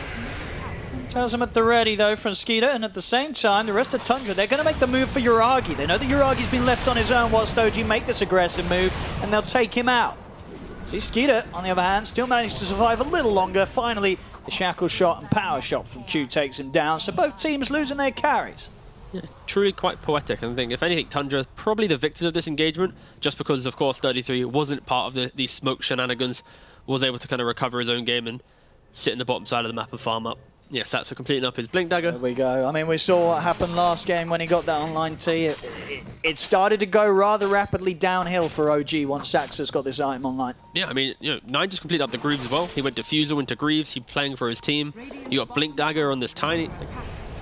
There is a timing from Tundra. I mean, there we go. Greaves immediately showing its value here. As the chains that have been so Blink annoying for 9 will no longer be. Now you get the toss back onto BZM, and both of those item pickups, they couldn't have come at a better time, right, T? Absolutely, yeah. Straight into play. Truly perfect. You know, you're dispelling the root, you're then throwing the the toss turnaround to punish that Ember. It's once again, it feels like that's what Tundra did in that previous game, right? It's like they concede the early game, they're getting a little bit outplayed, but they make sure their item pickups really just give themselves some entry to the game. And there's Visage, Tranks, Vlad's, a drum. Like, these aren't insanely big items, but for Visage, these are like the cheap items you buy in a difficult game to basically push your team forward. I think the main concern though for Tundra is how does Skidder kind of enter the game? He's currently sitting at 0-1-0, sorry. He's going to complete his Echo Saber, he's got Armlet. I feel like for Tundra, if anything, they need to find a fight outside of Roshan to then use CK plus Pangolier to get an Aegis to continue the fight. If they don't find that, we might not really see Skidder enter any of these big fights just because of the lack of damage he has. See him get that ward drop down.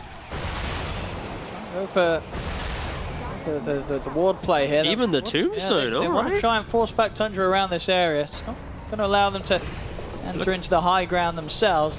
They will end up losing this Tombstone, or maybe not. They'll leave it up with the Soul Rip. OG bringing in the numbers around this area. A lot of zombies on those birds. So one of the birds. And has to resummon. Okay, instant smoke up as well. I mean, there's no Tombstone. Time to run back at OG. Maybe find DM. And Tiger has a gem. We and saw there's what the jump. game. Saxa in with the toss back. Get the jump onto DM. Crimson and Hood buying him some time here, but won't keep him alive. DM taken out. Tundra very quick with the move. Yep, and that's going to be the big concern for OG, right? If you don't have Meta up, if you don't have Tombstone up, that's kind of the big factors, right? They're the ones where it's like, okay, we have an opportunity to sweep across the map, and yeah, Tundra grouped up as 5. I mentioned the potential concerns, but they're not going to be there if they are able to punish those cooldowns. Taking away another tower, trying to progress the map a little bit more.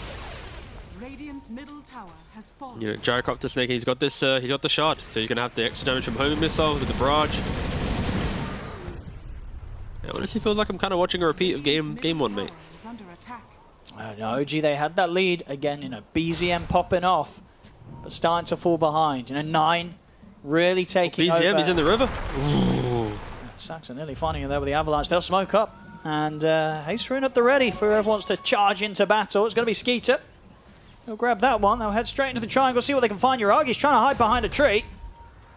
Nice blade cancel there. For the rest of the team, smoked up behind him. OG, they're thinking about going for a fight themselves here. See what they can get a hold onto. They're looking towards Saxa. Shackle shot for Chu won't catch on. Chains, going to be onto the 2 familiars. They'll kill off one. Won't be able to get the second one quite yet. Do get that missile stun off, and in fact, Skeeter's thinking about following up onto the Ember Spirit. Saxa's in with a jump. They're able to burst through BZM. They'll take him out. The Tombstone's down, but Tundra, they'll quickly remove that from the fight.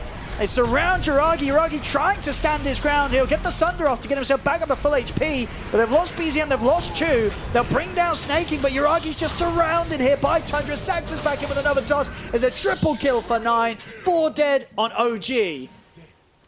As just a rough fight there. OG, they try and get back in on the action. But sort of the amount of stun control, and again, 9 just popping off completely this match at a much faster pace than he did in game 1, and he didn't look half bad in the second half of that game 1. He looked fantastic there as well. Now move into Roast. This is going to be theirs, T. But yeah, if we just look at the replay, Ember gets hit by the homing missile, instantly just caught off by Skidder. Saxa, I think he has just played so well in this series in this tiny, waiting for the perfect moment to go in. And OG, in these engagements, they can't retreat, especially from the chase down of these heroes. They have to lock themselves into this scrappy battle of the river and hope they can get the lead. And yeah, you can't, especially you mentioning 9. He's just cleaning up the fight. And just look at Tiny's position that entire time. He jumps in, kills Ember, he then goes back into the Roshan pit. He sits back, he chills. He sees an opportunity for another core kill, he then goes back in. Like, he's not just walking around the fight, trying to get some right clicks. He's just waiting for the big And pick. here he goes again, Saxa. Another big pick. I mean, it really does feel like if Saxa gets his blink at a decent time, good luck. Insane. Good luck against this lad. There's a reason why, Tundra, they'll open up their drafts with this hero. Saxa just, having complete control of the game with his moves. I feel like it's 9 and Saxa in tandem. These 2 players are just unlocking these fights, and I don't know. I keep saying unlocking, but it's fine. Yeah, it happens. But the point is, they're doing well. Skeeter. For a cheeky grab. DD really ready, but won't find anyone. They'll go settle for the tier 2. I mean, they got the Aegis, right? So now he doesn't have to go BKB. He can now go even more aggressive. So he's got this blink. So it's Kotal that's playing on the fringe of the fight, throwing out these chakras, trying to like enable. If he even shows for a second, he's going to get completely 100 to 0. Same thing like with Windrun if she doesn't get the Windrun off. Yeah, I mean, even for some of these cores, right, for Yuragi, you know, he's nearly got the Skadi, but even with the Skadi and the Manta, I don't really see how a Terrorblade can stand in the midst of a fight that Tundra brings towards him. Like, how does Yuragi stand and do the damage against all these heroes jumping on top of him? I mean, normally this matchup is Yuragi has like 1 item ahead, and Pangolier doesn't have 14,000 net worth. In those scenarios, then Terrorblade can stand his ground, but because you've got, what is it, Diffusal, Mouse... BZM? Oh, he's out. Oh my goodness, that was close. Is he gonna... They might... No, he's fine, he's fine. He's good. He's out of there, but he's got to be careful. I mean, BZM, it's been... Yo, wait a second, hold on. Snaking had a 4-staff, so potentially could have 4-staffed the bird to then drop to then get the stun. Can't you still 4-staff the missile as well? You could also do that, yes. I was just trying to be big brain for a second. But yeah, BZM, he had such a good start, T, but the difference now between what him and Nine are able to achieve, it's pretty huge. Nine's just leaps and bounds ahead. Yeah, it's like with... Again, it's the comparison of like heroes that need levels to heroes that need items. And like Ember is a hero that needs levels early on, but then instantly you get to a point where it's like, I need my BKB. If you don't get it, you're just food. And we kind of saw that in this game. Like, he was insane with his early levels, he was destroying, and then it's like, wait a second, now you need to farm for 5 minutes to get the BKB to continue crushing. But OG didn't kind of enable that window, so now he's just always playing a bit of a chase up, unfortunately, which after such a great start, like, finding the BKB timing is what really allows these teams to you know, close out some of these games. But he's going to have the BKB complete now. Okay. Yeah, he needs it. I mean, we see already, especially, as you say, with the way that Skeeter's adapted his build and got this earlier Blink Dagger on the CK.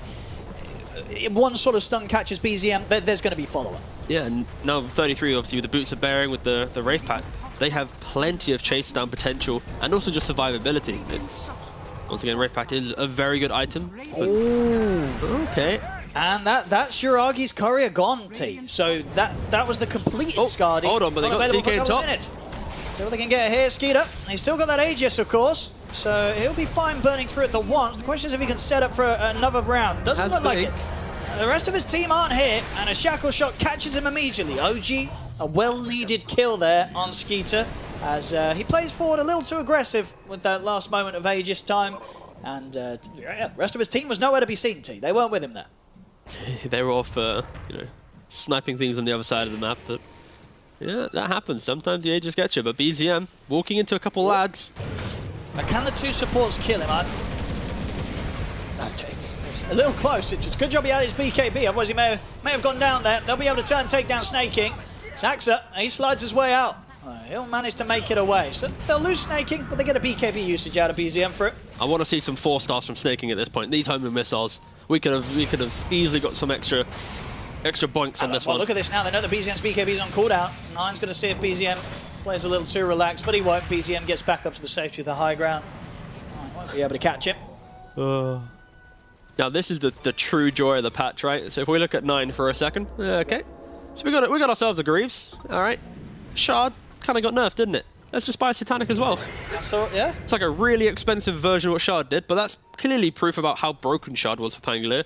The fact that he's having a very good Shard. It's a very good Shard. What other hero can spend that much to get a dispel? You know, you're having to pay the big bucks for these big items. You're not able to just sort of throw a casual amount of gold towards the Shard. Yeah, it's more levels than Shards at least. What do you mean levels? What do you mean like? I mean like heroes with spells rather than items. Sure. Or at least with Shards, I meant. I was trying to go from like A to Z of the heroes, like what Shards actually dispel.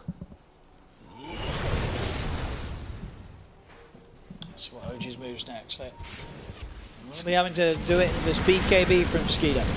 Next time round, he's not going to be quite as easy to take down. Poor old Yuragi. He had his Skadi complete, you know, several minutes ago. Taken out the courier, weren't it? And he's already got like a BKB complete. So he's got 2 items basically coming out in the next 3 minutes. I mean, that's pretty big, though. You know, let's see what Yuragi's able to set up in the team fights with the Skadi and the BKB. If he gets in, pops BKB, he should have a pretty good chance of standing his ground and really causing Tundra to have to think twice about how they commit into the fight. You know, Skadi and BKB, we're at a point now with the Terrorblade, it has to be respected. Yeah, I think in true OG fashion, in this point in the game, they... I feel like I said this in the first game, but this is where Chu needs to somewhat step up, right? In game 1, it was this Disruptor with this Ags. In game 2, they don't have the perfect lockdown, but if you hit these 2-man shackle shots, if you place these Gale Forces in the correct position, that will be just enough, you know, isolation to enable Terrorblade to stand his ground and take the fight. So he doesn't have a blink, of course, it isn't his quick buy down the line, but I feel like it's like if you hit the shackle, if you hit a good route, if you get a good tombstone positioning in a choke point, maybe OG can do it, but for Tundra, they are. Yeah, you got to watch out around this observer ward. Just slow CJ. I mean, Sats was going to be going fishing. No, it's there. Sentry's down. Still Saxa. Certainly got the connection with the Avalanche. He'll slide back out. See Skeeter. Turn towards DM. DM's going to put the BKB. Shackle shot not going to latch. Skeeter's forced back to safety here by Snaking. Will feel threatened enough to pop the ultimate here, Skeeter. Just in case the fight does get forced. So it won't be the case. Tundra, they'll back off, and OG won't quite have any catch. At the least, able to put a push to a stop. Yeah, this is the point where Tundra, you know, you're in the lead, so you force your opponents back to the base. You don't allow Terrorblade to sneak out on the map and start skipping waves. It allows you to slowly grow your own net worth lead. And then when you have that, you then position yourself for Roshan. So yeah, Tundra, force top, retreat, play on their own vision. Satsu's got really nice positioning inside this tree line, trying to break smokes, and well aware that they are playing for this second Roshan, and that's when they'll try and get that Aegis and actually look towards, you know, properly pushing this high ground. There we go, smoke time from Tundra. Oh, Saxa. He has the gem on Tiger, so got the catch, and that'll be a gem going into the hands of Tundra. Saxa rewarded for his good play there, picks up the gem. I mean, this one did last longer than the previous game. I mean, Wait, how many minutes was game 1?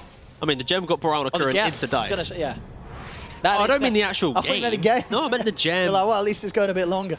It's not that bad. It's the first game in the the second series, sorry, in the DPC Western Europe. What was game 1? I'll check it out. Game 1 was 36 minutes. Oh, well. 9 minutes in on this game 2. Yeah, Tundra pre-major, that first game would have been like 74 minutes. So they have made stark improvements in the last 2 weeks. You never know. Maybe they'll make up for this game. We might get a 100-minute banger here. Yeah, actually, did any of the tier 5s get any buffs or nerfs? Let me double check. I don't think neutrals got changed at all. Yeah, not really. Did any of the neutrals get changed? Double checking, don't think so. None ring a bell. No. They kind of forgot to do that.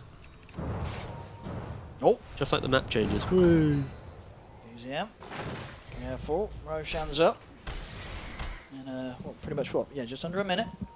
So both teams, Tundra in particular, they've got the better control around this area. And OG know they want to try and take them out from around the pit with the smoke.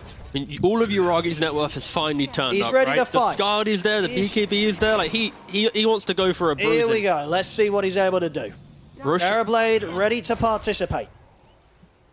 30 seconds for Roshan to respawn. Whoever wins this fight should be able to claw themselves into a very good position. So OG can, you know, they can start the comeback, but it has to be with a well-placed, you know, observer into fight. And what's sort of the game plan here for Tundra? Get that BKB meta popped and then get out of there? Try and bait it out of him? Yeah, pretty much. It's if you want to take the fight, you huddle together, you kill off the tombstone, and don't allow Ember just to poke your backlines and to force out spells to be used defensively. Yeah, so for Tundra, just make sure you're as a unit, and you can see it in how they're positioned, right? You got 9, who is arguably quite unkillable at this state of the game, unless he gets hit by some insane shackle shot. Like, look at him, he's got Blink, Greaves. Okay, he's actually not going for Satanic. I was hoping he was going to do these, like... He did have it queued earlier. Like, imagine just the double Dispel memes. That would have been just delightful, but yeah. Honestly, I feel he kind of... Hold on, though, mate. Right? What's he dispelling? The chains, that's it, right? What does he need the second Dispel for? Just memes. Oh, there we go. Yeah, he's actually... Yeah, he doesn't need it. Trying to get into the jungle, but... they're very careful about this OG. I mean, this is a scary point of the game. Whoever takes a bad fight here, they are going to concede Roshan to the enemy team. So everything kind of lying on this next fight, at least for OG, and the potential to make a bit of a comeback in this game where they have fallen behind. They cannot afford another bad team fight. Yeah, but already been pushed in, so that's kind of tickling on OG's front door, and now Tundra, they're going to use this information. It's like they're not defending bottom, so we can go for the fight. If anyone TP's down here, then they're going to go for it. BZM actually TP'd with no mana, so if he wants to come back to the fight, he's going to have to run all the way back to base and then regen up. So BZM off map for about 10 seconds right now. Tundra's going to start tickling at Roshan. See how OG take this. I mean, who's starting the fight here as OG? It's got to be like a DM just got to waddle in. He just got to waddle in. Go and give him the old waddle. Waddle. Tundra very much respecting this. They know that BZM's likely to have been able to fuel up and get back over, so they know that OG's back present as a full 5. Oh, Yuragi's in. All right, starting to go for Roche themselves. Tundra, of course, they'll keep eyes on this. 33 sending in the familiar. So Yuragi's easy out. to sneak this Roshan. This is probably the most awkward Roshan I've seen in the last...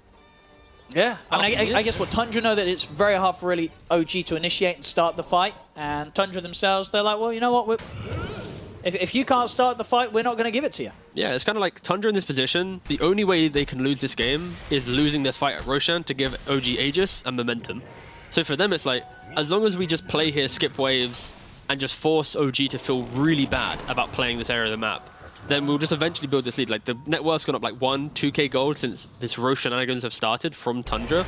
Because if you look at the illusions, they're skipping mid, they're skipping bottom, they're farming together. Whilst OG, because they're behind, they don't have that freedom to push with confidence. They have to hold each other's hands. So, yeah, I think, I like the fact that Tundra aren't rushing things here. They're not chasing the fight. I think they easily could wrap around and do something, but OG... They realize the bait here. It's like, guys, we got to do it. Like, if we just sit around the pit, it's going to feel awful. They've got the full Daedalus on Yuragi, so better damage to quickly take down Roche, but we'll see the fight begin to get forced. See Snake can get into the front. DM pots the BKB. Same for Yuragi. BKB and Meta have been used here by the Terrorblade. So OG will continue to try and finish off Roshan. Snake can take it out. 9 jumps in at a little bit too late. Yuragi already able to get the kill and pick up the Aegis on Terrorblade. See Tundra continue to try and push the fight in towards OG, despite OG getting the Roche for themselves. OG, they'll lose the 2 of them. BZM's in with the BKB, closes the gap onto 33, but 33 the stone form, buying a bit of further time for himself. Skeeter on the retreat, gets healed up by the Greaves with 9-9 with the swashbuckler, but the Sunder's there. Jiragi's back up to full HP, toss combo over towards BZM. That's going to be BZM taken down. Yuragi and DM, they're kind of on an island here on their own. Backup comes in now. BZM ready to full commit for this fight to get it into their control, OG. As 33 tries to the TP out, he'll make it away, nothing to put a stop to it. OG, they get Roche, they get the Aegis. They do use the buyback from BZM, but off the back of that, they take the team fight. Buyback as well came out, of course, from Tiger. They're ready to push down mid a bit. And they're setting things up to enable Yuragi. Yuragi able to have a solid presence in those moves in terms of taking down Roche and pushing back Tundra. Yeah, critical buybacks as well. You know, BZM buyback to convert the tail into that fight. And you know, if you're OG, you think about your Terrorblade. He lost his Skadi component on his courier however many minutes ago, and then since then they didn't really take any fight. He completed Skadi, a BKB, and then a Daedalus before even like the first Roshan was truly contested. Absolutely. I mean, he's showing the potential here, Yuragi, to be able to turn this game around. Second Aegis, sorry, but yeah. I just realized it first, but yeah, you get the point. Yeah, managed to pick up the shard as well. And yeah, we'll see what he wants to spend up into next. Terrorblade getting pretty well and truly slotted at this point. Yeah, I feel like for Tundra... okay, BZM. He's got BKB back up. So with the chains onto Snaking. DM prepared with the dust. Snaking won't be able to get away from them. Jara out for 50. BZM's going to see if he can try and chase for more. Sacks are already into the trees. In fact, both of them will look to hide in this area. None will try and run straight back up the lane. So they'll be able to dodge the attempted chase from OG. Tundra, they'll get everyone else out of there. I would love to see DM pick up Overwhelming Blink and some attack speed. Just going to put it out there. He has the shard, so he's now spawning zombies on his right click. And he's got to the point where he's already got auras, right? He's got the hood, he's got his crimson. If he now scales to actually utilize his shard with some attack speed, with some additional move slow, like this build is so good. Like, it has destroyed a lot of high-level pubs. It's kind of a meme build, but at this point in the game, OG, like, they kind of need that, like, X factor in the team fight. They can't always rely on TB able to stand his ground. They need something to cause confusion and chaos. So I would love to see maybe down the line DM go for this itemization. But yeah, for OG, I think they were kind of given a little bit of a freebie with Tundra's hesitance to make that decisive play to try and take away the second Roshan for themselves. They kind of stalled it out, and I mean, Undying, Flesh Golem plus TB, like Roshan falls really quickly. So yeah, Tundra, a lapse of judgment just gave OG quite a nice window to get back into the game. Absolutely. And Yeah, Satanic complete, just in the backpack, just chilling. These items are flying out for Yuragi. Yeah, feeling much better this game too on his Terrorblade compared to the tough start that he had this series on the Naga Siren. And he's very much sort of this power that Tundra have to fear this game too.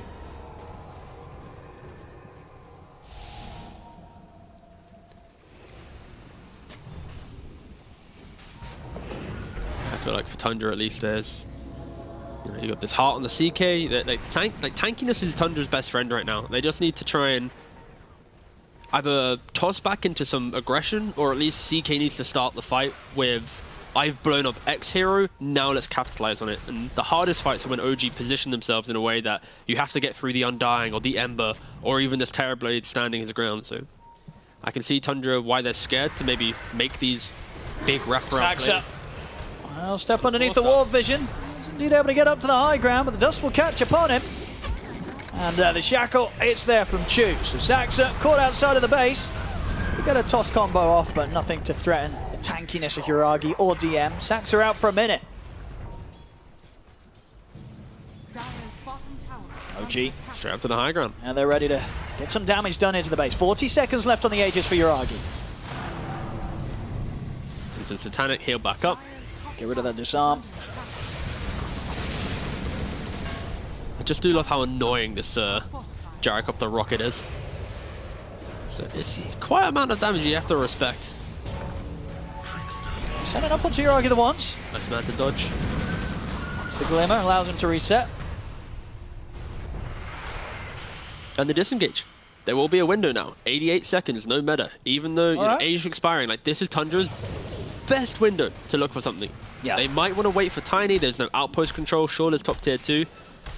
But if you're Tundra, if you're OG, everyone should be well aware that this is the moment where the Tundra fight should be breaking out. And they're already kind of like slowly shifting their way outside the base, trying to find something. As you say, they're definitely going to know that they need to. And we've seen them, you know, so far this series be pretty responsive when they've given these sort of windows. That they don't miss these opportunities, Tundra. They're very close to Nine's next item. The overwhelming blink himself. Yeah, OG well aware of this this movement. And also Tundra, I feel like they know how obvious that play is, so they're not even trying to make it. It's like, why would we bother making the obvious play? So let's just push out our lanes, reset ourselves. They're probably discussing now how they want to take the fight. And the option for that is, like I mentioned, they need to have that explosive entry to the engagement. Ideally, they can't really kill Undying now. Some might say he's pretty unkillable. Nah, he's definitely doing his job here, DM. It's like not even unkillable, but it's like annoying to kill. Yeah, it's like you don't. It's going to take a lot, and do you want to do it? You know what? You're not going to say to your team, "Boys, I got the Undying." It's like, yay! It's like we just wasted X amount of damage. Yeah, look. I mean, what are you going to do? Into them, slams down a tombstone. He's on top of the gyro. Snaking doesn't stand a chance. Yuragi cuts him down.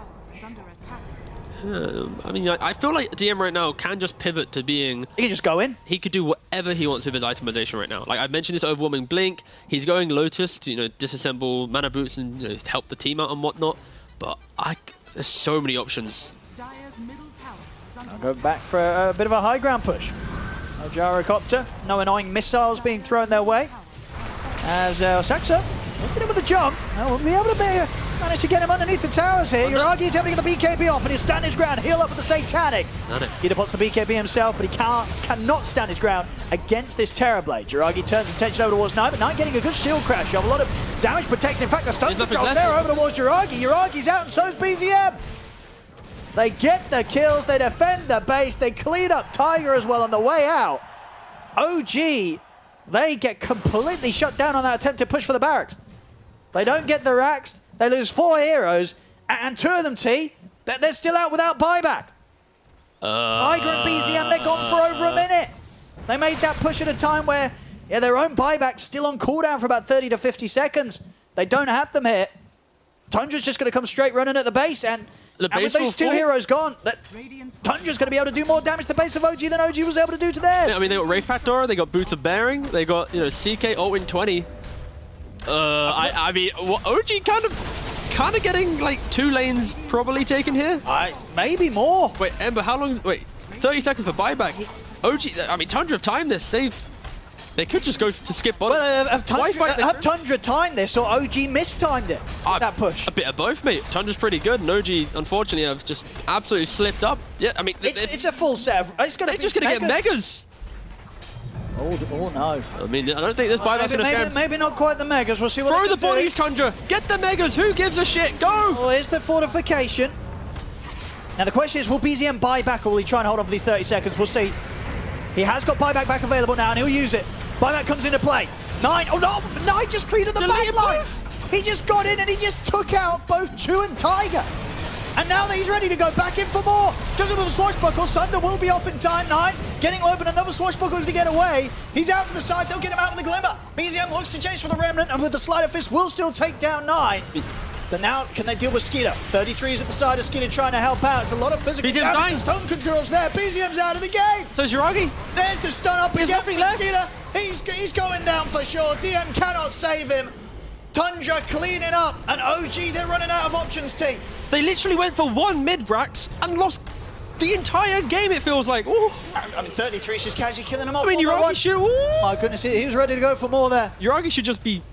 He shouldn't be here at all. This is Tundra's base to take. They're back on track with getting the mega creeps. DM's in with a buyback. See if 33 wants to stick around. Chu trying to get the shackle control. He's actually get caught by the stun himself. Skeeter jumps in. The wind run was off in time, so Chu buying himself a bit of a chance to run away from this. They'll turn back over towards Skeeter. Skeeter, he'll try and stand his ground. He's got the backup. Nice back, nice back. 9, they're ready to go. Rolling Thunder's there. 9 able to follow up on the avalanche to Saxa. The stone controls out onto the two of them. It's game over. GG is called. Tundra, they'll take this game too, and with that, the series is theirs. 2-0 against OG. Just the graph is. You don't want to look at the graph if you're an OG fan. It's like you're kind of even, then you're down again, and it. I mean, it just goes to show, doesn't it? See, if you make those sort of a push attempts, as they did, it can go downhill so quickly if it doesn't go successfully. And that was the case, right? They try and push that mid lane Rax. Yeah. It looked like they were in a pretty good position. You know, the previous 10 minutes before that push, Yuragi getting big and strong. It's like, oh, this Terrorblade, very, very scary. But that one push, and the game's over, T. I mean, what do you want me to say? Like, they went mid, they were vibing, they got picked apart, and then because you're going against the boots of bearing, the visage, everything, they just A-click down the lanes and just get everything. And it's refreshing at least to see from Tundra that they're finding these chances and they're capitalizing on it. They know when to end it. Exactly. It's like in previous times, they'd always like, okay, we did it, but let's wait a little bit. Wait for the next rush. Let's really and then secure the it. Exactly. But this time it's like, bam, they go. And again, I'm just looking at that graph. It's just even, kind of to Tundra, coming back, and then it's just basically vertically straight down. So, whew, Tundra, all right. I mean, 2 games in a row, you've had to prove a little bit of comeback potential to some degree, but still with the methodical defensive nature, but now with more tenacity. So it's a fine-tuned Tundra now in Tour 2. Absolutely. Definitely back with sort of the fire that we've seen from Tundra in the past, especially like during their TI run, where, you know, if you make one mistake, Tundra, they're going to punish it. You're not going to get any second chances against this team. It certainly was the case here today for OG. As Tundra, they'll take the series 2-0. Back to you guys on the panel. It's nice to see Tundra coming into this series strong and confident and close it out in the exact same manner. But there was a little bit of a moment in which we could have seen this being a very different outcome. We could have seen OG actually take it, but you know, I want to start with it because that high ground push was so unfortunate. It did not go in any way, shape or form that it should have for OG there, and they very much lost the game off the back of it, Sheep. It was a big mistake. Yeah, they didn't have... I mean, Yuragi got stunned and then pulled in by scares, so they just did a really good job using repositions to kind of bring him in and then punish that and kill, and then it just became a chase game. Yeah, it was just not executed that well. And we could probably say the same for most of the game here, because BZM, he had a phenomenal start on his Ember, but what happened in game 1 happened here again in game number 2 for OG Kezu, where they just couldn't really do anything in this mid part, the early to mid part of the game. I mean, I really wonder, it's the second time I see it today where a team is in a commanding position, and sometimes you hit these times or timings in Dota where it feels a bit hard to force something. But when you have the capability to go and hit Roche, it's like a very easy way for you to still do, quote-unquote, an objective to either get it for free, or you force Tundra into a bad fight.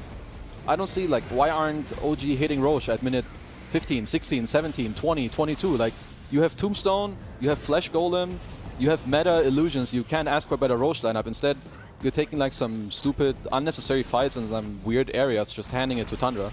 I mean, no disrespect to them. I think Tundra played incredible. They itemized well. They're showcasing again why they're one of the best teams at playing long fights. They're gonna drag you out. They're gonna, you know, make you waste your BKBs. And there's a buyback. Oh, suddenly, oh, you're all dead. Game's over. Yeah, so whilst, you know, OG might look a little bit unsure of where they want to be, maybe a little bit lost in direction, Tundra knew exactly how to take every team fight. Like, they looked so good, especially around the Roche pit. They did, but the second Roche pit is like exactly what Keza, you bring up an amazing point. Like, why didn't they do that earlier? They have they take a fight in the Roche pit, the tombstone is in the middle of the Roche pit, Tundra commit into it, suddenly there's zombies touching everyone's ankles and they're just dying. Yeah. Right? And even at that point, like, they win the fight, but Tundra still look good because they're so far ahead. Like, between 9, Pango, and Skitter CK, they're still, like, forcing a buyback on Ember, right? But take yourself back 15, 20 minutes ago when OG were actually in the lead, and that doesn't happen. And then they do just win commandingly. So it's super frustrating to see, because that first Roche was, like, really bad. I think, like, Tiny Core Ember. Like, I think honestly, BZM, the duality of this man, absolutely destroys the game for, like, 10, 15 minutes, and then just throws multiple times. Like, I think he died out of position at least like 2 or 3 times back to back. Yeah, but it wasn't just him. There really was a lot going on the side of OG. I still don't really see exactly the full picture when it comes to the draft, even looking at it here, even having hindsight. Okay, excellent. No, honestly, like, if you think about TB Undying, this has already worked in the past. Like, usually they lane together because they're 1 and 5. But, like, TB pushes out your waves, Undying, like, drops a tomb, and you choose the objectives to kill, because you have the TB who forces it, and then the Undying who needs it in the team. He doesn't want to push out waves, TB does it for you, TB takes the objectives with you. Now you have it as an offlane Undying who has a Crimson Guard and a Hood, and then, like, you don't play these heroes together. So yeah, their draft is, or like their gameplay or their game isn't going to look good, because they're not utilizing their heroes in any shape or form. Yeah, you really given me an idea for 2 of them. You know, there's 5 heroes. I mean, you have Ember, you have Ember and Caudle together. They're good. I don't have to explain it. Yeah, that one. Okay, self-explanatory. Wind Ranger can play with them because you have Shackle Shot, Power Shot. It gives more damage into it, and then who am I missing? I mentioned all the heroes. Yeah, he did. He did. He got me. Yeah. He got me. I like that, by the way. The amount of times they would just use chains and then a power shot, and someone would be like under half health. It's like trying to take a fight when you're that low on resources already just feels like terrible. Yeah. All right. Well, I'm glad that you guys were able to use hindsight. There was still this little bit of OG that could have come out in game number 2. They didn't take it. It is 2-0 for Tundra. Sheep, you got to pick MVP for game 1. So, Keza, who's your MVP here for game 2? I feel like this one's pretty... I mean, it's between 2 people, but I'm going to hand it to 9. Okay. I think he popped off too hard on the Pango. His itemization was cool. I liked the Greaves against the chains. Then he had the Satanic later with another Dispel, the Axe. He went in at... which looked like crazy, you know, timings, but he knows that he can get away with it. Yeah, he owned. Who was the other person you were tossing up to? Probably Saksa. I think he played very well in these 2 games. I also, again, I like his itemization with like Force Staff and Halberds. I just think, like, this team really knows what they need to do in order to win, which very often comes back to kiting out fights. And they do that not only with gameplay, but also with their items. It is nice to see Tundra having just this clear image and really being able to execute. Sheep, do you agree with this choice of 9 being MVP? I'm very happy with that. I think I would probably give like a semi shout out to 33 just because this guy was like 2,000 net worth below Uragi at 10 minutes and somehow still came back into the game. Like, he found his impact. I think this boosted bearing buff where it doesn't have charges anymore is really nice. Getting this Wraith Pact, I mean, every fight he's just able to like help deal with the tombstone, and just the nukes from his W was like really, really good. No, like when you think about heroes, some heroes aren't good against Undying, but if you can build items like drums, then suddenly you can be okay against Phoenix. You can be okay against Undying because you give your team attack speed to like kill their stuff. So again, itemization is just on point, and the gameplay the same. Yeah. Well, I like to see it, like to hear it. Big congrats to Tundra there. They are going to be walking away with a nice win. They're going to boost themselves some confidence and taking another win off OG. I mean, last tour for OG, lost tour to Tundra. It's just kind of a history repeating itself at this point, Sheep. What can you do? Sometimes you got a bad match. I mean, you know, if anything, PMA from here on, it's like, well, we were destined to lose this match. It was written in the stars. Here, absolutely. Every other game, though, we can win. Every other series is ours. But for now, Tundra 2-0. We're going to have a winner's interview. We have Snaking joining us. Snake, congratulations. You guys had a fantastic series here. Instead of, I want to ask some questions later about it. But first, I want to know, what did you guys do between the major and now? Like, what was the big conversation and the big change up for you guys to be coming into this tour? I think the biggest change up, we we did from this tour is this is the first tour we're kind of playing from home with more than half of our players. Only me and 33 are at boot camp. I think part of the reason I think we've been underperforming is we've been kind of burnt out from boot camping and training throughout the whole season, and it's very mentally draining. I think part of the reason why we didn't do so well is we didn't take care of our own mental health. People didn't feel that they were able to perform their best because of circumstances outside of Dota, and that's just such as life. Sometimes, these things happen, and I'm glad that we're taking the right step to remedy that. Yeah. How did that conversation sort of play out for you guys to be okay with everyone else playing from home and not necessarily boot camping? Like, how does that come around? Like, how as a team do you work through that together? I think part of it was because a lot of it is actually because of our psychologists who kind of identified our problems and helped us work with it. And then the first step is recognition. Once we realize the problem, now the second step is what do we want to do about it? How do we want to handle it? And we just thought having a more relaxed environment, playing from home for once at a tour, it's something we should try and see how it works. Obviously, it's still a work in progress. We don't know what's going to happen throughout. There's still 6 more matches to be played. So we'll see what happens. Yeah. And looking at sort of more Dota now, has there been a big impact or anything from this patch that you guys were unsure of when you read these patch notes? You're like, oh, wow, this has really impacted a certain sort of theory or game plan that we had? We saw all the very popular heroes nerfed, and our initial impression was like maybe they can still be good. We were not too sure because I think all of these small changes can have really big impact. I think the Lina and Broodmother changes were the most significant. Broodmother is a lot weaker in the early on, so like you can actually have a chance against us here in the lane and not let it snowball out of control. And similarly, Lina can't farm as fast and do as much damage mid to late game. So I think I'm really happy to see these changes, and I think these two are just the most popular hero of last patch. I'm very happy to see that the fact that they got nerfed. Yeah, I feel like that's a sentiment that rings true with everyone else here on the panel as well.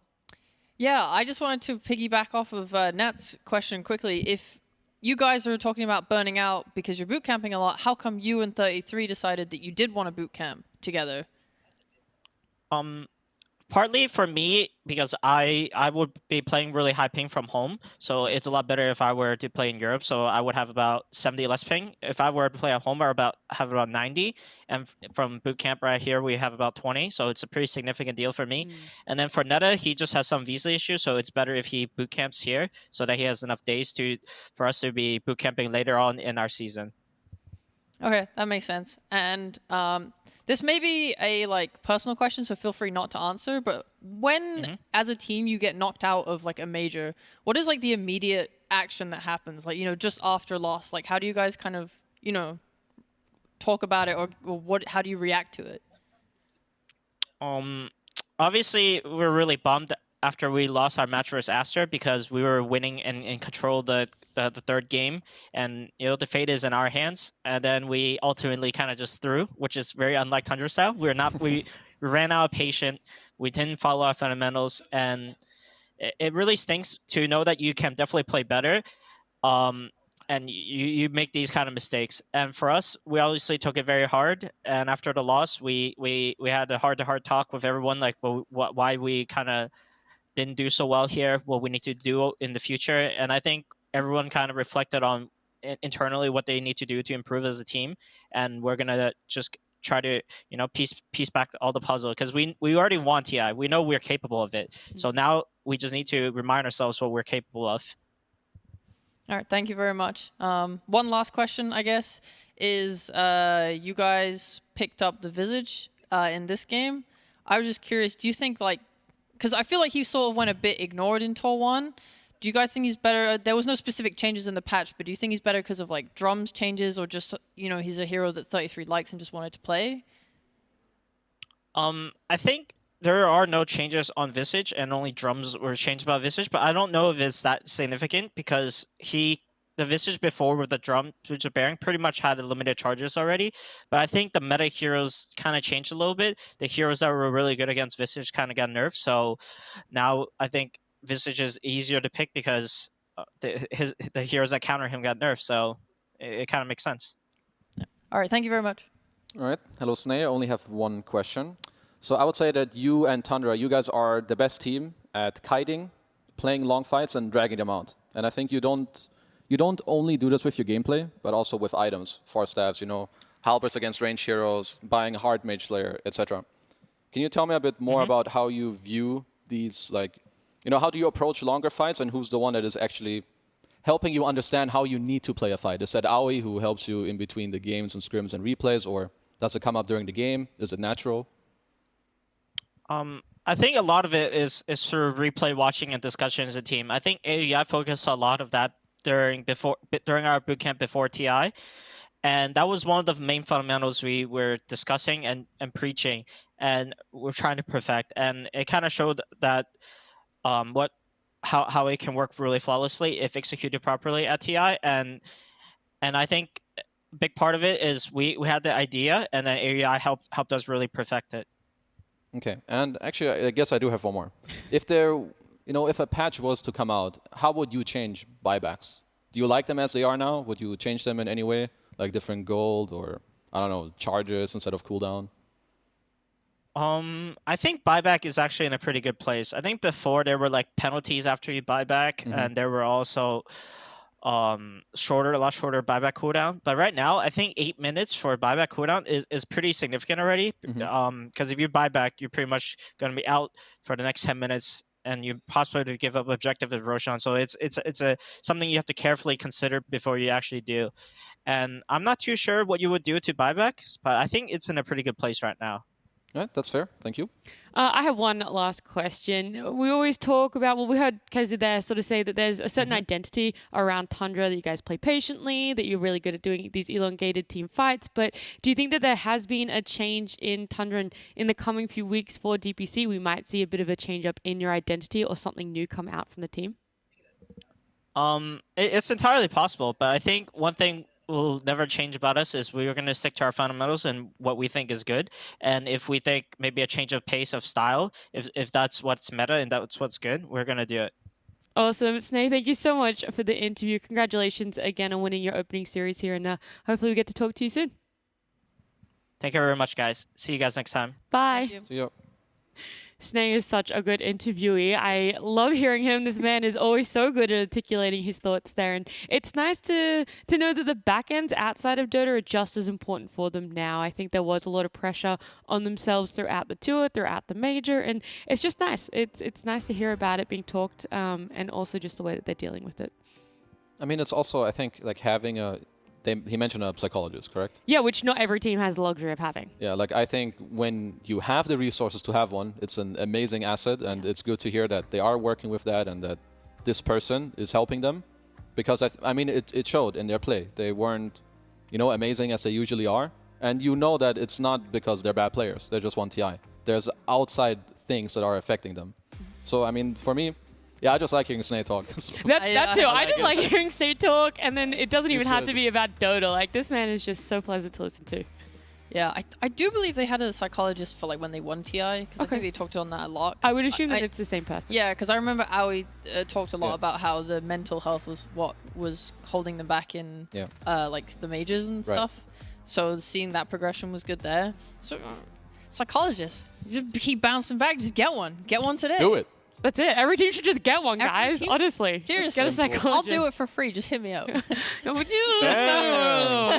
I'll sit behind you. You got it, King. Let's go. That's a good psychologist right there. Damn. Just pure positivity thrown at you guys. I have something else I want to throw at you. It is esportsbet.io. Another shout out for them. They have a 50% first time deposit bonus with only 2x turnover requirement. Don't ask me what that means. I have no idea, but they're doing it, so you guys should go figure that one out. Have a look at it. They'll add an extra 50% to your account balance, giving you even more opportunities to place bets on your favorite DPC games. And you guys can join their Discord for more information if you'd like. The link to that is down below in the Twitch channel panels here on the PGL Twitch channel. But day's not over. That was only our second series. We still have our third series, the Hyper series. It is Gaming Gladiators up against Liquid. Yep. After this break, though. Okay. I won't be here.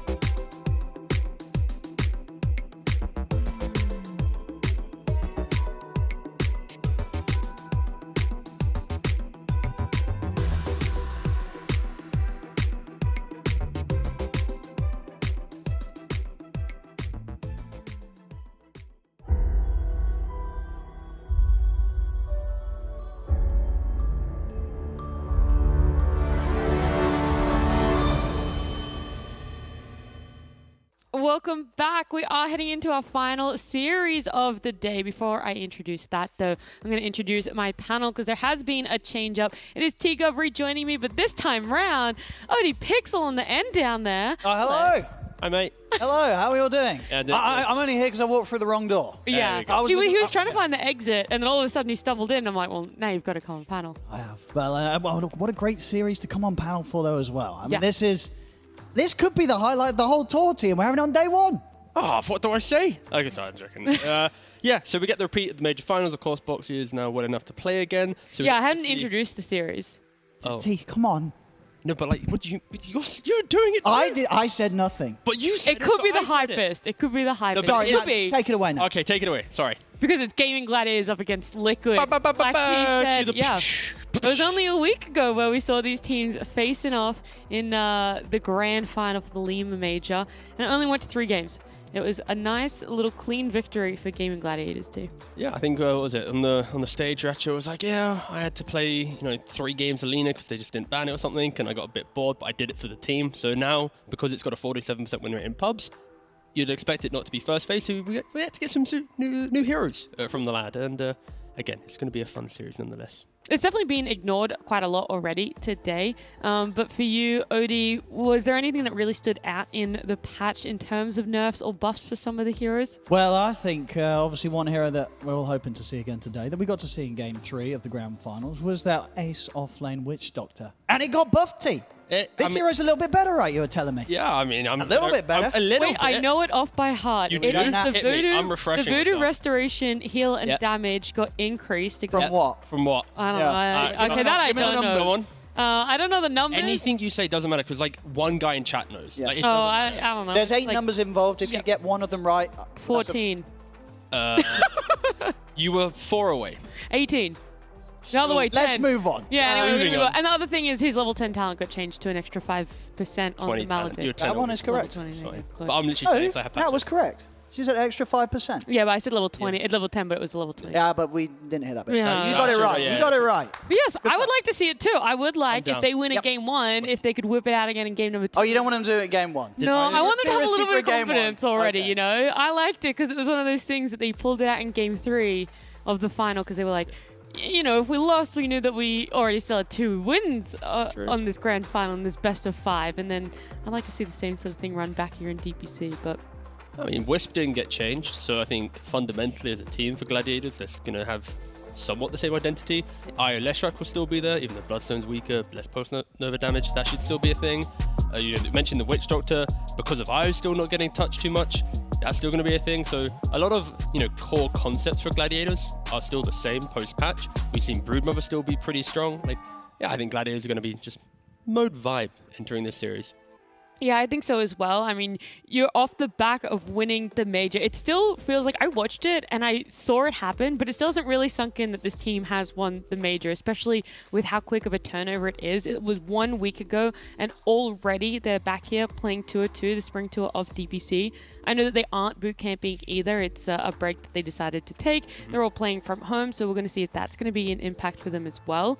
But the biggest impact in this series is definitely the fact that Boxy is back for Liquid. He wasn't there in the grand finals. He wasn't there for the upper or the lower bracket either in those series that they played. So now they're all going to be playing from home as well. Liquid are going to have their full force. And Odie, do you think that this is it? This is the revenge, that this could potentially go in the way of Liquid? There's definitely a good chance. Yeah. Obviously, the record doesn't look great. Sure, the 3-0 final, the Gaming Gladiators got against them was, as you say, in a situation where Boxy wasn't involved. But, of course, you've got to remember before that, Liquid did also drop that series 2-0 against them in the upper bracket. So, Liquid's had a tough time against Gladiators. I think, if anything, the changes in the patch may favor Liquid, though, in this matchup. Oh, really? I think for some things, as you say, obviously, in the finals where they had the 3 games, Dracho on the Lina, he's got to do something different. Not that he can't. I think Dracho, is one of the best carries right now in EU, whether he's playing Lina or not. But it's definitely going to sort of force a situation that's going to be quite different. that may just well favor Liquid. And I feel like, you know, Liquid, they've tried 5 different things in an attempt to take them down, none of them being successful. But Blitz, you know, he's a bit of a mastermind. He's going to be able to come up with something different and try a bit of a different approach against them today. Yeah, it is a valid point. The fact that we've seen a lot of versatility come out from Liquid. Yeah, they've always really stuck with the meta, but it felt like they were at the forefront of that patch meta, and they very much could be that again for this patch T. Yeah, I mean, I feel like the teams that have strong fundamentals, when you have a small patch like this, they stay the same. It's just you throw in the spice, you know. It's like we try out this anti-mage, or we, you know, throw in this off-lane whatever, you know. Like there's a lot of opportunity to be cool, but like these teams like Gladiators, like Liquid, they don't have to change anything too drastic. Like they'll still play the same way, they'll still do the same things. It just might be a slight change in draft or something. Like we're not seeing, again, the lean is not there, so now new heroes get to rise up and show their strengths. Maybe we get to see some Ogre. I mean, no, we don't. But that hero is so. I was like, really? We won't. That hero got like untouched at the major, unpicked, unbanned. It's like, I kind of like the hero. It's like Eastern Europe kind of likes it sometimes, you know. But we probably won't see it. So what can you do? When I was looking at the heroes picked for these teams over 201 and the major, it was very evident that the pool for Liquid was significantly bigger. Like there were just so many more heroes being picked up for them. Do you think that that's also going to be a really big impact in this new patch and coming into the series again? Do you think it's going to be harder for Gaming Gladiators to prepare for that, T? I wouldn't say so, because I think both teams have hit that level of being the best in the region, like kind of tied to some degree, that it's like they are the ones that decide what's good and what's bad. And I feel like when you look at Gladiators draft, it's like DP's still good, Lesh is still good, Bat's still good, Nature's Prophet's still good. Like it's not as wild as we kind of expect. We're not forcing them onto, you know, 7.33. Now that would be wild. That would be pretty wild. Another wild thing is our sponsor, esportsbet.io. They do have something running at the moment. You guys can get 100 USDT worth of crypto back if you lose your first bet. If you guys want more information, you can head over to their Discord. The link is below in the Twitch channel. And it's time. Draft is going to be popping up on our screen there in that lower third, so we don't have to speculate anymore. Instead, we can just look at what the teams are picking, what they're banning, and what would you guys like to see in the first phase ban? What is must take away from both teams, Odie? Well, yeah, the first two, no surprises really. It's kind of no changes from what we had previously when these teams sort of were going head to head. But yeah, the second ban's going to be a bit interesting. I wouldn't mind sort of some focus towards like the. I don't want this to be a series where like Quinn gets like a last pick Pango. You know, we had that happen twice in the series before. This hero is still insane. Quinn, one of the players that's able to push it to that insane levels. So I don't want to see those sort of mids ignored too long. Also, wouldn't mind still seeing some of the stronger fours, especially from Boxy. Wouldn't mind some of Boxy's heroes being banned before he got to the point where he was unable to play during the major. His heroes like that, the Tiny and the Tusk, they seem sort of unbeatable. Like he was on absolute fire. So we'll see if Gaming Gladiators take away some of those comfort heroes for him. I already like the fact that Liquid, we mentioned Leshak already, still banning that out, and then you got like a little disruptor ban. Like again, it's not a hero that you see often, at least during the major. Teams weren't banning this hero against Gladiators, but at least we saw earlier today Spartan play it, super prominent, especially like even with OG when they played it, the laning phase was very good.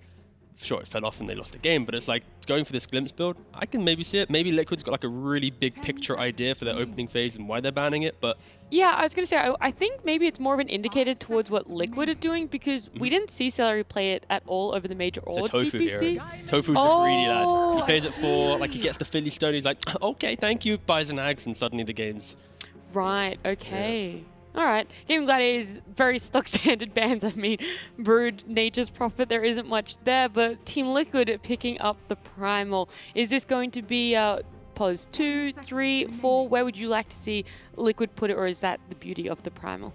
5 seconds. I mean, I think that, yeah, as you say, it could be any of these. That's one of the great things about slapping this hero out as the first pick. Doesn't really give up too much. Gaiman Gladiators turn to I love how it.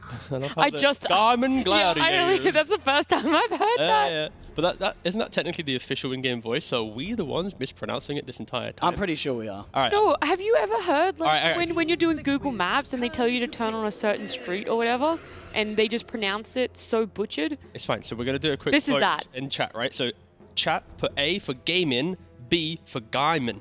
All right. I'll load up Twitch chat. We'll see if it's gaming for A, Garmin for B. All right. I don't Gaimin. That's what she said. You said Garmin. All right, Yeah, you're you sounding know, like a bit more of an Or R. Guy. Okay, Guy. fair enough. So either way, Now the- A or Is B. it Gaiman or Gaiman, Gladiator? There we go. You know what to do, chat. Whatever you go with, majority is what we'll have to say for the future. They're going to throw a C option in there. You know that now. What can I say? They're now GG. But okay, draft-wise, again, like we mentioned, these heroes that haven't really changed too much, Death Prophet and Rubik. It feels like we're in the old Wait, patch. can we look at Darachio's camera? Yeah, he's got a lot of paraphernalia behind him. There isn't one thing sticking out in the background. Nah, not really.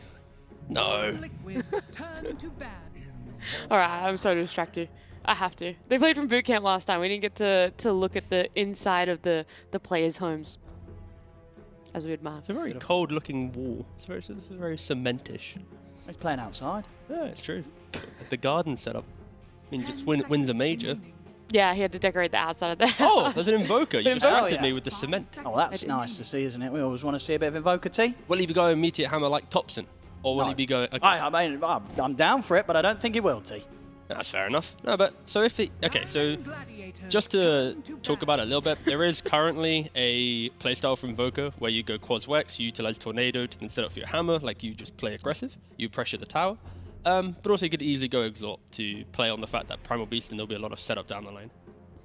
I like this though. Liquid, you know, they heard my call. A bit of respect for the Pango. Ban it out early. Don't let that one. Don't forget about that one. It seems easy to forget about. The major as well. Teams. I feel like this was kind of the mid hero that was just getting through as a last pick more often than it should have been. T. I mean, it's such a good hero. Like the fact that I feel like this hero is like, as long as you get levels, anything you buy feels good. Greaves, Orbital Corrosion, Diffusal, Maelstrom, BKB, Blink, anything.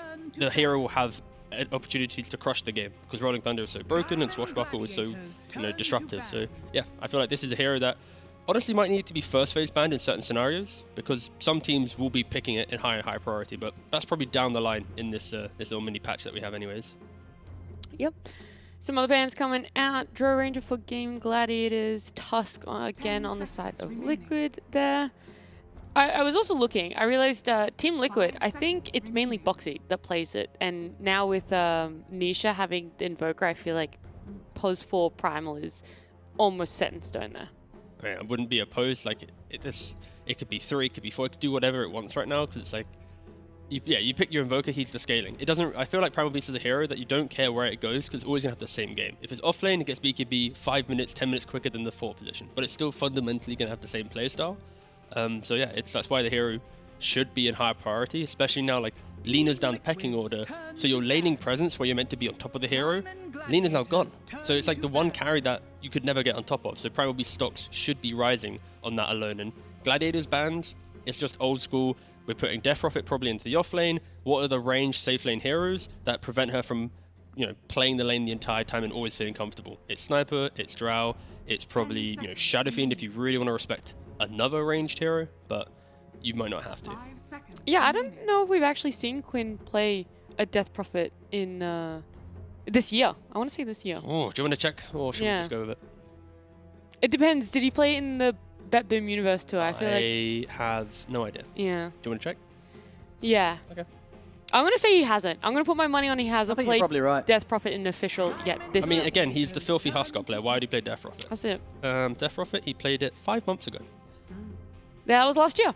Wait, what's That was last year. What's that team? What team is this? What? What the hell is this? Oh, it's because of the roster swaps with the ID back shuffles. When he was on, I was like, he didn't back play when on he was NA. do with gaming. Yeah. No, it's when he was Because on they took Sonics the and slot of Sonics. I got so baited. I was like, when did he stand in for Theoth Gaming at the Singapore quali? What the? Yeah. No. Sure. That was all the way back in last year, so very unlikely that we're going to see him with the Death Prophet, but potential that we could see him on the Tiny? Question mark? No, just feel like he 5 honestly Rubik, could- 4 Tiny, 3 Death Prophet. I feel like this Death Prophet, he easily could play at mid if they need to. There's like, Liquid now pick 2 heroes here. If they see a clear way in which they can't defend aggression, you put DP mid, get levels, move around the map with Rubik Tiny as your supports. You open up every tower, you fight. Like, I feel like the history doesn't really matter too much because depending on what's good for the game, they'll easily do it because, Quinn's probably able to play a Death Prophet. No, he definitely can't. You'd hope so. No. I don't All think those MMR numbers and it's just a Death Prophet. so You're unskilled. going to press Cypher like 4 times in an Exo 1. You just need 2 fingers, like... Done. I mean, T, talking about Death, talk to me about this as well. Because Right, I feel like when listening. the patch came out, people were like, oh no, Death Prop's got nerfed. All these sort of talent switching around, it's making it really bad. Fresh myself, The pros are saying no, though. They're still picking it up. So, because I believe they changed the 10 and the 15 talent around, right? I am The refreshing. people felt that would make it harder to play, but it's still coming out all the time. I mean, Terrorblade Dazzle here for Liquid. So changing Dazzle? Okay, we'll get to that in a second. Okay. Anyway, so it's like changing a 15 talent and a 20 talent. It's like the hero is still broken or very strong pre that level anyway, right? So it's like if you haven't changed that point in the game, the 15 later, it's like whatever, right? You're still breaking open the map and doing those things. So it's like I don't think it was the coolest change to stop the hero from being very strong. You could maybe increase like siphon restore time or something from like level 1. So now it's like you can't walk to lane with confidence or something. Nerf her level 3 timing with 2 siphons, but no, instead they went for a mid game. And we get to see Dazzle. Oh. Yeah, Dazzle didn't get any changes in the patch. It's about winning the lane. That's the thing. Like Or Dazzle, it's a hero that wants to play forwards the entire just a time. talent change. Oh, is that? Yeah, it's a buff. A little bit of a buff. Yeah. Bit more damage if you want that talent. But it's like this hero, you hate playing it when you're behind in the game. But if you're able to leave your lane, giving your carry some more freedom, and then you have vision on the map to understand where you're meant to be snowballing, it feels really good. So it's like Primal Beast plus Dazzle, they can smoke around the map and find kills. Invoker will always be able to play on top with Sunstrike. And now it's like their offlane pick for Liquid, or even maybe their 4 pick, just needs to be like another initiator, and they will have enough chaos and fight that they can do it. But again, the repercussions of picking this style of positionally aggressive heroes, you lack CC, so now Gladiators pick up a puck, and it's like, what are you going to do? How can you stop me from just running around? Maybe an Orchid Invoker or something that could potentially help out. Do you think that trade-off was worth it then? It's going to be a great lane. Like, Dazzle should give Terrorblade really nice farm in that lane, and then as long as they deal with this puck in a different fashion, like they could go for like a Dragon Knight or something. Go real simple, point and click stun, and it's we stun him, we Sunstrike, puck now has to retreat, Terrorblade is giga farmed because our lane's so good. So it's an alright trade-off. They just have to make sure they answer the puck to make sure the trade wasn't bad. Do you not feel bad sometimes they're picking a DK into something like a Rubik? I mean, just... You don't care? Him getting that Dragon Tail feels kind of GG at certain points of the game. Sure, but I feel like sometimes in Dota you can't always be afraid of it. It's like, I don't know. I feel like DK would look really clunky for Liquid. Like, I said it just as like an example of a puck counter, but I want something that is puck you out of position. This is your way of dying. Just, is it Zai's hero? I don't know. I'll refresh myself on what he's been playing recently in pubs. Yes, please. Refreshing right now. Please hold. Yeah, we can have a chat then about the bans for this last phase here. OD, is there anything in your mind that really sticks out? That you're like, okay, they really need to get rid of it, because we're looking at a Zai hero and we're looking at a Dyrachyo hero. Yeah, well, they already banned out the CK. Do you still want to ban out the Naga Siren in this sort of situation, T? I mean, there's a Dazzle with a shard, so it doesn't feel as cool. Okay. Yeah, and also you got Primal Beast to trample over you, so I think Liquid are pretty happy against that one. You could maybe argue some PL. Wait, who's got last pick? Gladiator. So maybe PL? Like, Liquid don't really hit buildings that well, and there's enough chaotic fight from Gladiators that PL would be pretty strong, but this hero is so lost and so bad that it's like, you need so much confidence to pick it. And also Liquid have one more pick to maybe counter it with a pick beforehand. Did you refresh yourself on what Zai's been playing? Yeah, he played one game, and somehow has a 99.9% win rate. And that's on Furion, so he's a bugged stat. But anyways, he's played one game. Wow. Yeah, very helpful. I mean, I have nothing else to say. He's not played enough pubs for me to have core information. Play more, Zai. Play more. Yeah, well, I mean, we can probably see what Game Gladiators think that he's been playing reflected in these bans here. Snapfire being taken out, Enigma as well. Are you really afraid of much of the zoo here? Is that just a strat that Team Liquid could potentially want to go, and then they really sort of just miss out on the stun and the CC for their lineup? I think at least Snapfire is like the crush the lane style. Sure, I feel that'd be a bit risky though. As in, you're not kind of offering the lockdown. What about something like the Beastmaster for Zai? Is that not still a good point? Also offers, some sort of buff to the Terrorblade. Really enables him. This Invoker, Dazzle, TB, Beastmaster. That could be a lot coming at you. It's like the best way to deal with Puck is either you lock him down and kill him, or you group up in a way that Puck can't be annoying to you. So there's the push you're talking about. Instead of having that lockdown, they are going to go for just the grouping and A-click down lanes. And I mean, it's a bit of both. When you get the birds, you can have a little bit of lockdown. It's not instantaneous and it's a lot more difficult, but it is still a potential. It's still in the utility and in the toolkit. I forgot to load up chat for the A's and the B's. Oh, it's gone. You missed it Missed now, it. T. Has it really gone? It's been more than. No, it's however not. long it is. Don't say 6 it. minutes is the delay. Alright. Well, while he's looking, Visage Yeah, there. it's too late. I figured as much. What can you do? Oh, well. Next time, you can watch back the VOD there. Gaming Gladiators, how do they round out their draft? What are they missing for Doraccio? What void does he have to fill? Oh, they do go. I mean, I told there's a chance that Team Liquid could have banned this, because I think it's got to already be on on your mind when you're drafting, as Team Liquid have. I don't think some of the answers they have to it are that scary, and Gaming Gladiators, they clearly feel so as well. I think it could be a bit of a problem that Liquid decided not to ban this, and Doraccio gets to play this, I'll be honest with you. Enough that you think Gaming Gladiators are going to take game one? You like I would have to go with Gladiators on Yeah. yeah, I think so. I think, it's considering the record, sure, Boxy's back and everything, very excited to see him get to play with the lads once more. I think probably it's a great hero for him, but I don't think it's quite up there with the other ones that he was kind of popping off with at the major. And I really like the fact that, that they went for the Nagasara and it got left in, and they don't miss a chance to take it. Yeah, they really capitalized on that one. But yourself, T, where are your thoughts aligned? I mean, I feel like this puck pick is very strong because there's not that clean lockdown. Depending on how Nisha itemizes and the overall playstyle, they can shut him down. So I feel like I like Liquid's lineup more for the we group up and sweep over the map and take the fight, but I could see Quinn just destroying the game. Yeah. So then like Doracchio's like, hey boys, I farmed all these items. I'm unkillable. What is like the win condition for Liquid? Like, what is that timing? Like, how do you see them executing their draft? That's what intrigues me about it. It's like you take lane, you take over like their jungle, and then like second Roshan, you're forcing this Naga to be on catch up where it's like Manta plus Ags plus 1, always hoping to find the next item whilst Liquid are just hitting the objectives, going for tier 3 and racks. So it's Liquid's game to dictate the entire kind of pacing. All right, we'll see if they're able to do that. It's a nice rematch between our two grand finalists from the Lima Major. It's Liquid versus Gaming Gladiator Game 1, and our casters are Beak Up and Lacoste. Thank you very much, Nat. It is a rematch for sure. Lacoste, it's like... Yeah, it's like I have such a great memory. It's like watching them play like a week ago. Oh, no, so long ago. Yeah, this time around it's going to be with Boxy. So this was supposed to be like that. I'm not going to say got stomped, but it was very one-sided coming up to like the Gaming Gladiators. They didn't drop a single game in the upper bracket of the Lima Major. And I'm happy that we are starting with this one. You know, let's see what changed. Even though we did have a patch, not the biggest patch overall. So we see some new heroes, but we see a lot of old heroes as well. It was mostly like, nerf Lina, and the rest is just, let's add something to there so it doesn't seem like we're just nerfing Lina. Yeah, that talent for Dazzle. Big changes, the 50 damage to 60 damage on the level 10 talent. But, it's with Boxy back in the roster, and I think everybody who's a Liquid fan with their copium, they're like, if they have the full roster, they totally would have. Well, now you're going to get your answer. This is the time to figure out whether or not they would have done it. Obviously, the same stakes on the line in this game as the grand finals of the Lima Major. Yeah, absolutely. And Doraccio will deny his own Observer Ward. So they planted Observer Ward and the Sentry. Let's see if Team Liquid will decide to also deny their own wards, because it's going to be easy gold, easy XP for Gaming Gladiators. Yeah, everybody wants the easy gold, so they're going to fight it out. Ooh. So he gets the 100 gold. Look at that. Easy money. Yeah, they should increase his salary, because after winning the major and also getting this D ward, it's very two equivalent things right there.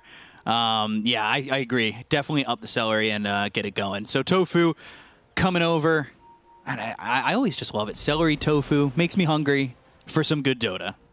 Absolutely, and this is going to be a good Dota. Looking at Nisha's item build coming up from the mid lane, I believe that's going to be a straight-up Meteor Hammer, something that Reddit talked about, and I fiend Reddit a lot, so I get the ideas from Reddit. That's why we're on the same page.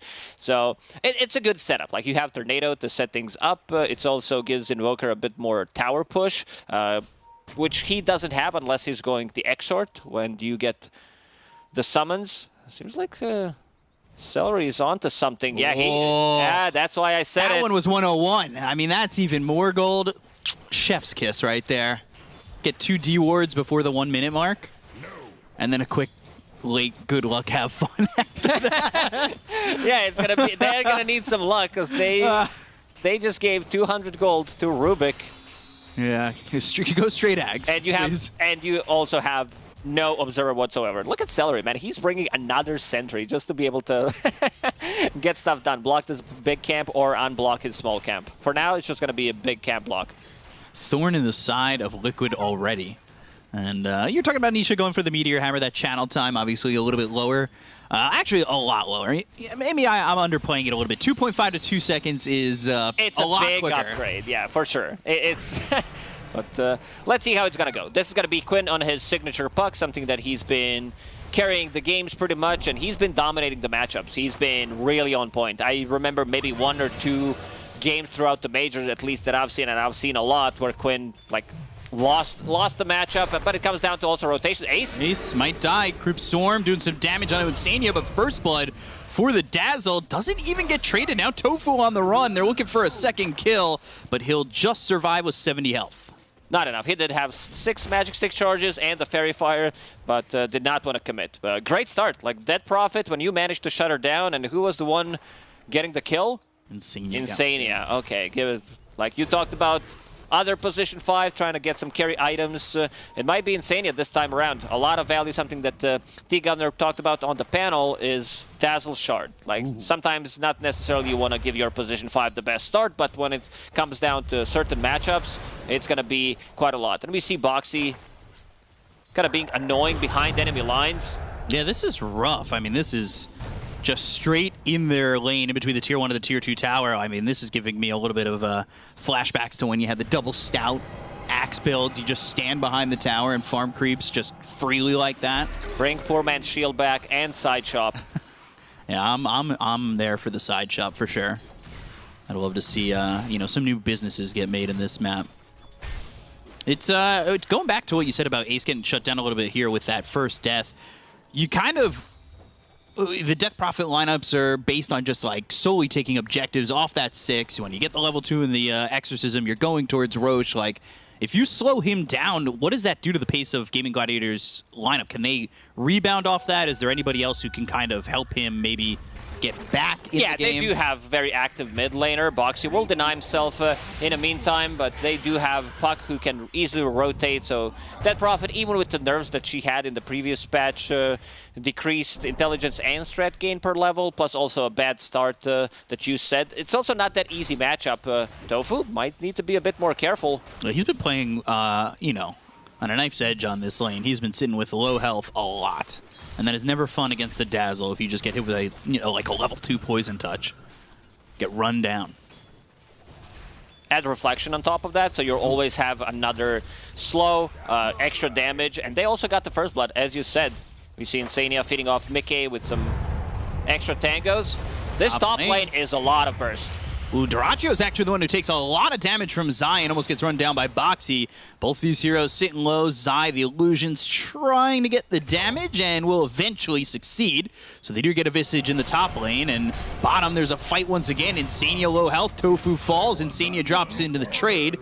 And that will be a 1-for-1 over bottom. Not too bad of a trade, I would say, for Team Liquid, where you get some solo XP, you get the kill, you get the last hit as well. So Mickey, eventually, you know, the Terrorblade is going to be pushed out of the lane, so you want to get as many levels as possible before leaving. Bottom lane. What's your objective when you leave that lane, though? Like, what's the biggest thing on the map for you?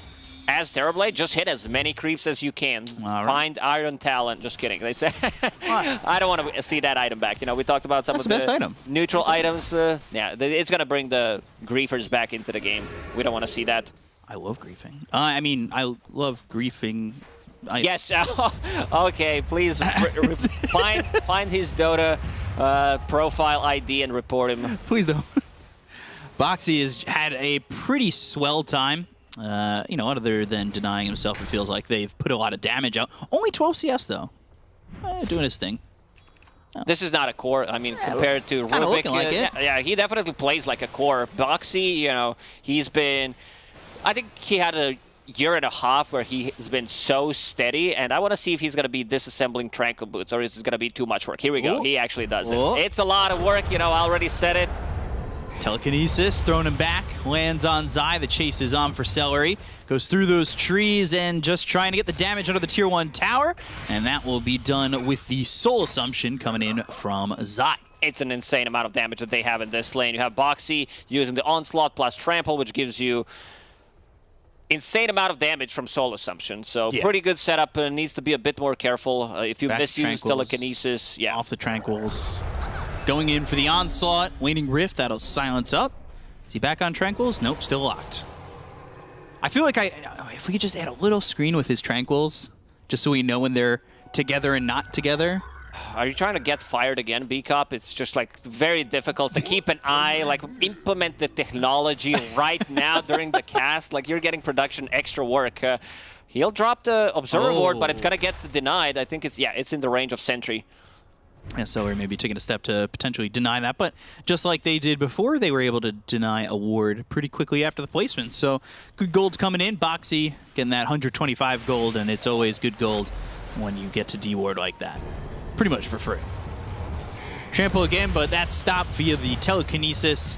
That's the one thing kind of holding them back, but once that's on cooldown, like it's free reign. It really is. Duraccio also getting levels. Like, both carriers kind of want to do the similar thing. They don't want to join early on. They want to hit the creeps, plant one hero who can sustain, get some XP from there. This is going to be Dazzle versus Rubik. Not two best heroes we've seen. Treant Protector, Wyvern. Heroes that can soak up some damage and also be very elusive, very difficult to kill, hiding in the trees, while the carries are doing stuff in the jungle. By stuff, I mean being completely off the map. Nisha, Meteor Hammer done. It's 7-minute, 25-second Meteor Hammer. I've heard this is all the rage, and I'm ready to see why, that's for sure. I'm fine with this. I'm definitely fine with adding some new stuff. It might get boring. This is like when Viper gets, again, popular, or Necroforce. You're like, hell yeah, give him that Reaper Sight, give him that toxic environment in the laning stage. It's very good for, I'd say, a couple of weeks, but then it gets kind of boring. We see first rotation from Tofu, trying to make stuff happen. DD gotta get dispelled. Yeah, good Tornado to stop that. Tofu's still moving forward, and, well, Quinn's going to drop down that Dream Coil. They've got Boxy coming over from the side with the Onslaught, the Trample, the damage on the Quinn. It's more than enough with Insania coming in to get that kill onto the puck. Goes in a little bit too far in that level 2 in the Shadow Wave. Blows him up. Also getting extra damage from the illusions that Boxy picked up from the Shadow Wave. That's pretty crucial. And Boxy, he has like 600 APM at the moment. Still disassembling his Tranquil Boots. I think Milan was the first player that I saw doing it back in 2022. And he kept doing it all the time, just getting the full value. This is something that would, if I tried to do, would end with me accidentally. You would do it once. No, that's it. You would get hit, or you would get another Tranquil Boots or whatever. Drop my items by accident and like get them denied. I have no faith in my mechanical skills. I think you need to pay attention to the game because it's going to take you like 5 minutes to figure things out how it actually works. Okay, unlock, unlock, unlock, disassemble. I'm just unlock. kidding, B-Cup. Also to talk about the matchup, we see Mickey farming underneath the tower, still not pushed out of the lane, and he's level 7, which is pretty impressive. That's why that one kill that they got from the bottom lane, and he also got one of the last hits. Does have a lot of mana to sustain with. Infused Raindrop, Falcon Blade, plus Tumbler's Toy. He has Dream Coil again, but these heroes just hiding under the trees. Senya actually maybe looking to make something happen with another Shadow Wave. Got to be fearful of the damage that comes in. Nisha's just free to do whatever he wants in this mid lane now, and he's probably going to just drop another Meteor Hammer onto the tower. And this tier 1 is just about gone. Yeah, never mind. It's not just about. It is. That is a very quick tower take, and Celery just running for Boxy, who you've been saying repetitively how well he's doing in this game. Yeah, he's been really on point, but Boxy trying to go for a solo kill. After all, it's not a core primal beast, as we mentioned. Nisha. Could become. Yeah, could definitely. Like, all you need is pretty much a BKB or a Blink Dagger deciding what you want to go for. Ace. This is a long TP. He TP'd back to tier 1 tower while Quinn TP'd first. And Quinn's coming over. He's got Tofu over to the side to maybe give some help, but do you want to be here, Boxy? Ooh, Dream Coil with the Avalanche running onto 2 of these heroes. Ace back in the fight, but they're not going to go after this Dream Coil was placed down. Not exactly getting anything out of that. If Ace dies there, this is pretty big. You know, this becomes meme material. This goes on Reddit for sure. Ooh. Yeah, TP into the tower, long TP, take a lot of damage, walk right in and die. That's... Nisha trying to find something. Has an urn coming in too. I want to start getting those For a charges. full backstab, he would definitely love to get a kill on Ace. First Exorcism was used, not much damage was done, because Terrorblade was there level 7, as we mentioned, and also he doesn't care too much about Exo, right now sitting at 20 armor. Yeah, 11 minutes, 20 armor. That definitely seems really... Le balance. Yeah, as the French would say. So he just goes back into the jungle. That's no surprise, but right now, a little bit of that Sacred Relic Talisman combination coming in. I love what I'm seeing. This is new tech that I saw in some of the pubs when you play against carry. It's been so long. I don't know. Yeah, illusion carries. It's reduced. Like the cost has been reduced by 350. And that is that makes it S tier, right? Most definitely. It's like Radiant's burn damage is not as good as it was before, considering like how Dota developed. But I think it's more about the best chance as well, and also being able to push out the waves. Onslaught EMP drop down. Durantio gets up onto the high ground of the steps. Nisha's been everywhere. He is really putting the pressure on to all 3 lanes, and when you've already got the tier 1 tower down over mid, you're kind of free to do that. I think I know why Invokers are going for Meteor Hammer, because you have a Chaos Meteor, and then you upgrade with the shard, so you have 2 extra, you build a Meteor Hammer, so you have 4 of them. It's like Meteor Shower, pretty much. Yeah, you're just looking to take out some dinosaurs with that. A couple of meteors, drop them down. Poor Boxy, man. If he uses it on Boxy's done so. Quinn getting that kill on Insania. Meanwhile, up top, Boxy getting a kill on a Celery. They're also looking at Durantio once again. He is not safe in this jungle at all. And you can just see, like, it just feels like he farms so well with this Meteor Hammer. There's so much about it that just, that couple of changes have really just improved the item. And Zai's just going to take the tier 1 top. Gaming Gladiators, despite the fact that they're up 2k in the net worth, like, it feels like they're losing a lot of their map. They are. They just lost 2 towers. When it comes down to their tower damage, 3 heroes don't deal much. Nagasiren also needs items. It's mostly going to be about the death profit. So Ace took down the bottom tower, does have Mag going into Guardian Greaves, which is no surprise. It's still a great item. It got nerfed, the region got nerfed, the armor got nerfed once you drop down the below threshold. So still going to be picked up on most of the offlaners. Mm-hmm. And those changes coming in, and I feel like we'll probably still see that item a decent amount. Nisha still lurking, still looking. Maybe going to find Ace as their lines are starting to intersect, but just a little bit slow on getting down there. So Ace will be free to leave. And, well, actually, he'll be free to come back, too. So he's got that mech. I think he has the Guardian Greaves flying out, still working on that Radiance. There is the Terrorblade and Primal Beast going for the drums, and looking like maybe there's a Boots of Bearing in the future. Boxy in with the Waning Rift, Tofu over to the side, maybe trying to throw in an Avalanche. They got the Dream Coil onto 2, the Pulverize, but the damage is in. They got killing a Boxy. The Meteor Hammer lands onto Tofu. And from the other side, Zai's coming in. Soul Assumption hits onto Tofu. They've got the Guardian Greaves, which are immediately popped by Ace. Poison Touch thrown over by Insignia, as well as a Tornado that comes in and lands. But not really doing much of anything. Yeah, that Guardian Greaves came in very clutch. So we're going to tip Boxy. Boxy went in. He's tanky, but not as tanky. He needs some kind of a backup, maybe Dazzle with the Shallow Grave sitting behind him to get another round of the spells, potentially. Top lane. There are 2 really good neutral items that you can pick up on Primal Beast. I'll hold that thought. Now they're trying to go in onto this Visage. They'll even pop the Exo, but they've got the onslaught of Boxy coming in once again, and that's a song. A bit of an anti-combo here. Is it a TP or is it a re-engage? Because they've got Tofu and Celery coming into the fight, but Nisha's also here. Like another Exo that they're not going to get any value from this. They also used Song during the Exo, so gotta be careful about that one. Maybe they thought if Tiny gets close, we'll be able to burst someone, toss him backwards, and then try to isolate him.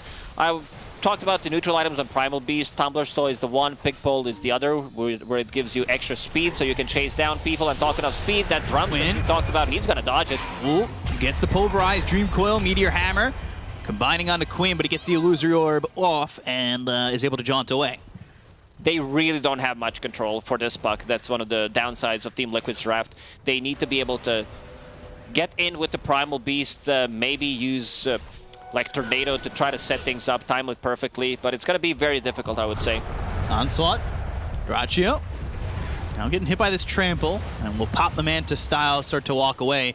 They don't have Dream Coil available on Quinn, so nothing they can really re-engage on, and a little bit of a battle of the supports, but Ace kind of coming in and, well, turning the tides of that one and putting in a little bit more damage up towards top if they do end up fighting.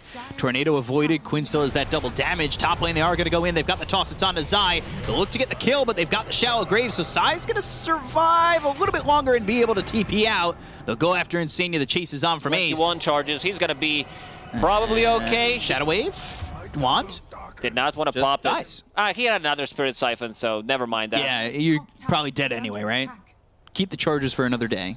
Why does Quinn have double damage every single time I click on him? This is the third time. Yeah. And I'm not even counting. Could have been a fourth. The numbers game is up there for the double damage. There was that one game we had, Tour 1, where the only rune was double damage. Every second active rune was DD. Nisha? Nisha coming in from the side, and they're going to try and get this kill into Quinn. They've got the Onslaught. They have the control with the Pulverize, and Nisha gets credit for the kill there onto the puck. So they combine as a trio to get that kill. Well, Zai's farming away. Now having a full Spirit Vessel, so that's going to be a great item against Dead Prophet. I mean, she does have a way of dispelling things with the Guardian Greaves. Not sure if he wants to pop it immediately to get rid of it. But definitely a great pickup from Nisha. Speaking of items looked at and or being picked up, Heart next for Naga Siren after the Manta style. Seen different builds on Naga Siren. Like, I'd say 2-3 months ago, everybody was going for the same item build, the Manta style into Orchid, then you start being more active. I've seen Manta style into Mage Slayer recently during the Major by quite a lot, where you also like want to take a fight and does tank up both you and the illusions. But there's also like, if you feel like you don't want to take a fight, you can go for this Heart of Tarrasque just to be more tanky, because Team Liquid's damage, like, they don't have that much. If he gets that hard, he should be able to get the song off. I don't think they can burst him down from 100 to 0. Yeah, it just comes to question what the Naga Siren's doing other than surviving, right? Like, sometimes I feel like I watch Naga Siren games and they just kind of exist. And CS is a number that just goes up. There were a couple of games during the Major where, I mean, everybody pretty much experienced that in their own pubs as well, where your Naga Siren is 0-0-0, you're losing, but this time around it's fine. Draccio doesn't need to join. He's the most farm hero on the map by quite a lot, and also the rest of the team is doing pretty well. The Gladiators, they're playing the map extremely well right now. Insania could be in a bit of a trouble, but senses something is off. Draccio gonna go behind the Tier 1 tower, gets the Instant with the Waning Rift. That's a quick blow up of Insania. They have a TP coming in for Nisha with a Tornado landing on an Ace as well as Draccio, but they go to the Exorcism, and maybe this is the one that finally nets them a tower. And with that, yeah, it's looking like they're going to grab it. But Boxy may be setting up for some sort of Onslaught combo. They do have Zai up top, so I don't know exactly what they would go for, but they are just posturing like they may go. I will say it's a little bit surprising considering the fact that the map for Gaming Gladiators was so shrunk, I'm not really sure. But early on with the Tier 1 towers going down, they're able to get such a lead like this. Yeah, Gaming Gladiators are all over the place pretty much. These couple of rotations that look good for Team Liquid, they took the towers, but it comes down to also Terrorblade wanting to farm a really big item. Now that the Radiance is complete, Team Liquid, they're going to strike. They're going to go inside the Roche Pit, use this information that there is no Exo available, and they will take it. I don't see Naga Siren being close enough to use Song. Wow. Yeah. Just kind of for free, and they're going to grab themselves the first Aegis of the game. Is that significant there when you're thinking about Gaming Gladiators and their strategy? Like, when you see like Ursa lineups, they desperately want that first Aegis, but is not getting an Aegis here that bad for Gaming Gladiators? No way. Puck has another double damage. Okay. I Do was other not power even rooms kidding. exist? There is Truthfully. one, some random one that is not DD, and then DD spawns again. It's every other. Patch, percentage, unwritten change, 100% double damage all the time. Man, Pops are going to be very good in the next month, I would say. Radiance on Terrorblade, Meteor Hammers everywhere. It's going to be very enjoyable. I was thinking about Meteor Hammer, and I feel like the only person who doesn't like the change is OD pickers. It happens quicker, but they still need to learn to count. Oh, they have to, like, relearn how to count. Yeah. That's going to be a huge issue. Avalanche toss up into the air onto Zai with the Crypt Swarm coming in. Zai taking a lot of damage on the run, bringing it over to Mickey, who uses that Sunder to put him back to full health. But now the Song of the Siren right on top of the Terrorblade. There's 3 heroes Radiance here that are hit burn, by the baby. Song. And the Radiance isn't doing enough, doesn't really look like it. The Shallow Grave, it's on to make a very early Dream Coil down onto Insania. They'll get the drop onto the Dazzle. They'll lose the Aegis here on Terrorblade to start.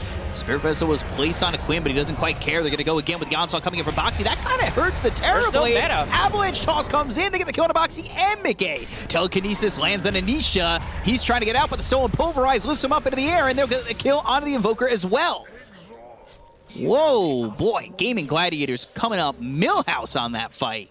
It looked good. It looked really good. You know, save your buddy. We experienced it, pretty much everyone. Look at the damage coming out from Terrorblade. That Radiance during the song, I think he dealt most damage during the song, and having that Radiance. He's also super tanky with just Falcon Blade, has Pupil's Gift. We're going to see the replay again. So looked very cool. They saved Zai with the Sunder for a brief moment. He still dies in the end, I believe, but they don't have meta. I think that's the big one. And this just makes Mickey kind of vulnerable, right? Like, he uses this Sunder. Look at where his health is at. They know he's close, so immediately into the song, right? Know you're going to lock him up. Even though he's got the Aegis, if he's not going to have meta, he's not going to really do much damage. The one thing that I noticed, too, is Boxy's going to come in here with an Onslaught that kind of bumps him up into the air, too, off this Aegis respawn. Now you're also fighting into Naga Siren Illusions. They are way too tanky. He does have Heart of Taras that we talked about. Avalanche toss. They've got the Siphon onto this Primal Beast, and they'll get the kill on a Boxy. Man, Gaming Gladiators, they seem to be in a full control of this game. Even though they lost Roshan, after using that Exo, they're still doing a lot of stuff on the map. Esportsbet.io odds showing up on your screen, 1.08 for Gaming Gladiators. Those are some heavy favorite odds, and I don't want to say nothing, you know, it's impossible for them. Just take a look at the Valentina Shevchenko against Alexa Grasso fight that happened last weekend, and those were the same odds. Yeah, and the underdog won. Yeah, that tennis match was really intense. Oh, well, you know, those are for the few fans that are out there. I'm just kidding. Yeah, I don't know what you're talking about. The Nisha, he's going to be the one getting caught. Yeah, silence on him coming thrown in by Ace. Pulverize still on a Celery. They'll get the telekinesis into the air. The Shallow Grave, but is it going to be enough to save this Invoker? It's not looking likely. They go to the song. They've got the Crypt Swarm that lands on Tanisha. They'll get the kill with the Invoker out of the fight. This is looking bad for Liquid. They'll still continue to go in and look to get the kill into the Primal Beast. They'll take out Boxy, the Illusory Orb, hitting on one of these heroes. It's Zai, but they're not going to jaunt forward. They still want to go. Blink, Avalanche onto 2, toss up into the air. It's on Amike. Can they get the kill here onto the Terrorblade against the Sunder off? Zai just escaping with a minuscule amount of health, but they've got the damage. Another Shallow Grave. It's not really going to help out Mickey. He's inevitably dead in this fight, and he'll finally fall. They still want Zai. They still want this Visage, and Quinn's going to go in and finish him off if they get the kill onto Insania. They've got the Crypt Swarm. They'll have the finishing blow and a full team wipe here for Gaming Gladiators. Gaming Gladiators, they're so good at team fighting. I think in this one, it's also going to be some insane amount of damage coming out from Terrorblade. Yeah, 3.8k damage done by him compared to like Puck 5.4, which is still impressive. He stays in the fight for a very long time with that Sunder on the Illusion, with the Shallow Grave from Dazzle, but it's still not enough. Like, their damage is very limited. Like, Dazzle doesn't deal damage. He does have this shard. Right. Yeah, it's just not enough. And it's also Invoker with no exert, only 2 points in it, so you need to land the combo, sit in there while you're trying to channel the Meteor Hammer for 2 seconds. If that Prophet locks onto you with the Spirit Siphon and Exo, you need to run away, and I'm not even sure if you can. So we'll take a look at the Dota Plus win probability, 14% for Liquid. Pretty generous, I would say. Yeah, I was thinking the same thing. It just... you know, you talk about how much damage he's doing with the Radiance, but Mickey, he sunders and he's back down to 0 almost immediately. They go to the Shallow Grave, but they've got the Telekinesis as well as the Silence, and with no BKB, that's going to mean another death here for this Invoker. They'll even go to the Exorcism to try and chase Sai and put that damage out on him. They have the Ensnare that lands from Dyrachyo. They also get the kill on a Boxy. That's Quinn off to the side, getting a kill onto his support, while they'll take care of this Visage and get themselves 3. Dyrachyo is understanding when he needs to join the fight. I mean, throughout the major, throughout the previous DPC and this one, he's sitting at 0 deaths. His itemization was on point. If he gets some like different item, he's not gonna be as tanky. Understanding like what item needs to be purchased in this type of situation where damage is very limited, and he does have Dragon Scale, so also more armor. More armor. I mean, I was going a different direction, okay. but more sieging when it comes down to that. So you'll have illusions pushing out the waves and towers much easier. I mean, look at where Celery is standing. He is also, pretty forward. He is, and also holding Sunder, which could be pretty crucial. They used it in that fight over by the outpost as they were killing Zai.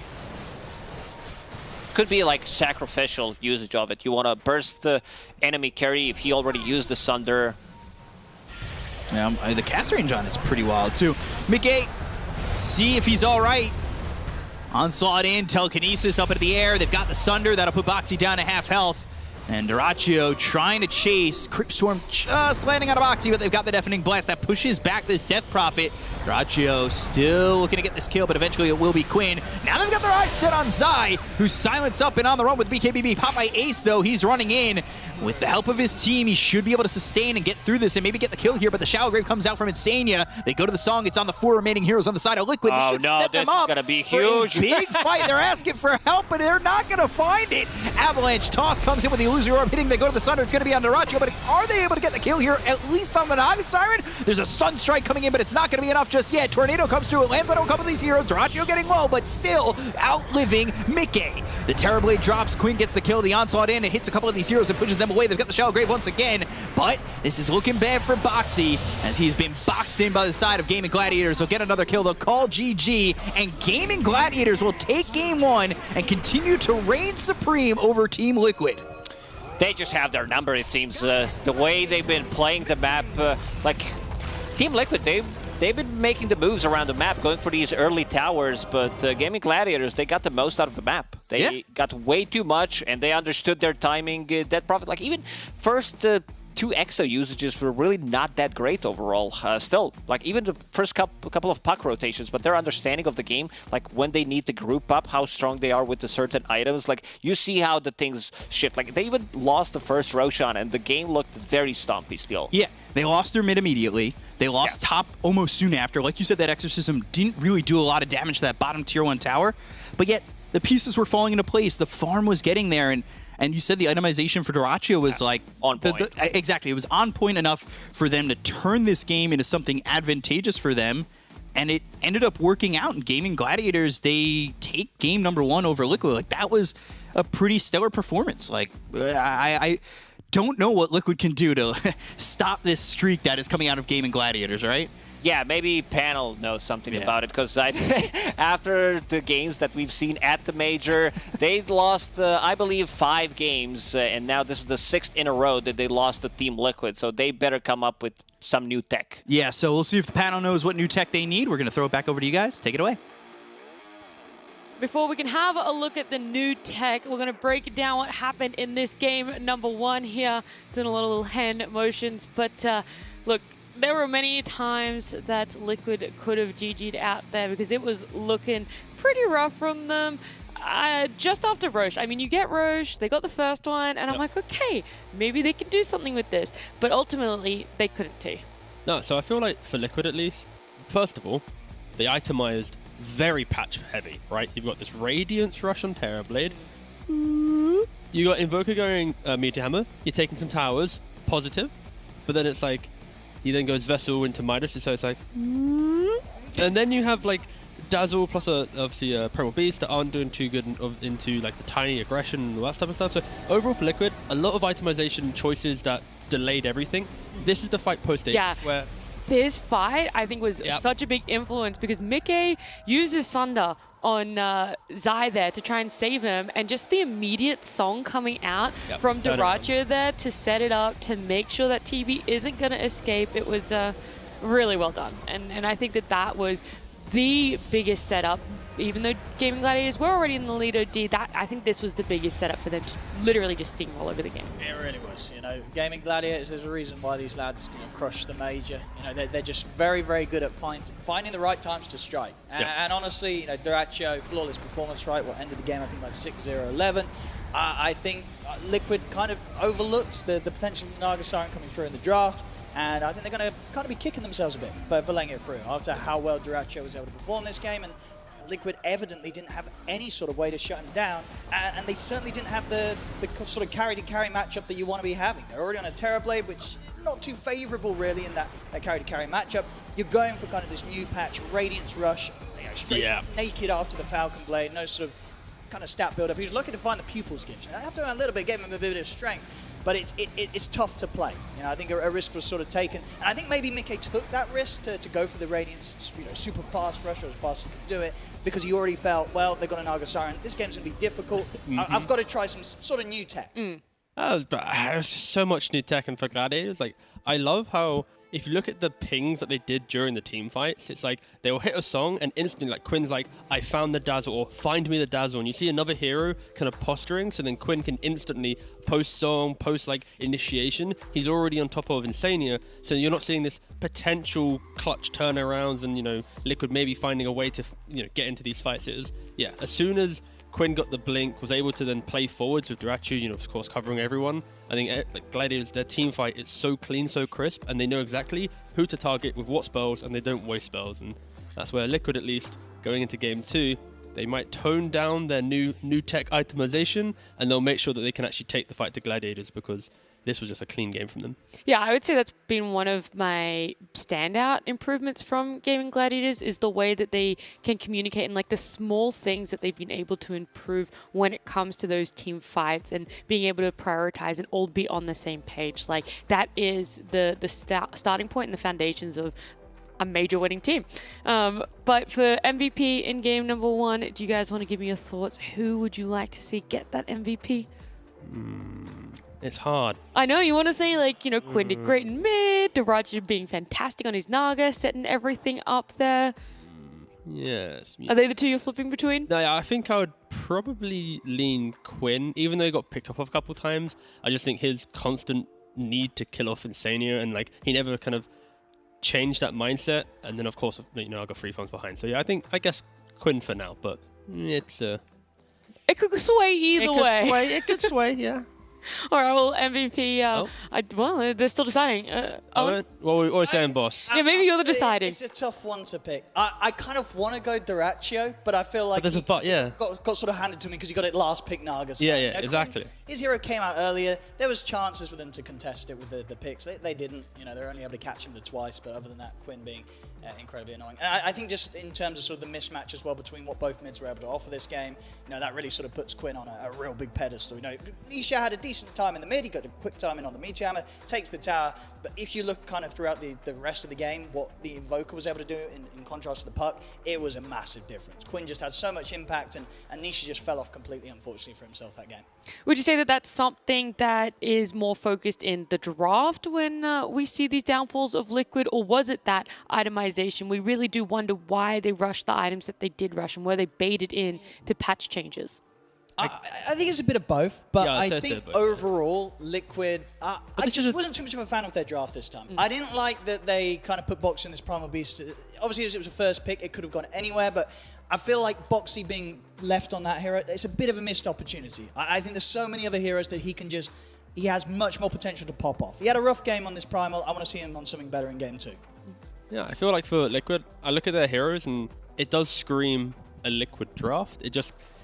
I think the Visage last pick, where there is this opportunity where a Naga gets picked up, you're not really potentially countering with your pick, you're allowing it. So I feel like maybe the last pick in the draft was the one which was maybe they're going to, in hindsight, go, it shouldn't have been this, it should have been that. But of course, hindsight is the best. Hindsight's 2020. Exactly, and every Dota player has an abundance of it in any game, competitively or pub. But yeah, I feel like for Liquid, a couple tweaks and they should be fine. I think in a different, game, this TB Radiance might work out, but not when your Visage is underfarmed, your Invoker hasn't scaled into the game, and then you need the TB to stand up and fight. You can't when you have like 1100 HP. Yeah, we'll see if Liquid are able to make those small tweaks for game number 2. But, game number 1, it looked fantastic for Gaming Gladiators. They had that draft, they had the team fight, they had the execution. We'll see if Liquid can come back and sort of match that sort of level after this break.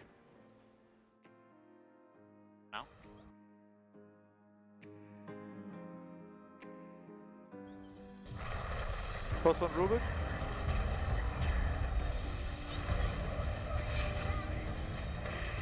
I'm gonna use ult. Nice. Let it run out. Kill Visage? Yeah. Or Primal, I wanna kill Primal. Yes, ult. I silent the both. Kill Visage. Don't overplay, play slow. They're getting on. They have nothing, just go, kill them all. Can you go? Silence in 5. No silence. Killing Visage right now. Kill TP, kill TP. Okay, the TP. So, Need to cancel his TP at some... combo in 2 seconds again. Go Dazzle, go Dazzle. Mids are super low. Thanks, there's what? Let me kill him. Oh no. Oh, the First. Oh.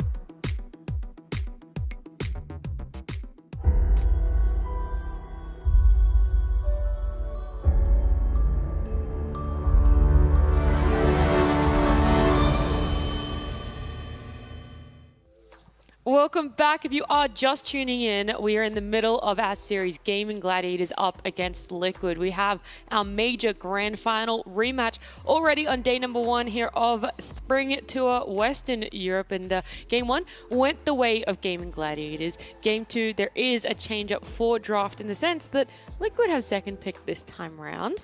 Do you think that this is going to give them that advantage that they need when it comes to drafting? Are they going to be walking away with most likely some advantageous matchups to be able to have those counter picks? I mean, if they're not picking advantageous matchups on second pick, then they are really bad drafters. That's true. Luckily, you're right. That was a bit of a silly question from me. That's fair. But luckily, no, they should be fine.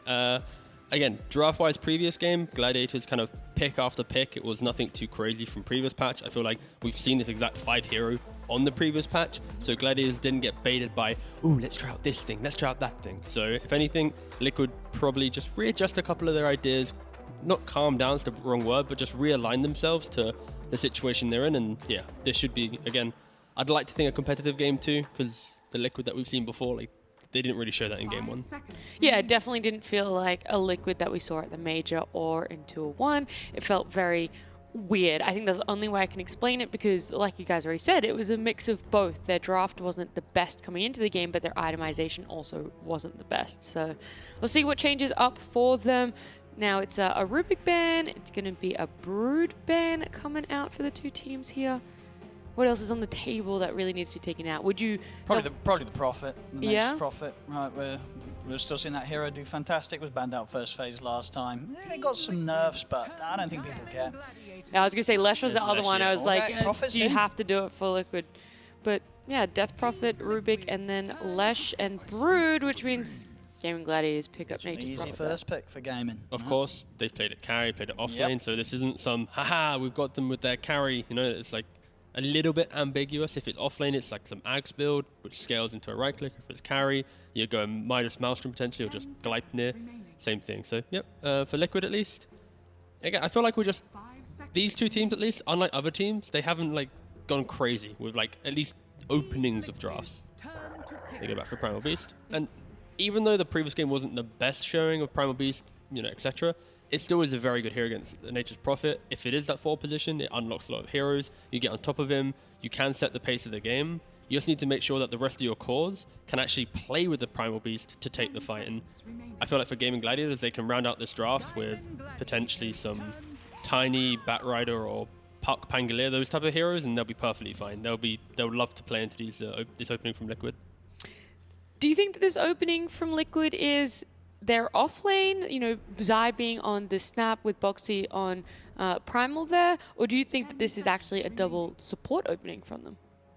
I'd like to see it as an offlane combo. Yeah, I think it's more myself. likely to have one of Zai as the snap. I mean, he had some insane games at the Major, right? Zai. He kind of single-handedly carried some of them on his core offlane snap fire. So I feel like whilst there's some flexibility around it, that's probably where Liquid's going to want to be leaning the most, with where they want to get this hero in. Again, I feel like for Gladiators in this position, you're looking at Quinn and going, pick your poison, right? And no, instead they just go for Undying. Fair enough. Actually, yeah, I guess when they're thinking about, like we mentioned this offlane duo, yeah, like a couple of strength. Yeah, pretty much. There's still kill threat where Undying can die to this. Like you get level 3 on 2 points trample. True. Like there is opportunities. Undying as well is like a hero that if you don't, in the window where you have the mangoes and the regeneration, and you lose your resources, then you need time to reset. So I can see ways to play into it, but of course, fundamentally, insanely strong lane. Undying plus Treants, up front, Nature's Prophet should farm. I mean, I think if anything, Gaming Gladiators feel that this is probably going to force Liquid to put these, not both heroes there, or change something up. You know, maybe the Primal Beast to the mid, because even sort of consider something else for Zai if you're Liquid. Gaming Gladiators, after picking it, they still ban out the Enigma. So feeling that if Liquid do sort of go to move around their heroes, they're still not going to be able to get one of these other really strong off-lane heroes that into the hands of Zai. Did we ever see Nisha play snap mid? No, I don't think we did. Doesn't ring. He a definitely bell. could, but I don't think he's done it in a pro game, right? Yeah, I don't okay. think he has. Yeah, because I'm trying to think of like how else they could change it up in any way, shape, or form. But more likely a primal to be sure. I don't even know actually. Going in, I'm finding when he last played it. Thanks. Well, last place bit of snap mid. Oh, actually, hold on. He hasn't, right? He hasn't played it. No, he didn't. At least on this account. I know he's got a couple of accounts. So. Okay. Oh god, yeah, this is his new account he jumped on when he joined Liquid. So there's another niche account out there. So maybe, of course, before Liquid, he has probably played it a couple of times. But stop smurfing, Nisha. The slap on the wrist there. Yeah, that's kind of the back of the hand. I kind of forgot where I should be slapping, but that's fine. Right. Close enough. Close enough is good enough. We'll have to wait and see where the Primal, the snap, is going to see if they are going to be forced into anything else, if it's going to be that stock standard. But the drafts looking pretty stock ban, looking pretty stock standard. Enigma, Ember, Disruptor, Tiny. Where else would you be putting some focus for Gaming Gladiators ban? So for Gladiators ban-wise, it's the heroes that can deal with Nature's Prophet, and that will, I mean, I feel like, yeah, TA is a nice option, especially for Liquid. On top of that, a lot of heroes that Liquid at least recently played, I don't want to see them pick Terrorblade into this, it's too slow. Okay. You could probably pick Naga yourself if you're Liquid, and then you just like mirror it, yeah. what Gladiators did in game 1, but you do it yourself. Like, set up probably the best onto option. the Prophet in the middle of the fight, or disengage when necessary. I think, I think Naga's in a pretty good place right now. You've got good versatility with the build-up, as we saw. You know, you can do the Radiance build with obviously the way that Radiance has been buffed in terms of the ease of purchase. And of course, you can do what Duracho did last game. Just do it the old school, just the Manta, the heart. No need for a Radiance in the build-up, and it still feels fantastic. All right, Owen, you're a carry player. Do you think Well, I Mickey... try. Yeah, well, it's fine. So do you think Mickey succumbed to the Radiance? And now he's like... What heroes can I buy Radiance? Exactly. So right now, heroes Where's that it? have... Bring the Alchemist back. Yeah. He's like, I'm not playing for the heroes. I'm playing for the item. Yeah, I mean, there've been some pub players that have done that. Like Juggernaut's win rate has increased due to Radiance. Anti-Mage win rate has increased due to Radiance. Pretty sure Alchemist win rate has increased due to Radiance. Like this item has given life to certain heroes. I'm not saying it right now, but like after 2 heroes, we could potentially see some quirkiness coming up. But the the Nisha Tusk has made its great return, most likely. You think it will be? I'd like not to Boxy think so. Tusk. Come on. How many times do we see the Aegis still? Like Nisha? Sure, there's a but slight Boxy nerf Tusk with is the still- range, but We'll see. okay, we're gonna see. I mean, we're gonna see in like 2 Now, minutes' time. this isn't one of these other mids that you go Meteor Hammer on and do some meme stuff, is it? Congratulations, Gladiators, you got a 2-0. God, I just imagine that, a mid-tusk rushing I would like to not imagine that. I'd very much not like to. I could just see him like rolling in, he does the punch, and then he awkwardly tries to channel, and they land, and they're like, well, what are you doing? I'm just gonna stun you. You'd have to have a very good support to help you chain CC that one, for sure. Yeah, and your opponent to disconnect. So, yeah, Gladiators... It is sort of another... I feel like this Undying's smiling quite a bit. I mean, the only real threat he's got... Sure, his Tombstone might not be too happy against the little Shredder in this game, but... I feel Undying's pretty happy. You're going to get that nasty bat pick in. That's lovely and dirty. Yeah, and so this is now where Liquid, if they wanted to try and flex things away, you then pick up a counter to the Batrider mid, and you find a solution where it's like between Tusk, Primal Beast, and Snapfire, one goes off lane, one goes 4, one goes 5, right? Yeah. And you decide between I think that's what you do, right? And then on mid, you can then pick up a puck yourself, or something that can at least withstand that. You know what Liquid could do? They could pick up like Quap right now. I was going to say, it's a Like good Quap game. Queen You got the Quap versus Bat, and these 2 other heroes ain't going to control you. You'll Yeah. see Clock come in for Game of Gladiators. If they're able to do that, if they're able to flex the first 3 to unlock a Queen of Pain, the reason why it's so good, you get Dagger, the move slow, Batrider can never pressure you. You just, anywhere Bat goes, you go. Like, if Liquid are able to flex their first 3 to get this hero into the game, I think Liquid are in a great stead to actually... How would you want the first 3 then to try and fit in a Queen of Pain? Would it be like the Primal going to 5? Yeah, pretty much. Like Primal or Tusk go to 5. I think Primal would have to go to 5. You'd want Snap to be your offlaner to provide you damage to follow up, and then... Nice, they did it. It's a good Quap game. Yeah. It's a good Quap game. The Good Quap job, didn't Liquid. change that. But is it Yeah. definitely a Snap that you would want off? A Tusk off? We've seen Tusk be I think I like the snap off still because it's Zai, and also because then at least you have some way to sort of shoot down the Tombstone if this Undying comes running at you. That's true. So you can kind of put a stop to the aggression there. It's also the damage that you have, because there's a Clockwork. If you're putting the Primal Beast or a Tusk in the core position, having to farm up, then like Clock walks in, he can hurt your wave quite nicely. If you put the melee hero to support, then he bodies the Clock on the side, Snap farms, and if Quap ever daggers the Bat, Snap just TPs in, Mortimer kisses from a mile away with the XP he gets early on, continues punishing because of the level. So yeah, I think Snap should be the core, Quap should be the mid, of course, and then they need just to pick up a carry that can match up against the overall aggression that Gladiators have. No, yeah, I think Liquid, just because of this Quap pick there, convincing me a little bit. I don't think Gladiators really expected that flexibility. And oh, and a Baden ban. That's because of 1.5 base attack time, 0.2 decrease because of the patch. That hero is cool, and it should be picked. I like, yeah, and I guess on paper as well, would be a good carry to play against the Bat, right? You're not sort of as fearful as the Lasso. That would be so cool. But it's a Radiance hero, so Mickey still... Mickey would have wanted to play it. He would have wanted to play it. He would have wanted to play it.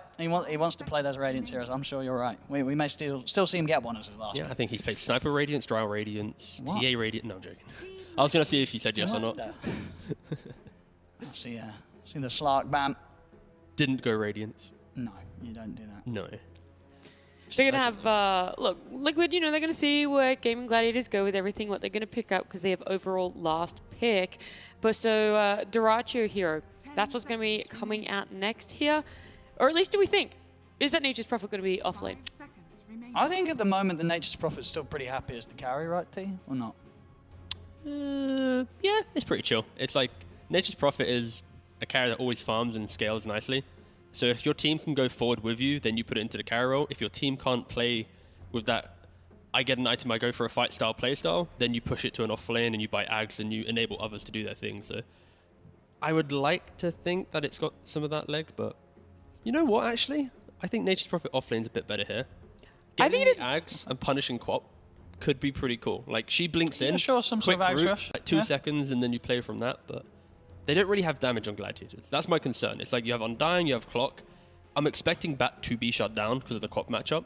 So now it's like, what happens? Unless Gladiators respond to the Quap by then putting the Bat off lane, and then they pick up another mid to deal with the Quap, right? But They then could dodge they're the like lane. continuing to go down this like, That is true. There's a you do chance this, for so I that. do that, yeah. And they'll kind of consider that Liquid with the still banning the mids. Exactly, they're banning the Quinn's puck, so... in terms of the good mids, what is left if the Gaming Gladiators, as you say, do want to take that bat away from the Quap matchup, get someone else for Quinn? Against Quap, it's kind of annoying because of her dagger spam, and are they going to go mid-snipe? I think so, right? Or was it No, carry? carry, no, I didn't sniper, carry. sniper, and they're just Gotcha, going to please. still run the bat I got mid. carried away. We jumped down this rabbit hole, and I was like, Yeah, when you're like mid-sniper, Drag I'm it back please, up. please, it's just Dyrachyo. Yeah, it's true. I remember Quinn playing Sniper, and I was remembering how I didn't enjoy Gladiators when they played it like that because Quinn couldn't do anything on the map. But anyway, so cool. So Clock Sniper is your safe lane. They're sacrificing Quinn to some degree because, again, I don't see Quap ever really beating the Batrider unless there's some random new playstyle. Maybe you do like Flame Break and Napalm and you don't even go for Firefly and you just try and bully out the Quap. They wouldn't do the other way around Gladiators with their supports on the lanes. You mean put the... Clock is 4 and Undying. Oh, for sure. I think sometimes Tofu's actually played 4 Undying, that's why... But yeah, it doesn't really... They'll play whatever to what's best for the lane. So now Liquid, or at least Mickey, he needs to pick up some carry. I think Spectre is very good here. Oh, it's still in, isn't it? Like, Quap should secure so much of your And early it's a game. Radiance here. Yeah, I was waiting you guys to bring that one up. He could definitely go for a Spectre. Or Yeah, against a Ursa, Prophet and a yeah. Snot, I think you're right. It could be appealing. Anything else outside the Spectre? I mean, Liquid are taking their time thinking about it. Got 8 seconds left. What have we still got? 7. Still got Nagasaran, 6. right? There you Yeah, go, Spectre. you bang on to it. It's nice. 2 for 2. It's nice. The I'm Quap's scared. nice. The Spectre's nice. It's a good reaction to what Gaming Gladiators have done. I think this is better than Game 1. And also, don't forget, this Spectre, he just goes, treads Blade Mail, and then with Blade Mail, you can fight into Clock, you can fight into Sniper Shrapnels, you don't care about Batrider, which will also overwhelm Gladiator. So I think this Spectre, even though it is a greedy hero, with the Blade Mail's path or route you take, gives you so many options to play quite speedy in the early game. I was going to say, can we just say they were taking forever to figure out what they wanted to do with their first 3, and it's actually going to be Zai on Primal, Boxy on Tusk. Sure, there. okay. So, and Sania picking up the Snap. So, Snap gets demoted, isn't going to be a core. We see the promotion for the Primal there, and Zai picking it up, I think, for one of the first times in officials we're seeing him on Primal. So It's a difficult lane. Like Yeah. you It is. have If these two are not going to have an easy time. No, this is like they are not playing the lane. Like Primal Beast and Tusk, they're going to be Dragon Waves, Mewtwo and stuff because Clock and... Wait, is it? No, it's Undying. It's just so it's Undying and Sniper. These two heroes... I think Undying's going to have a great time. He's going to vibe. He's going to be like, look at me. And Sniper's behind like, oh, look, I can farm. Oh, thanks, Undying. So it's like, yeah, I think Gladiator's safe lane should be pretty good, but I think the rest of Liquid's lineup is going to be so formidable and so strong. So one lane in this matchup isn't enough for you to think that it's a 2-0. You think that Liquid have that fighting spirit in them? Nisha went from buying Meteor Hammer on Invoker to now playing Quap against Batrider. It's like night and day difference. So Yeah. Nisha should just pop off and, yeah, it should. I feel like this draft from Liquid is 80-20 theirs to win with. Oh, wow. High numbers, arbitrary numbers from you. OD, how would you feel about this matchup? I'd actually give it... I'd give it 60-40 over towards Gaming Gladiators. I know there's a Spectre and a Oh. Quap, and these two last picks are nice, but I feel the setup that Dyrachyo's going to have with his lane, considering the support backup that he'll have against whatever Liquid put against him, which looks to be like these couple of strength heroes, I think this Sniper's going to have a completely free time, and while Spectre can have these strengths in a game later on, it's going to hit sort of that 25-minute mark where Gladiators, they're making moves around, they're getting Sniper involved. Dyrachyo was on fire in Game 1, I think he's going to be on fire again here in Game 2, despite some of the difficulties that could arise if the game goes long. I don't think it will. Okay, I like that you guys are split on this because it means when we come back, one of you will be right, one of you will be wrong. We will have a winner and a loser in this game. Number 2, it's Liquid Gaming Gladiators with Big Up and Lacoste. Thank you very much. Coming into game number 2. Lacoste, do you have any numbers for me? Yeah, I got like 30-22. That's what I got. Now, Where's the other numbers? I don't know the other numbers. These are the only numbers that I know. Duraccio might be on fire, but Team Liquid might put down that fire, if you know what I mean, with the draft that they have, because it looks pretty damn good, I would say. Like, they have so much counter picks. They have pretty much every single hero can close out the gap, find this sniper, and find Nature's Prophet, which might be a little bit of a difficult situation for them to deal with. In terms of the front line, they don't also have like the best front line yet. Sure, you might have Undying. Celery should have a good lane, but knowing how things went during the Major, during the past 3 or 4 years of Dota, you don't have to play the lane if you're playing into Undying as 2 strength heroes. So expect a lot of shenanigans, a lot of lane poolings, because they don't have ways to stop you. They have no slows other than Shrapnel, which I don't think it's going to be okay. Talking about some of the nerfed heroes in this game, we see Batrider, which did have a rough time against Queen of Pain. This matchup is like almost unplayable. Queen of Pain got 2 extra damage even, which sounds, you know, just like 2 damage, but that's quite a lot for the laning stage, and Batrider needs more mana for sticking a palm, 5 extra mana. So even the mid matchup is going to be rougher. Also, you mentioned something to me, is Spectre going to go for Meteor Hammer? I don't think he will, but it's also an option. I'm sure in this meta, we will see some Meteor Hammer Spectres, because it does, like, you build into Ring of Health, you have extra regen, you can push towers, you can farm the stacks as well. Most likely, considering what he's playing into Sniper Clockwork, Batrider is just going to be a Blade Mail Power Treads type of a build. Yeah, I'm glad that one of my ideas finally made it through the pre-check, and you get to say that maybe Meteor Hammer will be built, but it does feel like it's going to be a Blade Mail kind of game. Would you even consider Radiance at all, or is that just not even in the question? Oh, that's also not a bad idea, considering that it's 350 cheaper. I mean, it got approved. Every item build is viable if you don't care about winning or losing the game. So you're telling me Boots of Bearing into Nullifier. Okay, cool. You might win some games. It's not terrible build. Zai hiding here, trying to get some lane shenanigans as we talked about. Tofu needs to be a bit more careful. Shotgun in his face. Mickey also using a dagger. Yeah, not great to eat that Scatter Blast right in the face of the Clockwork, but this feels like it's the Clockwork's job, right? Battery Assault, run into the enemy heroes, disrupt their farming patterns, and make sure you try not to die. But as we see with Clockworks every now and then, it's just like bound to happen where you're just, when you're playing that aggressively, you're going to end up giving a life over or 2. As long as it's not First Blood, it's not really awful. Ooh, looking at the mid matchup, Quinn 8-2 against 6-1 on Batrider. This matchup does get tougher as you start to get more points in Shadow Strike. This is 2 points, 3 points at level 5 on Shadow Strike. You don't have much way to farm as Queen of Pain then, but it's mostly about dominating the matchup. But so far, Quinn doing really good. Boxy ran on top of Duraccio, but not really enough damage to get the kill, just disrupting him as well. Quinn, you talk about that matchup, so I'm thinking to myself, give Quinn a bad matchup. Let's see if he can beat it out. And I feel like this is going to be a real test for him, especially, like you said, with the Shadow Strikes getting stronger and stronger. Yeah, so it's a bad matchup for him. Yeah. Very bad matchup.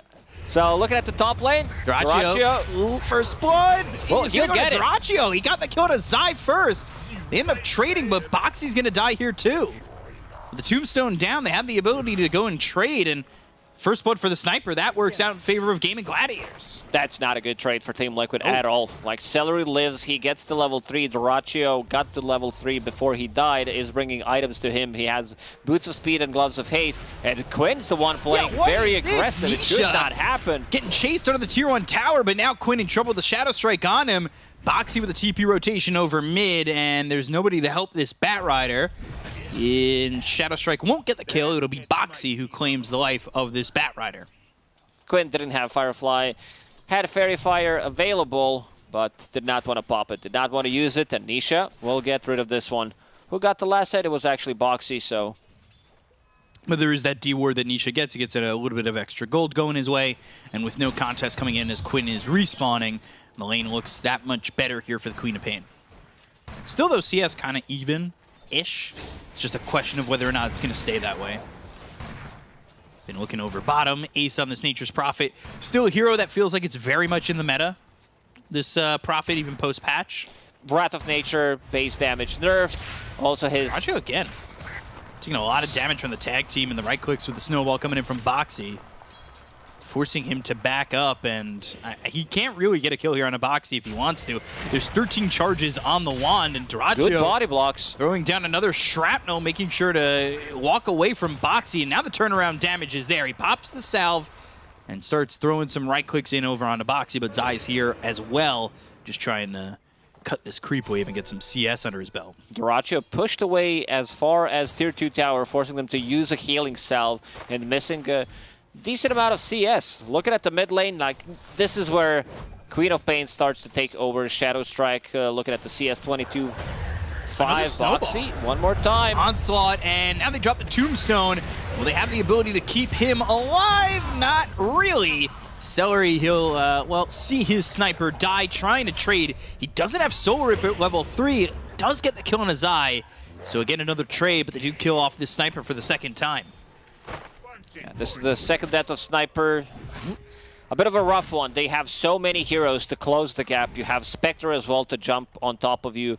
With like Aghanim Scepter should be your next item after you finish off Blade Mail Power Tread. So having that bit of a global presence, any kind of rotation with either Tusk or Primal Beast before you have a Force Staff, you're dead. Like there's no way you're gonna be saved. Heroes that they have on their side doesn't have saving capabilities. Nice charge by Boxy.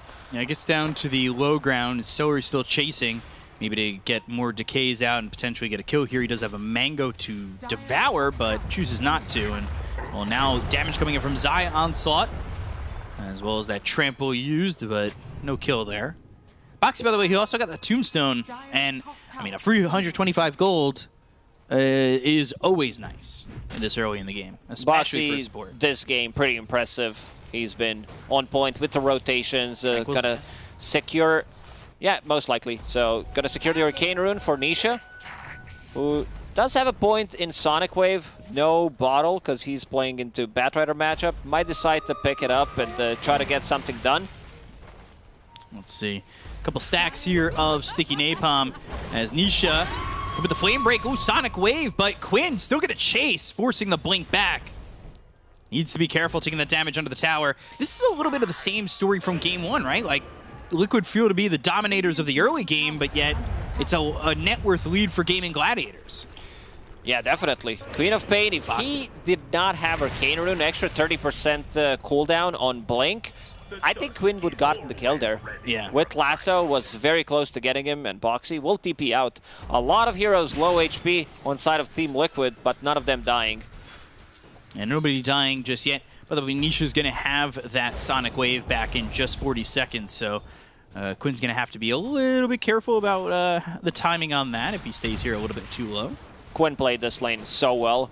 Only 400 gold behind Queen of Pain, and also forced Queen of Pain to use Sonic Wave. It was with the Arcane Rune. If it wasn't, then I would say it was a big win in terms of the trade, what you get.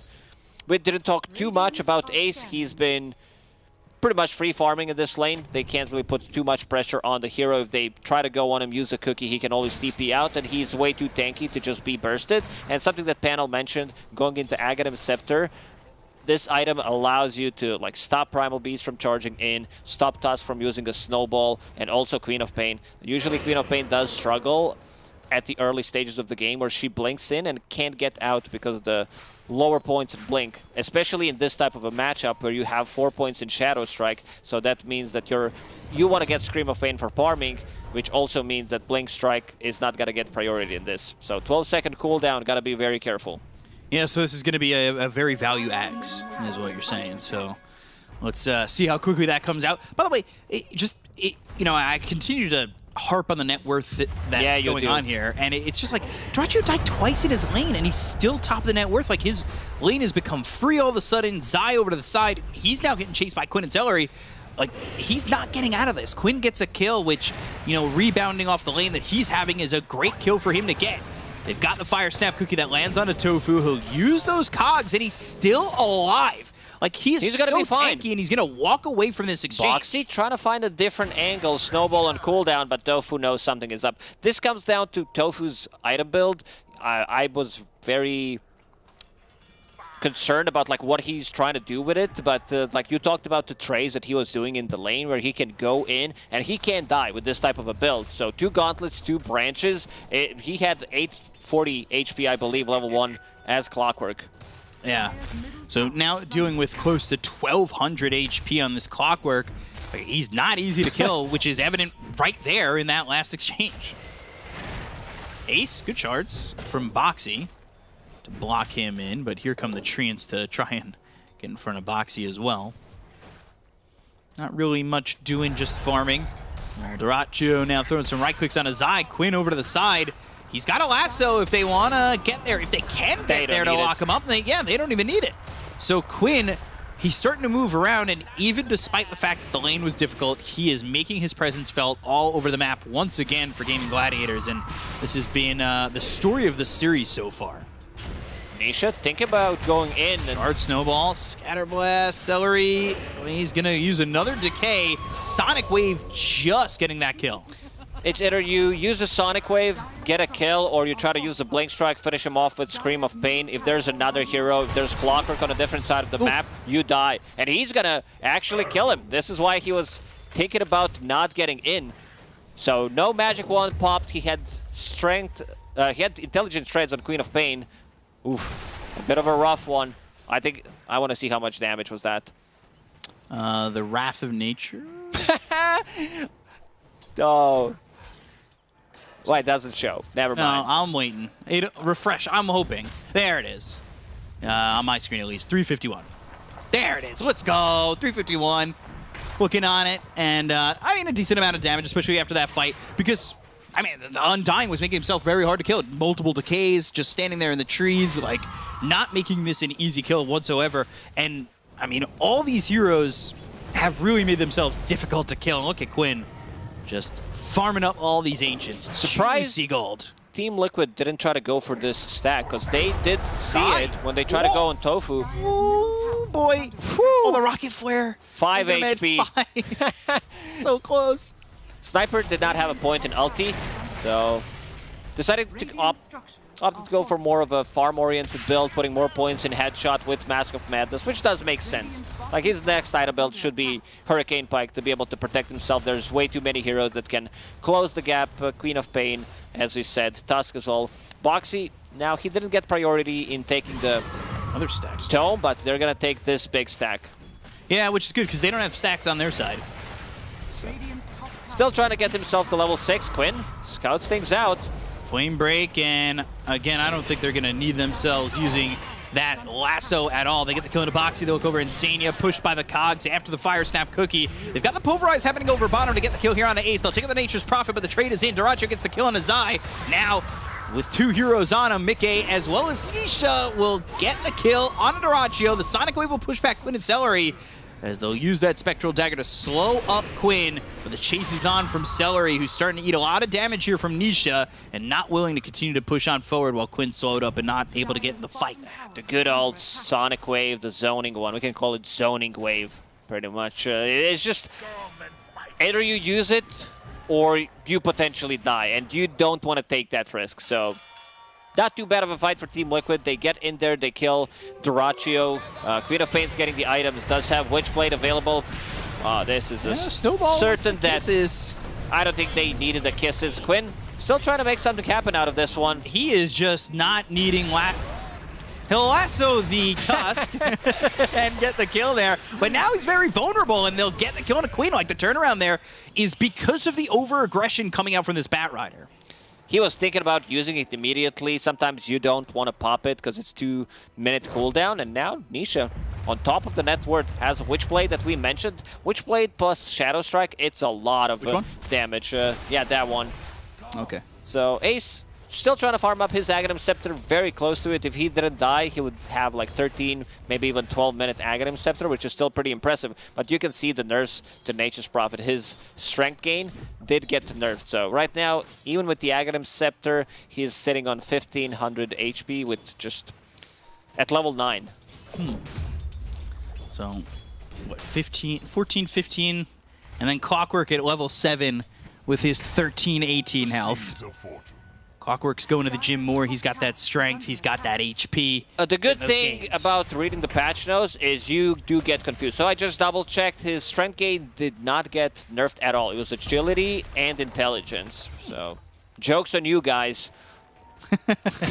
But now you'll think it's strength for the entirety of the patch. If someone stopped listening after that because you know, he had the gun, he was like, man, this Nature's Prophet really is not that tanky because Lacoste said so. Oh, man. Look at the odds brought to you here by esportsbet.io. Not as bad as the last game, where it was 1.06 for Gaming Gladiators. Very even thus far. Maybe a little bit of underdog here for the side of Liquid while Boxy goes down. The hookshot lands. It's on Anisha. The Cogs will push him back, but he still has that blink, and he's got an arcane rune to work with, too. As a Queen of Pain, you would definitely want to try to take that fight. And I talked about Blink not getting prioritized on Nisha. He put a second point just because he might think that he's not going to be able to get out of trouble, but picked up the talent instead. Extra 11 strength, which is quite a lot of HP. So he's all about that survivability. And we talked about Primal Beast items in the previous game. Now it's bounced back from Quinn. Yeah, that's rough. Can't unsalt when you get hit with the Flame Break, and we'll try to go to the mech to survive the Pulverize right on top of Tofu, but he doesn't care. He'll get the kill on his eye anyway.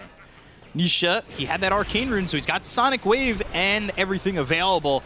Tofu getting run down, but he's got to be careful. The Soul Rip from Celery onto the Clockwork, so Nisha blinking away towards Insania as three heroes are laying in wait here for the side of Gaming Gladiators if he does go back in. Yeah, that's the Cellar Rip coming in very clutch to keep Tofu alive. And they'll try and go. They've got that upgraded Wrath of Nature, and they've got Tofu coming in with the Cogs, pushing him away once again. The more numbers kisses, but they've got themselves the hook shot. They get the kill on Anisha. Tofu, oh, he will get denied by Celery, and well, they'll lose a courier. They get the kill on Insania, and I can't do anything to really turn this around. So the Gaming Gladiators win another fight. But they're all over the place. They're outnumbering them. You see Clockwork having long range initiation with the hook shot. The Nature's Prophet ulti bounces. So decent amount of damage. Still Quinn, the king of damage in this game. Like, he's going to have BKB.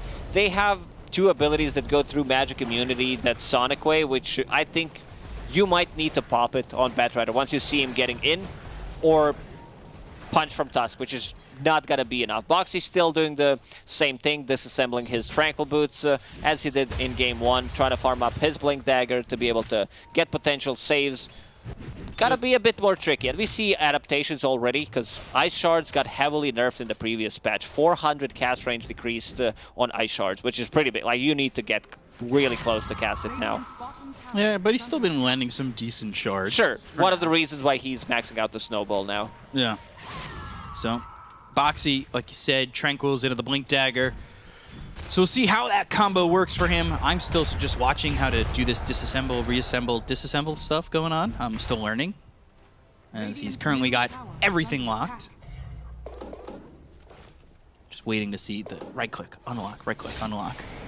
Seems very tough. Yeah, very difficult. Team Liquid will aim to go for this Aghanim Scepter plus BKB timing on Spectre, on Queen of Pain, sorry, to try to make stuff happen. They do have decent amount of Roche damage.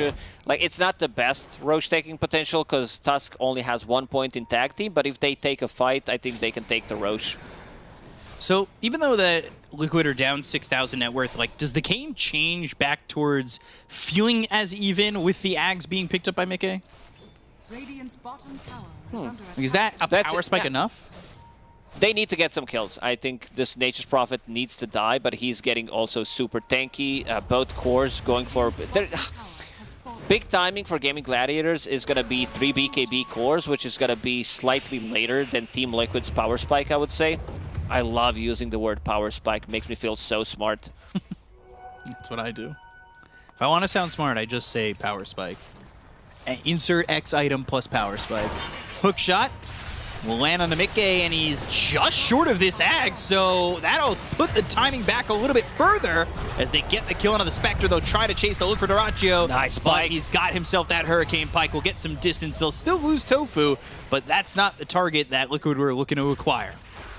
Gaming Gladiators already set up the vision in the enemy jungle, so they're gonna see these rotations, and they see them teeping in as well, so very nicely done by Gaming Gladiators. They only trade position 4, they kill the Spectre, and as I said, trying to delay the game as much as possible to hit their BKB timings before Spectre can finish off the Axe. Potentially, I mean, she's gonna have it in 400 gold. Dyrachyo trying to go for a solo kill, needs to be a bit more careful here.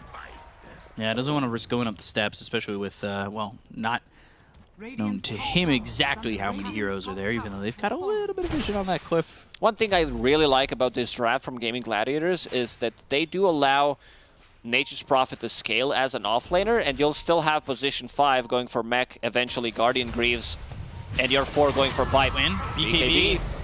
Avoids the Fire Snap Cookie. The Shard's not going to matter. Hook shot from downtown coming in from Tofu. That'll line up the lasso. They'll get the kill on Anisha, take out Boxy, and that is a double kill for Gaming Gladiators. Not a specific person getting the double kill per se, but, well, you know, they'll take these kills in droves. Getting hit by Wrath of Nature, plus also getting rooted. Hook shot from Tofu, finding the right angle. These wards, they still didn't get dewarded in the Liquid's area, so need to be more careful about that. Like, this is pretty standard ward that we see on the high ground, but so far Gaming Gladiators have been playing extremely well around it.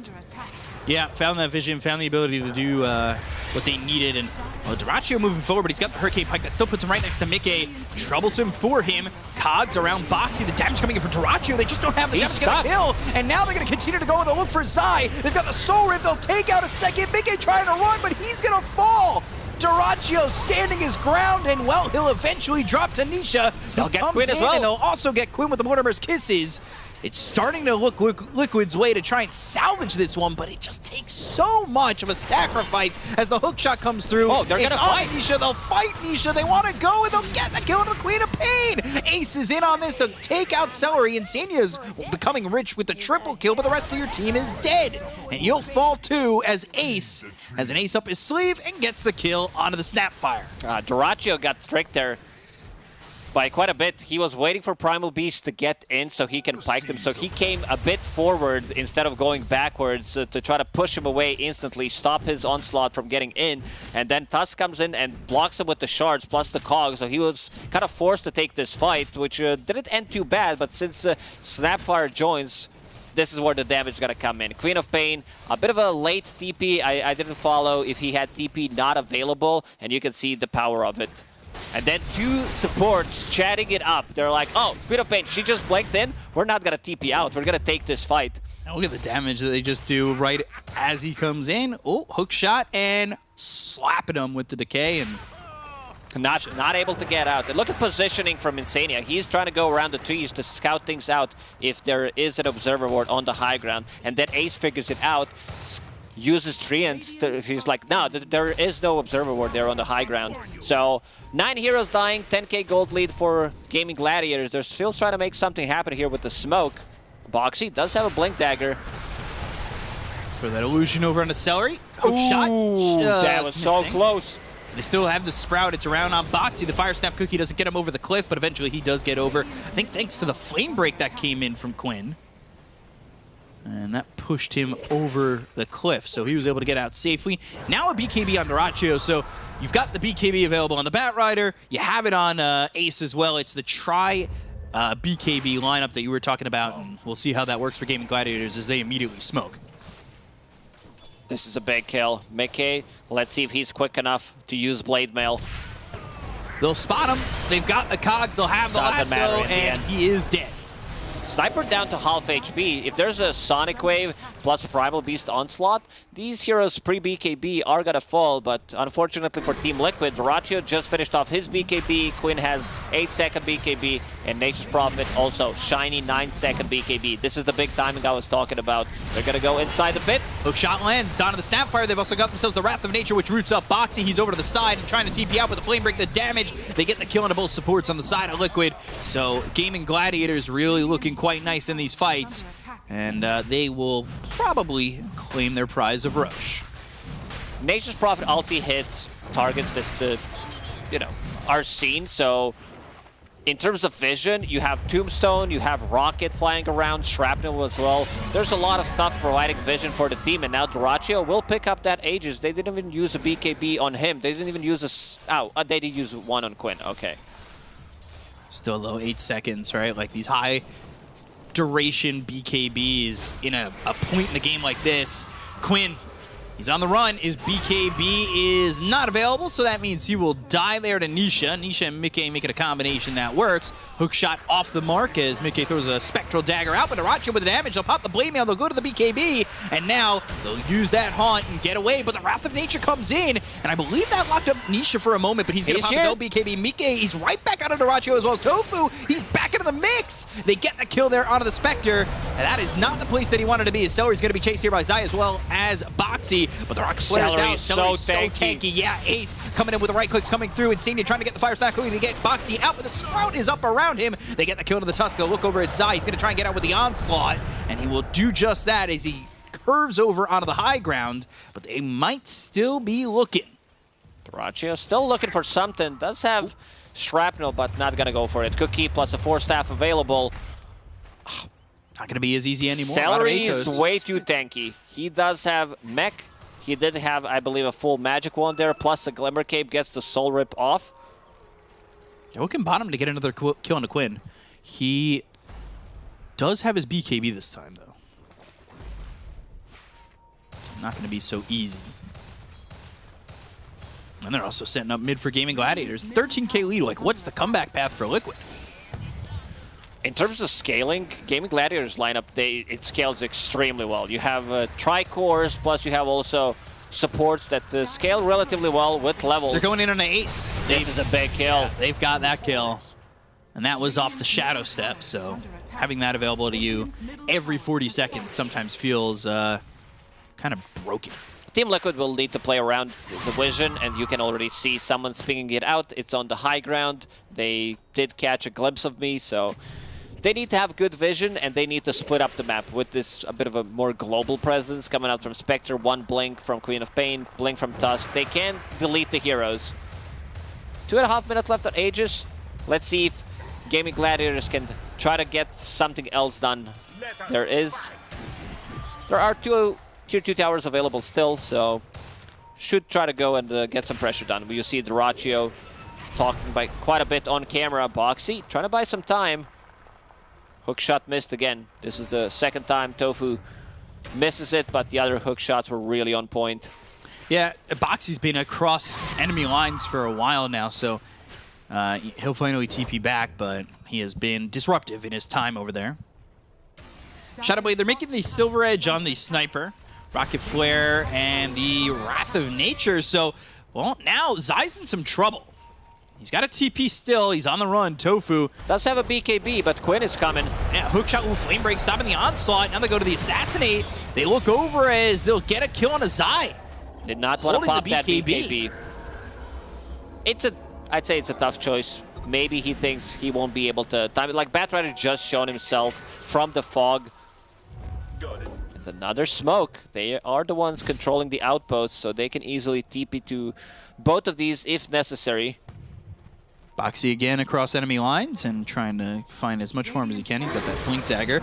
Going with the ulti coming up from Celery. They'll go with the Gleipnir from Ace. So Insania is very dead. Rocket Flare trying to get them some vision. They'll look, maybe find Nisha, but up in the top lane, Mickey, he's been caught by Quinn and Dyrachyo, and that is another kill onto the Spectre. This should also be a tower, maybe even a second tower, because they still have a full minute left of that Aegis. Gleipnir done on Ace. This is a big item, especially against Tusk. Can't use Snowball against the Primal Beast, against Queen of Pain. Even though item got nerfed, it's still a very powerful item. Just in terms of stats that it gives to, I'm going to call this intelligence carry more than offlaner, considering the item that he's going for. And one of the reasons why Ace is on top of the network. Like, his item build has been on point. We've seen this item build like the other way around as well, but coming from the off lane, I like Aghanim Scepter. A bit of a tough game here for Zai, where he can't get in. Pike, Clockwork Hook shot, Cogs, way too many abilities like Flame Break from Batrider, etc. So, and Quinn's been on it too with the Flame Breaks that have been stopping the onslaught Ooh, they're going to get the root. The damage coming in from Duraccio. They have the hook shot to go into the base, and they'll get the kill on Azai. So that means no Primal Beast for 47 seconds. Boxy goes in with a snowball that goes across over to Ace. They'll go to the board numbers Kisses. It's right on top of Ace, but it's not doing enough damage. They get the kill onto Boxy, and now Mickey going in. Jumping forward, there's the Sprout. That's a big issue. Blade Mail being popped, but with the Flame Break, they get the kill on Insania. They're going to look over at Mickey. He is in so much trouble. Even with the Spectral Dagger, he cannot get out of those cogs. That's they just take out clockwork. Tofu, but everybody is dying here on the side of Liquid. Nisha with the BKB. They find themselves Duraccio, and he is going to die here. No buyback for 75 seconds, but they do need a little bit more, and they won't find it in Celery, who TPs out. 2 buybacks, heavy commitment from Team Liquid, so next time their supports die, it's still a glimpse of hope.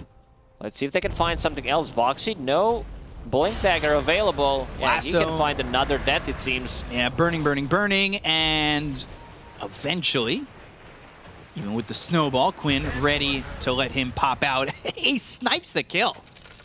That was impressive. Tofu, yeah, that was nicely timed. Tofu even gets him the tip. Yeah, good job stealing the gold from Quinn.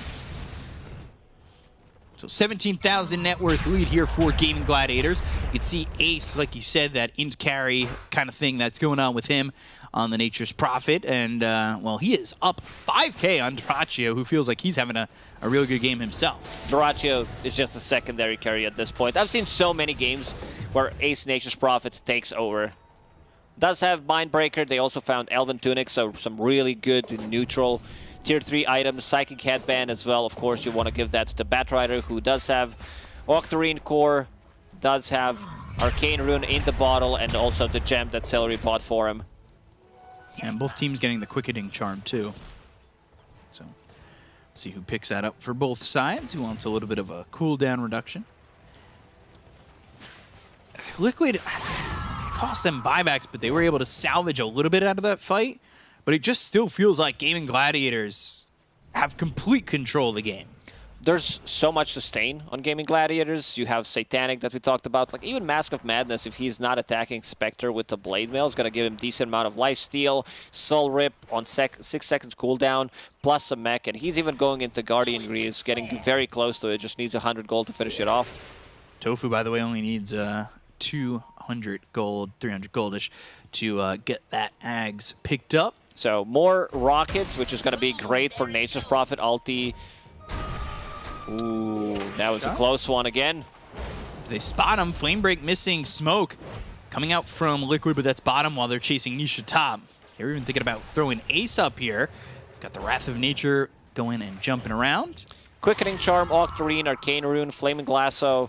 Cooldown 52 seconds. Boots of Travel is like 40-second cooldown or something. Oh, never mind. It's they go to the Walrus Punch. It's going to be on Duraccio. They might be able to get the kill on the Sniper, but with the Hurricane Pike and the BKB, he's able to get away. He also had that Shadow Blade. They'll go forward with the Haunt. They're trying to get anything out of this one, but look at the damage coming into Insania, coming out from Ace. Ace is going to stand his ground. They go over and get the kill on Mickey. That's going to be Duraccio, who had a sliver of health to get the kill on the Spectre. Walrus Punch again. It pops up Ace into the air. That might allow Zai to get out, but it's a snowball over to the side, and it looks like he's probably dead, so we'll focus our attention on Zai as he's on the run. The Flame Break lands, and Zai trying to get out of this one, but Quinn finally gets the kill. Tofu hits the hook shot. He's got the cogs, the Gleipnir in from Ace with the BKB pop by Nisha. Sonic Wave, but Quinn not enough still damage. Surviving. The damage coming in from Liquid just not going to be enough. The Flame Break lands. They've got the Assassinate, not even needed, as Celery will get the kill on Anisha, and Liquid just losing heroes hand over fist as they fight in a Gaming Gladiator. I'm not going to say this is it.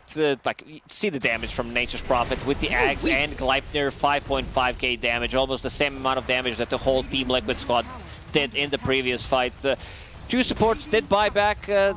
Tusk didn't die. It's Snapfire who died, but Queen of Pain, I don't know if you want to use a buyback here. You're going to kill your own game, so that's very difficult. You see Ace even split pushing this bottom tower instead.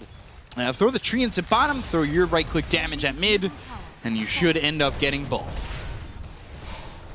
And a shrapnel thrown bottom, too. Gleipnir lasso, Walrus Punch comes in. They'll go to the buyback coming in from the Queen of Pain. They'll go to the Born of His Kisses as the Sonic Wave hits on a couple of the heroes. They get the kill to Quinn. They'll look over at Tofu. He's trying to stand his ground. The damage coming in. They get the kill to Mickey and Zai. Oh, Nisha drops. He just bought back.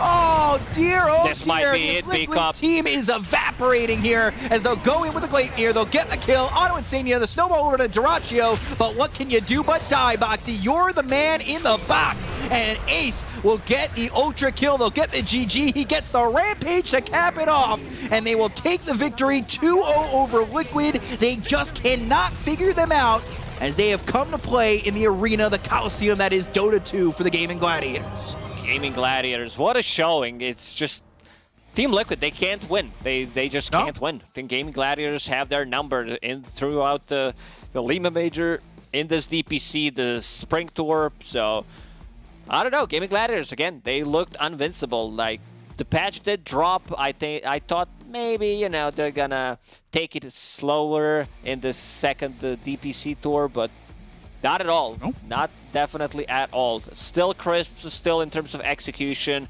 still the game understanding, like where they need to be. A couple of those that's they're like, oh man, what is he doing there? But they always get something out of it. Like in terms of these trades, like you mentioned it during the game, Duraccio, he died twice in the laning stage. Still the most farm hero after the laning stage. That's pretty impressive. So with a victory here over Liquid, it feels like Gaming Gladiators have started their season by planting their flag at the top of the Western Europe division. And well, to break it down, we've got the panel. Take it away. What a quick series and a nice game here from Gaming Gladiators. A 2-0 game number 2. I wouldn't even say looked any better for Liquid. I'm just going to say it how I saw it, just going to be straight with it. I don't know what they were really doing here. I'm going to need you guys to walk me through it and sort of talk about the fact that even though you favored them, T, you thought this draft could do it. I'm down to break it down. No, it's fine. So let me just pull out the numbers. Yeah. So basically, Gladiators, I think they respected Liquid's ability, or what their heroes were going to do early on. I think the way that they played the early game was incredible because, one, you shut down Zai completely. Then you just make all these stacks. And I don't have the stack stat or whatever, but like Quinn, he didn't even cross the river. He's not a bat rider trying to find the fight. He's farming triple quad ancient stacks. He's farming all the jungle. There's a couple times where Liquid try and poke their heads in, but yeah, I feel like Gladiators, they just respected the need to have Axe on Nature's Prophet, to have BKB on Bat Rider, and then for Sniper to have Hurricane Pike. And when you have these items, that's when you can start making the bigger plays. So I feel like Gladiators just played a super relaxed game, waited for their items, and they didn't fall victim to, let's punish maybe the Spectre pre-blade mail, maybe let's try and group up and make some counterplays. No, they just chilled, they farmed, and on the flip side, Liquid, they just weren't, unfortunately, if you're a Liquid fan, they just weren't executing as well as they did before. And it is maybe, you know, the first series in the DPC. They'll probably will improve over, or they'll bounce back to their previous form. But yeah, it just wasn't the cleanest of games from them. Because like even like the final gank where they're finding Sniper, like they're not perfectly getting their spells to kill him off. It's a lot of turnaround potential. So yeah, Gladiators, flawless game, understood their opponent, itemized beautifully, played together. Bada bing, bada boom, it's game 2. Win. I mean, sometimes when you see a spec on your enemy team and then you hear, you know, you're taking your time, you're having this relaxing game, you're waiting for your items, you're just farming it up, you get worried because that's what Spec likes to do. Spectre likes to farm, likes to push it late, but there was never a moment when I ever felt the impact for the Spectre. Maybe one kill, but ultimately when it came to team fights or even map presence, it just wasn't there already. It wasn't. It was. I mean, he was constantly having to play from behind. The sort of speed that Duraccio and Ace just farmed up the map, and were able to get even more involved in the fights than Mickey on the other side was to as a Spectre. Now, it just goes to show us just a testament of how good Gaming Gladiators are just grouping up at the right times, getting their cores involved in the action, but also not sort of distracting them from the potential farm that they're cleaning up. You know, hitting some insane numbers on both these heroes. I expected Duraccio to be on fire, but I've got to be honest, at the end of the day, it's sort of Ace just stealing the show. Insane, He's out farming his own sort of carry. You know, Duraccio sort of having a free farm game, but he was getting so much done across the map. You know, excellent build, of course, getting this Ags early as the offlaner. It just massive impact. Sort of 16-2, 16 Ace this game. Disgustingly good. Like, we know how good Ace's Nature's Prophet is. We saw it a lot like last tour, but I am still impressed that despite the patch changes, even though it wasn't that big, and just the way that Gaming Gladiators are, the fact that their opponent's Team Liquid, he walks out of game 2 with 16-2-16. I think coming into this, I kind of forgot how good Ace was on offlane, because it's like, you know, there's a major... How did you forget? Nah, because it happens, you know? Sometimes you chill, there's no Dota for like a week after the major, everyone kind of relaxes for a bit, and it's like, oh wait, yeah, okay. Because, you know, a year ago, of course, we mentioned it, right? Before DPC, Ace was like kind of he lost and he comes back, and it's like now like game after game, like there's not a game where you look at Ace and go, oh, he's like 0-8, oh, what's this, you know? It's like time after time he's just so consistently up there, and in this game he was the carry. Like of course he used to play carry and whatnot, and these games, like when you look at these lineups, like not many teams have an offlaner that can play like this to make Sniper and Furion scale equally the entire time. Sometimes one of them will fall off and one will take over, but no.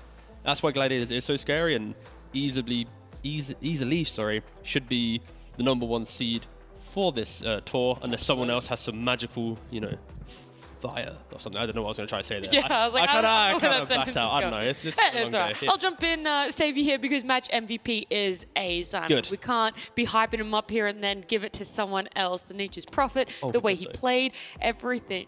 We could though, technically. I mean, actually, we kind of could. We could. Honorable mention that. Let's go with Celery.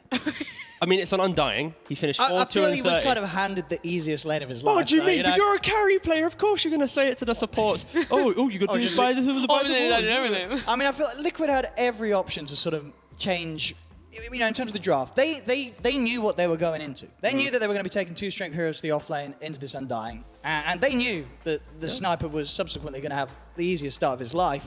True. I don't know. I feel Liquid sort of missed an opportunity to change things around. I think they got 2 tunnel visioned in with the last picks. They're like, oh, there's a bat. We're going to pick Quap. Oh, there's a Nature's Prophet and a Sniper. We're going to pick Spectre. True, a little bit baited. I think they did, because I don't think Gaming Gladiators were ever concerned about these 2 heroes that were being picked. I don't think Quinn cared that Quap was picked against him, and I don't think Drasher and Ace cared that there was a Spectre in the game. I'm going to probably ask that in the interview. Thanks for the question. I'll be like, were you concerned? And they'll be like, no. And then I'll be like, I got to think of a new question.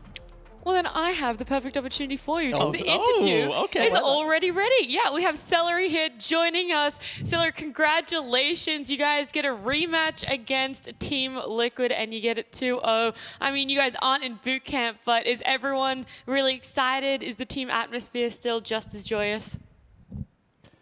Yeah, thank you. Yeah, I mean, we're feeling good. It was nice. It was a bit weird that we played Liquid in the first game, but at the same time, it was exciting. Because you read these things, right? They didn't have Buxy. It would be different without Buxy. And I keep thinking, I don't think so. So now we showed it. I don't think so. Yeah, you guys definitely proved it. No matter what speculation there was, there isn't any now. But what was the prep coming into this Liquid series? You know, there wasn't a massive patch update. So did you guys have to do anything extra compared to when you versed them in the grand final? Yeah, so besides the patch, we already had a lot of preparation for them since our last 2 series at the Major were against them. So we didn't have to do as much as if it was a different team. But it was a bit tricky because there's no data, right? We both didn't play any games, so it's the same for them. We also didn't have that much time. We got to practice for 1 day, but we just tried to figure out as much as we can and just keep being confident. Yeah, you talked about the fact that you guys only had 1 day to prep. I know that Quinn himself only got back to Romania, like 2 days ago or whatnot, and you guys had scrims yesterday. What were you doing in between? Like, what was that celebration for you guys? Was there much for you personally in celebrating from the Major and then preparing into DPC? I don't think anyone did anything too crazy. Just take some time, spend some time with your family, enjoy the victory a bit. And we did play some matchmaking beforehand, of course. Just warm up a little bit, play some games, stay a bit in the zone. Because we did just win, but when you're playing again, that doesn't do anything, right? In the game, you cannot show some card that you won the last tournament, so now you have an advantage. You just need to show up and do it again. Yeah. Do you think that there is any sort of extra pressure for you off the back of the Major, or the fact that everything is so quick in succession, you kind of can't even really think about it? We did talk about this, because it is true. We're not used to this, most of us. Besides Ace, we're not used to winning the Major. But the nice thing was maybe for this series is there's not as much pressure, right? We're playing the team that got second at the Major with a stat. So it's not like if we would lose, people would say, oh, look at these guys. They're falling off. Like, Liquid is a good team. Yeah. So just try not to think about it. Do your thing. Yeah. I like it. Have some fun. Yeah, valid point. All right, so a lot of teams have fallen victim to trying to buy Meteor Hammer and Radiance. What's your opinion on these 2 items? Because I've seen throughout today, this region, other regions, a lot of people are really trying to force it into their drafts and playstyle. You guys obviously haven't touched it yet. Is that something that you kind of consciously knew coming in, or is it, of course, hero dependent? But what's your vibe on these two items, at least currently? I mean, it's hard to say. We only got to see it like one day of practice games and one day of officials, and I think these items are a lot better than before. So there has to be a time and place for it, but no one really knows yet on what heroes and when that is. So time will have to tell. And I'm not. Yeah, these items didn't look too great in these games, especially the first game when they had Radiance on TB as well. But I'm not sure that's the fault of the item. So it's hard to say. We'll just have to see. Sure. And I guess I was asking it before we came to interview. Were you at all afraid of this Queen of Pain when they picked it up and they had that flexibility to do cop versus bat? Like, was it something that you had to suddenly make different plans for in your draft? Like, what was the feeling when they copped you? Well, we played against this before. I think at the major as well, bat against pop. So we understand what needs to happen for this matchup. Quinn plays it from both sides, so he can give us a lot of information on what needs to happen, and we talked about it a lot in the past. But our coach did mention for a second, "Oh, you ready to play some carry bat rider, Anton?" And Anton was like, "What?" Anton was like, "What? What do you mean?" And then we moved on with the draft. I love it. That was like 3-second moment. It could have happened, you know. Do you think you'd have won if you did put Bat Rider in the carry position? How confident are you? I'm very confident, but if Derecho's playing it, it's gonna be up to him, right? It's like it's like Derecho calling me to play Oracle all of a sudden. If I want to play it, I can do it, but I'm not gonna force him to play it. Sure. I mean, I'd like to see some Celery Oracle. Oh, Anyway, I would. Off to you. You never know, we might do. Yeah, Celery, of course, congratulations on the major, and of course your win here today. Honestly, from the games that we're seeing, it really does feel that like you guys at the moment are just quite the step ahead of anyone else at the moment in the competitive scene. I just wondered, kind of from your opinion in the team, what do you think works so well about this current squad that you're in? You know, what do you feel gives you this much of an edge against anyone else that we've seen try to challenge you? I think we have a very good understanding of the game right now, but we also fully trust each other. I don't think anyone from us for a second thinks that we need to like help someone in the game in the sense of like managing them or trying to make sure someone shows up and performs. We just all try to do our part really well, and we understand the game well enough, and we trust each other enough that we can just the games feel very chill in that sense. Like at the major as well, there was never really any pressure. We just knew we're gonna win these games after a certain point. We do our concepts and our plays, and we're very calm about it. It almost felt too calm. Before some games, Ace mentioned maybe we're too calm. I'm almost falling asleep. But I guess that's a good thing because we're very relaxed. Sure. And also just in general with the amount of, the wins, kind of the win streak you're on right now and sort of the high that you're at as a team, are you concerned at all, when that potentially inevitable loss does come in, with sort of how you guys will kind of cope with, when you do get finally knocked down, if that does happen, unless you go ahead to, of course, win every game this tour? Is that something you feel that will be difficult to approach when you do reach a loss after this win streak?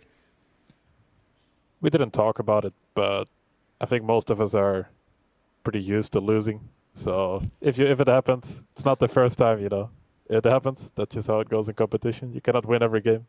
It's probably not going to be fun, but that's part of it, right? You just learn from it, you move on. At the major, our last games that we lost before our winning streak, we learned a lot. It was a really rough day, but we learned so many things.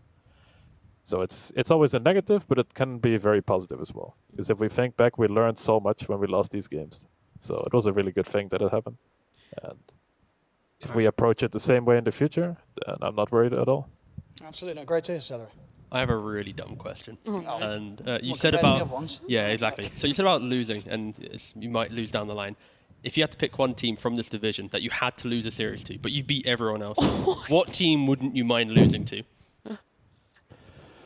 Has to just be one.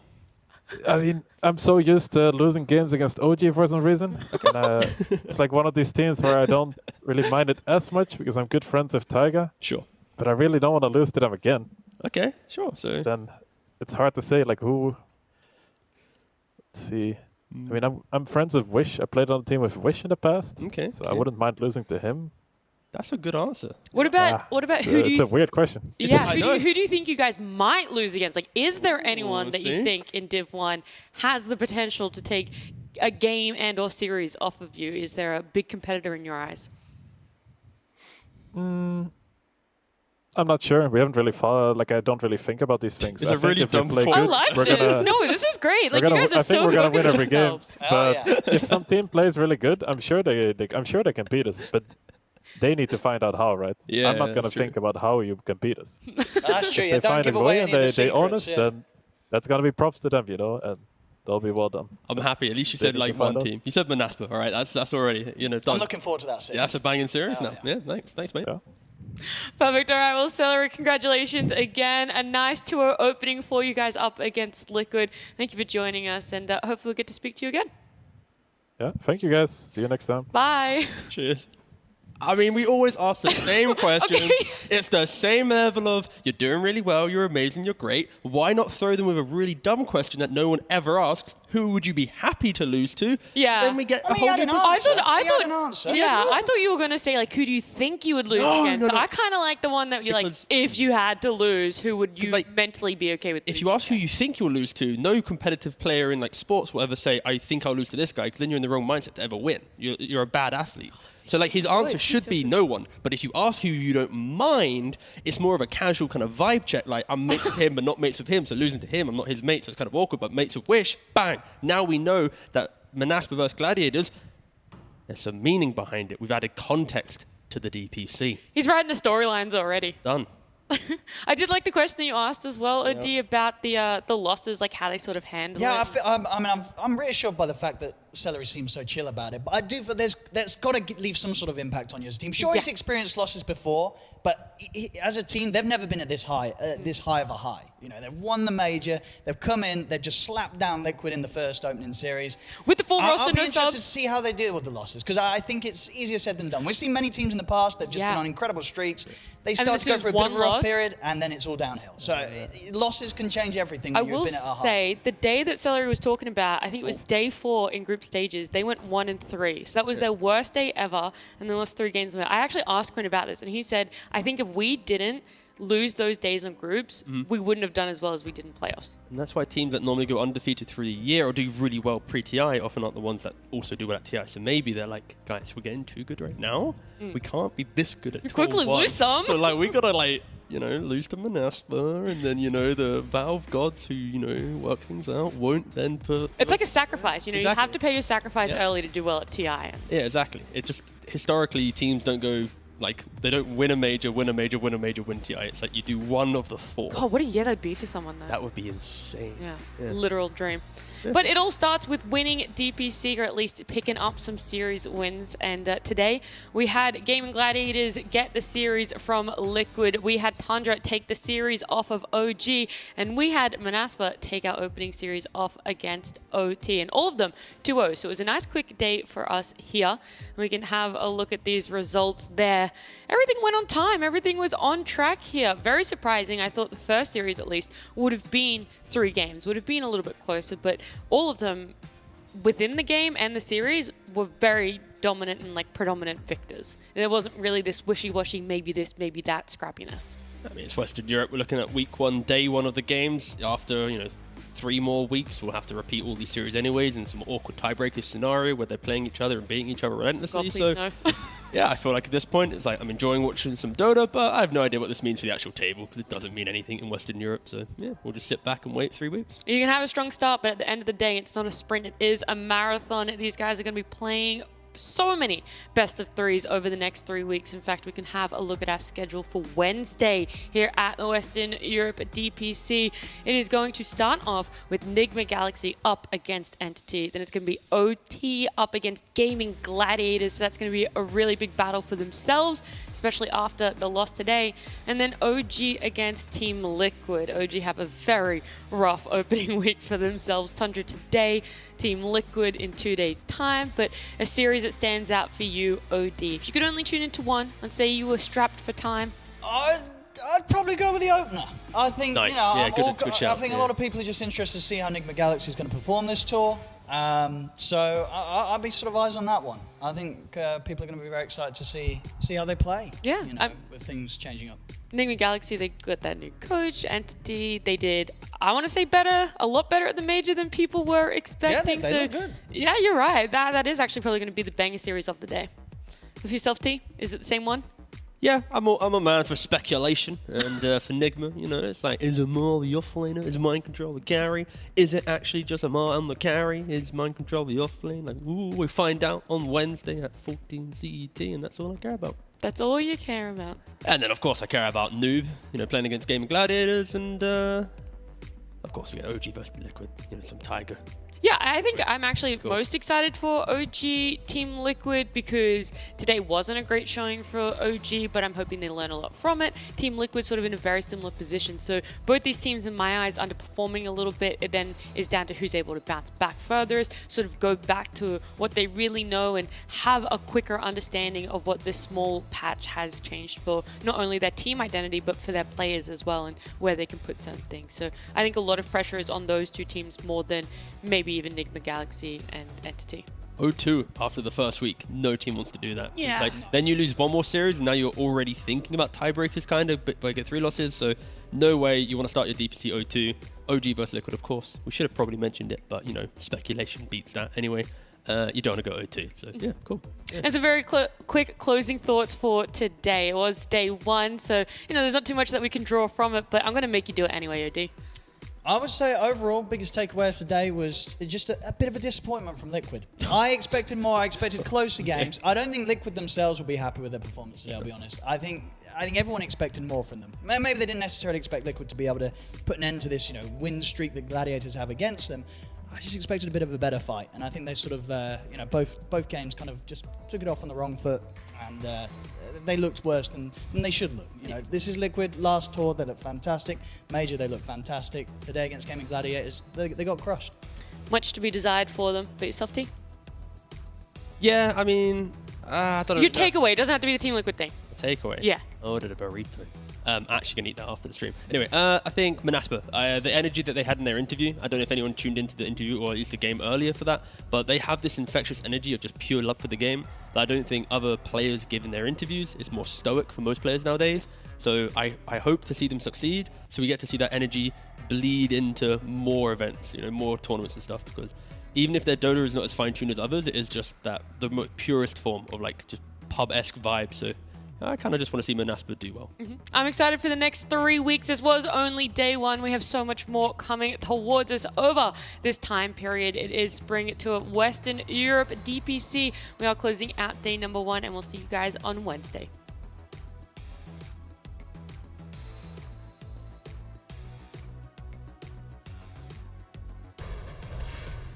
I have blast off the corner. Yeah, let's go. Yeah, BKB. Maybe force me? He's dying. Quad no BKB, quad no BKB. No line. Where are we walking? I can root.